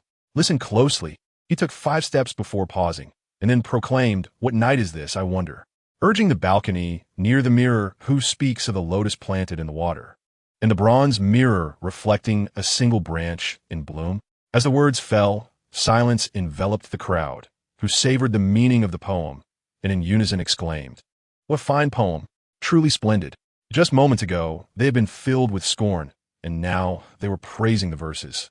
One could not help but wonder, is there no sense of shame? At that very moment, a voice as melodious as a lark echoed from the second floor. Indeed, this exclamation sent a wave of astonishment through the crowd, for the fair maiden Qingluan had responded, and they marveled at how this burly man could elicit such a reaction from her. Jealousy ignited within the onlookers, distorting their expressions. Yet Liu Heng remained unfazed, as if he had merely accomplished a trivial task, and slowly continued, "I have another poem about love. please lend me your ears." He then took 5 steps forward and recited, "Last night's stars and last night's wind, by the Western Tower and the Easter Hall. Though I lack the phoenix's wings to soar, my heart connects with yours, a harmonious call." Across the table, warmed by spring wine, the candlelight glows, casting shadows divine. I hear the drum calling me to duty as I ride to the lawn terrace, a dervish in flight. As his voice faded, the crowd erupted into excitement, shouting, "Wonderful!" Many murmured the line, "Though I lack the phoenix's wings to soar, my heart connects with yours, a harmonious call." This line sparked fervent discussions. What a magnificent expression of longing. How I wish I had colorful wings to fly to my beloved. It vividly articulated the depths of yearning and the pains of love. The line, "My heart connects with yours," was even more exquisite. The profound understanding between two souls was akin to the mysterious connection of rhinoceros horns, resonating with one another. Is this not the essence of love? The external absence contrasted with the internal presence, a blend of sorrow and joy, a paradoxical yet wondrous unity. How marvelous! Yes, within suffering lies sweetness, and amidst solitude, there is hope. The bittersweet anguish of longing intertwines with the comfort of mutual understanding, capturing the intricate and nuanced emotions of lovers deeply in love, yet unable to be together. Truly admirable. Just as the crowd engaged in heated discussion, a gentle voice like a spring breeze floated down from the second floor. "Please, young sir, ascend." Upon hearing this, Liu Heng glanced at his father with a satisfied smile. "Let's go upstairs." Liu Daqing, momentarily bewildered, found himself in a state of shock. Is this truly his son? Could he be an impostor? This was a child who had shown little interest in study. How could he compose such poetry? The 2 poems presented today would surely stir the capital. In the eyes of the envious onlookers, Liu Heng and his father ascended the stairs, greeted by maidservants who led them directly into a room. Inside, there were 2 women, one clad in blue, the other in purple. The style of their garments was undoubtedly fashionable, yet their exquisite figures elevated their beauty to another realm. Their graceful forms were complemented by their stunning visages, which defied description. The lotus cannot compare to the beauty of a maiden's adornment, as the breeze in the water palace carries the fragrance of pearls. Their elegance surpasses time, and the lotus shames the jade-like complexion. Such descriptions, though plentiful, could hardly be excessive, yet compared to Lin Shushua, they fell somewhat short, not merely in appearance, but more so in their intrinsic grace. "Please sit, young sir. Your poem has enchanted me.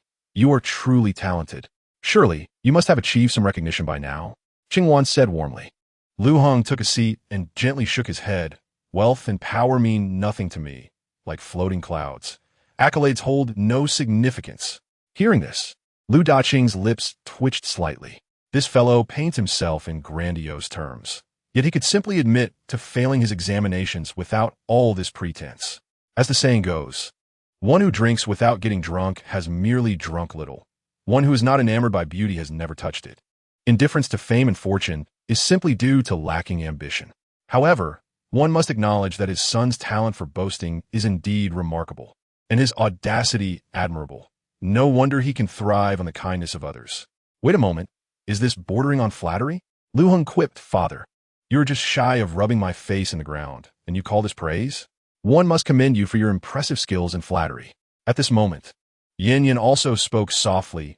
"Your poem, though I lack the phoenix's wings to soar, my heart connects with yours, a harmonious call, is truly exquisite. Perhaps no love poem in the world can rival yours." Such praise left Liu Heng feeling somewhat lightheaded, though a hint of shame washed over him, as this poem was not his creation but rather borrowed from the ancients. If tasked with composing one himself, he would struggle to produce even a simple couplet. Like "Oh sea, water everywhere, oh summer, legs abound." That is his true capability. All right, enough flattery.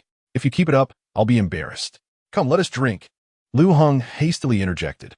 Despite his thick skin, he could hardly withstand such lavish compliments from the 2. Qingwan smiled and reached for Liu Heng's arm, but he quickly evaded. Let's just drink. We shall keep it simple and refrain from physical contact. I am a married man." Upon hearing this, Qingwan smiled knowingly. "I understand. It is quite all right.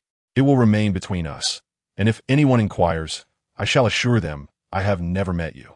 Liu Heng, perplexed, thought, "What is it that you understand?" Your expression suggests you comprehend something, and your words imply you truly do. No, you do not understand.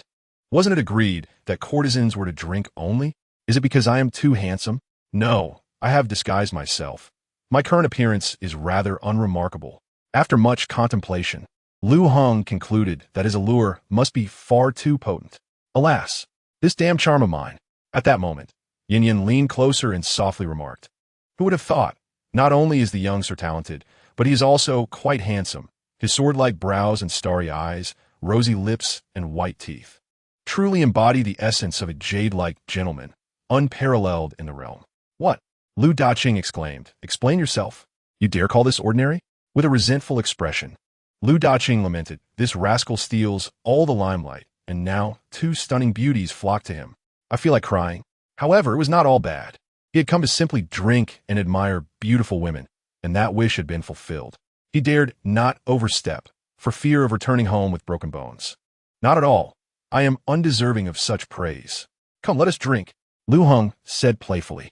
About an hour later, a young man rushed into the teaching bureau, whispering urgently to the matron. Her face paled in shock. Immediately, she approached the crowd, offering her apologies and clearing the room, returning their coins with a heavy heart. Nevertheless, some were reluctant to leave, and only after her warnings did they depart begrudgingly. Looking at the empty teaching bureau, the matron sighed heavily. What is this madness? She glanced up at the room where Liu Heng was, muttering, "I thought we had welcomed 2 patrons of wealth, but it turns out they are bringers of misfortune." Soon, Lin Chuxue and Su Qinglan stealthily entered the teaching bureau. They did not present themselves as women. Instead, they donned men's attire, having made subtle alterations to their appearances.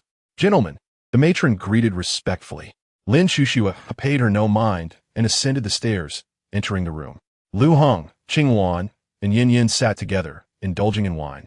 All 3 thoroughly intoxicated, engaging in merriment and drinking games, while Liu Daqing had succumbed to slumber atop the table. Observing this scene, Lin Chuxue's countenance darkened profoundly, prompting her to summon 2 attendants for the drinks, clearly reveling in the festivities. Su Qinglan, noticing Lin Chuxue's displeasure, intended to intervene with Liu Heng, but was halted by Lin Chuxue, who softly asserted, "Aunt, this is our own affair." Though her words were gentle, the imperial demeanor she exuded was unmistakable, causing Su Qinglan's heart to tighten. Indeed, a sovereign is a sovereign, and Su Qinglan could not help but feel a pang of concern for Liu Heng. "Is this amusing?" Lin Chuxue coldly inquired as she approached Liu Heng, who was currently lost in a haze of drunkenness. He lifted his head, his vision blurry, and grinned. "Come, let us drink together. Brother, you bear a slight resemblance to my wife. For that reason alone, we must share a drink. It would be a slight to refuse." Unable to bear the scene any longer, Su Qinglan approached and slapped Liu Heng, exclaiming, "What are you doing?" "I have already stated, we are merely to drink and not engage in any inappropriate conduct. I am a married man, and my body is only to be touched by my wife. No one else, especially not women. Do not touch me again, or I shall become angry. I tell you, my wife is the most beautiful person in the world, as well as the most gentle and virtuous." Liu Heng mumbled, his words notably sharper now, thanks to the slap. In this precarious situation, he managed to think on his feet, and he felt a surge of admiration for himself. Indeed, upon hearing his words, Lin Chuxue's expression softened considerably, though her voice remained icy as she asked, "Since your wife is so wonderful, why have you come here?" Oh no, the critical question had arisen, and a poor answer could spell disaster. What to do? Liu Heng's gaze instinctively flicked to his father, who was entirely inebriated and sprawled across the table. And a clever idea took shape. "You think I want to come here? It was my father who insisted. I said I wouldn't go, and he called me unfilial. Alas, it is so difficult." As the words left his mouth, he discreetly gauged Lin Chuxue's reaction, and indeed, her expression softened further, nearly devoid of anger. Meanwhile, his aunt's face darkened, her eyes burning with a fury that seemed to wish to consume Liu Daqing whole. In his heart, Liu Heng silently prayed for his father's safety. "Father, may you remain unharmed. You cannot blame me. I had no choice. Otherwise, I would be doomed. Adhering to the principle of, if I must bear the burden, so too must you." He placed the blame squarely on his father. What about the poem? With no colorful phoenix to fly alongside, Yet hearts connect in silent understanding. Is it not a splendid verse? Shouldn't such poetry be dedicated to my wife? Lin Shushue's voice was chilling as she remarked. Upon hearing this, Liu Heng's heart sank, and his gaze fell once more on his father. Father, you have truly endured much. After all, if one burden must be borne, why not two? Indeed, this poem was intended for my wife, born from my arduous contemplation. I had yet to present it to her, and had it not been for my father's insistence, I would never have spoken of it.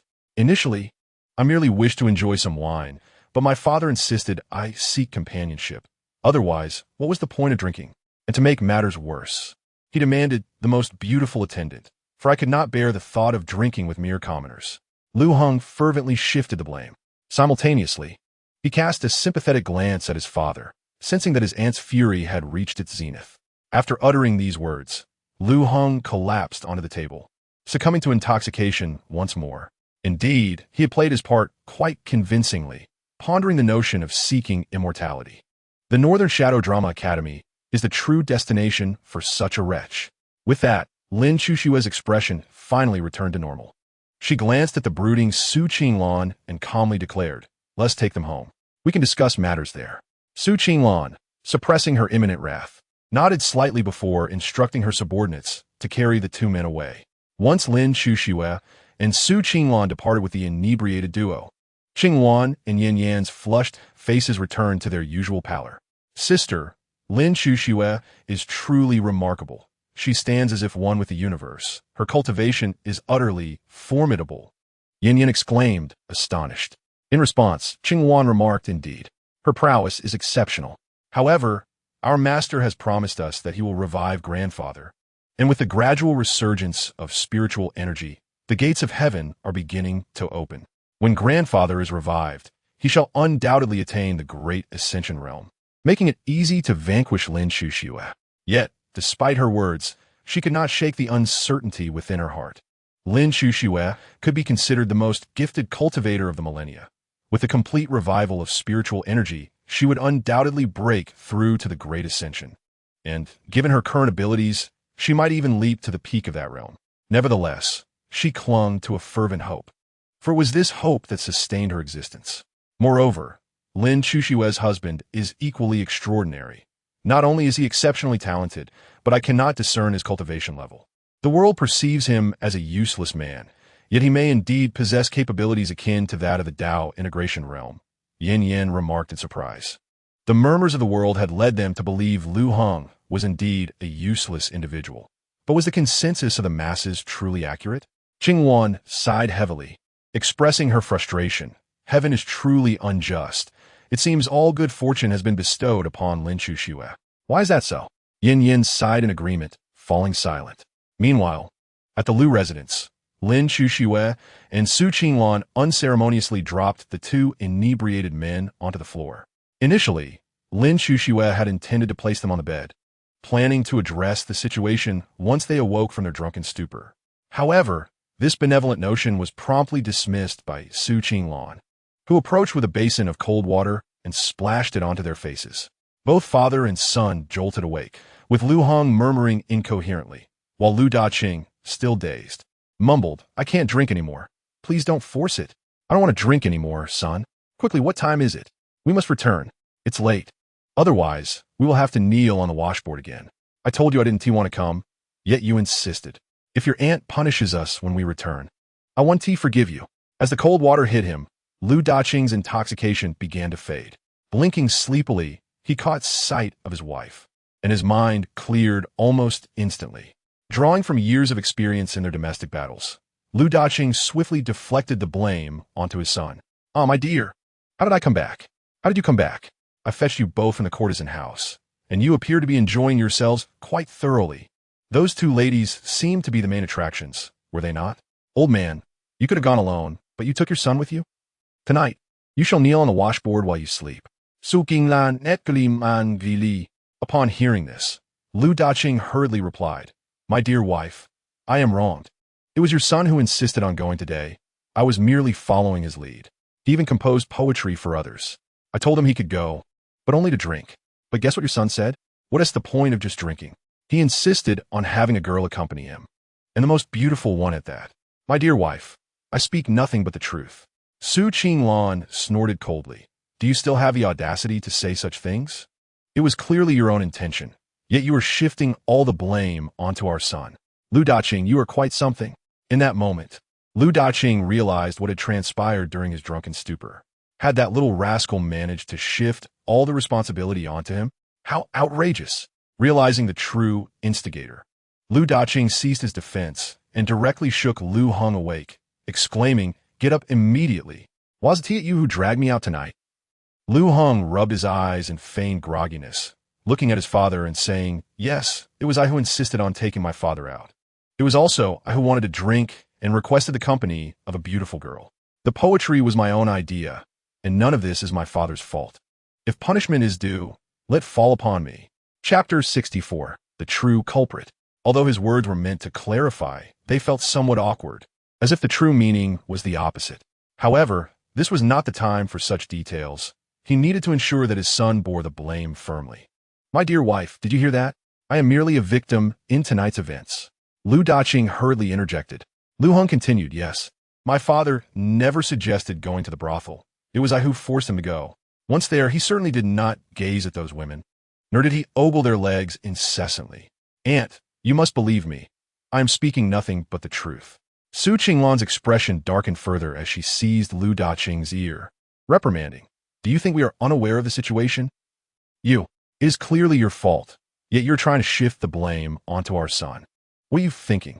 I have prepared the washboard for you. Tonight you shall kneel and reflect." As the pain from her grip registered, Lu Daqing hastily protested. "My dear wife, how can you not believe me? This little rascal is completely slandering me." At that moment, Lu Daqing fully understood. The little scamp was not defending him, but rather ensuring that the blame rested squarely on his shoulders. "Father, what are you saying? I am merely trying to help you. I am taking on the burdens so you can be carefree. How has this become a slander against you? If you continue like this, I shall speak the truth. It was all your scheme, and I had no part in it." Liu Heng insisted. Hearing this, Lu Daqing's face darkened. "You little brat. Just wait until I deal with you." Suddenly, Liu Heng adopted a tearful expression. "Aunt, dear wife, did you all see? My father had that very same expression. How could I defy him?" Sighing, he continued, "Earlier, father declared that if things went awry, I would bear the full responsibility." The more Lu Daqing listened, the angrier he became. This was truly a pitiful situation. Had his ears not been in the hands of his own wife, he would have surely given that rascal a good thrashing. "My dear wife, please let me explain." Lu Daqing began, but before he could finish, he winced in pain as Su Qinglan tightened her grip. She coldly replied, "Enough. I know you well enough. Come along. The washboard is ready for you. Take time to reflect." With that, Su Qinglan dragged Lu Daqing out of the room by his ear. Lu Daqing protested, "My dear wife, must I kneel outside in this freezing winter? Couldn't I at least kneel inside? Stop with your nonsense. Kneel where I tell you to kneel. If you utter another word, you shall kneel on the blade." Su Qinglan shouted. After that, Lu Daqing fell silent and obediently knelt before the washboard. Meanwhile, Liu Heng staggered to his feet, grinning as he looked at Lin Chuxia, saying, "My dear, let's go to bed. It is getting late and we must rest." At this moment, he felt elated, having narrowly escaped the repercussions while firmly placing the blame on his father. However, Lin Chuxia stated indifferently, "Father must be feeling quite lonely. You should go keep him company." "What?" Liu Heng was taken aback, his happiness quickly waning. "Wasn't everything resolved?" "No, I refuse to accompany him." "Oh dear, my head is starting to ache," he exclaimed, clutching his forehead. Lin Chuxia smiled and said, "If father asks you to go, you should go. He surely does not want to be alone. Am I not fulfilling your wishes? Well, how can I accompany father? The washboard is just right for him to kneel on alone. If I go, it will be a bit cramped." Liu Heng desperately sought excuses. Yet Lin Chuxia smiled slightly. "Aunt has many styles to choose from. I will allow you to pick the most comfortable one. Go on, don't make me drag you out. It would look good." What could Liu Heng do? He had no choice but to comply. He obediently carried the washboard and placed it in front of his father, kneeling down with swift and precise movements. Lu Daqing grinned. "Oh, look how skilled you've become." "Not at all. I cannot compare to your decades of dedicated practice," Liu Heng retorted. Lu Daqing's face darkened ominously. "You little rascal, you've managed to shift all the blame onto your father. Do you even consider me your father?" Is there such a thing as a son who brings his father to ruin? In that moment, Liu Daqing was truly furious. This little brat had a remarkable talent for causing trouble. What else am I to do? I have come to keep you company. Just now, my wife insisted I go to sleep inside. How could I leave you to suffer alone, given my position in the family? I won't need this kneeling mat in my lifetime. Liu Heng retorted stubbornly. He could lose his trousers, even his undergarments, but he could not lose face, even if it was merely a facade. Liu Daqing remained silent, merely sneering, as if to say, who is pretending here is truly an eyesore. Time slowly passed, and as night deepened, silence enveloped the surroundings. Lin Chuxue and Su Qinglan had long since fallen asleep, while Liu Heng and Liu Daqing sat on the steps of the courtyard. The kneeling on the washboard was merely a formality. In such a feudal era, the status of women was exceedingly low. Had it not been for the fact that the emperor was a woman, the status of women in the Beiqian dynasty would not have risen at all. Such a scene would not have occurred. Of course, in such an era, even if women's status were elevated, men would still be as they are. More often than not, love prevailed in their hearts, prompting them to indulge their partners. Father, I believe our plan was quite good. How did the news leak? Liu Heng pondered aloud. Liu Daqing was deep in thought as well. After a moment, they exchanged knowing glances before simultaneously looking towards Liu En's room, their eyes filled with understanding. Father, my younger brother is at a crucial time in his studies. Even if the school is on break, he should find a tutor for extra lessons. However, Father, he must enhance his studies.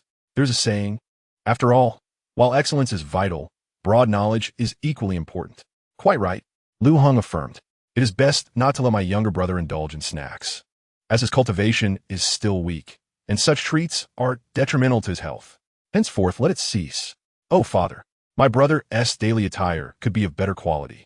As the saying goes, one must remember the struggles of the past to appreciate the sweetness of the present. Quite right. Oh, Father, as for my brother's pocket money. In the midst of slumber, Liu suddenly shivered, having been plagued by a terrifying dream in which two malevolent demons sought to devour him. Child, awaken. That was not merely a dream. Poor Liu remained oblivious to the grim reality awaiting him. May the Lord bless you, child. Amen. On the 8th day of the new year, after days of heavy snowfall, the night was once again enveloped in a flurry of snow, cloaking half the northern Qin dynasty in a wintry embrace. Beneath this tranquil fade, however, turbulent tides brewed. Lin Chuxue stood atop the highest point of the Forbidden City, nestled in Liu Heng's embrace, gazing at the swirling snowflakes with an anxious expression. Husband, do you believe they will succeed? After such extensive preparations, success is assured. Liu Heng replied confidently, though he too harbored doubts, reassured by the minimal room for error. Human efforts are paramount, yet ultimately, success lies in the hands of fate. As dawn approached, the heavy snowfall ceased, and news began to flow back to the capital. Throughout the night, Lin Chuxue and Liu Heng remained awake, their concerns gradually alleviated by the reports of success from various cities. The strongholds of the undead had been uprooted. Husband, it appears our plan has succeeded. However, we have yet to receive news regarding the Corpse King. It is likely that Qi Haoran has gathered the Corpse Kings from various cities. Although Lin Chuxue's worries had lessened considerably, the mention of the Corpse King deepened her anxiety. She sensed that Qi Haoran was waiting for the complete revival of the world's spiritual energy to elevate the Corpse King to a higher realm. Should that occur, the northern Qin dynasty would be in grave peril. Liu Heng, understanding her concerns, hastily reassured her. Dear wife, there is no need for excessive worry. Qi Haoran will not act hastily. I will return from Fengdu as swiftly as possible. And when that time comes, what fear do we have of the Corpse King? Lin Chuxue nodded slightly. Indeed, but husband, do not burden yourself excessively. Fengdu is fraught with peril. Regardless of the outcome, you must ensure your safety. Understood, Liu Heng replied. Though he said so, he felt no trepidation.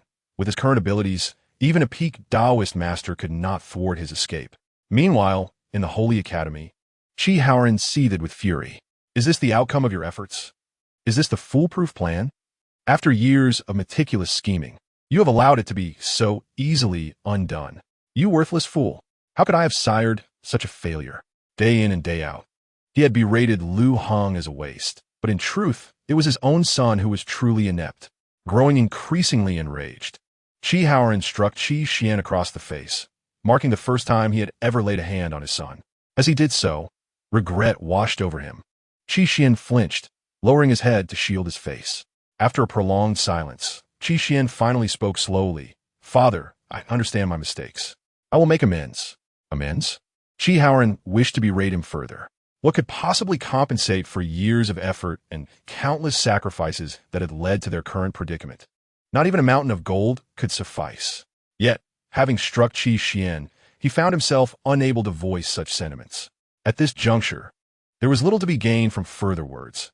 Even if he were to strike Qi Xian to death, it would change nothing. Enough. Withdraw. Reflect on your actions. For this month, do not leave the house, and all your responsibilities shall be handled by others, Qi Haoran coldly commanded. Qi Xian's expression froze, but he nodded respectfully. "Yes, father." After Qi Xian departed, Qi Haoran's gaze fixated on the palace, his eyes brimming with murderous intent as he murmured, "Well done, Lin Chuxue. I underestimated you. Yet you have played such a clever hand. Fortunately, I have prepared extensively and my foundation is solid. Otherwise, your little ploy could have turned the tide against me." That very night, the corpse of the Taoist master was successfully refined. Its pure Yang sect robes had long been discarded, and Liu Heng had adorned it with a mask. Bestowing upon it the name regarding the matter of naming, Liu Heng found himself rather inept.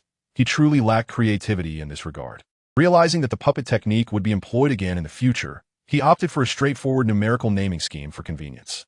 With everything prepared, Liu Heng brought Ada to the palace to seek out Lin Chuxue. "I pay my respects to my master." Ada knelt before Lin Chuxue with utmost reverence.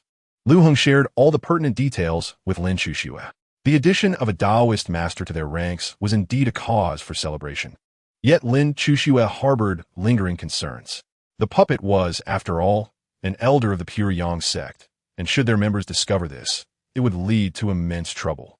As is often the case, fortunes come with their share of misfortunes. For now, the advantages outweighed the drawbacks. Regarding the future, that was a matter for another day. "Rise, and you may take your leave for now," Lin Chuxue said mildly, then called out to the outer chamber, "Shao Anzi, take the esteemed master to Qingyang Palace. That will be his residence henceforth." "Yes, your majesty." The young eunuch who rushed and responded respectfully.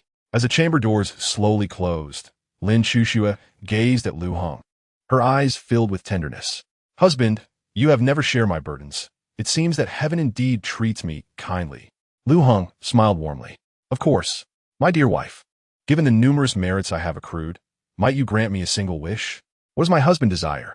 I can grant it." Lin Chuxue replied generously. Yet upon seeing Liu Heng's expression, she quickly added, "Except for myself, of course. I am truly not ready." Her voice was soft and light, so faint that had Liu Heng not possessed keen hearing, he might not have caught her words. Liu Heng chuckled. "In truth, it is nothing of great consequence. I merely wish for a child." Lin Chuxue gasped. "Could you be any more brazen? As if that could be accomplished alone. It necessitates the collaboration of two." To put it bluntly, was it not simply a matter of wanting her? As Lin Chuxue stood momentarily stunned, Liu Heng's hand found its way to her shoulder. She stiffened. "Husband, I truly am not prepared. Let us wait until you return. I will surely fulfill your wish."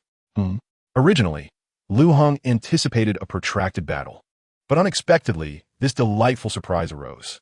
He yearned to rush to Fengdu and return by dawn. No worries. Morning exercises are beneficial for one's health. Suddenly, his mind was filled with thoughts of morning exercises. With a mischievous grin, Liu Heng remarked, "My dear wife, it has been quite some time. Perhaps I shall collect some interest first." Without waiting for Lin Chuxue to voice her objections, he swiftly lifted her and carried her towards the bed. Chapter 66. The Will of Heaven. After the Lantern Festival, Liu Heng set off for Fengdu. Before departing, he entrusted a communication device to Lin Chuxue, allowing them to hear each other's voices, a small comfort amidst their longing. As Liu Heng galloped away from the capital, the snow in the city had melted, leaving the air particularly fresh, infused with the scent of impending renewal as the wind whispered of spring. In the highest tower of the imperial palace, Lin Chuxue gazed longingly at Liu Heng's retreating figure. Her eyes brimmed with concern, prompting her to ask Dan Taiyue beside her, "He will be all right, won't he?" In response, Dan Taiyue respectfully replied, Your Majesty, do you remember the celestial insights I deciphered? The one in power will face no harm, so rest assured. Taken aback by these words, Lin Chuxua pondered. She had never truly believed in such enigmatic concepts. How could a nation's fortune be altered by a single individual, especially one as humble as a mere Qi training practitioner? She had wed Liu Heng merely to escape the burden of his celestial fate. Yet now, thoughts of life and death seemed to have slipped her mind entirely, as if that concern had never existed. Not only had she forgotten, but she had also fallen for that scoundrel. Aside from this, has the Grand Master divined anything else? She inquired. Dan Taiwei shook his head slightly. Your Majesty, this celestial insight was not derived from complicated calculations. To put it simply, it presented itself too easily. Typically, such insights are exceedingly difficult to divine, and even if I had deciphered it, it would have cost me a decade of my life. However, since that time, my health has shown no signs of decline, suggesting no life was sacrificed. When I attempted to delve deeper into the divination, the insights became increasingly chaotic. It has become exceedingly challenging to interpret even the simplest matters. Upon hearing this, Lin Chuxua furrowed her brows. So this insight was practically handed to us. She then looked skyward, contemplating whether it was indeed the will of heaven. If it were not, what other explanation could there be? Even celestial beings could not alter the divine will. How, then, could Liu Heng's situation be justified? Sensing her unease, Dan Taiwei hastily reassured her, Your Majesty, it is impossible for anyone to alter the will of heaven, nor can it be feigned. Mortals cannot, and even immortals are powerless in this regard. As for the reasons behind this, I have yet to comprehend fully. I was too perplexed before to report anything hastily to you. Moreover, with the one in power resolving numerous issues, it has indeed alleviated your burdens, thus affirming the accuracy of this insight, which is why I refrained from elaborate discussion. After a long silence, Lin Chuxua remained pensive, gazing down at the entirety of the capital. No matter how she contemplated it, this situation seemed far from coincidental. Yet, unable to unravel it, she decided to take each step as it came. Let us return, she finally said. This statement allowed Dan Taiwei to exhale deeply, discreetly wiping the perspiration from his brow. Meanwhile, within the sacred academy, Qi Xian looked with delight at the subordinate kneeling before him, questioning, is it true? Liu Heng has truly left the capital? The news from the palace was indeed accurate, and the subordinate had verified it. How could I dare deceive you? He asserted with utmost respect and conviction. A glimmer of excitement flashed in Qi Xian's eyes. Excellent. Organize a team immediately. Bring me my storage ring and my treasures. Inform everyone along the way to be prepared. I intend for Liu Heng to never return to the capital. Young master, do you plan to go personally? The subordinate asked cautiously. Yes, I must personally take Liu Heng's head. Qi Xian's voice was cold and resolute. At this, the subordinate panicked. No, young master. The master has ordered you to reflect in confinement. If I assist you in leaving, my life would be forfeit. The master would surely kill me.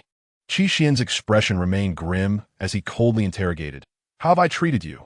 Of course, exceptionally well. But young master, I haven't finished my... Before he could complete his sentence, Qi Xian seized him by the throat. You fear your father may kill you. But do you not fear that I might kill you right now? You are my dog. You are to obey my commands. Do you dare to rebel? With such a heavy accusation, the subordinate frantically shook his head. No, I was wrong. Please, young master, forgive me. I shall go at once. Upon this, Qi Xian's expression softened slightly as he released him, coldly commanding, hurry.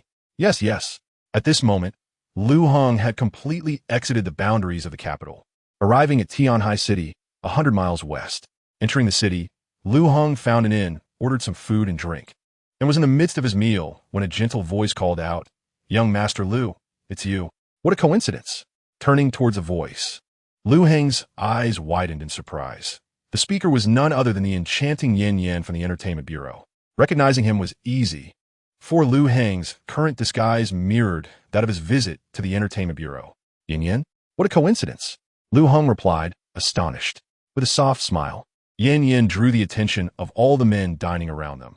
Her beauty was indeed breathtaking, a true marvel that could captivate any heart. What brings you here, young Master Liu? She inquired sweetly. Nothing much, just wandering about. But what about you, Yan? I thought you were unable to leave that grand gate, he remarked casually. The Entertainment Bureau housed criminals and captives from enemy nations. Typically, those of noble birth faced strict sentences and could not redeem themselves midway. As for captives from other countries or those guilty of grave crimes, they faced life imprisonment, ultimately being buried alive when they grew old and unattractive. During their sentences, they could not step outside the bureau, even if they were a top courtesan like Yin Yan. Upon hearing this, Yin Yan's expression darkened. My sentence was nearing its end. But the son of the wealthiest man in the capital colluded with officials to pressure my mother and used despicable means to abduct me. Young Master Liu, I beg you to save me. I would do anything for you. Just then, a cold and arrogant voice echoed from outside the tavern. Chapter 67. A swordess instant kill. I let you in to book a private room. What are you doing here? As his voice rang out, all eyes turned towards the entrance. A middle-aged man entered, short and stout, with a face marred by sores, his skin a deep shade of brown, resembling something less than human. In an instant, the patrons were taken aback. The man's tone implied that this beautiful woman was his possession. How unfortunate that such a treasure was claimed by someone so unworthy. Indeed, wealth and power could allow one to act with impunity. A middle-aged man strode up to Yin Yan and delivered a resounding slap to her face, furiously rebuking her. You truly are a disgrace. I pay to free you, not to have you conversing with other men. That year, I wanted you to accompany me while I drank, and you, a mere courtesan, dared to humiliate me? Huh. Now that you are in my grasp, understand this. You are nothing more than my dog. Do you know what happens to those who disobey? You have made me quite unhappy today. With that, the man extended a foot and coldly commanded, lick my shoes clean. As these words echoed, the crowd gasped. Their eyes filled with a mixture of pity and a perverse thrill.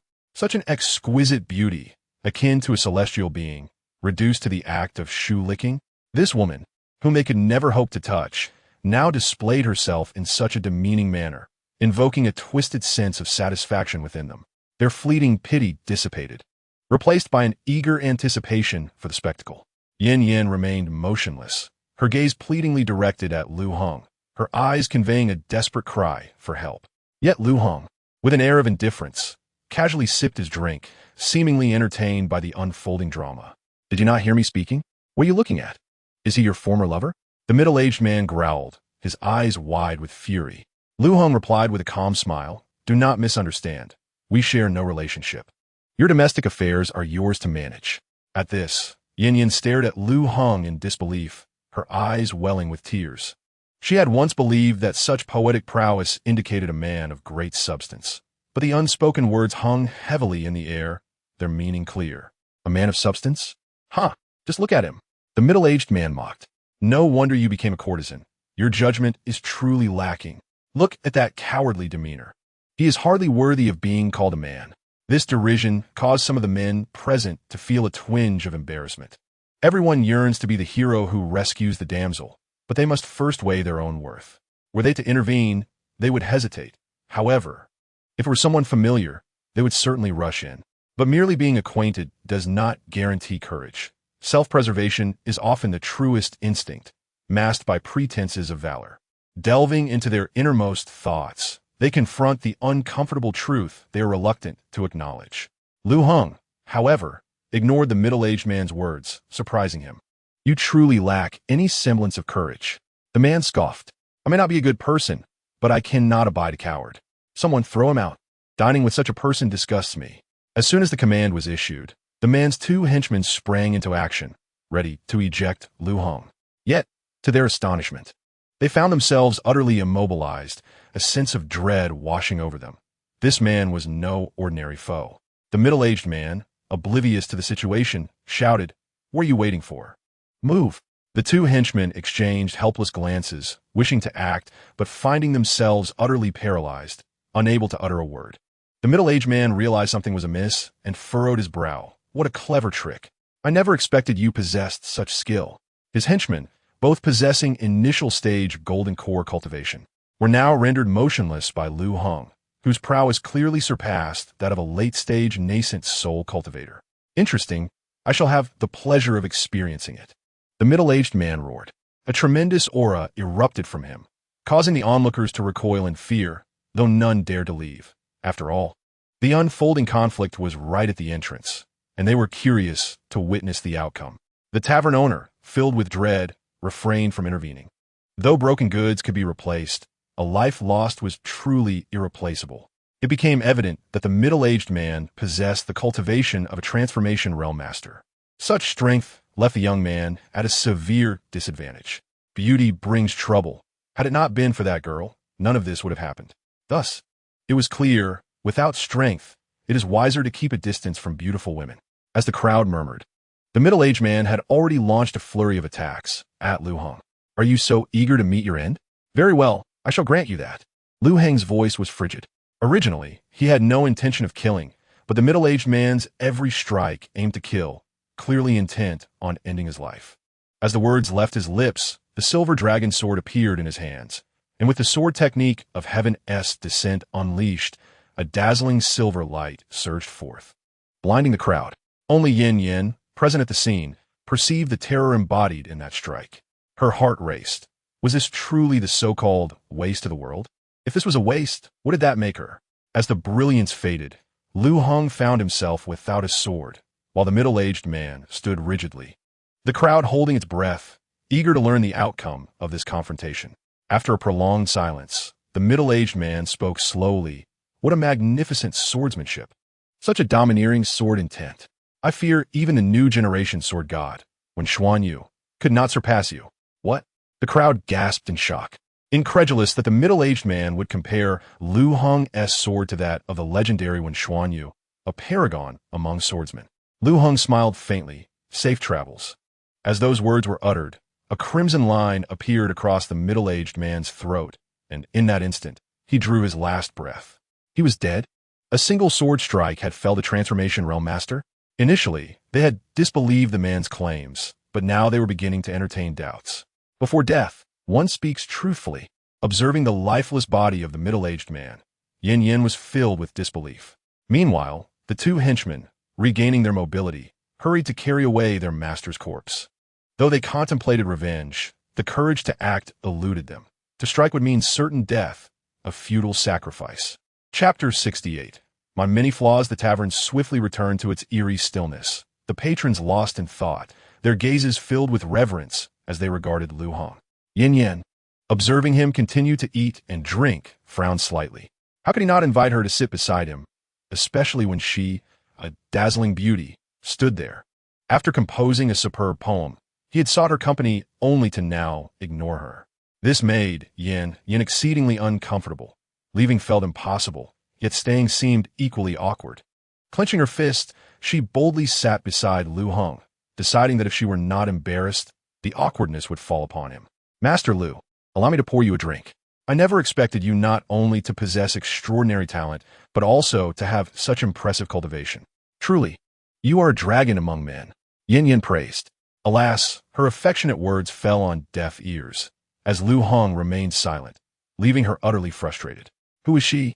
After all, one of the foremost courtesans of the singing house, she had turned down countless young elites and dignitaries in the capital. Yet here she was, pouring drinks for him. Now, as she poured wine for others, they barely acknowledged her presence. In that moment, Yin Yin wondered if her allure had diminished. However, sensing the fervent gazes surrounding her, she knew that was not the case. The issue lay with the man seated beside her. Did he not like women? Or was there some hidden ailment? After a brief moment of distraction, a gentle smile returned to Yin Yan's face. Young Master Liu, do you truly wish to ignore me? Have I done something to offend you? If you tell me, I shall amend my ways. If you do not mind, I will be willing to follow you and serve you henceforth. As these words left her lips, the patrons of the tavern were captivated, their faces alight with envy. Was this not a scene one could only dream of? A stunning beauty pleading to be by your side. Even to bear your children, such fantasies were now unfolding before their very eyes. Liu Heng chuckled softly. No, thank you. The crowd gasped in disbelief. Yin Yin was taken aback. What is this? Are you jesting? A woman of such exquisite beauty wishes to serve you, and you refuse? Is this not what you desire? We yearn for such an opportunity, one that eludes us. Is it you, Xioa? Have you come here to showcase your talents? Truly, there is no justice in this world. Liu Heng apparently found her beauty insufficient. Yin Yin pressed on. Is it my appearance that displeases you? Liu Heng shook his head slightly. You are indeed beautiful. But that is precisely why I must decline.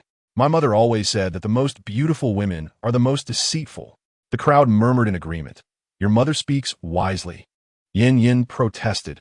Am I to blame for my beauty? Liu Heng jested. I assure you, I would never deceive you. Yet he continued, no. You have already begun to deceive.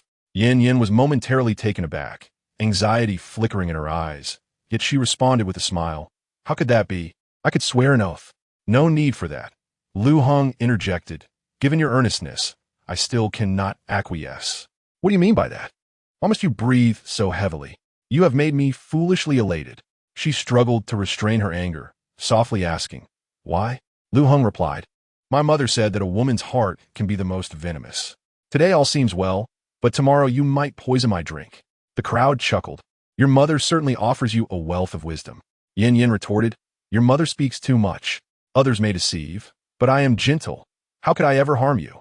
Liu Heng calmly declared, all crows are black. Yin Yin quipped, I have a crow perched upon my head. Do you believe me? She felt the urge to silence him. The atmosphere grew tense, leaving Yin momentarily speechless, needing to compose herself lest this man drive her to fury. Meanwhile, the crowd felt a tumult of emotions, anger, envy, and a rich tapestry of feelings, yet they dared not voice their thoughts, knowing that to speak would invite dire consequences. Waiter, the bill. Liu Heng's voice shattered the silence. After settling the tab, he stood and departed without a glance at Yin Yin. Oh my ear, she thought, feeling frustrated by his lack of romantic inclination. Despite her grievances, she followed closely behind him. As they walked in silence, night fell, and they had traveled 500 miles from the capital. They arrived at a town called Liu Town, which had long been abandoned, characterized by crumbling walls and dilapidated structures that looked as though a gentle breeze might topple them. Choosing a somewhat intact house, Yin Yin made no complaint about the surroundings. Understanding her role, she tidied the space and retrieved bedding from her storage bag to prepare Liu Heng's sleeping area. By the campfire, Liu Heng gazed at Yin Yin and asked, why do you choose to accompany me? With a playful smile, she replied, because you possess talent, charm, and high cultivation. I am fond of you. Liu Heng chuckled. I have tried to remain low-key, yet you see through me. Indeed, I have many flaws, primarily that my virtues are too numerous. Yin Yin teased. Could you be any more shameless? Claiming your flaws are simply too many virtues? Liu Heng's jovial demeanor shifted to a more serious tone. You must be feeling quite pained, having witnessed that middle-aged man's formidable strength now lost. It must sadden you greatly. After a moment's pause, he continued, let us speak plainly. If you do not, you may find it difficult to leave here today. At his words, Yin Yan's expression darkened. She realized that further evasion served no purpose. How did you discern that? She inquired, astonished that he had seen through her facade. Liu Heng smiled. Your sudden appearance is a glaring anomaly. While your explanation is somewhat plausible, one must consider how many prominent figures inhabit the capital. That middle-aged man, despite his strength, would find it challenging to subdue you. I shall not delve into every inconsistency, but the most critical point is that upon reaching this juncture, you should have turned and fled. I find it hard to believe you are genuinely enamored with these absurdities, nor that you wish to rely on me. Your ruse is rather transparent. Do you think I would be so foolish as to overlook the allure of beauty? Now, tell me, why do you seek to approach me in this manner? Chapter 69. The assault. Upon hearing this, Yin Yin burst into laughter, realizing he had underestimated her, or perhaps she was overly confident in her beauty. Either way, it was a critical oversight. Pausing, she continued, however, young Master Liu, you are overly confident. Since I have come, I have certainly anticipated all possibilities. I cannot disclose specifics, but if young Master Liu allows me to remain by your side for 3 years, I promise to present you with an extraordinary opportunity. Liu Heng smiled at the mention of opportunity. His wife was his greatest fortune, an ever-present treasure. As long as she was with him, he needed nothing more. Still, he inquired, how grand is this opportunity? Yin Yin smiled coyly, transcendence and eternal life. Does that suffice? Liu Heng was momentarily taken aback by her audacity. Such lofty claims. Transcendence and eternal life? He quickly regained composure. As far as I know, the heavenly gate has been closed for thousands of years, and the world's spiritual essence has waned. Not only is transcendence a luxury, but even breaking through to higher realms is a distant dream. Miss Yin, you're just maybe a tad too grand. Upon hearing this, Yin seemed to anticipate his reaction, responding softly. Do you not sense that the world's spiritual essence is gradually reviving, hinting at the reopening of the heavenly gate? I assure you, I can help you achieve transcendence and eternal life. Transcendence and eternal life. What temptations could few resist? Yet for Liu Heng, they held little allure. With a system at his disposal and his wife as a living treasure, was becoming an immortal truly so difficult? Liu Heng smiled faintly, but before he could utter a word, several arrows shot in from outside the house. They were not ordinary arrows. They came with a silent swiftness rather than the usual thunderous sound. Fortunately, Liu Heng's keen awareness allowed him to grasp Yin Yan's arm just in time, evading the hidden arrows that slithered in from outside. Symbolic arrows, Yin Yan exclaimed, astonished at the black-feathered arrows embedded in the ground and walls. These arrows were inscribed with symbols, akin to each arrow being equipped with a minor formation. Crafting such symbolic arrows required the skills of a master of six-star formations, a rarity in the world. Is it your doing?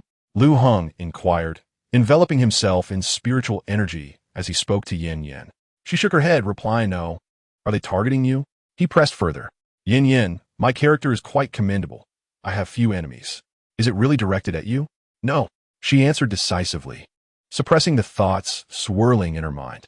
Upon hearing this, Liu Heng furrowed his brow. If it wasn't aimed at Yin, then was it directed at him? That didn't make sense. He had no enemies either, and with his appearance altered, it seemed improbable that they were after him.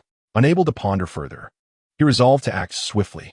With determination, he wielded the silver dragon sword, unleashing the sky, cleaving sword technique, its brilliant sword energy cleaving through the house, followed by a few anguish cries from outside.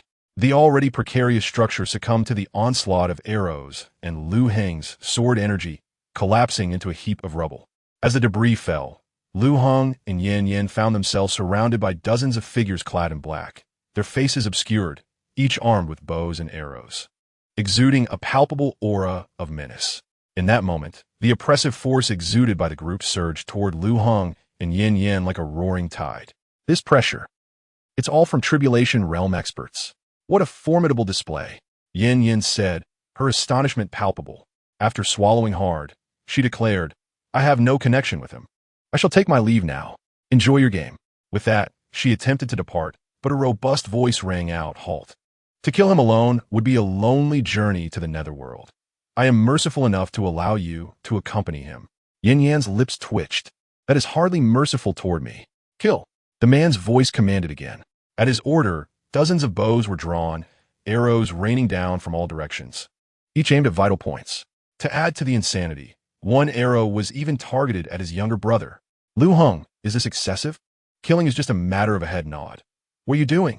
Liu Heng defended himself with his sword while proclaiming, even in death, I wish to know who you are. You will learn once you are dead. The man's voice boomed again. Dead? How can you inform me then? Shall I burn paper offerings? Liu Heng retorted angrily. If you refuse to divulge, then I shall force my way through. At that moment, the man's voice echoed once more, initiate the formation. In an instant, dozens of individuals cast aside their longbows and began to weave complex hand gestures while chanting incantations. Within moments, a formidable wave of energy erupted from Liu Heng and Yin, devastating the remnants of buildings and structures within a kilometer radius, leaving nothing but flattened ground. Crimson light swirled beneath Liu Heng and Yin, accompanied by intricate runes that coalesced into a semicircular formation, resembling a red jade bowl that encapsulated them.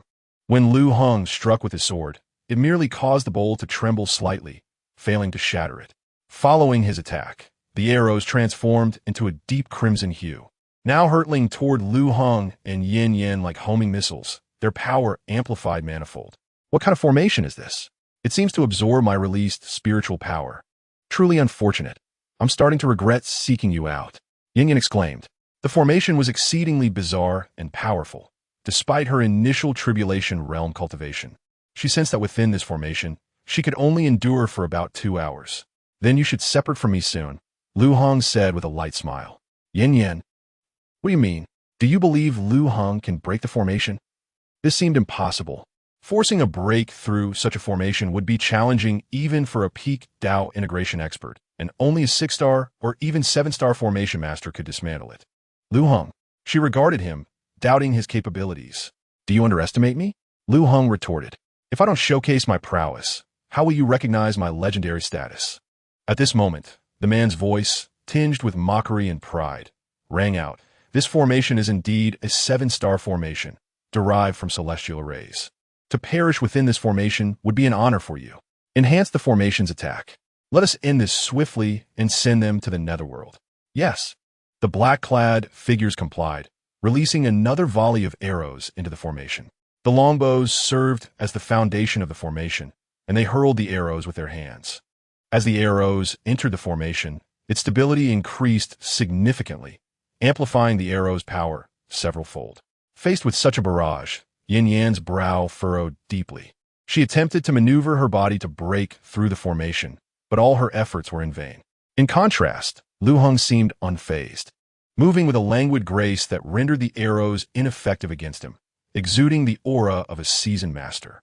At that moment, no one noticed the subtle changes within the formation. In a short span of time, the crimson hue of the formation transformed into a brilliant white, and the scarlet arrows morphed into silver-white ones. "What is happening?" the man exclaimed in astonishment. The others were equally baffled. Such an occurrence had never transpired before. As the black-clad figures finally realized the shift, one of them cried out, "The formation is in flux. It is no longer under our control." "What?" the man gasped, incredulous. "This is a 6-star formation, exquisitely crafted, derived from celestial arrays. Even a 7-star formation master would find it arduous to break it, let alone transform it and sever our control. How is this possible? Such a feat is akin to that of a celestial being." These questions echoed among the group, for such a display of power was utterly unfathomable. Before they could collect their astonishment, the silver-white runes enveloped everyone present, resembling an overturned white jade bowl. Meanwhile, the arrows turned to target the black-clad figures, their intended victims now becoming their own executioners. How absurd! The black-clad individuals either dodged or attempted to shield themselves from the onslaught of arrows. Observing their plight, Liu Heng's lips curled into a cold smile as he icily declared, "Are you prepared to embrace death? The time for slaughter has commenced." A sound, though not loud, resonated clearly in the ears of everyone present, sending chills down their spines, akin to the sensation of being targeted by the most fearsome of serpents. With the invocation of the earthly golden light, Liu Heng unleashed his spatial abilities to their utmost, appearing like a specter, vanishing from one spot only to reappear in another instant. As silver flashes illuminated the scene, accompanied by the cries of anguish, half of the dozens of transcendents faced demise. At that moment, Yin Yin stood on the ground, utterly astounded by the spectacle. This individual was undeniably extraordinary.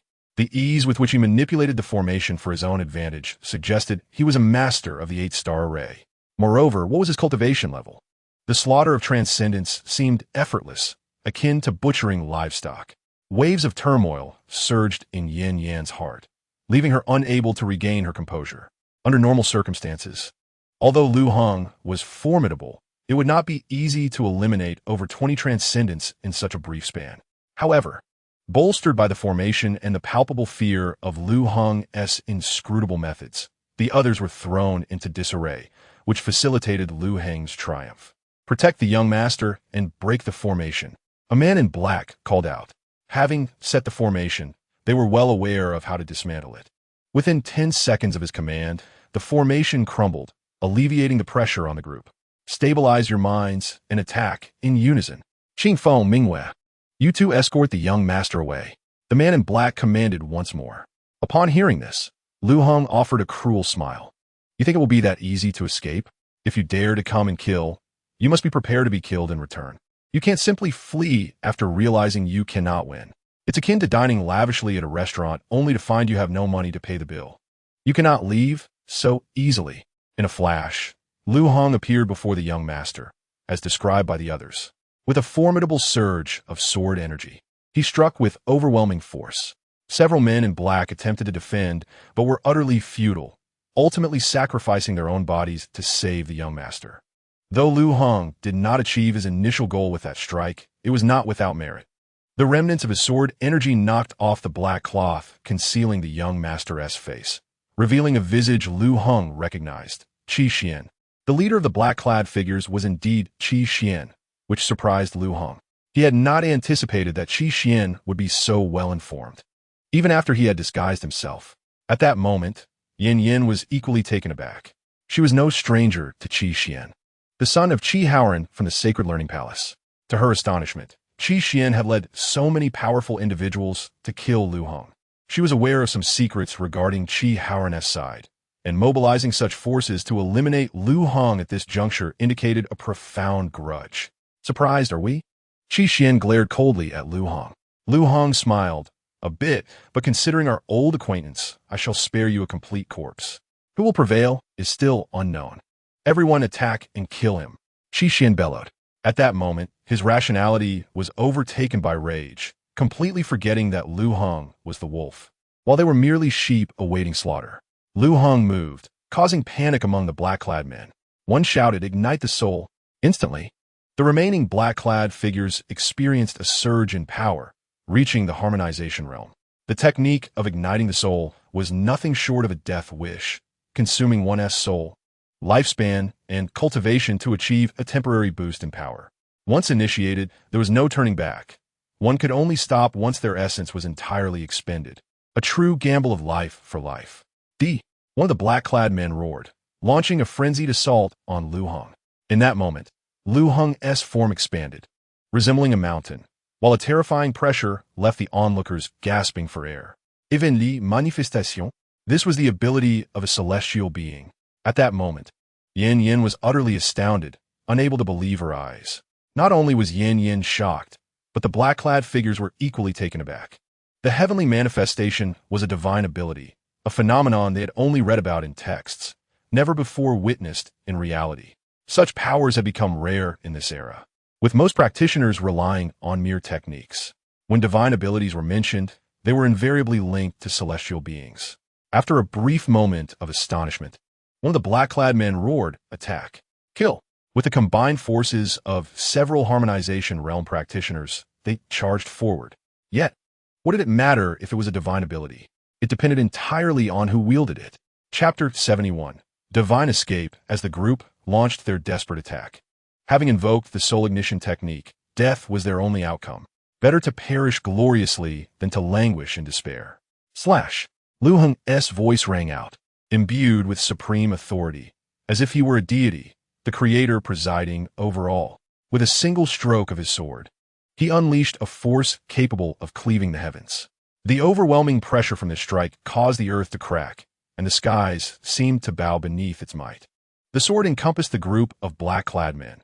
Despite their use of the soul ignition technique and their newfound power, they were rendered powerless against Liu Heng's strike, with several being flung back and 3 meeting their demise.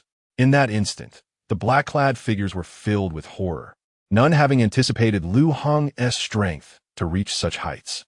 They had merely speculated that his cultivation might be at the initial stage of the harmonization realm. To eliminate a harmonization realm expert was a daunting task. However, under Qi Xian's dire orders and the imperative to protect him, they had no choice but to resort to the soul ignition technique, a desperate last measure. They had assumed this would ensure their victory. Yet Liu Heng's might surpass their wildest imaginations. Even with the soul ignition technique activated, they found themselves utterly powerless. Meanwhile, Yin had long distanced herself from the battlefield. The intensity of this conflict was beyond her capability as a novice in the transcendence realm. Observing the scene before her, she was astounded beyond belief.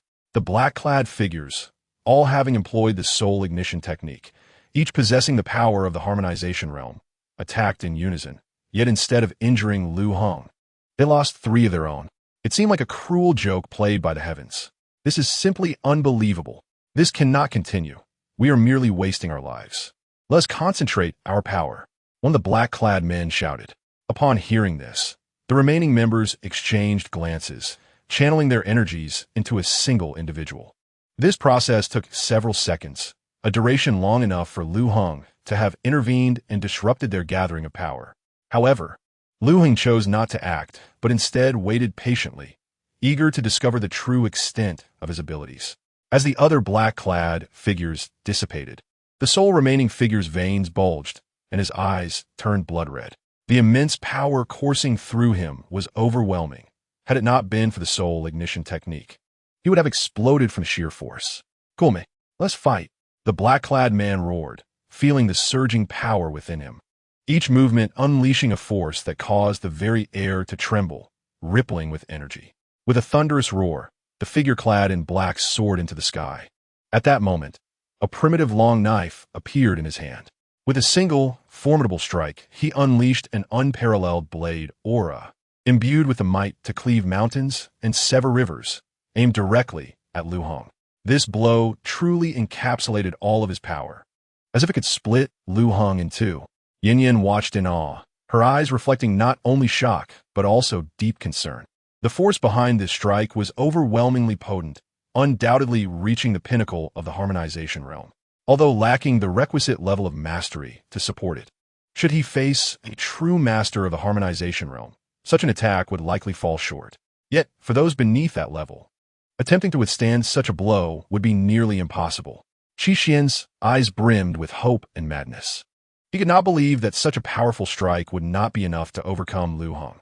Meanwhile, Liu Heng himself wore a solemn expression. The strength of this blow needed no further elaboration. Given his current cultivation, it would be a formidable challenge to receive it head-on. In that moment, Liu Heng merged with the space around him, formulating a plan to eliminate the black-clad assailant. The overwhelming strike shattered the illusory form of Liu Heng, while not far away. A small peak was cleaved in two. The scene left Qi Xian, once filled with excitement, now utterly calm. The blow had merely struck Liu Heng's phantom, and his true self had vanished without a trace. The exhilaration dissipated, replaced by profound shock, an incredible spectacle indeed. Not only Qi Xian, but Yin, observing from a distance, was similarly astonished. The black-clad figure's strike was blisteringly swift and immensely powerful, with a far-reaching impact. Even if Liu Heng's speed were unmatched, there seemed to be no option but to confront it directly. Yet, Liu Heng's true body was nowhere to be found. Only an ephemeral image remained. What kind of secret technique was this? Spatial magic? The thought crossed Yin's mind, only to be swiftly dismissed. Such powers were documented only as being wielded by celestial beings, far beyond the grasp of even low-tier immortals. It must surely be some secret method involving the burning of one's lifespan. Yes, that had to be it. Lass, who do you underestimate? Liu Heng's figure suddenly materialized in the air, moving with incredible speed, so much so that even Yin, a transcendent being, could not catch it. A flash of silver light pierced through the air, accompanied by a chilling scream as the black-clad figure's left arm was severed. Simultaneously, that silver light darted straight toward Qi Xian, the sword energy surging with a fierce intensity reminiscent of a frost-laden blade sweeping across the 19 prefectures. Qi Xian was paralyzed with fear, momentarily frozen in place, overwhelmed by the sheer might of the attack, which left him with no inclination to resist.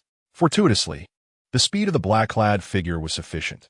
Just as Liu Heng's blade was about to claim Qi Xian's life, he stepped in front of him. The formidable strike was once again unleashed, even faster and stronger than the previous one, accompanied by a resounding command. "Young master, flee." This thunderous shout echoed like a morning bell, rousing the dazed Qi Xian from his stupor. Without uttering a word, he turned and fled with great haste. "Where do you think you're going? Embrace your fate." Liu Heng's icy voice resonated like a demon emerging from the depths of hell.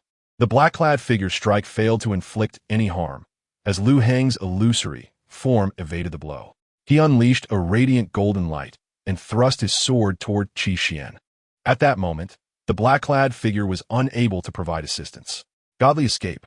Qi Xian shouted in terror, and as the words escaped his lips, he was enveloped in a sphere of golden light, vanishing from sight. Liu Heng paused, taken aback as he sensed the fluctuation in space, realizing that Qi Xian possessed such a formidable technique. Before he could ponder further, the black-clad figure's relentless strike descended once more. Liu Heng's figure vanished from sight, and when he reappeared, the black-clad figure's heart was pierced by his sword.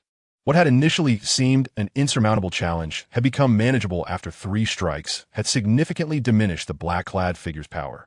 Desperate to protect Qi Xian, he had left numerous openings, and Liu Heng seized the opportunity for a decisive blow. Chapter 72. The Evidence of Everything Observing the Fallen Black-Clad Figure.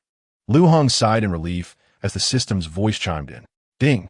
The host may sign in beside the black-clad figure. Would the host like to sign in?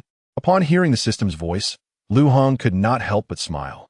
His beloved wife had thought of him 100 times today. Such a feeling was truly delightful. The system's presence became inconsequential as the thought of someone, especially a beauty of the mortal realm, longing for him, filled him with hope. Fool! Without me, you wouldn't even know how to die, ungrateful wretch. In the end, this system bore the burden alone. Liu Heng, slightly regaining his composure, swiftly thought, sign in. Although the system was reluctant to let this ungrateful soul sign in, it was beyond its control, feeling a twinge of frustration and grievance. Ding. Sign in successful. Reward. King of the Underworld Scripture. Note. The King of the Underworld Scripture can refine the death energy of the world. The higher the cultivation of the deceased, the denser the death energy, the purer and more abundant the spiritual energy obtained by the host upon refinement. What? Liu Heng gasped in astonishment. This King of the Underworld Scripture was remarkably formidable. Even without the system, it would enable him to reach the pinnacle of cultivation at an unprecedented pace. As long as he continued to slay, his power would only grow, truly extraordinary. At that moment, Liu Heng activated the King of the Underworld Scripture, rapidly absorbing the death energy produced by dozens of black-clad figures, refining it at an astonishing speed. The influx of pure, immense power coursed through him, giving him an almost palpable sense of breakthrough. My lord, Yin Yan's voice rang out, filled with awe as she approached Liu Heng. In terms of cultivation, few in the world could rival you. My earlier words were only a jest. With your talent and cultivation, transcending to immortality and achieving eternal life is merely a matter of time. As she spoke, Yin Yan reflected on her prior words, realizing how somewhat laughable they had been. With Liu Heng's cultivation and such innate talent, did he even need the fortune bestowed by others? Had she in fact been the fool all along? Hearing Yin Yan's words, Liu Heng replied with a playful tone, Do you think I should not allow you to leave? Yin Yan paused, her expression faltering as she remained silent for several moments before speaking, her tone complex. If I were you, I would never allow me to leave alive. Unless I were willing to speak, but I will not. You are quite honest. I find that I appreciate you. Liu Heng smiled. However, I am not you. I will let you go. What? Yin Yan was taken aback, incredulous. Why? Liu Heng chuckled, because I want you to witness the collapse of your meticulously crafted schemes. In the face of absolute power, all cunning plans are rendered futile. Yin Yan was momentarily stunned. That is rather domineering. Regaining her composure, she chuckled lightly, a hint of disdain and mockery in her smile. It cannot be denied that you are powerful, but do you truly believe yourself invincible? It was no wonder Yin Yan held such contempt. Liu Heng was indeed formidable, yet he was not a match for the true top-tier experts. In the grand tapestry of existence, he was not an indomitable force. Liu Heng remained unfazed, smiling as he replied, Time is on my side. Today may not be mine, but tomorrow could very well be. If I were in your position, the very first thing I would do after departing is to summon the mightiest of warriors to eliminate me. Such a person as I cannot be allowed to remain. Having said this, Liu Heng turned and left, not casting another glance at Yin Yan, nor bidding her farewell. Allowing her to stand there, her gaze filled with complexity as she watched his graceful retreat. In truth, Liu Heng's words were not merely the result of victory swelling his ego. Was it really not? Well, perhaps just a tad, a minuscule amount. However, one could understand. After all, there were dozens of formidable beings at the tribulation stage, from early to late phases, engaging in formation, launching a collective assault, even sacrificing their lives.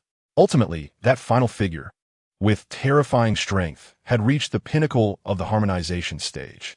Although lacking a corresponding cultivation level, he was not much different from an ordinary harmonization stage expert.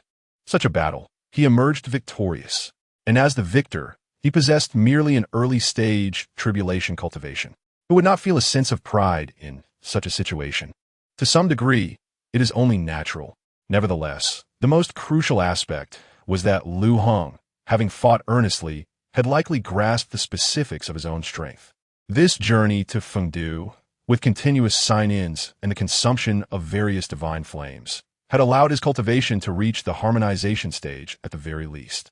Once he stepped into the harmonization stage, he would be virtually invincible, And at that moment, even his own wife would not be a match for him. Wouldn't that allow him to do as he pleased?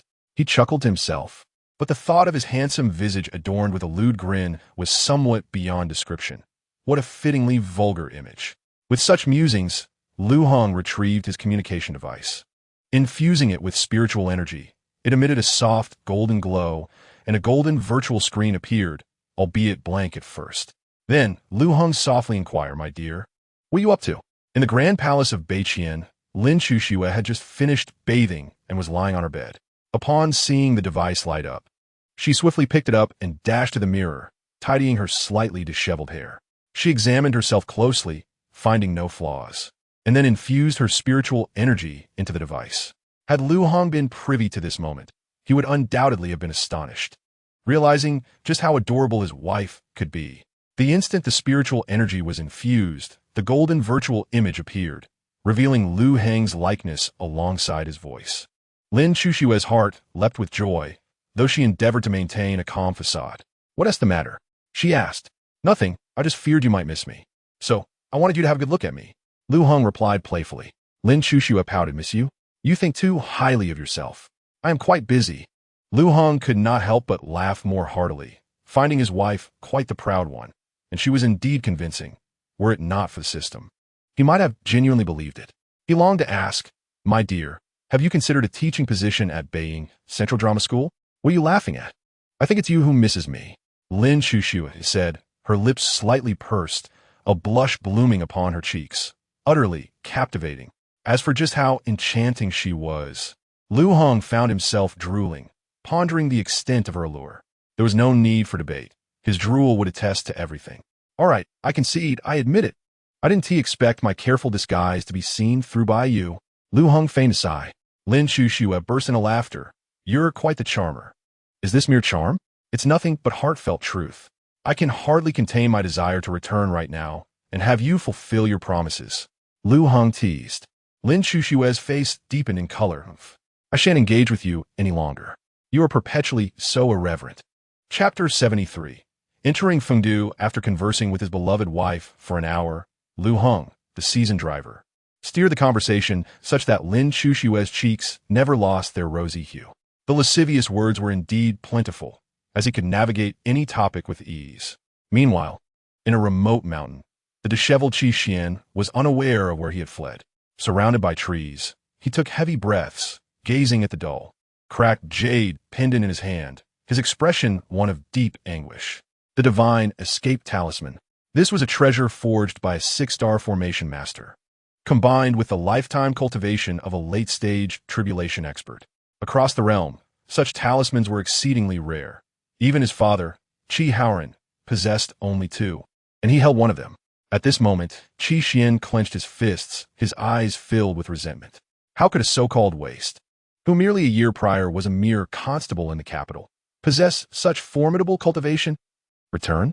He could not bear the thought of going back in such a disheveled state. However, to slay Liu Heng with his own strength was utterly impossible. Not only could he not kill him, but he would also be killed in return. The more he pondered, the darker his expression became. Just as he felt hopeless, a glimmer of insight flashed in his eyes, and he spoke with a grim determination. "Just wait. I refuse to believe you can survive against 2 late-stage harmonization experts."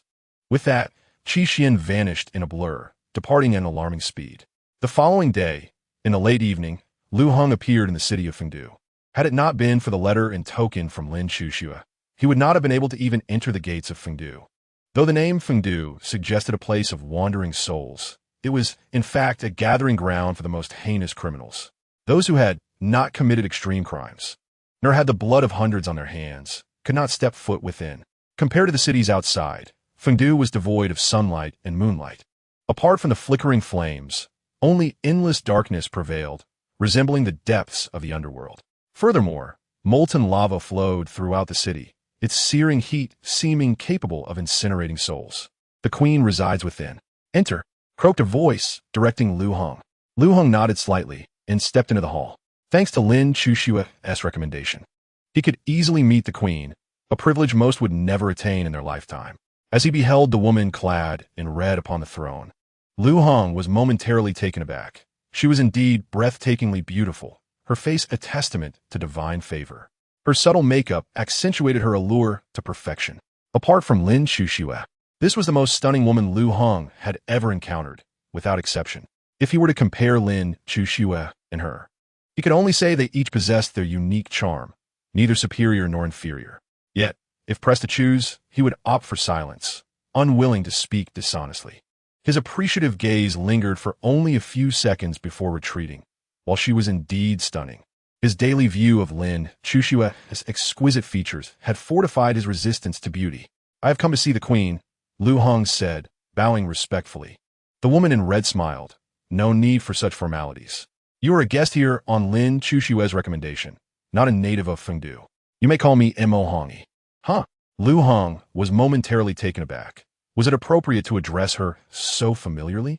That seemed improper. "All right, Hongi," Liu Heng responded with a smile. "Is it inappropriate?" "Monta Hongui Inkfiat," Liu Heng replied. "What could possibly be inappropriate? You seem quite unperturbed.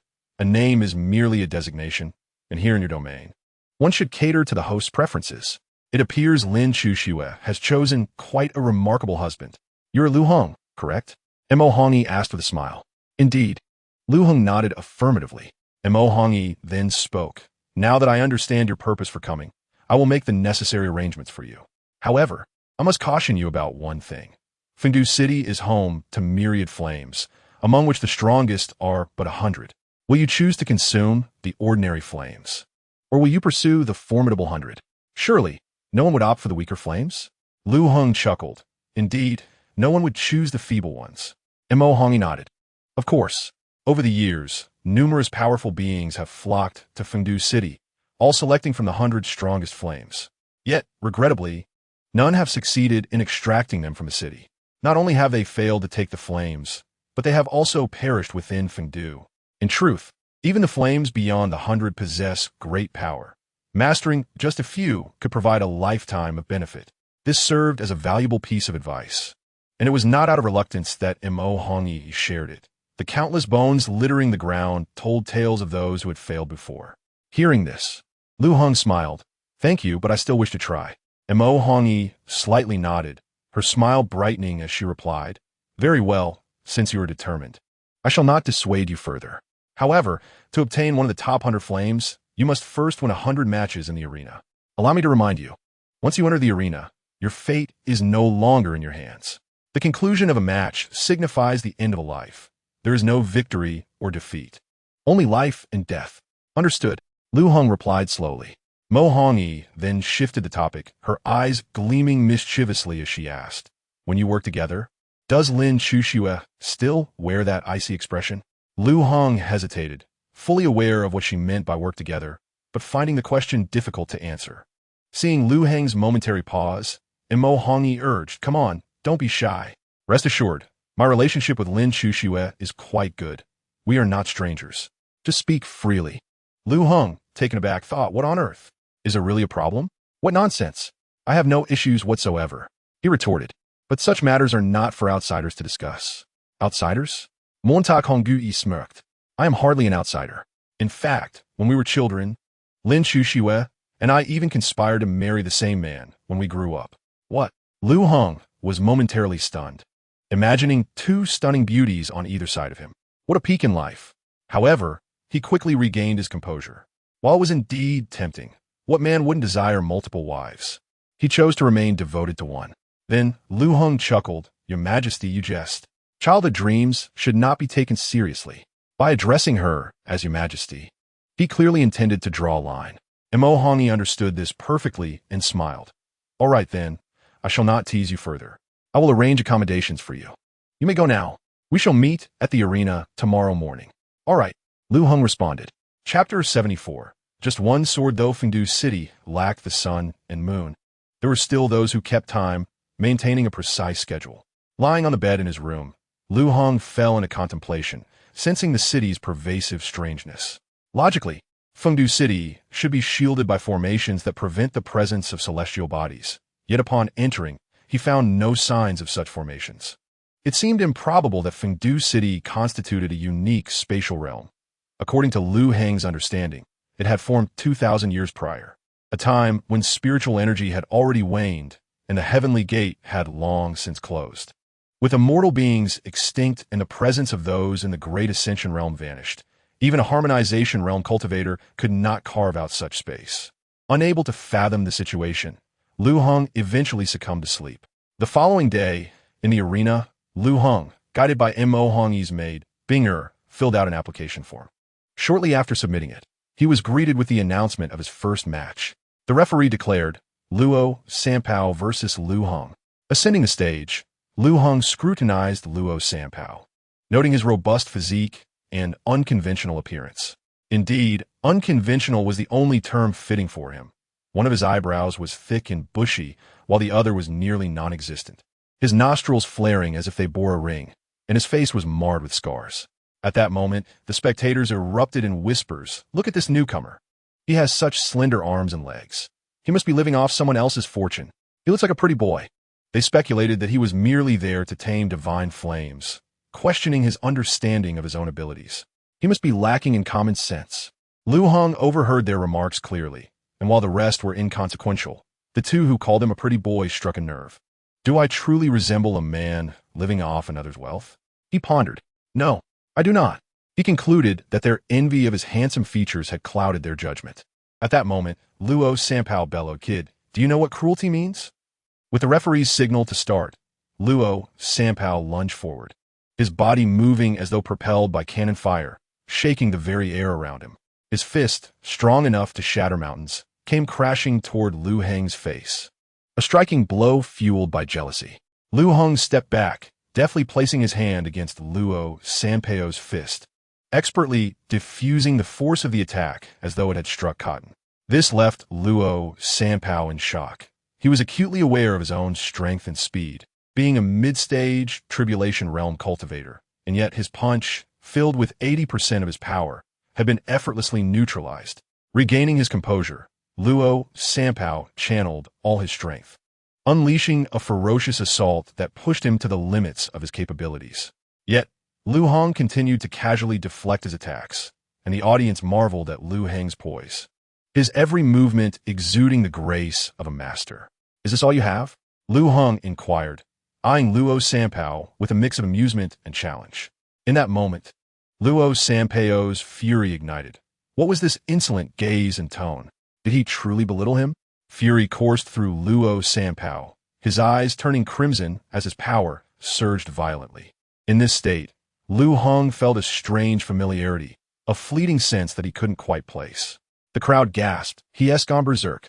Luo Sanpao is actually unleashing his fury. He is burning his own blood. Who is this man to compel Luo Sanpao to resort to such a forbidden technique? In this frenzied state, Luo Sanpao's power doubled, and the crowd murmured, that kid won't be able to withstand this. Let's not be hasty. That kid seems quite formidable. Enough of the bickering. How about we place a wager? Good idea. Count me in. Count me in too. As the audience below erupted in a fervor on stage, Luo Sanpao unleashed a devastating punch, a formidable display of speed and power that surged towards Liu Heng. Yet, Liu Heng remained unfazed, his countenance unchanged. With a mere flick of his fingers, he transformed them into a sword. A flash of silver sliced through the air, cleaving the arena in two, and Luo Sanpao was no more. As the dust settled, a profound silence enveloped the crowd, soon to be shattered by cries of admiration. Initially chaotic, the applause gradually synchronized. The spectators collectively astounded. Luo Sanpao, ranked 10th on the slaughter list, had been effortlessly slain in a single strike. What immense strength must Liu Heng possess? Surely, he is a master of the harmonious path. The crowd speculated, yet they were convinced Liu Heng was indeed such a formidable figure. Beyond their shock, anticipation and excitement flourished. Only the top contender of the slaughter list was known to be a master of the harmonious path. One could only wonder who would prevail in a confrontation. The arrival of Liu Heng had transformed the previously tranquil Fengdu into a bustling arena. Meanwhile, in a room high above the Colosseum, Mo Hongyi observed the unfolding events from the window, taking a seat as Bing'er remarked, Your Majesty's husband is indeed impressive. Lin Chushu as discerning, I had led the world to believe her husband was a worthless man. How foolish they are to believe such a ruse. Mo Hongyi replied with a disdainful smile. There is no deception. I truly am worthless. No, I was indeed. As her words fell, Bing continued. It appears there are no rules against seeking the top position in the arena. Why then, allow him to compete? Is it merely to test his strength? Mo Hongi replied coolly. That is but a small part of my reasoning. I sense he is in harmony with Fengdu. Should he perish, the city may undergo a significant transformation. However, Binger hesitated, her words trailing off. She need not elaborate, for Mo Hongi understood her thoughts. With a slight smile, she said, Lin Shushue would dare to oppose me for a man? Furthermore, I shall not intervene directly. If he meets his end in Fengdu, it bears no consequence to me. At this, Binger nodded vigorously, proclaiming, Your wisdom is unparalleled. With Luo Sanpeio's demise, no one among the top 10 contenders dared to challenge Liu Heng. They were not ready to meet their end. To concede and lose a finger was preferable to losing one's head in the arena. Weighing their options, the loss of a finger seemed worth it. Among the top 10, only the 9th-ranked Yao Dao chose to concede, while the other 8 stepped forward to face Liu Heng. In an instant, Yao Dao became the subject of disdain. As the 9th-ranked contender, his choice to concede was seen as disgraceful. Yet, he regarded the spectators with a bemused expression.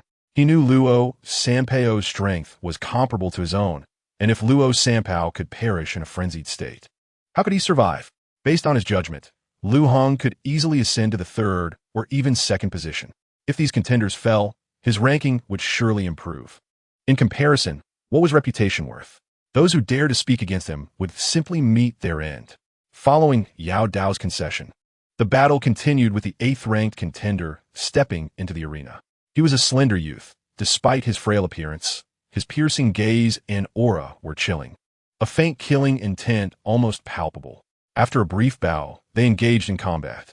The seemingly frail youth proved formidable, yet he ultimately fell short compared to Liu Heng and faced death. As time passed, after 3 hours, Liu Heng had dispatched the 4th to 8th-ranked contenders of the slaughter list, causing an uproar among the onlookers. Astonishment filled the air. Who is this remarkable individual? He has effortlessly slain even the 4th-ranked drunkard. Such terror! He must be a master of the harmonious path. What has become of the world outside? Has spiritual energy been revived? Is the era of calamity upon us, rendering the harmonious path insignificant? A new age has dawned. The crowd buzzed with speculation, their minds racing with thoughts of a world reminiscent of ancient times. Amidst the murmurs, the 3rd-ranked butcher conceded, severing a finger in surrender. This prompted yet another uproar. If anyone among the slaughter list could be deemed the strongest, it would undoubtedly be the 1st-ranked Azura. Yet, who possessed the greatest audacity and bloodied hands? That title unequivocally belonged to the butcher. No one expected the 2nd-ranked butcher to yield. It was truly unforeseen. With the butcher's exit, the 2nd-ranked scholar took the stage. Clad in white robes, his face resembling polished jade, wielding a folding fan, he presented himself as an elegant gentleman, exuding an air of scholarly refinement. Liu Heng felt a measure of admiration for the scholar. In this tumultuous world, he appeared as a pure lotus, unsullied by the mire. Your cultivation matches that of the 4th-ranked contender. Surrender now. I do not wish to take your life, Liu Heng said gently. The scholar laughed heartily. A man ought to stand and die, not kneel to live. Do you believe you can triumph over me? Liu Heng inquired indifferently. The scholar paused, then slowly shook his head, admitting, I cannot. However, a man possesses pride. We do not fear death, as long as it is meaningful. A strong man also bears pride. He does not fear death, but seeks a worthy opponent. To concede before the battle even begins, does that qualify one as a man? Does that merit the title of a strong individual? His words resonated powerfully, igniting fervor among the audience. A man ought to be like this. Yet, the expressions of Yao Dao and the butcher darkened. Did this imply they were unworthy of being called men? Was this an affront? They wished to retort, but given the circumstances, their eloquence would only bring further disgrace. Silence seemed a better option. Liu Heng smiled, gesturing, please proceed. The scholar, undeterred, used his fan as a brush, inscribing the character for kill in the air. The moment the character took form, an overwhelming aura of slaughter enveloped the arena, causing everyone to shudder involuntarily. Those of lower cultivation struggled even to breathe. As Liu Heng beheld the character rushing towards him, it felt as if 1,000 troops were charging forth. the killing intent soaring to the heavens. The sheer pressure was enough to unnerve even those of the same cultivation level. Within that dense aura of slaughter, a terrifying power coalesced into countless blades. A single misstep would spell death. With his sword drawn, Liu Heng executed the sky-piercing slash, the silver light erupting like dawn-dispersing darkness, effortlessly neutralizing the scholar's formidable strike. In a flash, Liu Heng lunged forward, aiming his sword at the scholar, who remained composed, inscribing the character for defend and managing to withstand Liu Heng's assault momentarily. In that fleeting moment, the scholar was taken aback. He was astonished at Liu Heng's might, realizing that even the first-ranked Azura would find it difficult to breach his defenses so easily. Although his defenses crumbled, it granted the scholar an opportunity to escape, and Liu Heng's strike fell short. Suddenly, Liu Heng launched another attack, while the scholar defended himself, and the two engaged in a thrilling duel. Spectators were captivated, discussing the remarkable display of skill. It was no surprise that the scholar, ranked second, was extraordinarily powerful. After all, the top contenders had not lasted beyond 100 exchanges. Did you think being second was merely a joke? Even if the scholar were to be defeated, he would undoubtedly not fall to Shura. Indeed, however, the fact that he had vanquished so many formidable opponents within a few hours truly made him a legend. Did he not know exhaustion? Alas, the legend was nearing its end. As the crowd speculated, the battle between Liu Heng and the scholar approached its conclusion. It was evident to all that the scholar was struggling to defend himself and would soon be defeated. Sure enough, after 8 exchanges, Liu Heng's sword was poised at the scholar's throat. The scholar remained composed. He had anticipated this outcome long ago. Go ahead. Liu Heng, however, shook his head slightly and said, "Honestly, I admire you. You possess the demeanor of a gentleman. This place does not belong to you, and I do not wish to kill you. Surrender.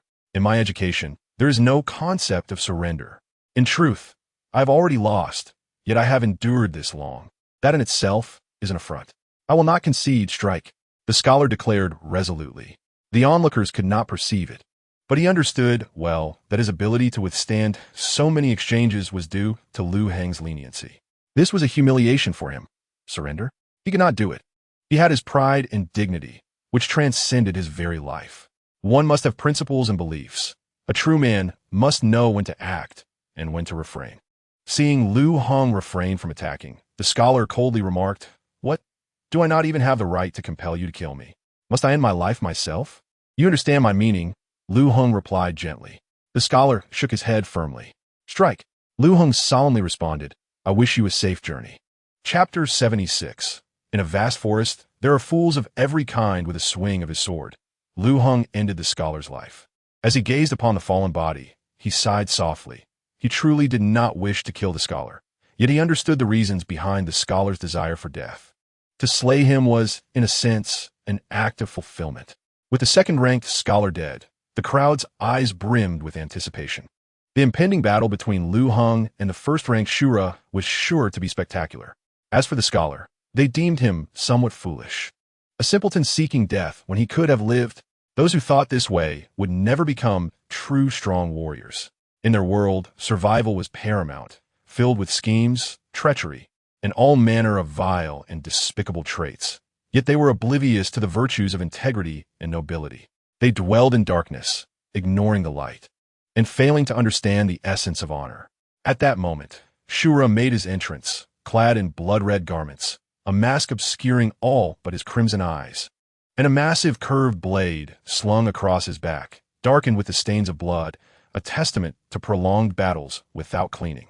The heavy aura of malevolence emanating from the blade was something Liu Heng had never encountered before. "Rest for an hour, regain your strength, and when you are at your peak, we shall engage," Shura proclaimed arrogantly. "No need," Liu Heng replied. It was not that he was being overconfident. After battling so many powerful foes, his energy was significantly depleted. However, he was genuinely at his peak state, mentally invincible. If he rested, he might lose that edge. "Very well, let us commence," Shura said indifferently. As his words fell, he unleashed his full aura. The early-stage mastery of the Tao manifesting a terrifying pressure that far surpassed that of the previous contenders. As Shura's formidable presence enveloped the arena, the spectators erupted into a cacophony of debate. I dare say, this time Shura will crush that kid. He can easily kill him. I do not think so. While Shura may win, it will not be without difficulty. I disagree. That kid has fought several strong opponents and is surely exhausted. Shura will undoubtedly defeat him with ease. Not necessarily. That kid's prowess is also formidable, and he appears confident. He must have some hidden cards. Do you really think he could defeat Shura? Not quite. Soon, as the discussions intensified, betting resumed. Not on victory or defeat, but rather on how many exchanges Liu Heng would last against Shura. Some wagered on 30 exchanges, others on 60. While the maximum bet did not exceed 200. Liu Heng thought to himself, do they truly underestimate me? If they do not lose their fortunes over this, my life would have been in vain. Yet it was not entirely their fault. A small part of their skepticism stemmed from Liu Heng's significant exhaustion. But the larger reason was Shura's overwhelming strength. Since Shura had entered Fengdu 30 years ago, he had never faced defeat. In their hearts, apart from the queen, Shura was the strongest in Fengdu. Though Liu Heng was powerful, they believed it was entirely impossible for him to prevail against Shura. Meanwhile, in a high chamber, Bing Er inquired of Mo Hongi, Your Majesty, who do you think will win? Mo Hongi did not answer directly, instead asking, who do you think will win? Without hesitation, Bing Er replied, naturally it is Shura. Hearing this, Mo Hongi smiled slightly, but said nothing further. Not daring to ask more, Bing Er observed her sovereign's expression, sensing that Mo Hongi might believe Shura would lose. How could this be? She understood Shura's might. Though Liu Heng was strong, he could not surpass Shura. The battle on the arena commenced in earnest. Shura did not draw his massive blade, but instead attacked with his fists. Each punch was thunderous, capable of shattering mountains, and moved with incredible speed, each blow imbued with a hint of Tao resonance. Liu Heng countered with his own punches, having trained in martial arts for a year in the Cold Palace. Though his techniques were not particularly profound, the formidable enhancement of a 9 turns mystical art rendered even the simplest of moves extraordinarily powerful. 96, 99, 100. By the heavens! How do we exceed 100 exchanges? I have lost terribly. This is too much for me. I'm even worse off. I bet on 60 exchanges. I wagered on 30. Go, Lord Shura. Defeat him within 30 exchanges. 199 exchanges, 200 exchanges. What the hell? I've lost everything, even my undergarments. Did I really wager on 200 exchanges and still lose? If I had known, I would have bet more. Oh, I wish I could die with all my assets. Laughter erupted from the bookmakers. At that moment, after a brief exchange of blows, Shura paused, gripping the hilt of his blade, and coldly remarked, I did not intend to exceed this many exchanges, but there are too many bored spectators betting on me. Let them learn a lesson. Yet you are indeed quite strong. What? The spectators were taken aback. Was this how it was done? Was it merely a bet? Damn it. You look human, yet you do not even engage in matters befitting a person. Certainly, these words were not ones they dared to utter, unless they had truly lived long enough. However, Shura expressed his thoughts with a sense of profound astonishment.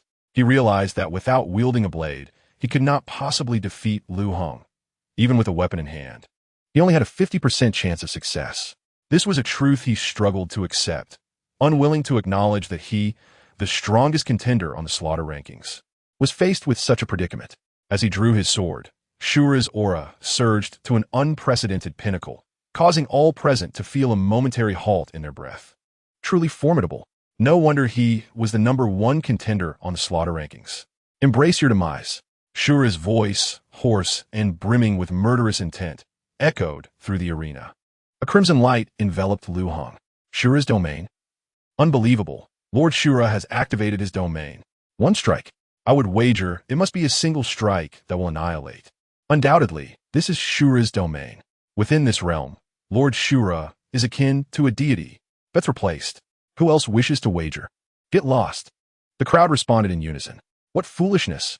Should we gamble again? What if Lord Shura deceives us once more? And where we find recourse? To bet now is to march towards certain defeat. Only a fool would invite such misfortune upon themselves. You bet, someone exclaimed. Indeed, with such a vast world, there are all kinds of fools. As Shura's figure moved, he unleashed a single strike, his momentum like a raging torrent.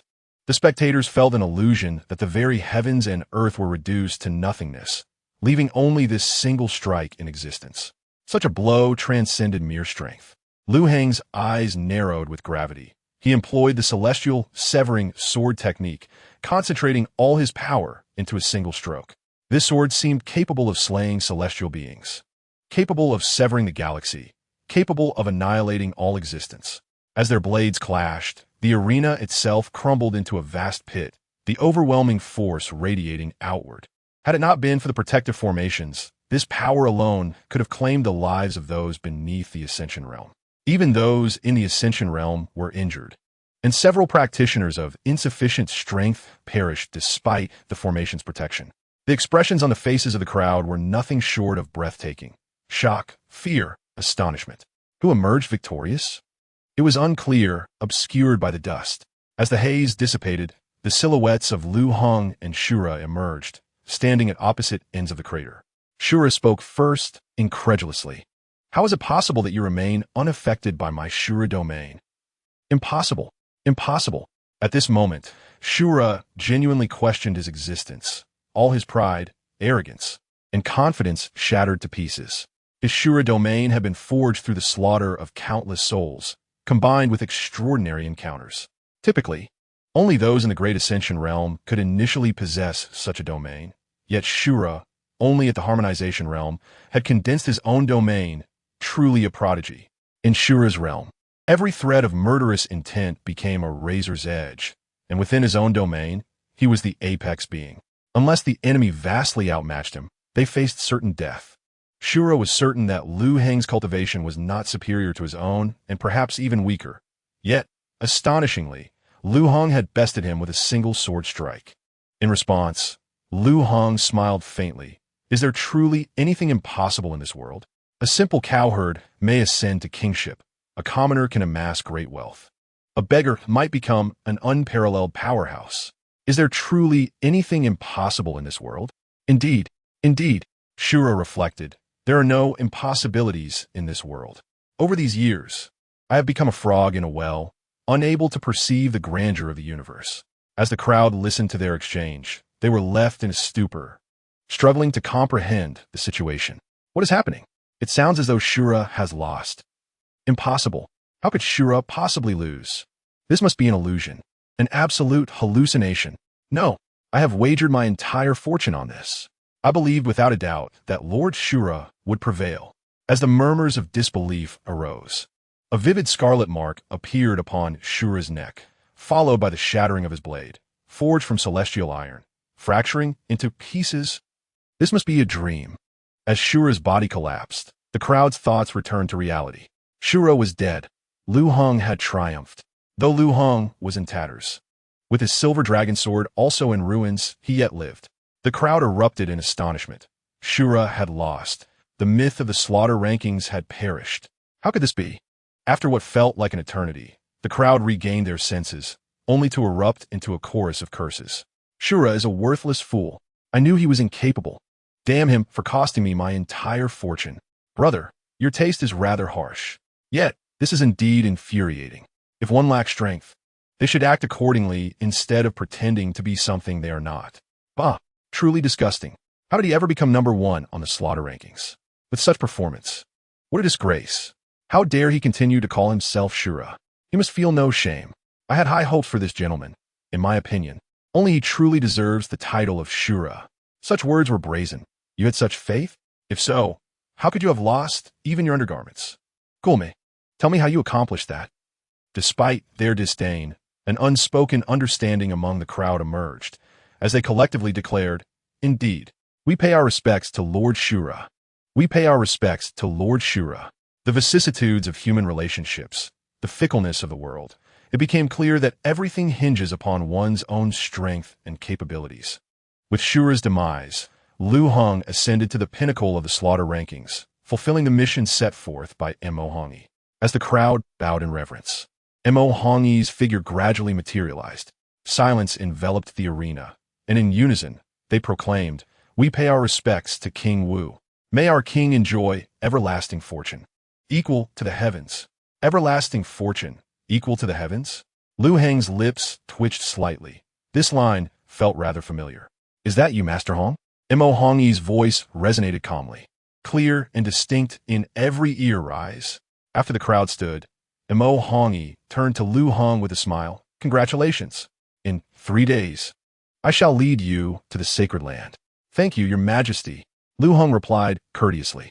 Imo Hongi smiled gently. There is no need for thanks. Lin Chuxue has indeed chosen a fine husband. Liu Heng chuckled. To be precise, I am fortunate to have found such a wife. Imo Hongi retorted, what about me? Do you not consider the feelings of the singletons? Bah, how revolting. Upon returning to his chamber, Liu Heng took a bath and lay upon his bed. When a system's voice sounded, ding. The host may sign in at the entrance of the Colosseum in Fengdu City. Please proceed to sign in. Hearing the system's voice, Liu Heng's lips curved into a smile. Today, his beloved wife had evidently been quite diligent in thinking of him, which brought him great joy. Suddenly, Liu Heng rose, donned his attire, and proceeded to the entrance of the arena to sign in. Meanwhile, within the majestic confines of the North Qian Imperial Palace, in the Empress's chamber, Lin Chuxue gazed at the communication device with a complex expression. A blend of anticipation, hesitation, melancholy, and disappointment swirled within her, embodying the essence of a young girl. If the world were to witness the unparalleled Empress displaying such vulnerability, they would undoubtedly be astounded. Should they discover that all these emotions stemmed from a man, the very fabric of their understanding would shatter. At that moment, Lin Chuxue murmured softly, "You wretched fellow, how could you not send me a message at this late hour? Oomph, how infuriating. Don't you realize how much I worry? Could it be that something has happened?" In an instant, the sovereign of a nation, a formidable practitioner capable of moving mountains and filling seas, found herself engulfed in uncertainty. Should I initiate contact with him?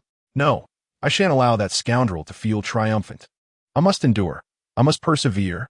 Even if he reaches out to me now, I shall remain indifferent. Yes, that's the way. Chapter 78. The Sacred Land of Fengdu Ding. Sign in at the arena entrance successful. Reward, Sword of Extermination. The Sword of Extermination? In that moment, Liu Heng was overwhelmed with joy. He didn't even need to read the description to know its significance. The Sword of Extermination is one of the divine blades within the sword array of extermination. The supreme formation governing the heavenly principles of slaughter, the foremost killing formation of the heavenly way. It is the treasured artifact of the Tongtian sect, a guardian formation composed of the 4 swords of extermination, sword of slaughter, sword of entrapment, and sword of obliteration, and the formation diagram of extermination. Crafted by a saint, this formation is indestructible unless all 4 saints converge. Within the sword array lies an infinite aura of danger. Any who enter without the status of a heavenly saint shall be reduced to ashes in an instant. Legend has it that during the creation of the universe by Pangu, 3,000 heavenly demons attempted to obstruct the cosmic order. In response, the heavenly way descended with the sword array of extermination to vanquish these demons. After Pangu created the primordial world, wary of the disruption that the 4 swords and the formation diagram might cause, he sealed them beneath the ancestral mountains of Shumi in the western continent of the primordial world.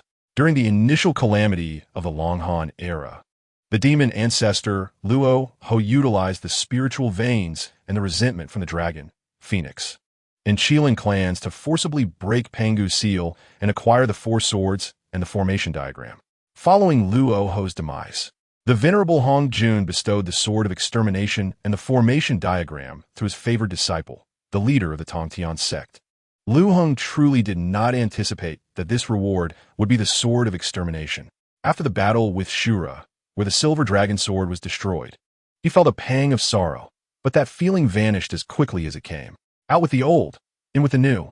What is a silver dragon sword compared to the sword of extermination? It is mere refuse, unworthy of even a glance. Upon returning to his room, Liu Heng immediately transmitted a message to Lin Chuxue. "My dear, have you retired for the night?" In the Empress's chamber, Lin Chuxue, upon seeing the illuminated communication device, responded without the slightest hesitation. Had she not vowed to ignore that scoundrel? Could the law of irresistible allure be so potent that even an empress could not escape its grasp? Alas, the proud empress of my home has truly succumbed. Not entirely. Though she responded, her tone remained calm and composed, devoid of overt joy. Liu Heng gazed upon his wife's exquisite visage, a grin spreading across his face as he exclaimed, My beloved, I miss you dearly. Upon hearing this, Lin Shushue felt a sweetness bloom within her heart, and a slight smile crept upon her lips, though she maintained her composure and merely hummed in acknowledgement. Liu Heng, is that all? A mere hum? Were it not for the system, he might question whether she still loved him, fearing he had been adorned with the ludicrous hat of jealousy. His wife truly embodies the essence of pride. He then recounted everything that occurred in Fengdu. Lin Shushue's brow furrowed slightly as she remarked, "The rules of Fengdu City are dictated by my own words. Whether or not one attends the arena is of little consequence. That Mo Hongyi remains unchanged after all these years, deeply contemplative and heedless of rules. My husband, do exercise caution around her." Hearing this, Liu Heng nodded. "Rest assured, my dear." Lin Shushue replied softly, "However, my husband need not worry excessively. Should she dare to harm you in any way, I shall raze Fengdu City to the ground." Liu Heng thought, as expected of my wife, "Indeed, she is remarkably formidable, though it does make me feel somewhat like a kept man. Yet how delightful it is. My dear, what exactly is your relationship with Mo Hongyi?" Liu Heng could not help but inquire. Lin Shushue, however, did not answer his question, simply stating, "I shall tell you later."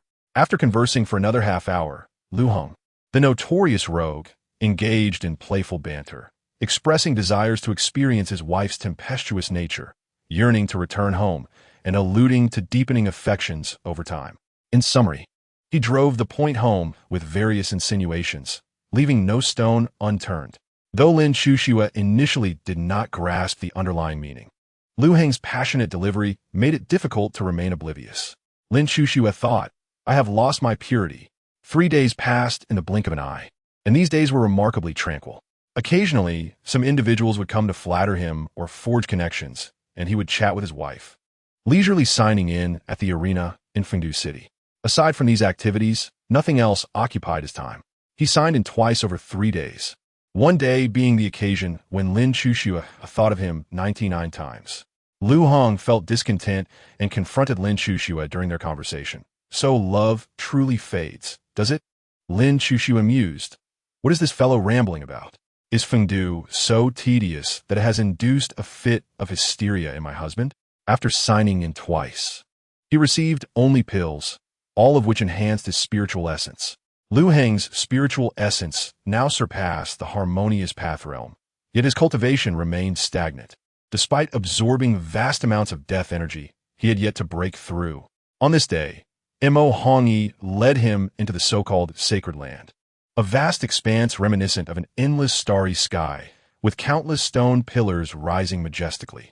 Each pillar emanated an enigmatic force, and atop them blazed a spectrum of flames: red, orange, yellow, green, cyan, blue, purple, black, and white, enveloping every hue known to man. This is the sacred land of Fengdu City, home to all the flames in existence. The white jade pillars ahead represent the most prestigious flames. Would you like to see for yourself, or shall I recommend them? Mo Hongyi inquired. "I would prefer to hear the Queen's esteemed opinion first," Liu Heng replied coolly. Upon hearing this, Mo Hongyi smiled slightly. "Then allow me to recommend a few to you. The Red Lotus Inferno, a fire derived from the original essence of the 18 layers of the Avicii Hell, is formless and fueled by sinful karma. Once it clings to you, it cannot be extinguished, and you can only endure until your sins are incinerated. However, if you can withstand the flames, regardless of past transgressions, you can erase them and be reborn anew.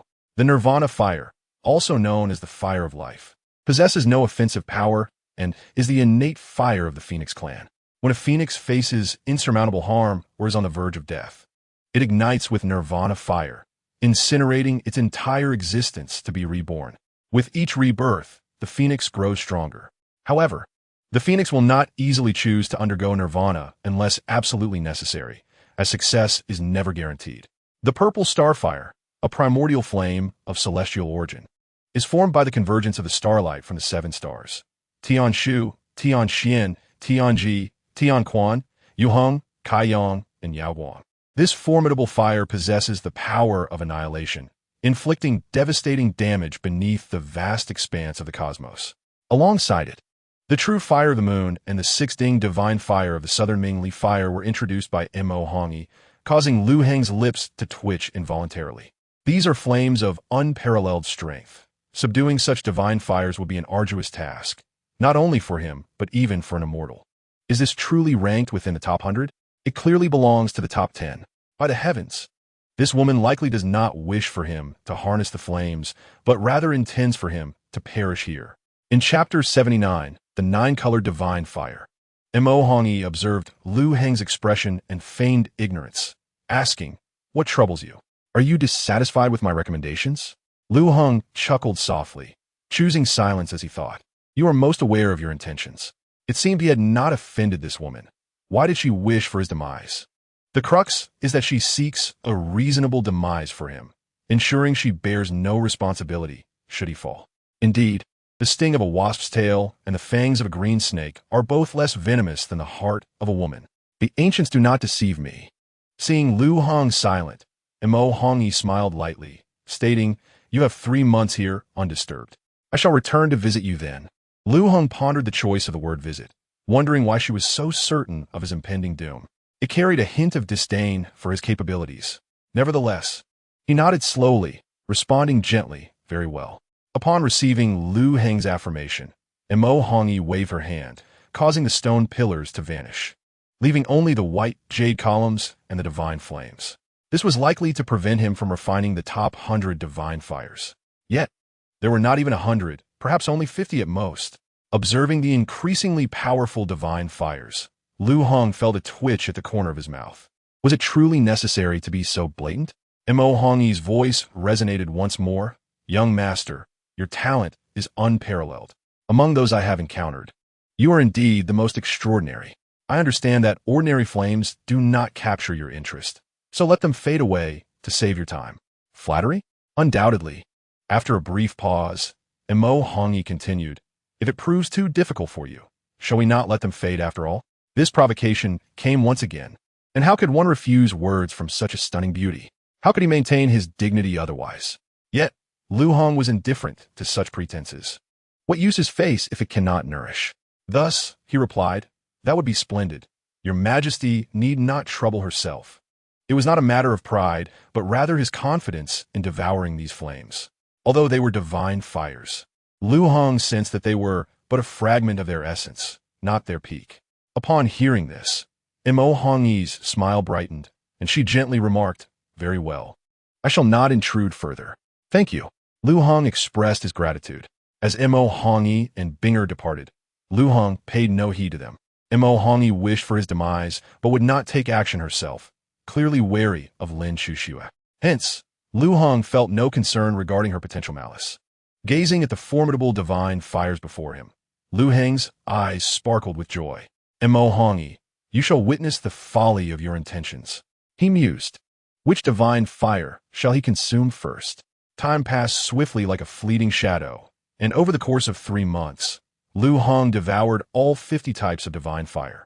The power of the infernal flame exceeded his wildest imagination. After consuming these divine fires, the infernal flame underwent a monumental transformation, taking on a resplendent 9-colored hue. It not only retained the ability to devour myriad flames, but also amalgamated all the strengths of the divine fires. Liu Heng could scarcely fathom the magnitude of the newly synthesized 9-colored divine fire. Its formidable might was unquestionable. But what pleased Liu Heng most was the fusion of the advantages of the 9 heavens' profound fire and the true fire of the moon. The 9 heavens' profound fire, born from the utmost depth, serves as a life-giving flame capable of healing all wounds and neutralizing all poisons. Legend has it that upon its birth, the other 17 layers of hellfire were extinguished, transformed into energy to foster its growth. The true fire of the moon, the source of extreme yin and the flame of defiance, emits a soft white light. Though it is fire, it is chillingly cold, capable of freezing the heavens and earth. Its flames specifically target the primordial spirit and other ethereal entities. Now, the 9-color divine fire that Liu Heng had condensed was undoubtedly the most fearsome weapon in existence. Of course, the process of devouring these 50 divine fires came at a significant cost. Each consumption felt as if he were being shredded by 1,000 blades, a pain that could not be alleviated by his cultivation. Enduring such excruciating torment is beyond the capability of an ordinary individual. In addition, over these 3 months, Liu Heng maintained contact with Lin Chuxue every few days, sharing his longing and reporting on his progress in consuming the flames. Naturally, he also continued to sign in, acquiring numerous elixirs that significantly aided him. Without them, it would have been exceedingly difficult to consume all 50 divine fires. However, there were also sign-in locations beyond the sacred ground, and Liu Heng found himself unable to venture outside to sign in. He had considered sneaking out, but with his cultivation level, he could not break through the spatial boundaries of this realm and had no choice but to watch the treasures slip away. It was truly a heart-wrenching ordeal. Most exhilarating for Liu Heng was that his cultivation had reached the mid-stage of the harmonization realm within these 3 months, with only one step remaining to the late stage. With his combat prowess, he could be deemed invincible among those below the Great Ascension realm. The power of the numerous divine fires, coupled with the elixirs and pure spiritual energy, would have sufficed for others to reach the Great Ascension realm.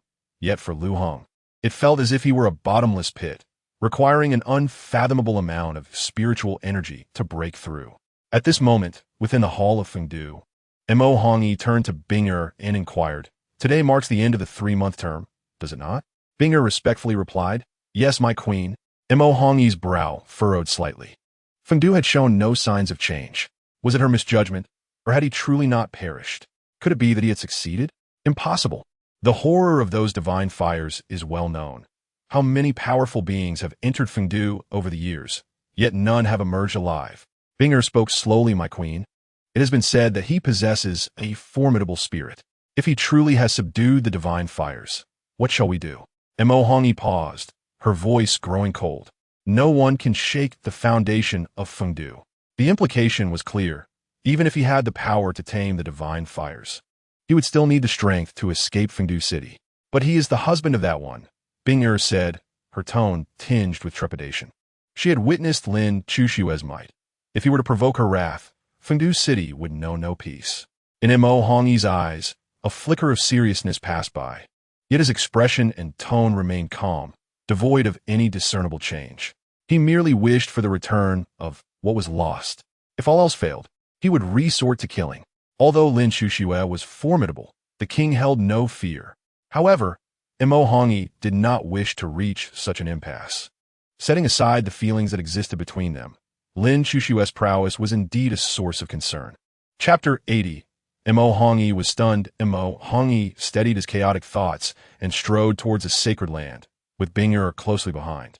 As the gates of the sacred land swung open, Mo Hongyi and Bing'er stepped inside, only to be met with an overwhelming darkness. Devoid of even a hint of divine fire's glow, Mo Hongyi's lips twitched involuntarily, and his heart sank. He hastily gestured, and the previously concealed stone pillars emerged, the light of the divine fire illuminating the entire sacred land once more. Liu Heng's figure manifested before him, accompanied by the stark emptiness of 50 white jade pillars. "Damn! My divine fire! Is this fellow a thief? Have I successfully invited a wolf into my fold?" Mo Hongyi felt as if his heart was bleeding at that moment. 50 types of divine fire, just like that, vanished. The shock that followed was profound. Who could understand the strength of these 50 divine fires better than Mo Hongyi himself? Liu Heng, with his own might, had subdued the 50 strongest divine fires of the world. Was he dreaming? How could this be possible? Setting aside the other 49, how could the hellfire, ranked first, be subdued by Liu Heng? Among the 3 realms, the power of hellfire was exceedingly tyrannical, possessing a ferocious destructive force. It was said that before any soul could reincarnate, it must endure the tempering of hellfire, which could incinerate the roots of past sins. In the 18 layers of hell, hellfire was terrifying beyond measure, to the extent that even the mightiest gods of the 3 realms dared not approach lightly. A single misstep would lead to utter annihilation. Although this was merely a wisp of the hellfire's essence, lacking its peak potency, it was still not something mortals could subdue. Wait, which of these flames could be subdued by mere mortals? Yet, Liu Heng had subdued them all. A prodigy, a true prodigy. It was only after Liu Heng called out a few times that Mo Hongyi finally emerged from his stupor. He swallowed hard, fixing a penetrating gaze upon Liu Heng and demanding, what are the divine fires? At that moment, Mo Hongi hoped for Liu Heng to respond that, for some unknown reason, the divine fires had vanished. Even such a response would be more palatable than hearing that Liu Heng had subdued them all. Regrettably, Liu Heng's response brought no solace. I have subdued them all. This phrase echoed in Mo Hongi's mind like an incantation, swirling endlessly. Mo Hongi genuinely wished to ask, "Are you still human?" Soon, he bit his tongue to steady his emotions and spoke slowly. These divine fires are the foundation of my Fengdu. A couple of types may be manageable, but the disappearance of 50 divine fires would mean the annihilation of all beings in Fengdu. His words were veiled, yet Liu Heng discerned the underlying meaning with clarity. Moreover, this was from the perspective of righteousness.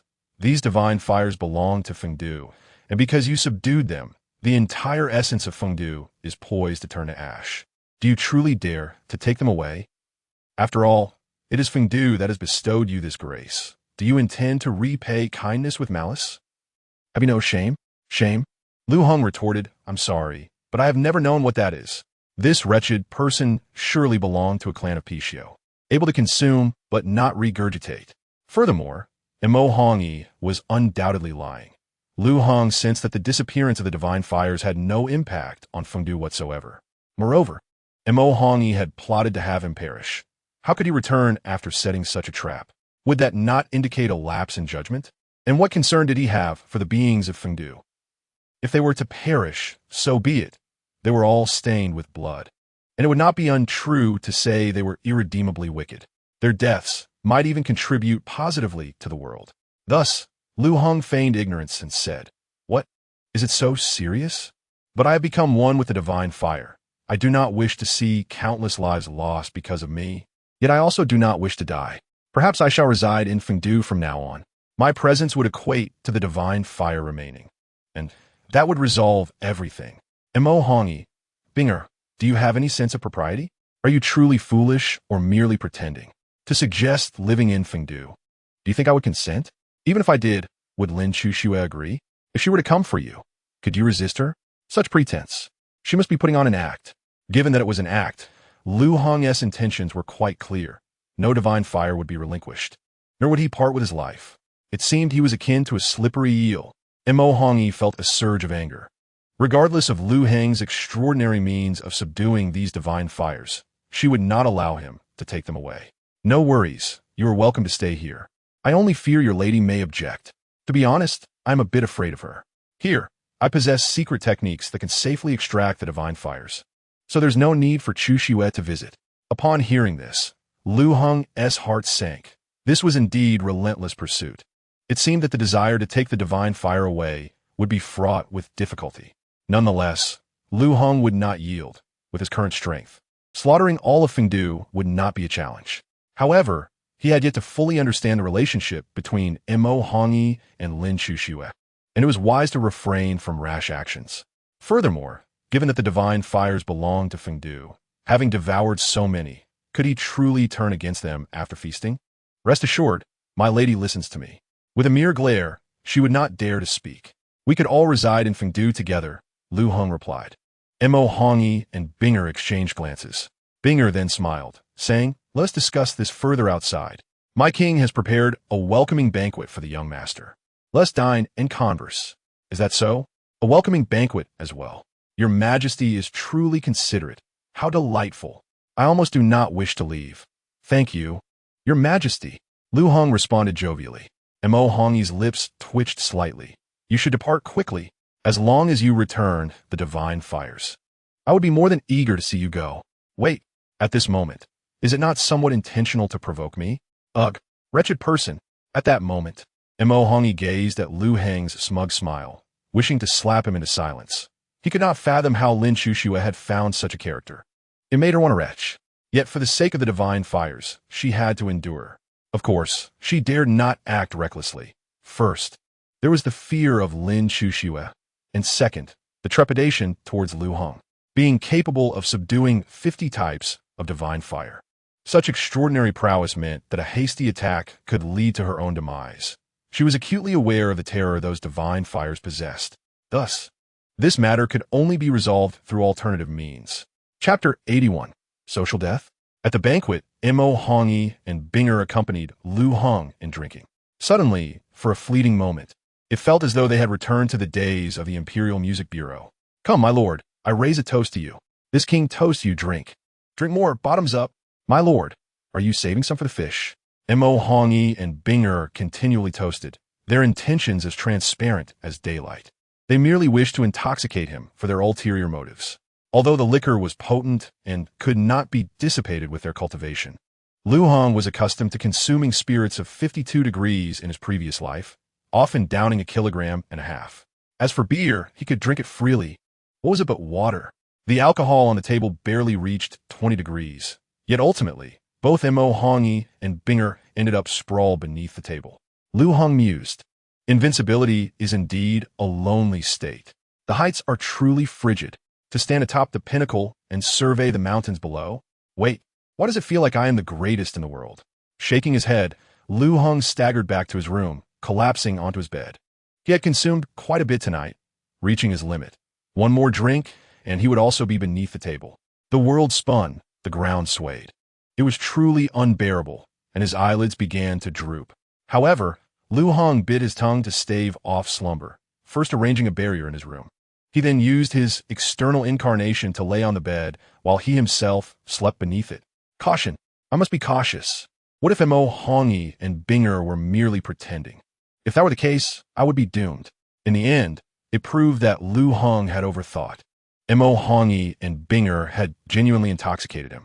Of course, when one is out in the world, one must exercise caution. A careful approach ensures longevity.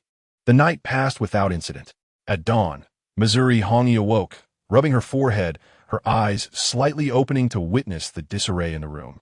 She lay on the ground, while Binger rested her head on her proud bosom. But where were their clothes? Mo Hongyi's calm demeanor shattered. How had they ended up beneath the table? They had intended to get Liu Heng drunk, yet here they were, having spent the night on the floor, and their garments were missing. Was it that scoundrel Liu Heng? He had not only intoxicated them, but also taken advantage, leaving them on the ground without a care. Did he not understand the concept of cherishing the delicate? He had insulted both her and Binger, and now he was nowhere to be found. She swore she would tear him apart. Suddenly, fragments of memory flooded Mo Hongyi's mind from the previous night. Binger, do I not resemble the greatest king in the world? She had declared, draped in a bedsheet with one leg perched on a stool. My lord, you are so handsome. Binger adores you. Binger had replied, her cheeks flushed with admiration. Binger, once I become the greatest king, you shall be my queen. Really? My lord, do not cry. Why are you still crying? My lord, I am simply overwhelmed. I want to bear your children. Enough, do not speak further. Kiss me. The details of the night were far too extensive to recount, lest one accuse her of excessive verbosity. Bear children? 2 women? Had technology advanced to such a terrifying extent? Mo Hongyi's cheeks flushed crimson as she realized the implications. This was disastrous.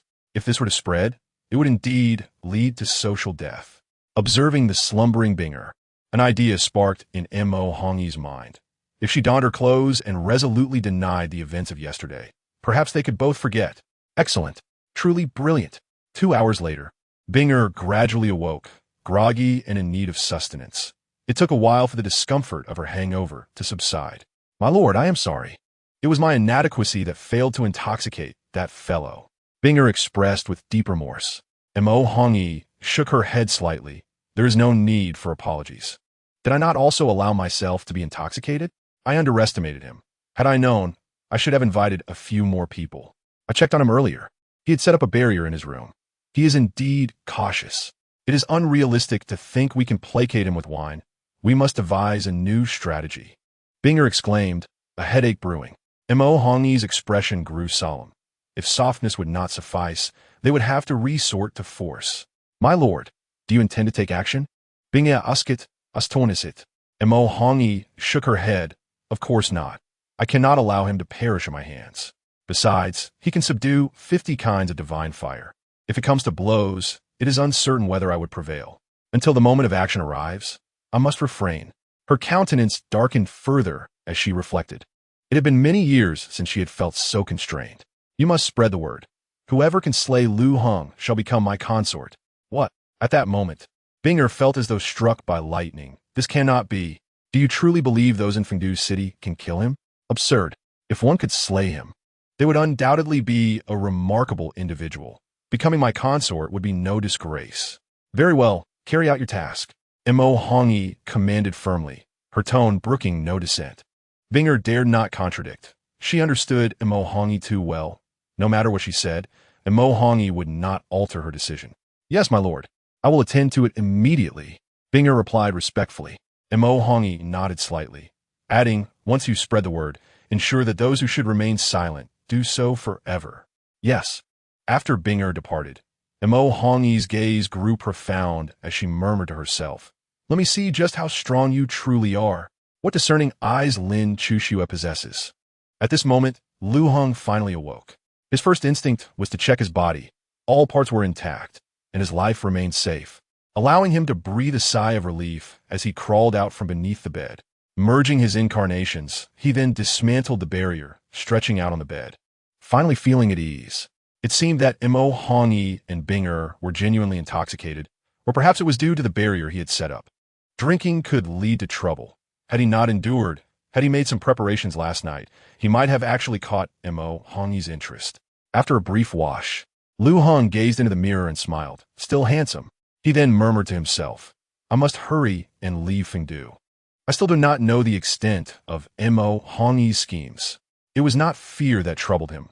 With his current cultivation, he was not intimidated by any machinations. As the saying goes, one is not afraid of thieves, but of thieves who harbor designs. It was better to resolve matters in one go than to be persistently bothered by them. Chapter 82. Unmatched Charisma. After Liu Heng finished washing and tidying up, he glanced outside, a blend of resignation and a hint of cruelty curling his lips as he stepped out of his room, intending to find Mo Hongi and bid her farewell. However, just as he crossed the threshold, a wave of murderous intent surged towards him. Liu Heng had anticipated this, deftly evading the swift, cunning strike. The assailant, having failed, turned to flee without a moment's hesitation. Liu Heng let out a cold snort. How dare they attempt to kill him and then think to escape so easily, since one had such good fortune befallen the world?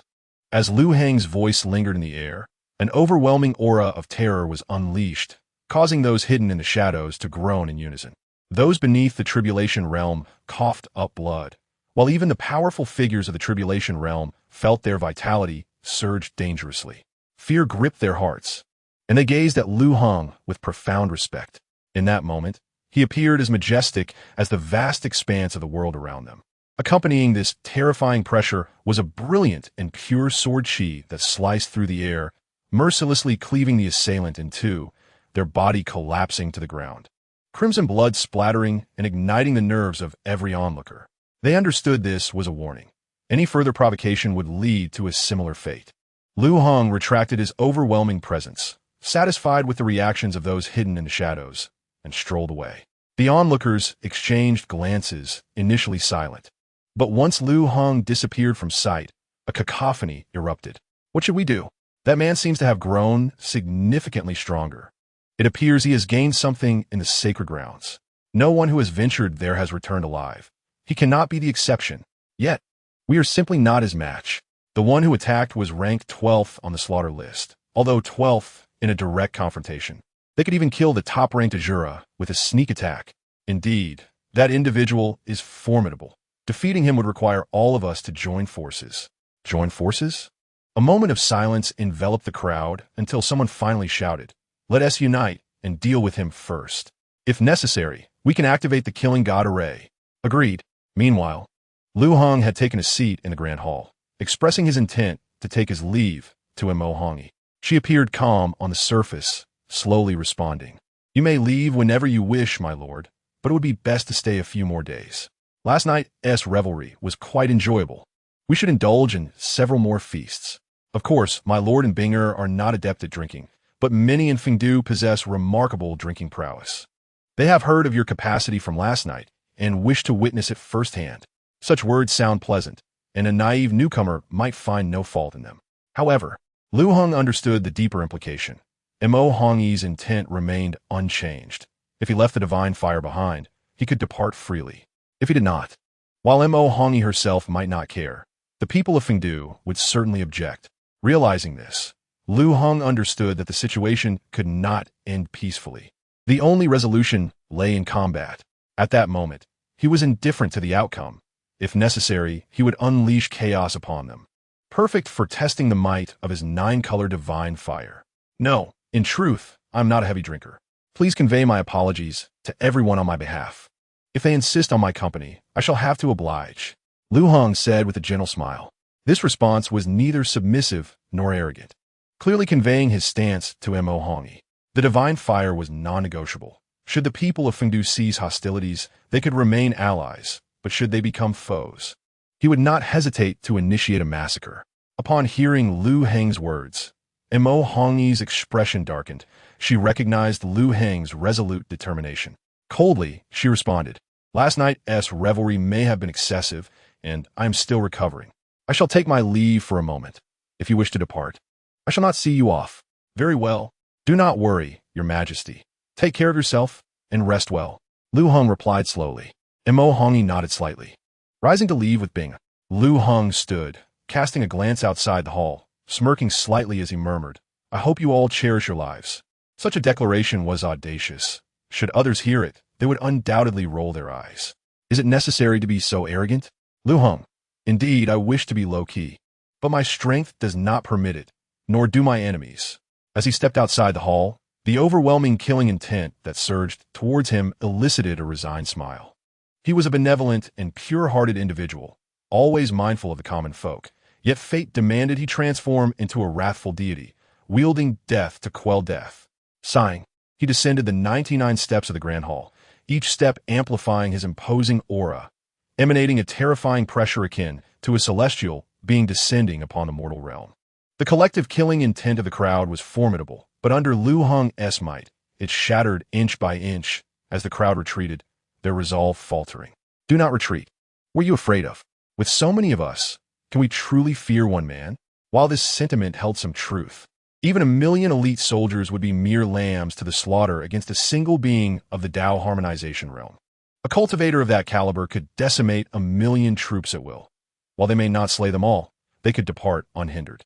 Victory does not come merely from numbers. Yet that notion provided them a semblance of confidence, bolstering their spirits. "The grand farewell you are orchestrating leaves me quite flattered. The tides may shift, but there will be another time to meet. Now disperse," Liu Heng proclaimed loudly. "How shameless! Who is here to send you off? Who do you think you are? Such arrogance." In truth, if there were to be a send-off, it would be to the underworld. Seeing no one respond and no one retreat, Liu Heng pressed forward, unfazed, moving with a leisurely grace, exuding an unparalleled charm amidst the thousands of powerful figures before him. "Kill!" At last, after Liu Heng had taken several steps, someone could no longer suppress their urge and charged at him, weapon drawn. The display was grand, yet before they could even approach Liu Heng, he effortlessly dispatched them with a single sword chi. Before they could even taste victory, they fell. The crowd was stunned. The assailant, a formidable figure in the early tribulation stage, had been slain with such ease. They had not even unleashed their true abilities before meeting their demise. A pall of dread settled over the assembly, fear creeping into their bones. They exchanged glances, none daring to step forward again. Chapter 83. The Strongest Under the Stars? Observing the expressions of the crowd, Liu Heng felt satisfaction. This was the intimidation he sought. Meanwhile, Mo Hongi and Binger, watching from the shadows, wore grim expressions. Binger could not contain her fury, exclaiming, "What a bunch of useless fools, always boasting about their prowess, and now they cower in fear." Mo Hongi, equally grim, stated, "If they retreat today without a fight, none shall survive." In that moment, Mo Hongi was consumed by rage, surrounded by a band of cowards. To fight and lose is one matter, a question of ability.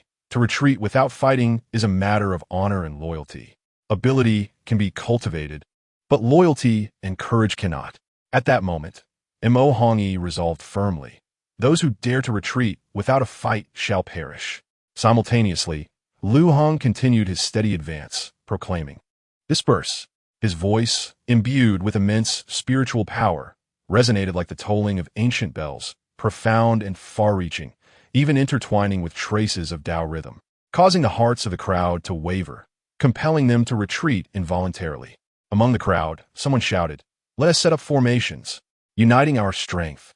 Surely we can slay him. If we do not act, do you know what awaits us?" Upon hearing this voice, the crowd naturally comprehended the implication. This matter was entirely at the queen's behest. Winning would grant them the opportunity to be her consort, a temptation of the highest order. To retreat without a fight would undoubtedly lead to death. Very well, form the battle array. Without further ado, a true man would rather die standing than live on his knees. Indeed, one cannot live on their knees. Form the array. As the words of the crowd echoed around him, witnessing their collective movement, Liu Heng let out a faint sigh. "I truly do not wish to kill." This declaration, falling upon the ears of the assembly, caused their lips to twitch in indignation, swiftly igniting their anger. Such words implied a contemptuous view of them, as if they were nothing more than pitiful creatures, easily vanquished. But was it not true? Liu Heng perhaps was right.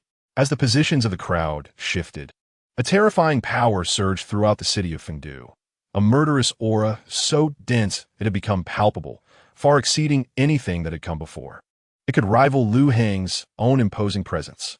This instilled confidence within the crowd, as if they could already envision Liu Heng's dismal defeat and their own victory. With the formation completed, a crimson light enveloped each individual within the array, while intricate runes danced throughout it. A grand and imposing crimson shadow took shape. In that moment, a flicker of seriousness crossed Liu Heng's eyes. The array crafted by the crowd was indeed profound. As a master of the 9-star array, he could discern its intricacies. The combined prowess of the crowd coalesced into that ethereal figure, making them appear as one. With each subsequent strike, their strength would multiply, overwhelming even a formidable opponent at the Great Ascension stage, should they lack means to dismantle the array and choose to confront it head-on. Of course, this presupposed that a Great Ascension expert would not flee, opting instead for a futile confrontation. Among the crowd, voices rose in unison, proclaiming, "This is the God-slaying array. Even if immortals descend, they shall have the strength to battle, so you would do well to surrender." This statement was no exaggeration. Should the array be solely constructed by those of the harmonious Tao stage, they could withstand an immortal's might, and if it were entirely composed of Great Ascension experts, they could indeed slay deities. However, the current practitioners were of varying strengths, a disjointed assembly. Surrendering could grant them life. Fighting would surely lead to death. Indeed, surrender quickly. At this moment from the shadows, Binger spoke softly. Under the God-slaying array, Liu Heng is surely doomed. Mo Hongi understood the terror of the God-slaying array, yet a sense of uncertainty lingered within her. Logically, such feelings should not exist. The God-slaying array was an ancient formation of immense power, and she should possess absolute confidence. Yet, a vague unease gnawed at her heart. Simultaneously, Liu Heng gazed at the crowd with a derisive smile, disdainfully stating, "What a bunch of frogs at the bottom of a well. It seems you regard this formation as a myth. Today, I shall shatter your illusions. And as for your lives, I shall claim them." With the mastery of a 9-star array grandmaster, he naturally discerned the array's weaknesses. Dismantling it would be a simple task, yet Liu Heng had no intention of doing so. He sought victory through direct confrontation. He aimed to instill the deepest fear in Fengdu and Mo Hongi, ensuring that no ulterior motives would arise in the future.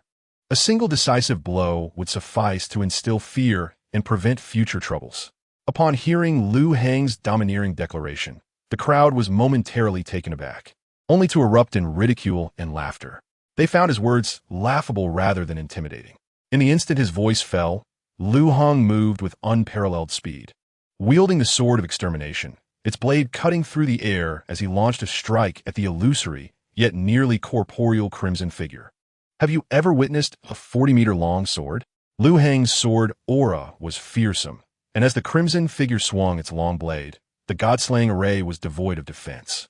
It thrived solely on relentless offense to accumulate strength, for any attempt at defense would render the array ineffective.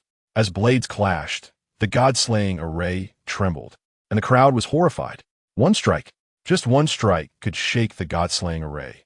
If the force were even slightly stronger, the array might be shattered completely. Mo Hongi was alarmed, while Binger gasped in shock. The crowd began to feel a twinge of fear. Yes, a significant fear. Stabilize the array and attack with full force, or we shall all perish.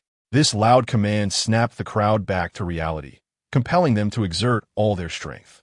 The crimson figure launched a fierce attack, its power evidently surpassing that of moments prior.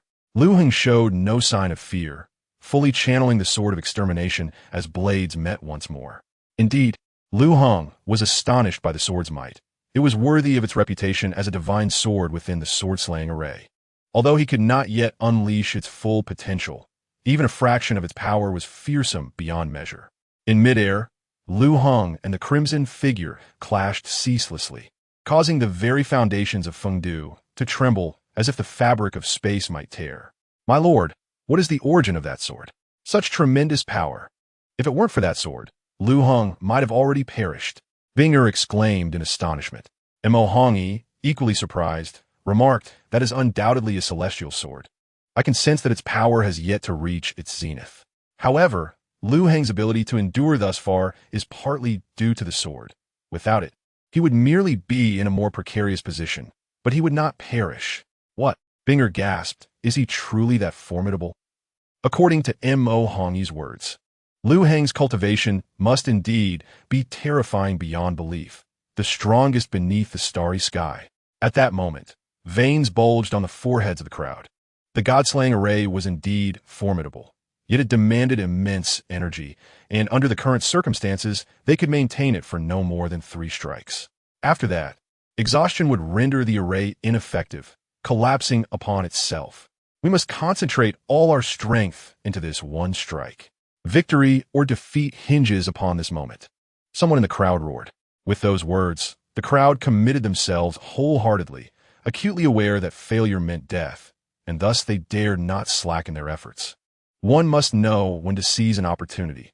Unreserved cunning could only lead to self-destruction. One should not be overly honest nor excessively deceitful.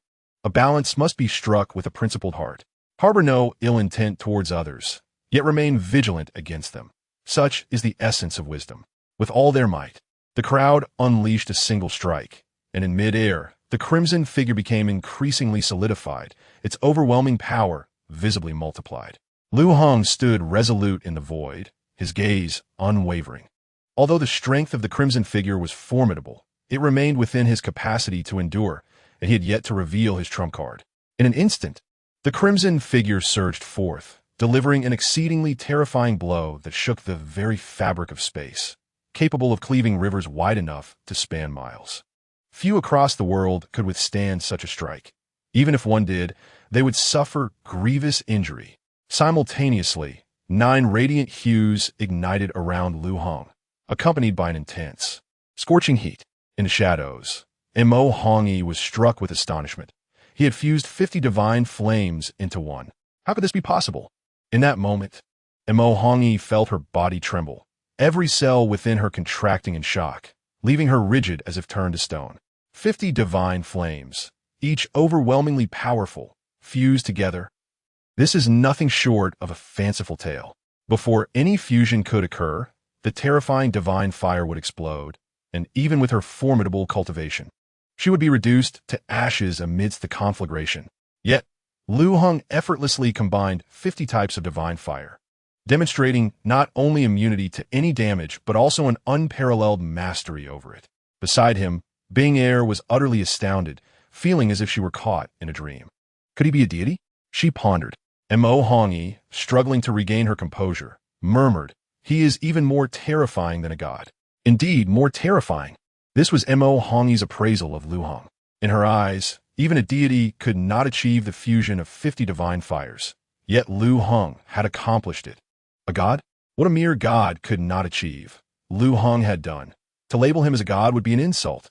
At this moment, as the residual force of the clash dissipated, Liu Heng stood unscathed in midair. In contrast, the others were reeling. The god-slaying array had been broken, resulting in the deaths of hundreds. The remaining survivors were grievously injured, their eyes filled with shock and terror as they gazed upon Liu Heng's figure suspended above. The god-slaying array was shattered. This man had faced it head-on and triumphed. Most crucially, during the confrontation, the crimson phantasm, which encapsulated all their strength, dissipated in the 9-colored flames like ice blocks under the sun, vanishing with astonishing speed. Such a formidable strike, infused with their entire might, was effortlessly obliterated. A demon, or perhaps a god? In their eyes, Liu Heng existed between these two identities. Soon, they would arrive at an answer. A demon. Undoubtedly a demon. For Liu Heng had unleashed a one-sided massacre upon them. With the god-slaying array destroyed and their spiritual powers depleted, they stood no chance against Liu Heng. Run. Quick, flee. Please don't kill me. Cries of despair, shrieks, and pleas for mercy echoed through the air. Yet, Liu Heng remained unperturbed, resembling a butcher consumed by the act of slaughter. Blood stained the earth as he wielded his sword, rendering the crowd defenseless, as if he were in a realm devoid of opposition. What shall we do, my lord? Are we to allow him to continue his slaughter? Bing asked anxiously. She had never anticipated such an outcome. The once mighty god-slaying array had crumbled before Liu Heng's might. Thus, before Liu Heng, the remaining individuals became lambs awaiting slaughter. In her mind, the unfolding events diverged drastically from her expectations. Why had the script changed? Mo Hongyi sighed heavily. We cannot allow him to continue this massacre. Let us proceed.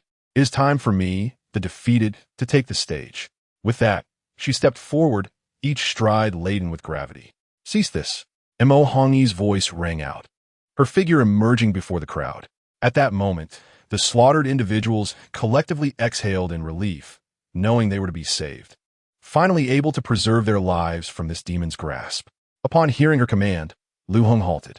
The reason he had refrained from using the 9-color divine fire to annihilate everyone was that he had awaited Mo Hongyi's words. Throughout, she had not positioned herself in the spotlight, preserving a route of retreat. Liu Heng comprehended her intention. As long as the relationship had not soured, it was not yet time for complete annihilation. Furthermore, having absorbed 50 types of divine fire, he owed her a debt of gratitude. One must not hold back when it is time to strike down enemies, yet one must also leave room for retreat when necessary. Moreover, Liu Heng had no fear of Mo Hongyi harboring ulterior motives afterward.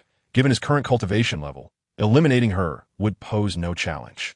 Liu Heng gazed unwaveringly at Mo Hongyi, remaining silent as he awaited her words. Are you declaring war against me by slaughtering the people of Fengdu? Mo Hongyi's voice turned icy. She lacked confidence in surpassing Liu Heng, even though he had just emerged from a fierce battle. Deep down, she understood that Liu Heng was at his peak. Yet, as the Lord of Fengdu, she could not afford to show weakness.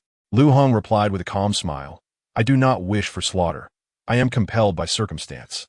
Those who seek to kill me leave me no choice but to retaliate. It seems I have created quite a stir, disturbing the Queen's peaceful slumber. For this, I apologize. Upon hearing this, Mo Hongyi clenched her teeth. She had no means to counter Liu Heng. If only she had prevented him from entering the sacred land. Now it was too late for regrets. Regardless, you must provide an explanation. Mo Hongyi declared coldly. An explanation? What explanation is warranted? I have committed no wrongdoing, Liu Heng thought, yet he understood that Mo Hongyi sought a way to save face. Since neither wished to sever ties completely, he would have to provide that avenue, though the manner of doing so was indeed an art. After a moment of contemplation, Liu Heng replied indifferently, You sought to kill me. I had no choice but to resist. I did advise you, but it proved futile. Thus, I do not believe I owe the Queen any explanation. However, having entered the sacred land and acquired the divine fire, I owe you a favor. Should Fengdu encounter any challenges in the future, I shall lend my assistance. Mo Hongyi's brows furrowed slightly upon hearing this. She was not satisfied with this explanation, yet she recognized it was the most Liu Heng could offer. Moreover, given Liu Heng's displayed prowess, he had few rivals in the world today. Given time, as spiritual energy revived and the heavenly gates opened, he would undoubtedly ascend to immortality. At that moment, Mo Hongyi felt a pang of regret for having brought Liu Heng into the sacred land. She should have sought to cultivate a favorable relationship with him. A person capable of subduing 50 types of divine fire is not to be trifled with. She had truly acted rashly. The current outcome appeared to be the best possible resolution. Fortunately, she had remained in the shadows and had not truly severed ties. Otherwise, today, all of Fengdu would have faced annihilation, barring intervention from that individual, whose probability of involvement was a mere 1%. As she pondered, Mo Hongi felt a lingering sense of dread. Regaining her composure, she cast a complex glance at Liu Heng and spoke softly. Very well. Should Fengdu face difficulties in the future, we shall rely upon you. However, once will not suffice. For Lin Chushue's sake, I will allow it 3 times. 3 times? Liu Heng thought. This was within his capacity to bear. He nodded slightly.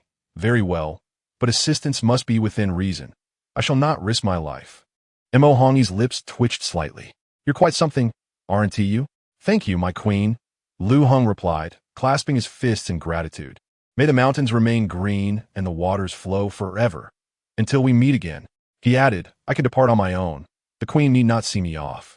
Until we meet again, Mo Hongi said flatly. Outwardly, she spoke thus, yet internally she scoffed. Who would see you off? Hurry and leave. How audacious of you to wreak havoc in Fengdu and expect a farewell. Consider yourself fortunate not to have been sent to the afterlife. Your fists are indeed formidable. Had I the strength to match yours, you would have already departed this world. As Liu Heng departed, the surviving individuals breathed a collective sigh of relief. This demon had finally left. They had survived. They inhaled the air greedily, reveling in the joy of being alive. As Binger stood beside Mo Hongi, she expressed her reluctance, saying, Your Majesty, are we truly allowing him to depart so easily? Upon hearing this, Mo Hongi's expression darkened. What else should we do? Should you take his life? No, I cannot do that. Binger replied, with my current cultivation, facing Liu Heng would not be a matter of mere survival. It would be akin to certain death. Do you think I have erred in harboring such murderous intent? Given his talents, it would be wiser to cultivate a friendship rather than enmity. Even if we were to be adversaries, one must possess the strength to eliminate him in a single strike. Otherwise, it is far better to remain allies. Mo Hongi spoke with a hint of melancholy. However, Binger shook her head, responding, I believe you have made no mistake. For the sake of Fengdu and for yourself. What wrong is there? Mo Hongi chose not to reply, yet Binger's assertion held truth. In life, one must first prioritize oneself before others, as is human nature. Immutable by will, she had committed no error. If there was a fault, it lay in weakness.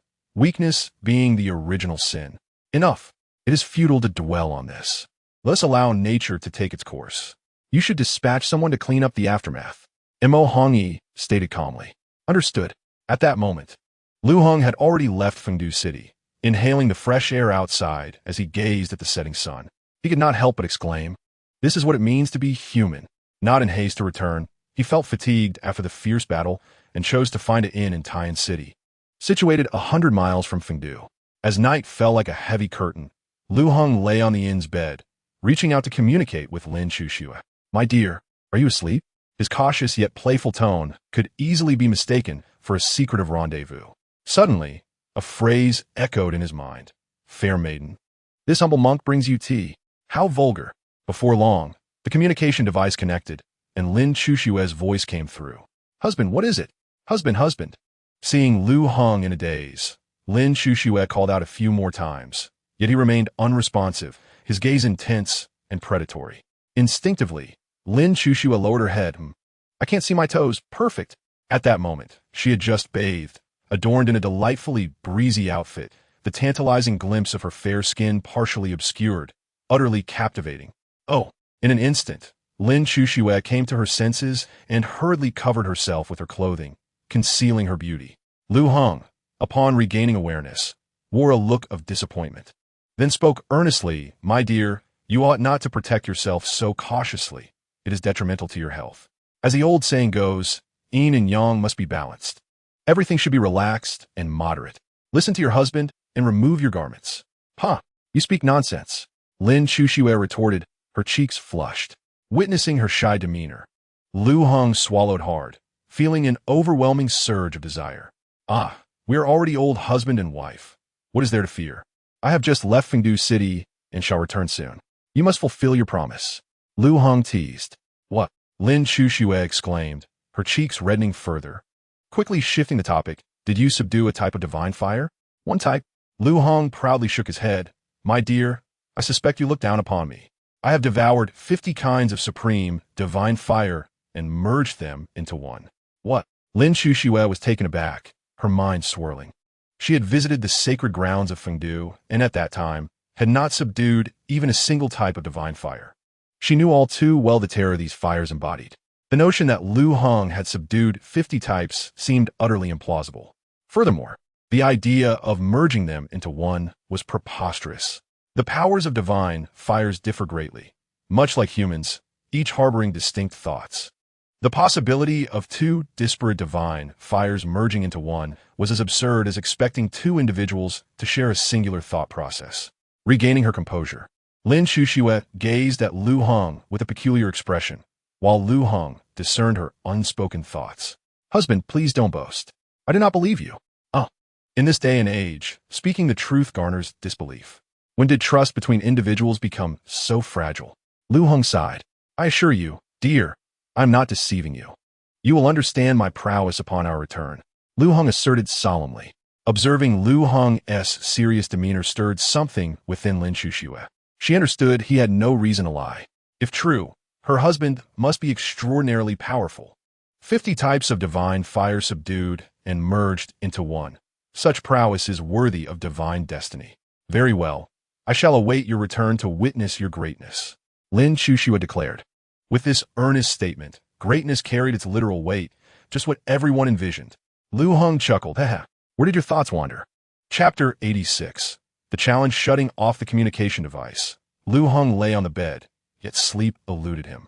It was not due to a lack of desire for rest, but rather because someone was preventing him from sleeping. Much to his chagrin, a shadow in black stealthily infiltrated his room. And just as a sword was poised to pierce his body, sleep was the least of his concerns. A crisp sound rang out as the black-clad figure was taken aback. His sword shattered, while Liu Heng remained unscathed. In an instant, the assailant attempted to flee, but Liu Heng's voice rang out, "Halt!" In that moment, the black-clad figure found himself immobilized, a wave of terror washing over him. The man on the bed had merely uttered a single word, yet his formidable power suppressed the intruder entirely, rendering him unable to move. What kind of sorcery was this? "It's over. I am surely doomed," the intruder thought. "A golden core cultivator?" Liu Heng sat up, gazing at the black-clad man with surprise. "Who are you, thief?" The reason for his inquiry was not to ascertain who had sent the intruder, but rather because Liu Heng suspected this individual was not commissioned by anyone. He was merely a rogue assassin. If someone were to send an assassin to kill him, be it Qi Xian or Yin Yin, they would never dispatch a golden core cultivator. To do so would be an insult to Liu Heng and a reflection of their own lack of intelligence. Answering the esteemed sir, "I am but a minor thief from Tyne City. I have no intentions of killing you, nor do I seek riches. I beg for your mercy," the black-clad man implored, his voice thick with desperation. He had intended to kneel in supplication, but found himself unable to do so. In this world, even kneeling to plead had become a luxury. Liu Heng, intrigued by the thief's words, scoffed. "Not for murder, nor for wealth. Then why are you here? To seek my friendship?" The question made Liu Heng want to laugh, for it was clearly a jest, though his mind had already begun to form suspicions. The black-clad man hurriedly replied, "How could I dare? I am unworthy to be your friend. Someone gave me 10 spirit cultivation pills and instructed me to deliver a message to you." "Oh, what message?" Liu Heng inquired. The thief replied, "If you're still a man, meet at midnight tomorrow on the Azure Dragon for a duel, to determine victory or defeat, life or death. Since you came merely to deliver a message, why attempt to kill me?" Liu Heng pressed. The thief's earlier murderous intent seemed inconsistent with someone who was merely a messenger. To this, the black-clad man hastily explained, "That was what the person said. If the opportunity arose to kill you, he would grant me a lifetime of riches." Liu Heng let out a cold smile, and then inquired, "What if I choose not to go?" The man in black fell silent for a moment before replying. He mentioned that if you refuse, your wife may not fare well. Although her cultivation and status are high, they also present her vulnerabilities. He possesses many methods to exploit this. As he spoke, the man's voice trembled with fear.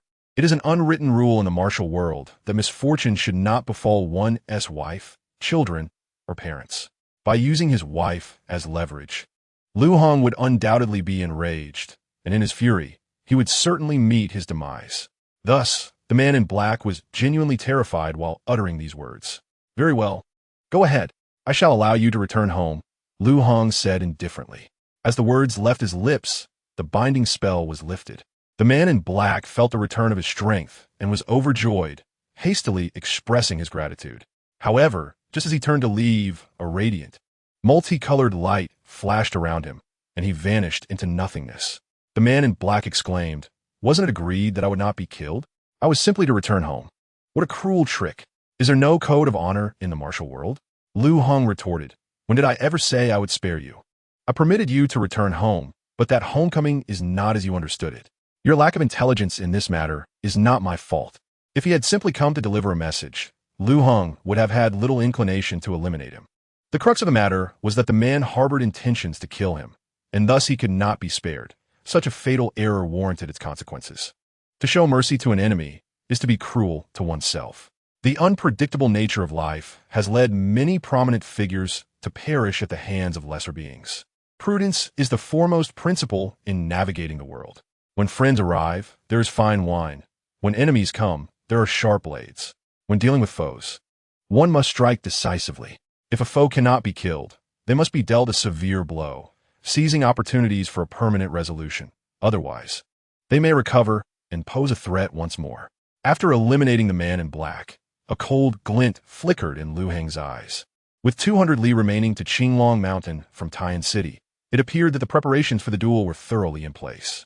Although Liu Heng was well aware that using Lin Chuxue as a threat was ultimately futile, his wife was not so easily swayed. He nonetheless resolved to make the journey. For a definitive conclusion was necessary. It was intolerable to allow such a thief to linger in his thoughts, buzzing around like an annoying fly. Subsequently, Liu Heng cast aside his thoughts and lay down to sleep, awaiting the evening when he would arrive at Qinglong Mountain, eager to see what traps awaited him. At this moment, within the sacred learning palace, Qi Haoran's expression was exceedingly grim. Qingfeng, what did the Zhuge family say? Qingfeng, Qi Haoran's most trusted aide, appeared to be in his 60s, with predominantly white hair, exuding a scholarly demeanor imbued with an air of ethereal wisdom. He respectfully replied, "The Zhuge family has responded, stating that they have repaid your favor." It was worth noting that this time, the young master had summoned 3 formidable figures from the Zhuge family, which, in contrast to the Zhuge family's indebtedness to you, actually place you in their debt due to the magnitude of this action. Upon hearing this, Qi Haoran was infuriated, nearly grinding his teeth as he said, "Did you not convey my message clearly to the Zhuge family? That child's reckless behavior, do they intend to indulge it as well?" Observing Qi Haoran's wrath, Qingfeng quickly interjected, "The debt owed to you has long been a thorn in the Zhuge family's side. They are fully aware of your intentions. Yet they evidently wish to remain uninvolved. They would prefer to repay your favor sooner rather than later. So how could they possibly agree to withdraw their dispatched experts?" Understanding Qingfeng's words, Qi Haoran realized the truth in them. The situation had progressed to this point, and it was evidently irreversible, which only fueled his anger further. What was that reckless child doing? At this critical juncture, was he intent on rendering all of my years of planning meaningless? Qingfeng hastily reassured him, "Do not be enraged. The young master desires to eliminate Liu Heng to make statement. Indeed, should Liu Heng perish, it would serve as a warning to the emperor, striking a blow against his arrogance while also intimidating those wavering factions. Does it require the involvement of powerful figures in the harmonization realm to kill Liu Heng? If they cannot accomplish this, it would be better for them to perish." Qi Haoran seethed, though his fury began to subside as he accepted the grim reality. The following day, as dusk approached and the sky darkened over Qinglong Mountain, Liu Heng observed the confident Qi Xian and remarked with a faint smile, 3 harmonization realm experts, Qi Xiao Gongzhu, you truly have made a grand gesture. 3 harmonization realm experts. Has the sacred learning palace grown so powerful? Qi Xian sneered, "Liu Heng, today if you kneel and bow 3 times, crawling beneath me, I shall leave your corpse intact."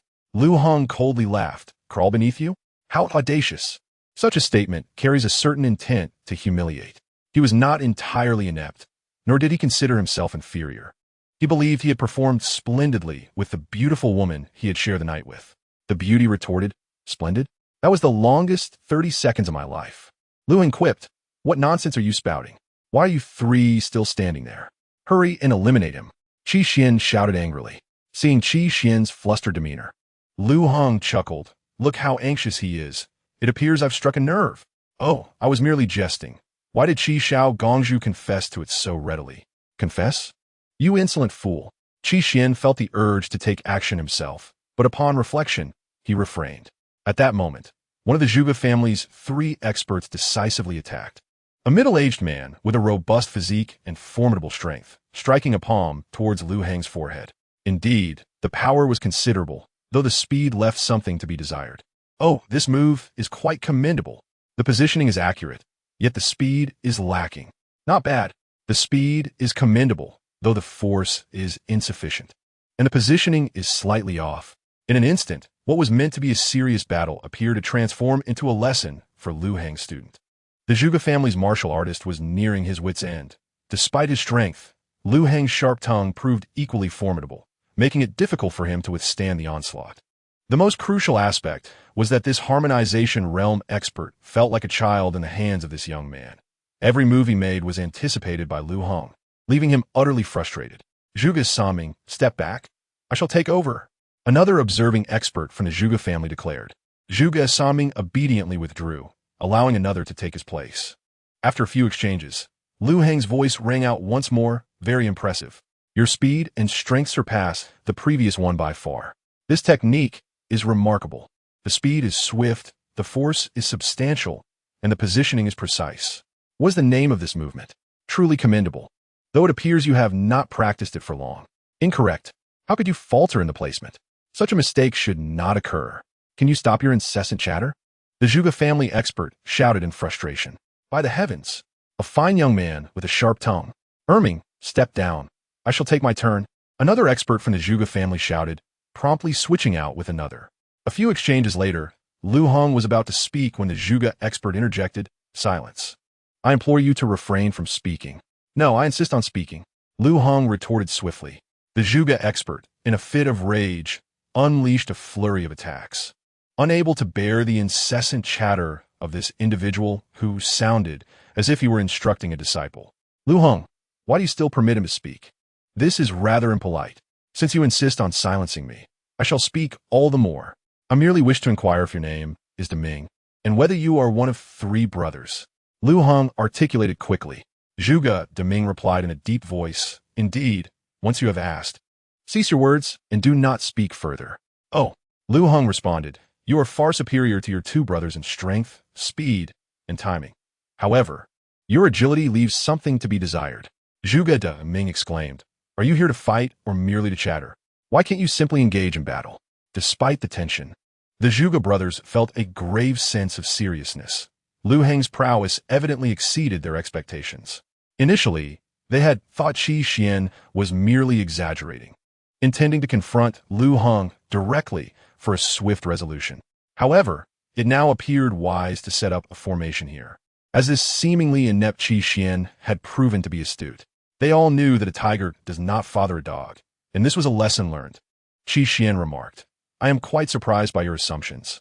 I merely stumbled upon a fortunate circumstance. That evening, the seeds of fear Liu Heng had sown within him had taken deep root. In Qi Xian's mind, Liu Heng's strength had reached an almost mythical level. Hence, the caution with which he had summoned Liu Heng here, allowing the Zhuge brothers to set up their formation. If this had been 3 months prior, Qi Xian's actions would have been unnecessary. Yet now, such a strategy was imperative, a fortuitous stroke of luck. Suddenly, the image of an inept individual transformed into that of a formidable lineage. In truth, was Qi Xian truly inept? Not all. Among the younger generation, he was indeed exceptional. Yet when it came to Liu Heng, his level of fear rendered him almost foolish, completely overshadowing Qi Haoran's prestige. Second brother, third brother. Establish the formation. Zhuge Deming commanded, having suffered a minor setback against Liu Heng, retreating as he called out. As his words fell, Zhuge Erming and Zhuge Sanming took their positions, and all 3 brothers formed intricate hand seals. In an instant, a deep blue light erupted beneath Liu Heng's feet, revealing a bagua pattern. Liu Heng sensed that the formation contained immense and terrifying power, even hinting at a trace of heavenly might. The voices of the Zhuge brothers resonated. Qian Sanlian, Koan Lu Duan, Li Zhongsu, Kanzhong Man, Zhenyang Yu, Zhen Fu Wan, Dui Shankei, Sun Xia Duan. Clearly, this was the incantation of the bagua formation. Zhuge de Ming proclaimed, "This Bagua formation is the innate Bagua formation, incomparable to any ordinary formation. Since you have stepped into the formation, prepare to embrace death. In truth, I hesitate to kill you. We admire your talent greatly. At your age, we were not even half as capable. Were you not our enemy, we might have become friends. Alternatively, if you now swear allegiance to the Zhuge family, I would defy the family head's wishes to spare your life." Upon hearing this, Qi Xian grew anxious, yet he was astute enough to remain silent. Speaking out now would only push the Zhuge brothers further toward Liu Heng. Moreover, he was certain Liu Heng would refuse, and even if he consented, the brothers would not allow Liu Heng to slay him. Chapter 88. Killing with intent, it must be said, in a moment of crisis, Qi Xian's rationality prevailed. A rarity indeed. He was not a mere mindless brute. Under the influence of someone like Qi Haoran, to behave without thought would be sheer folly. Admittedly, pursuing Liu Heng had proven unwise, yet given the circumstances, he could think no further. Once the arrow is loosed, there is no turning back. Qi Xian understood, well, that if he could eliminate Liu Heng, it would significantly intimidate the emperor and sway many factions. The worst his father could do was chastise him and impose confinement, a consequence he could bear. At that moment, Liu Heng's voice rang out. "Are you so certain of your victory? If you are willing to submit to me, I would gladly spare your lives." Such words were indeed audacious, appearing rather foolish in the eyes of the Zhuge brothers. Trapped in a seemingly fatal predicament, Liu Heng, though formidable, ought to recognize his own limitations. Even the innate Bagua formation, if two peak harmonization realm experts were ensnared within, could not kill them, but would surely render them half-dead. Liu Heng's cultivation was far from that level, and he faced this alone, stubborn and obstinate. No wonder we brothers must be merciless. "Attack!" Zhuge de Ming bellowed. "Sun Xia Duan, windblades!" Zhuge Erming shouted, positioned in the southeast. As his words fell, a tempest arose within the innate Bagua formation, pure power coalescing into countless wind blades, each harboring terrifying strength. The myriad wind blades surged toward Liu Heng, each strike equating to the full might of a harmonization realm expert. Yet, without exception, they were all thwarted, wielding the extermination sword. Liu Heng dismissed the countless wind blades as if they were mere fragile sheets of paper, dissipating with each flourish of his weapon. The Zhuge brothers, witnessing this, were struck with astonishment. Liu Heng's might had surpassed their wildest expectations. In the face of such a relentless onslaught, Liu Heng remained unperturbed, showcasing a mastery rarely seen across the realm. What shocked the Zhuge brothers even more was Liu Heng's tender age of merely over 20. And yet his cultivation was astonishingly formidable. Such talent at this age was unprecedented. Among the youth of the realm, many possessed exceptional gifts, yet none could rival Liu Heng. Third brother, Kuan Lu Duan, southwest 8 stones, chaotic rocks. Zhuge de Ming commanded. As his words fell, Zhuge Sanming settled into the position of the Kuan hexagram, and the heavens unleashed chaotic stones. At the same time, Zhuge de Ming called out again, "Qian Sen Lian, northwest open heaven, golden blades." As he spoke, golden blades erupted from the ground, and with the chaotic rocks, wind blades, and golden blades converging, each wielded power comparable to a late-stage harmonization realm expert, their synergy amplifying their destructive force. "Well, what a magnificent innate Bagua formation!" Liu Heng exclaimed with a smile. To speak truthfully, this innate Bagua formation is indeed formidable. With my mastery as a grandmaster of the 9-star array, breaking the formation is not impossible, yet it is no simple task, as this formation nears the zenith of perfection. However, Liu Heng did not intend to dismantle it. The innate Bagua formation intrigued him, posing little actual threat. To kill was the most brutal and direct approach, which Liu Heng regarded as utterly devoid of artistry. Would it not be more gratifying to crush the enemy in their strongest and most prideful domain, to kill with intent? For one's foes, it is best to be cruel, as cruelty serves one well. How is this possible? Zhuge Erming exclaimed, incredulous. With chaotic rocks, wind blades, and golden blades all unleashed, how can Liu Heng remain so unruffled? Does he intend to stop here? Then let it come to an end. Liu Heng's cold voice echoed. Heavenly sword technique. The radiant glow of the Zhuxian sword was truly magnificent, its power terrifyingly immense. In that fleeting moment, the very fabric of space trembled, as if on the verge of shattering. One stroke of the sword cleaved through the air, creating a gaping rift akin to that of the formidable innate 8 trigrams formation. Second brother, third brother, quickly reinforced the formation, bellowed Zhuge. The 3 brothers acted swiftly, though Liu Heng hesitated to breach the perimeter. Otherwise, they could have completed the formation without issue. Once the formation stabilized, the brothers exchanged a glance, their hearts tumultuous with disbelief. How is this possible? That stroke could rival that of the sword god. When Xuanyu, Zhuge Erming exclaimed in astonishment. No, I feel as though his strike surpasses even when Xuanyu. Zhuge Saming gasped in shock. Zhuge Daming was engulfed in profound astonishment, momentarily at a loss for words. Qi Xian, witnessing this scene and absorbing the brothers' comments, stood frozen, dumbfounded. Could it truly be that Liu Heng, once deemed a waste, had transformed into a being on par with the sword god? How could such a surreal reality be fathomed? Was he dreaming? Qi Xian muttered in shock, yet deep down, he understood that this was no mere illusion. It was stark reality. Zhuge Daming, with a grave expression, turned to Liu Heng and said, "Your strength exceeds my expectations, and in this world, few can rival you.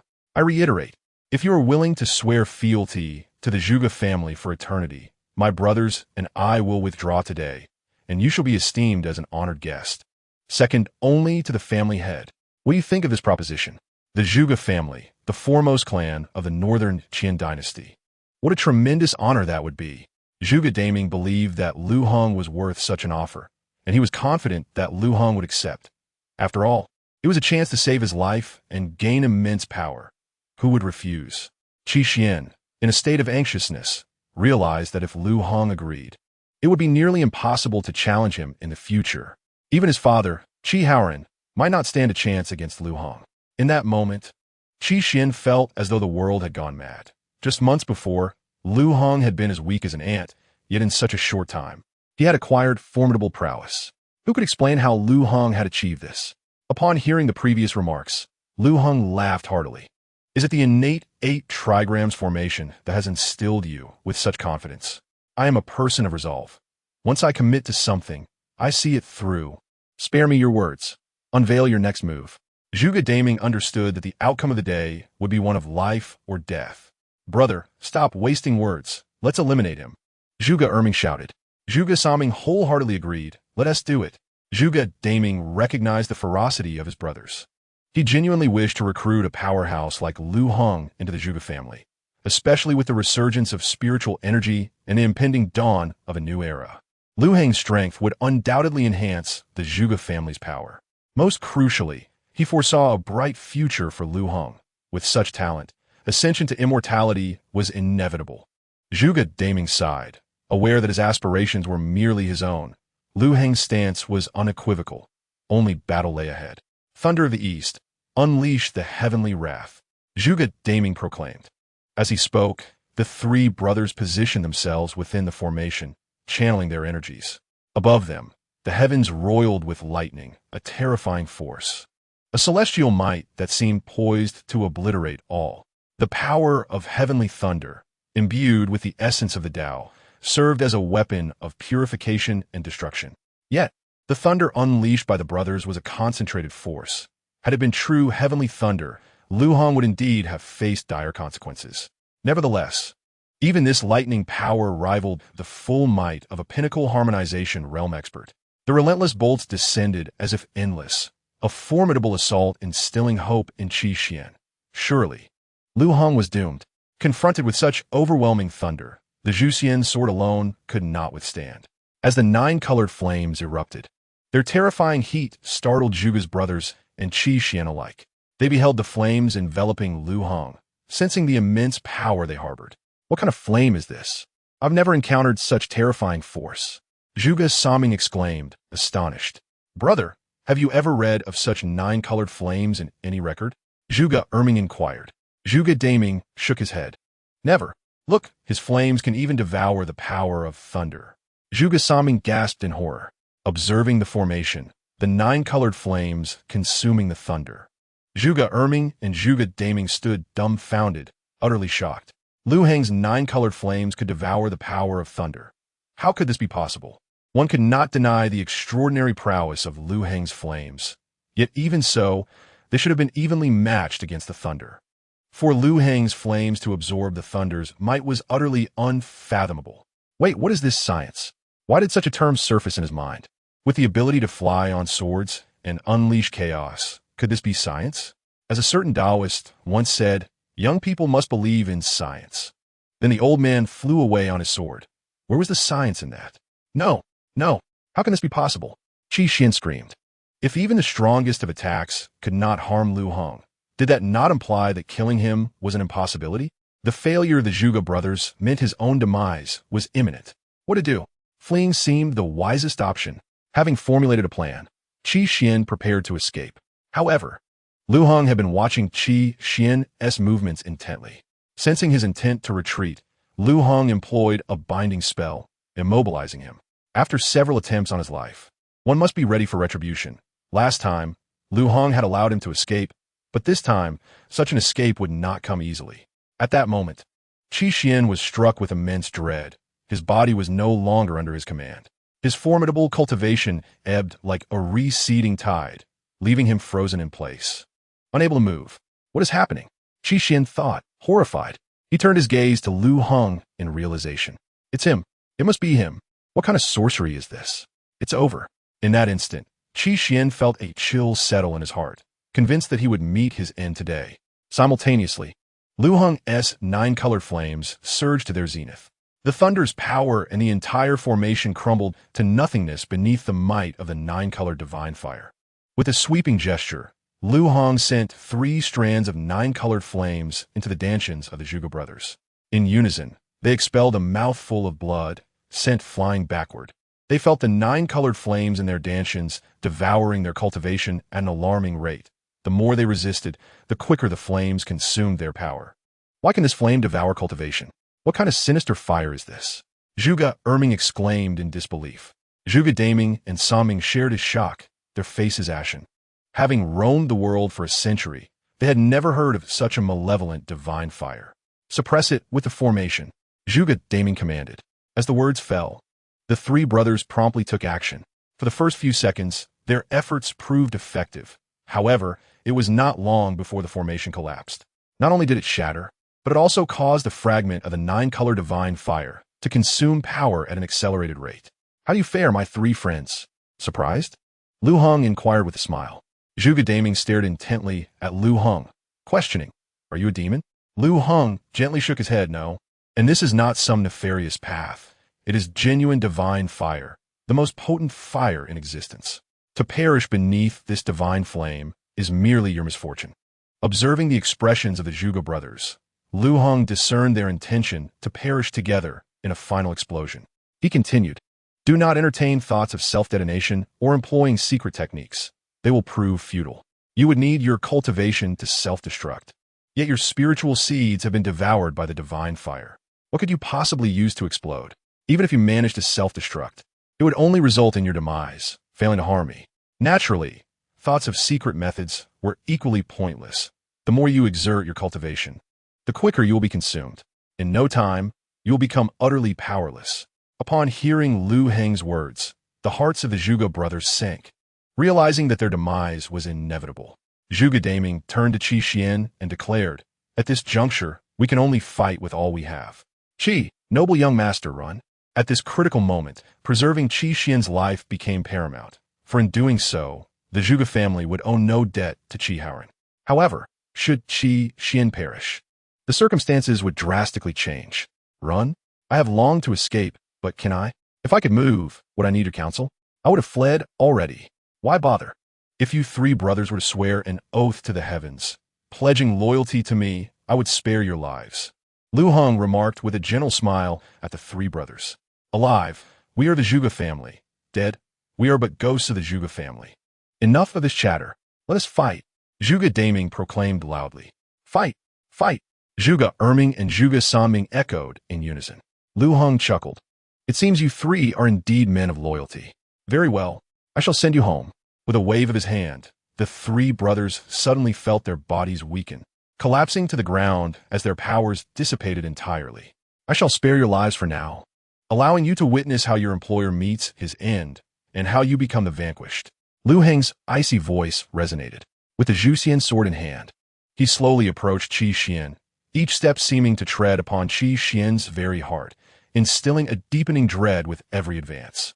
When Liu Heng finally stood before Qi Xian, the latter was genuinely terrified. "You cannot kill me. If you do, my father will not spare you," or Lin Chuxue. "The entire northern Xian will descend into chaos. The nation will fall. This site has been modified. However, the channels cannot be altered." Let me fill in the missing segment following this passage. He was somewhat lacking, yet not excessively so, and he prided himself on his exceptional skills, believing that the beautiful women he spent the night with found great delight. Beauty delight? Delight my foot. That was the longest 30 seconds of my life. I, who was to cooperate with your performance, endeavored to act. This acting is indeed a skillful endeavor, utterly exhausting, both physically and mentally. Thus, the origin of the lengthy 30 seconds is revealed. My apologies, everyone. Such a situation shall not occur again.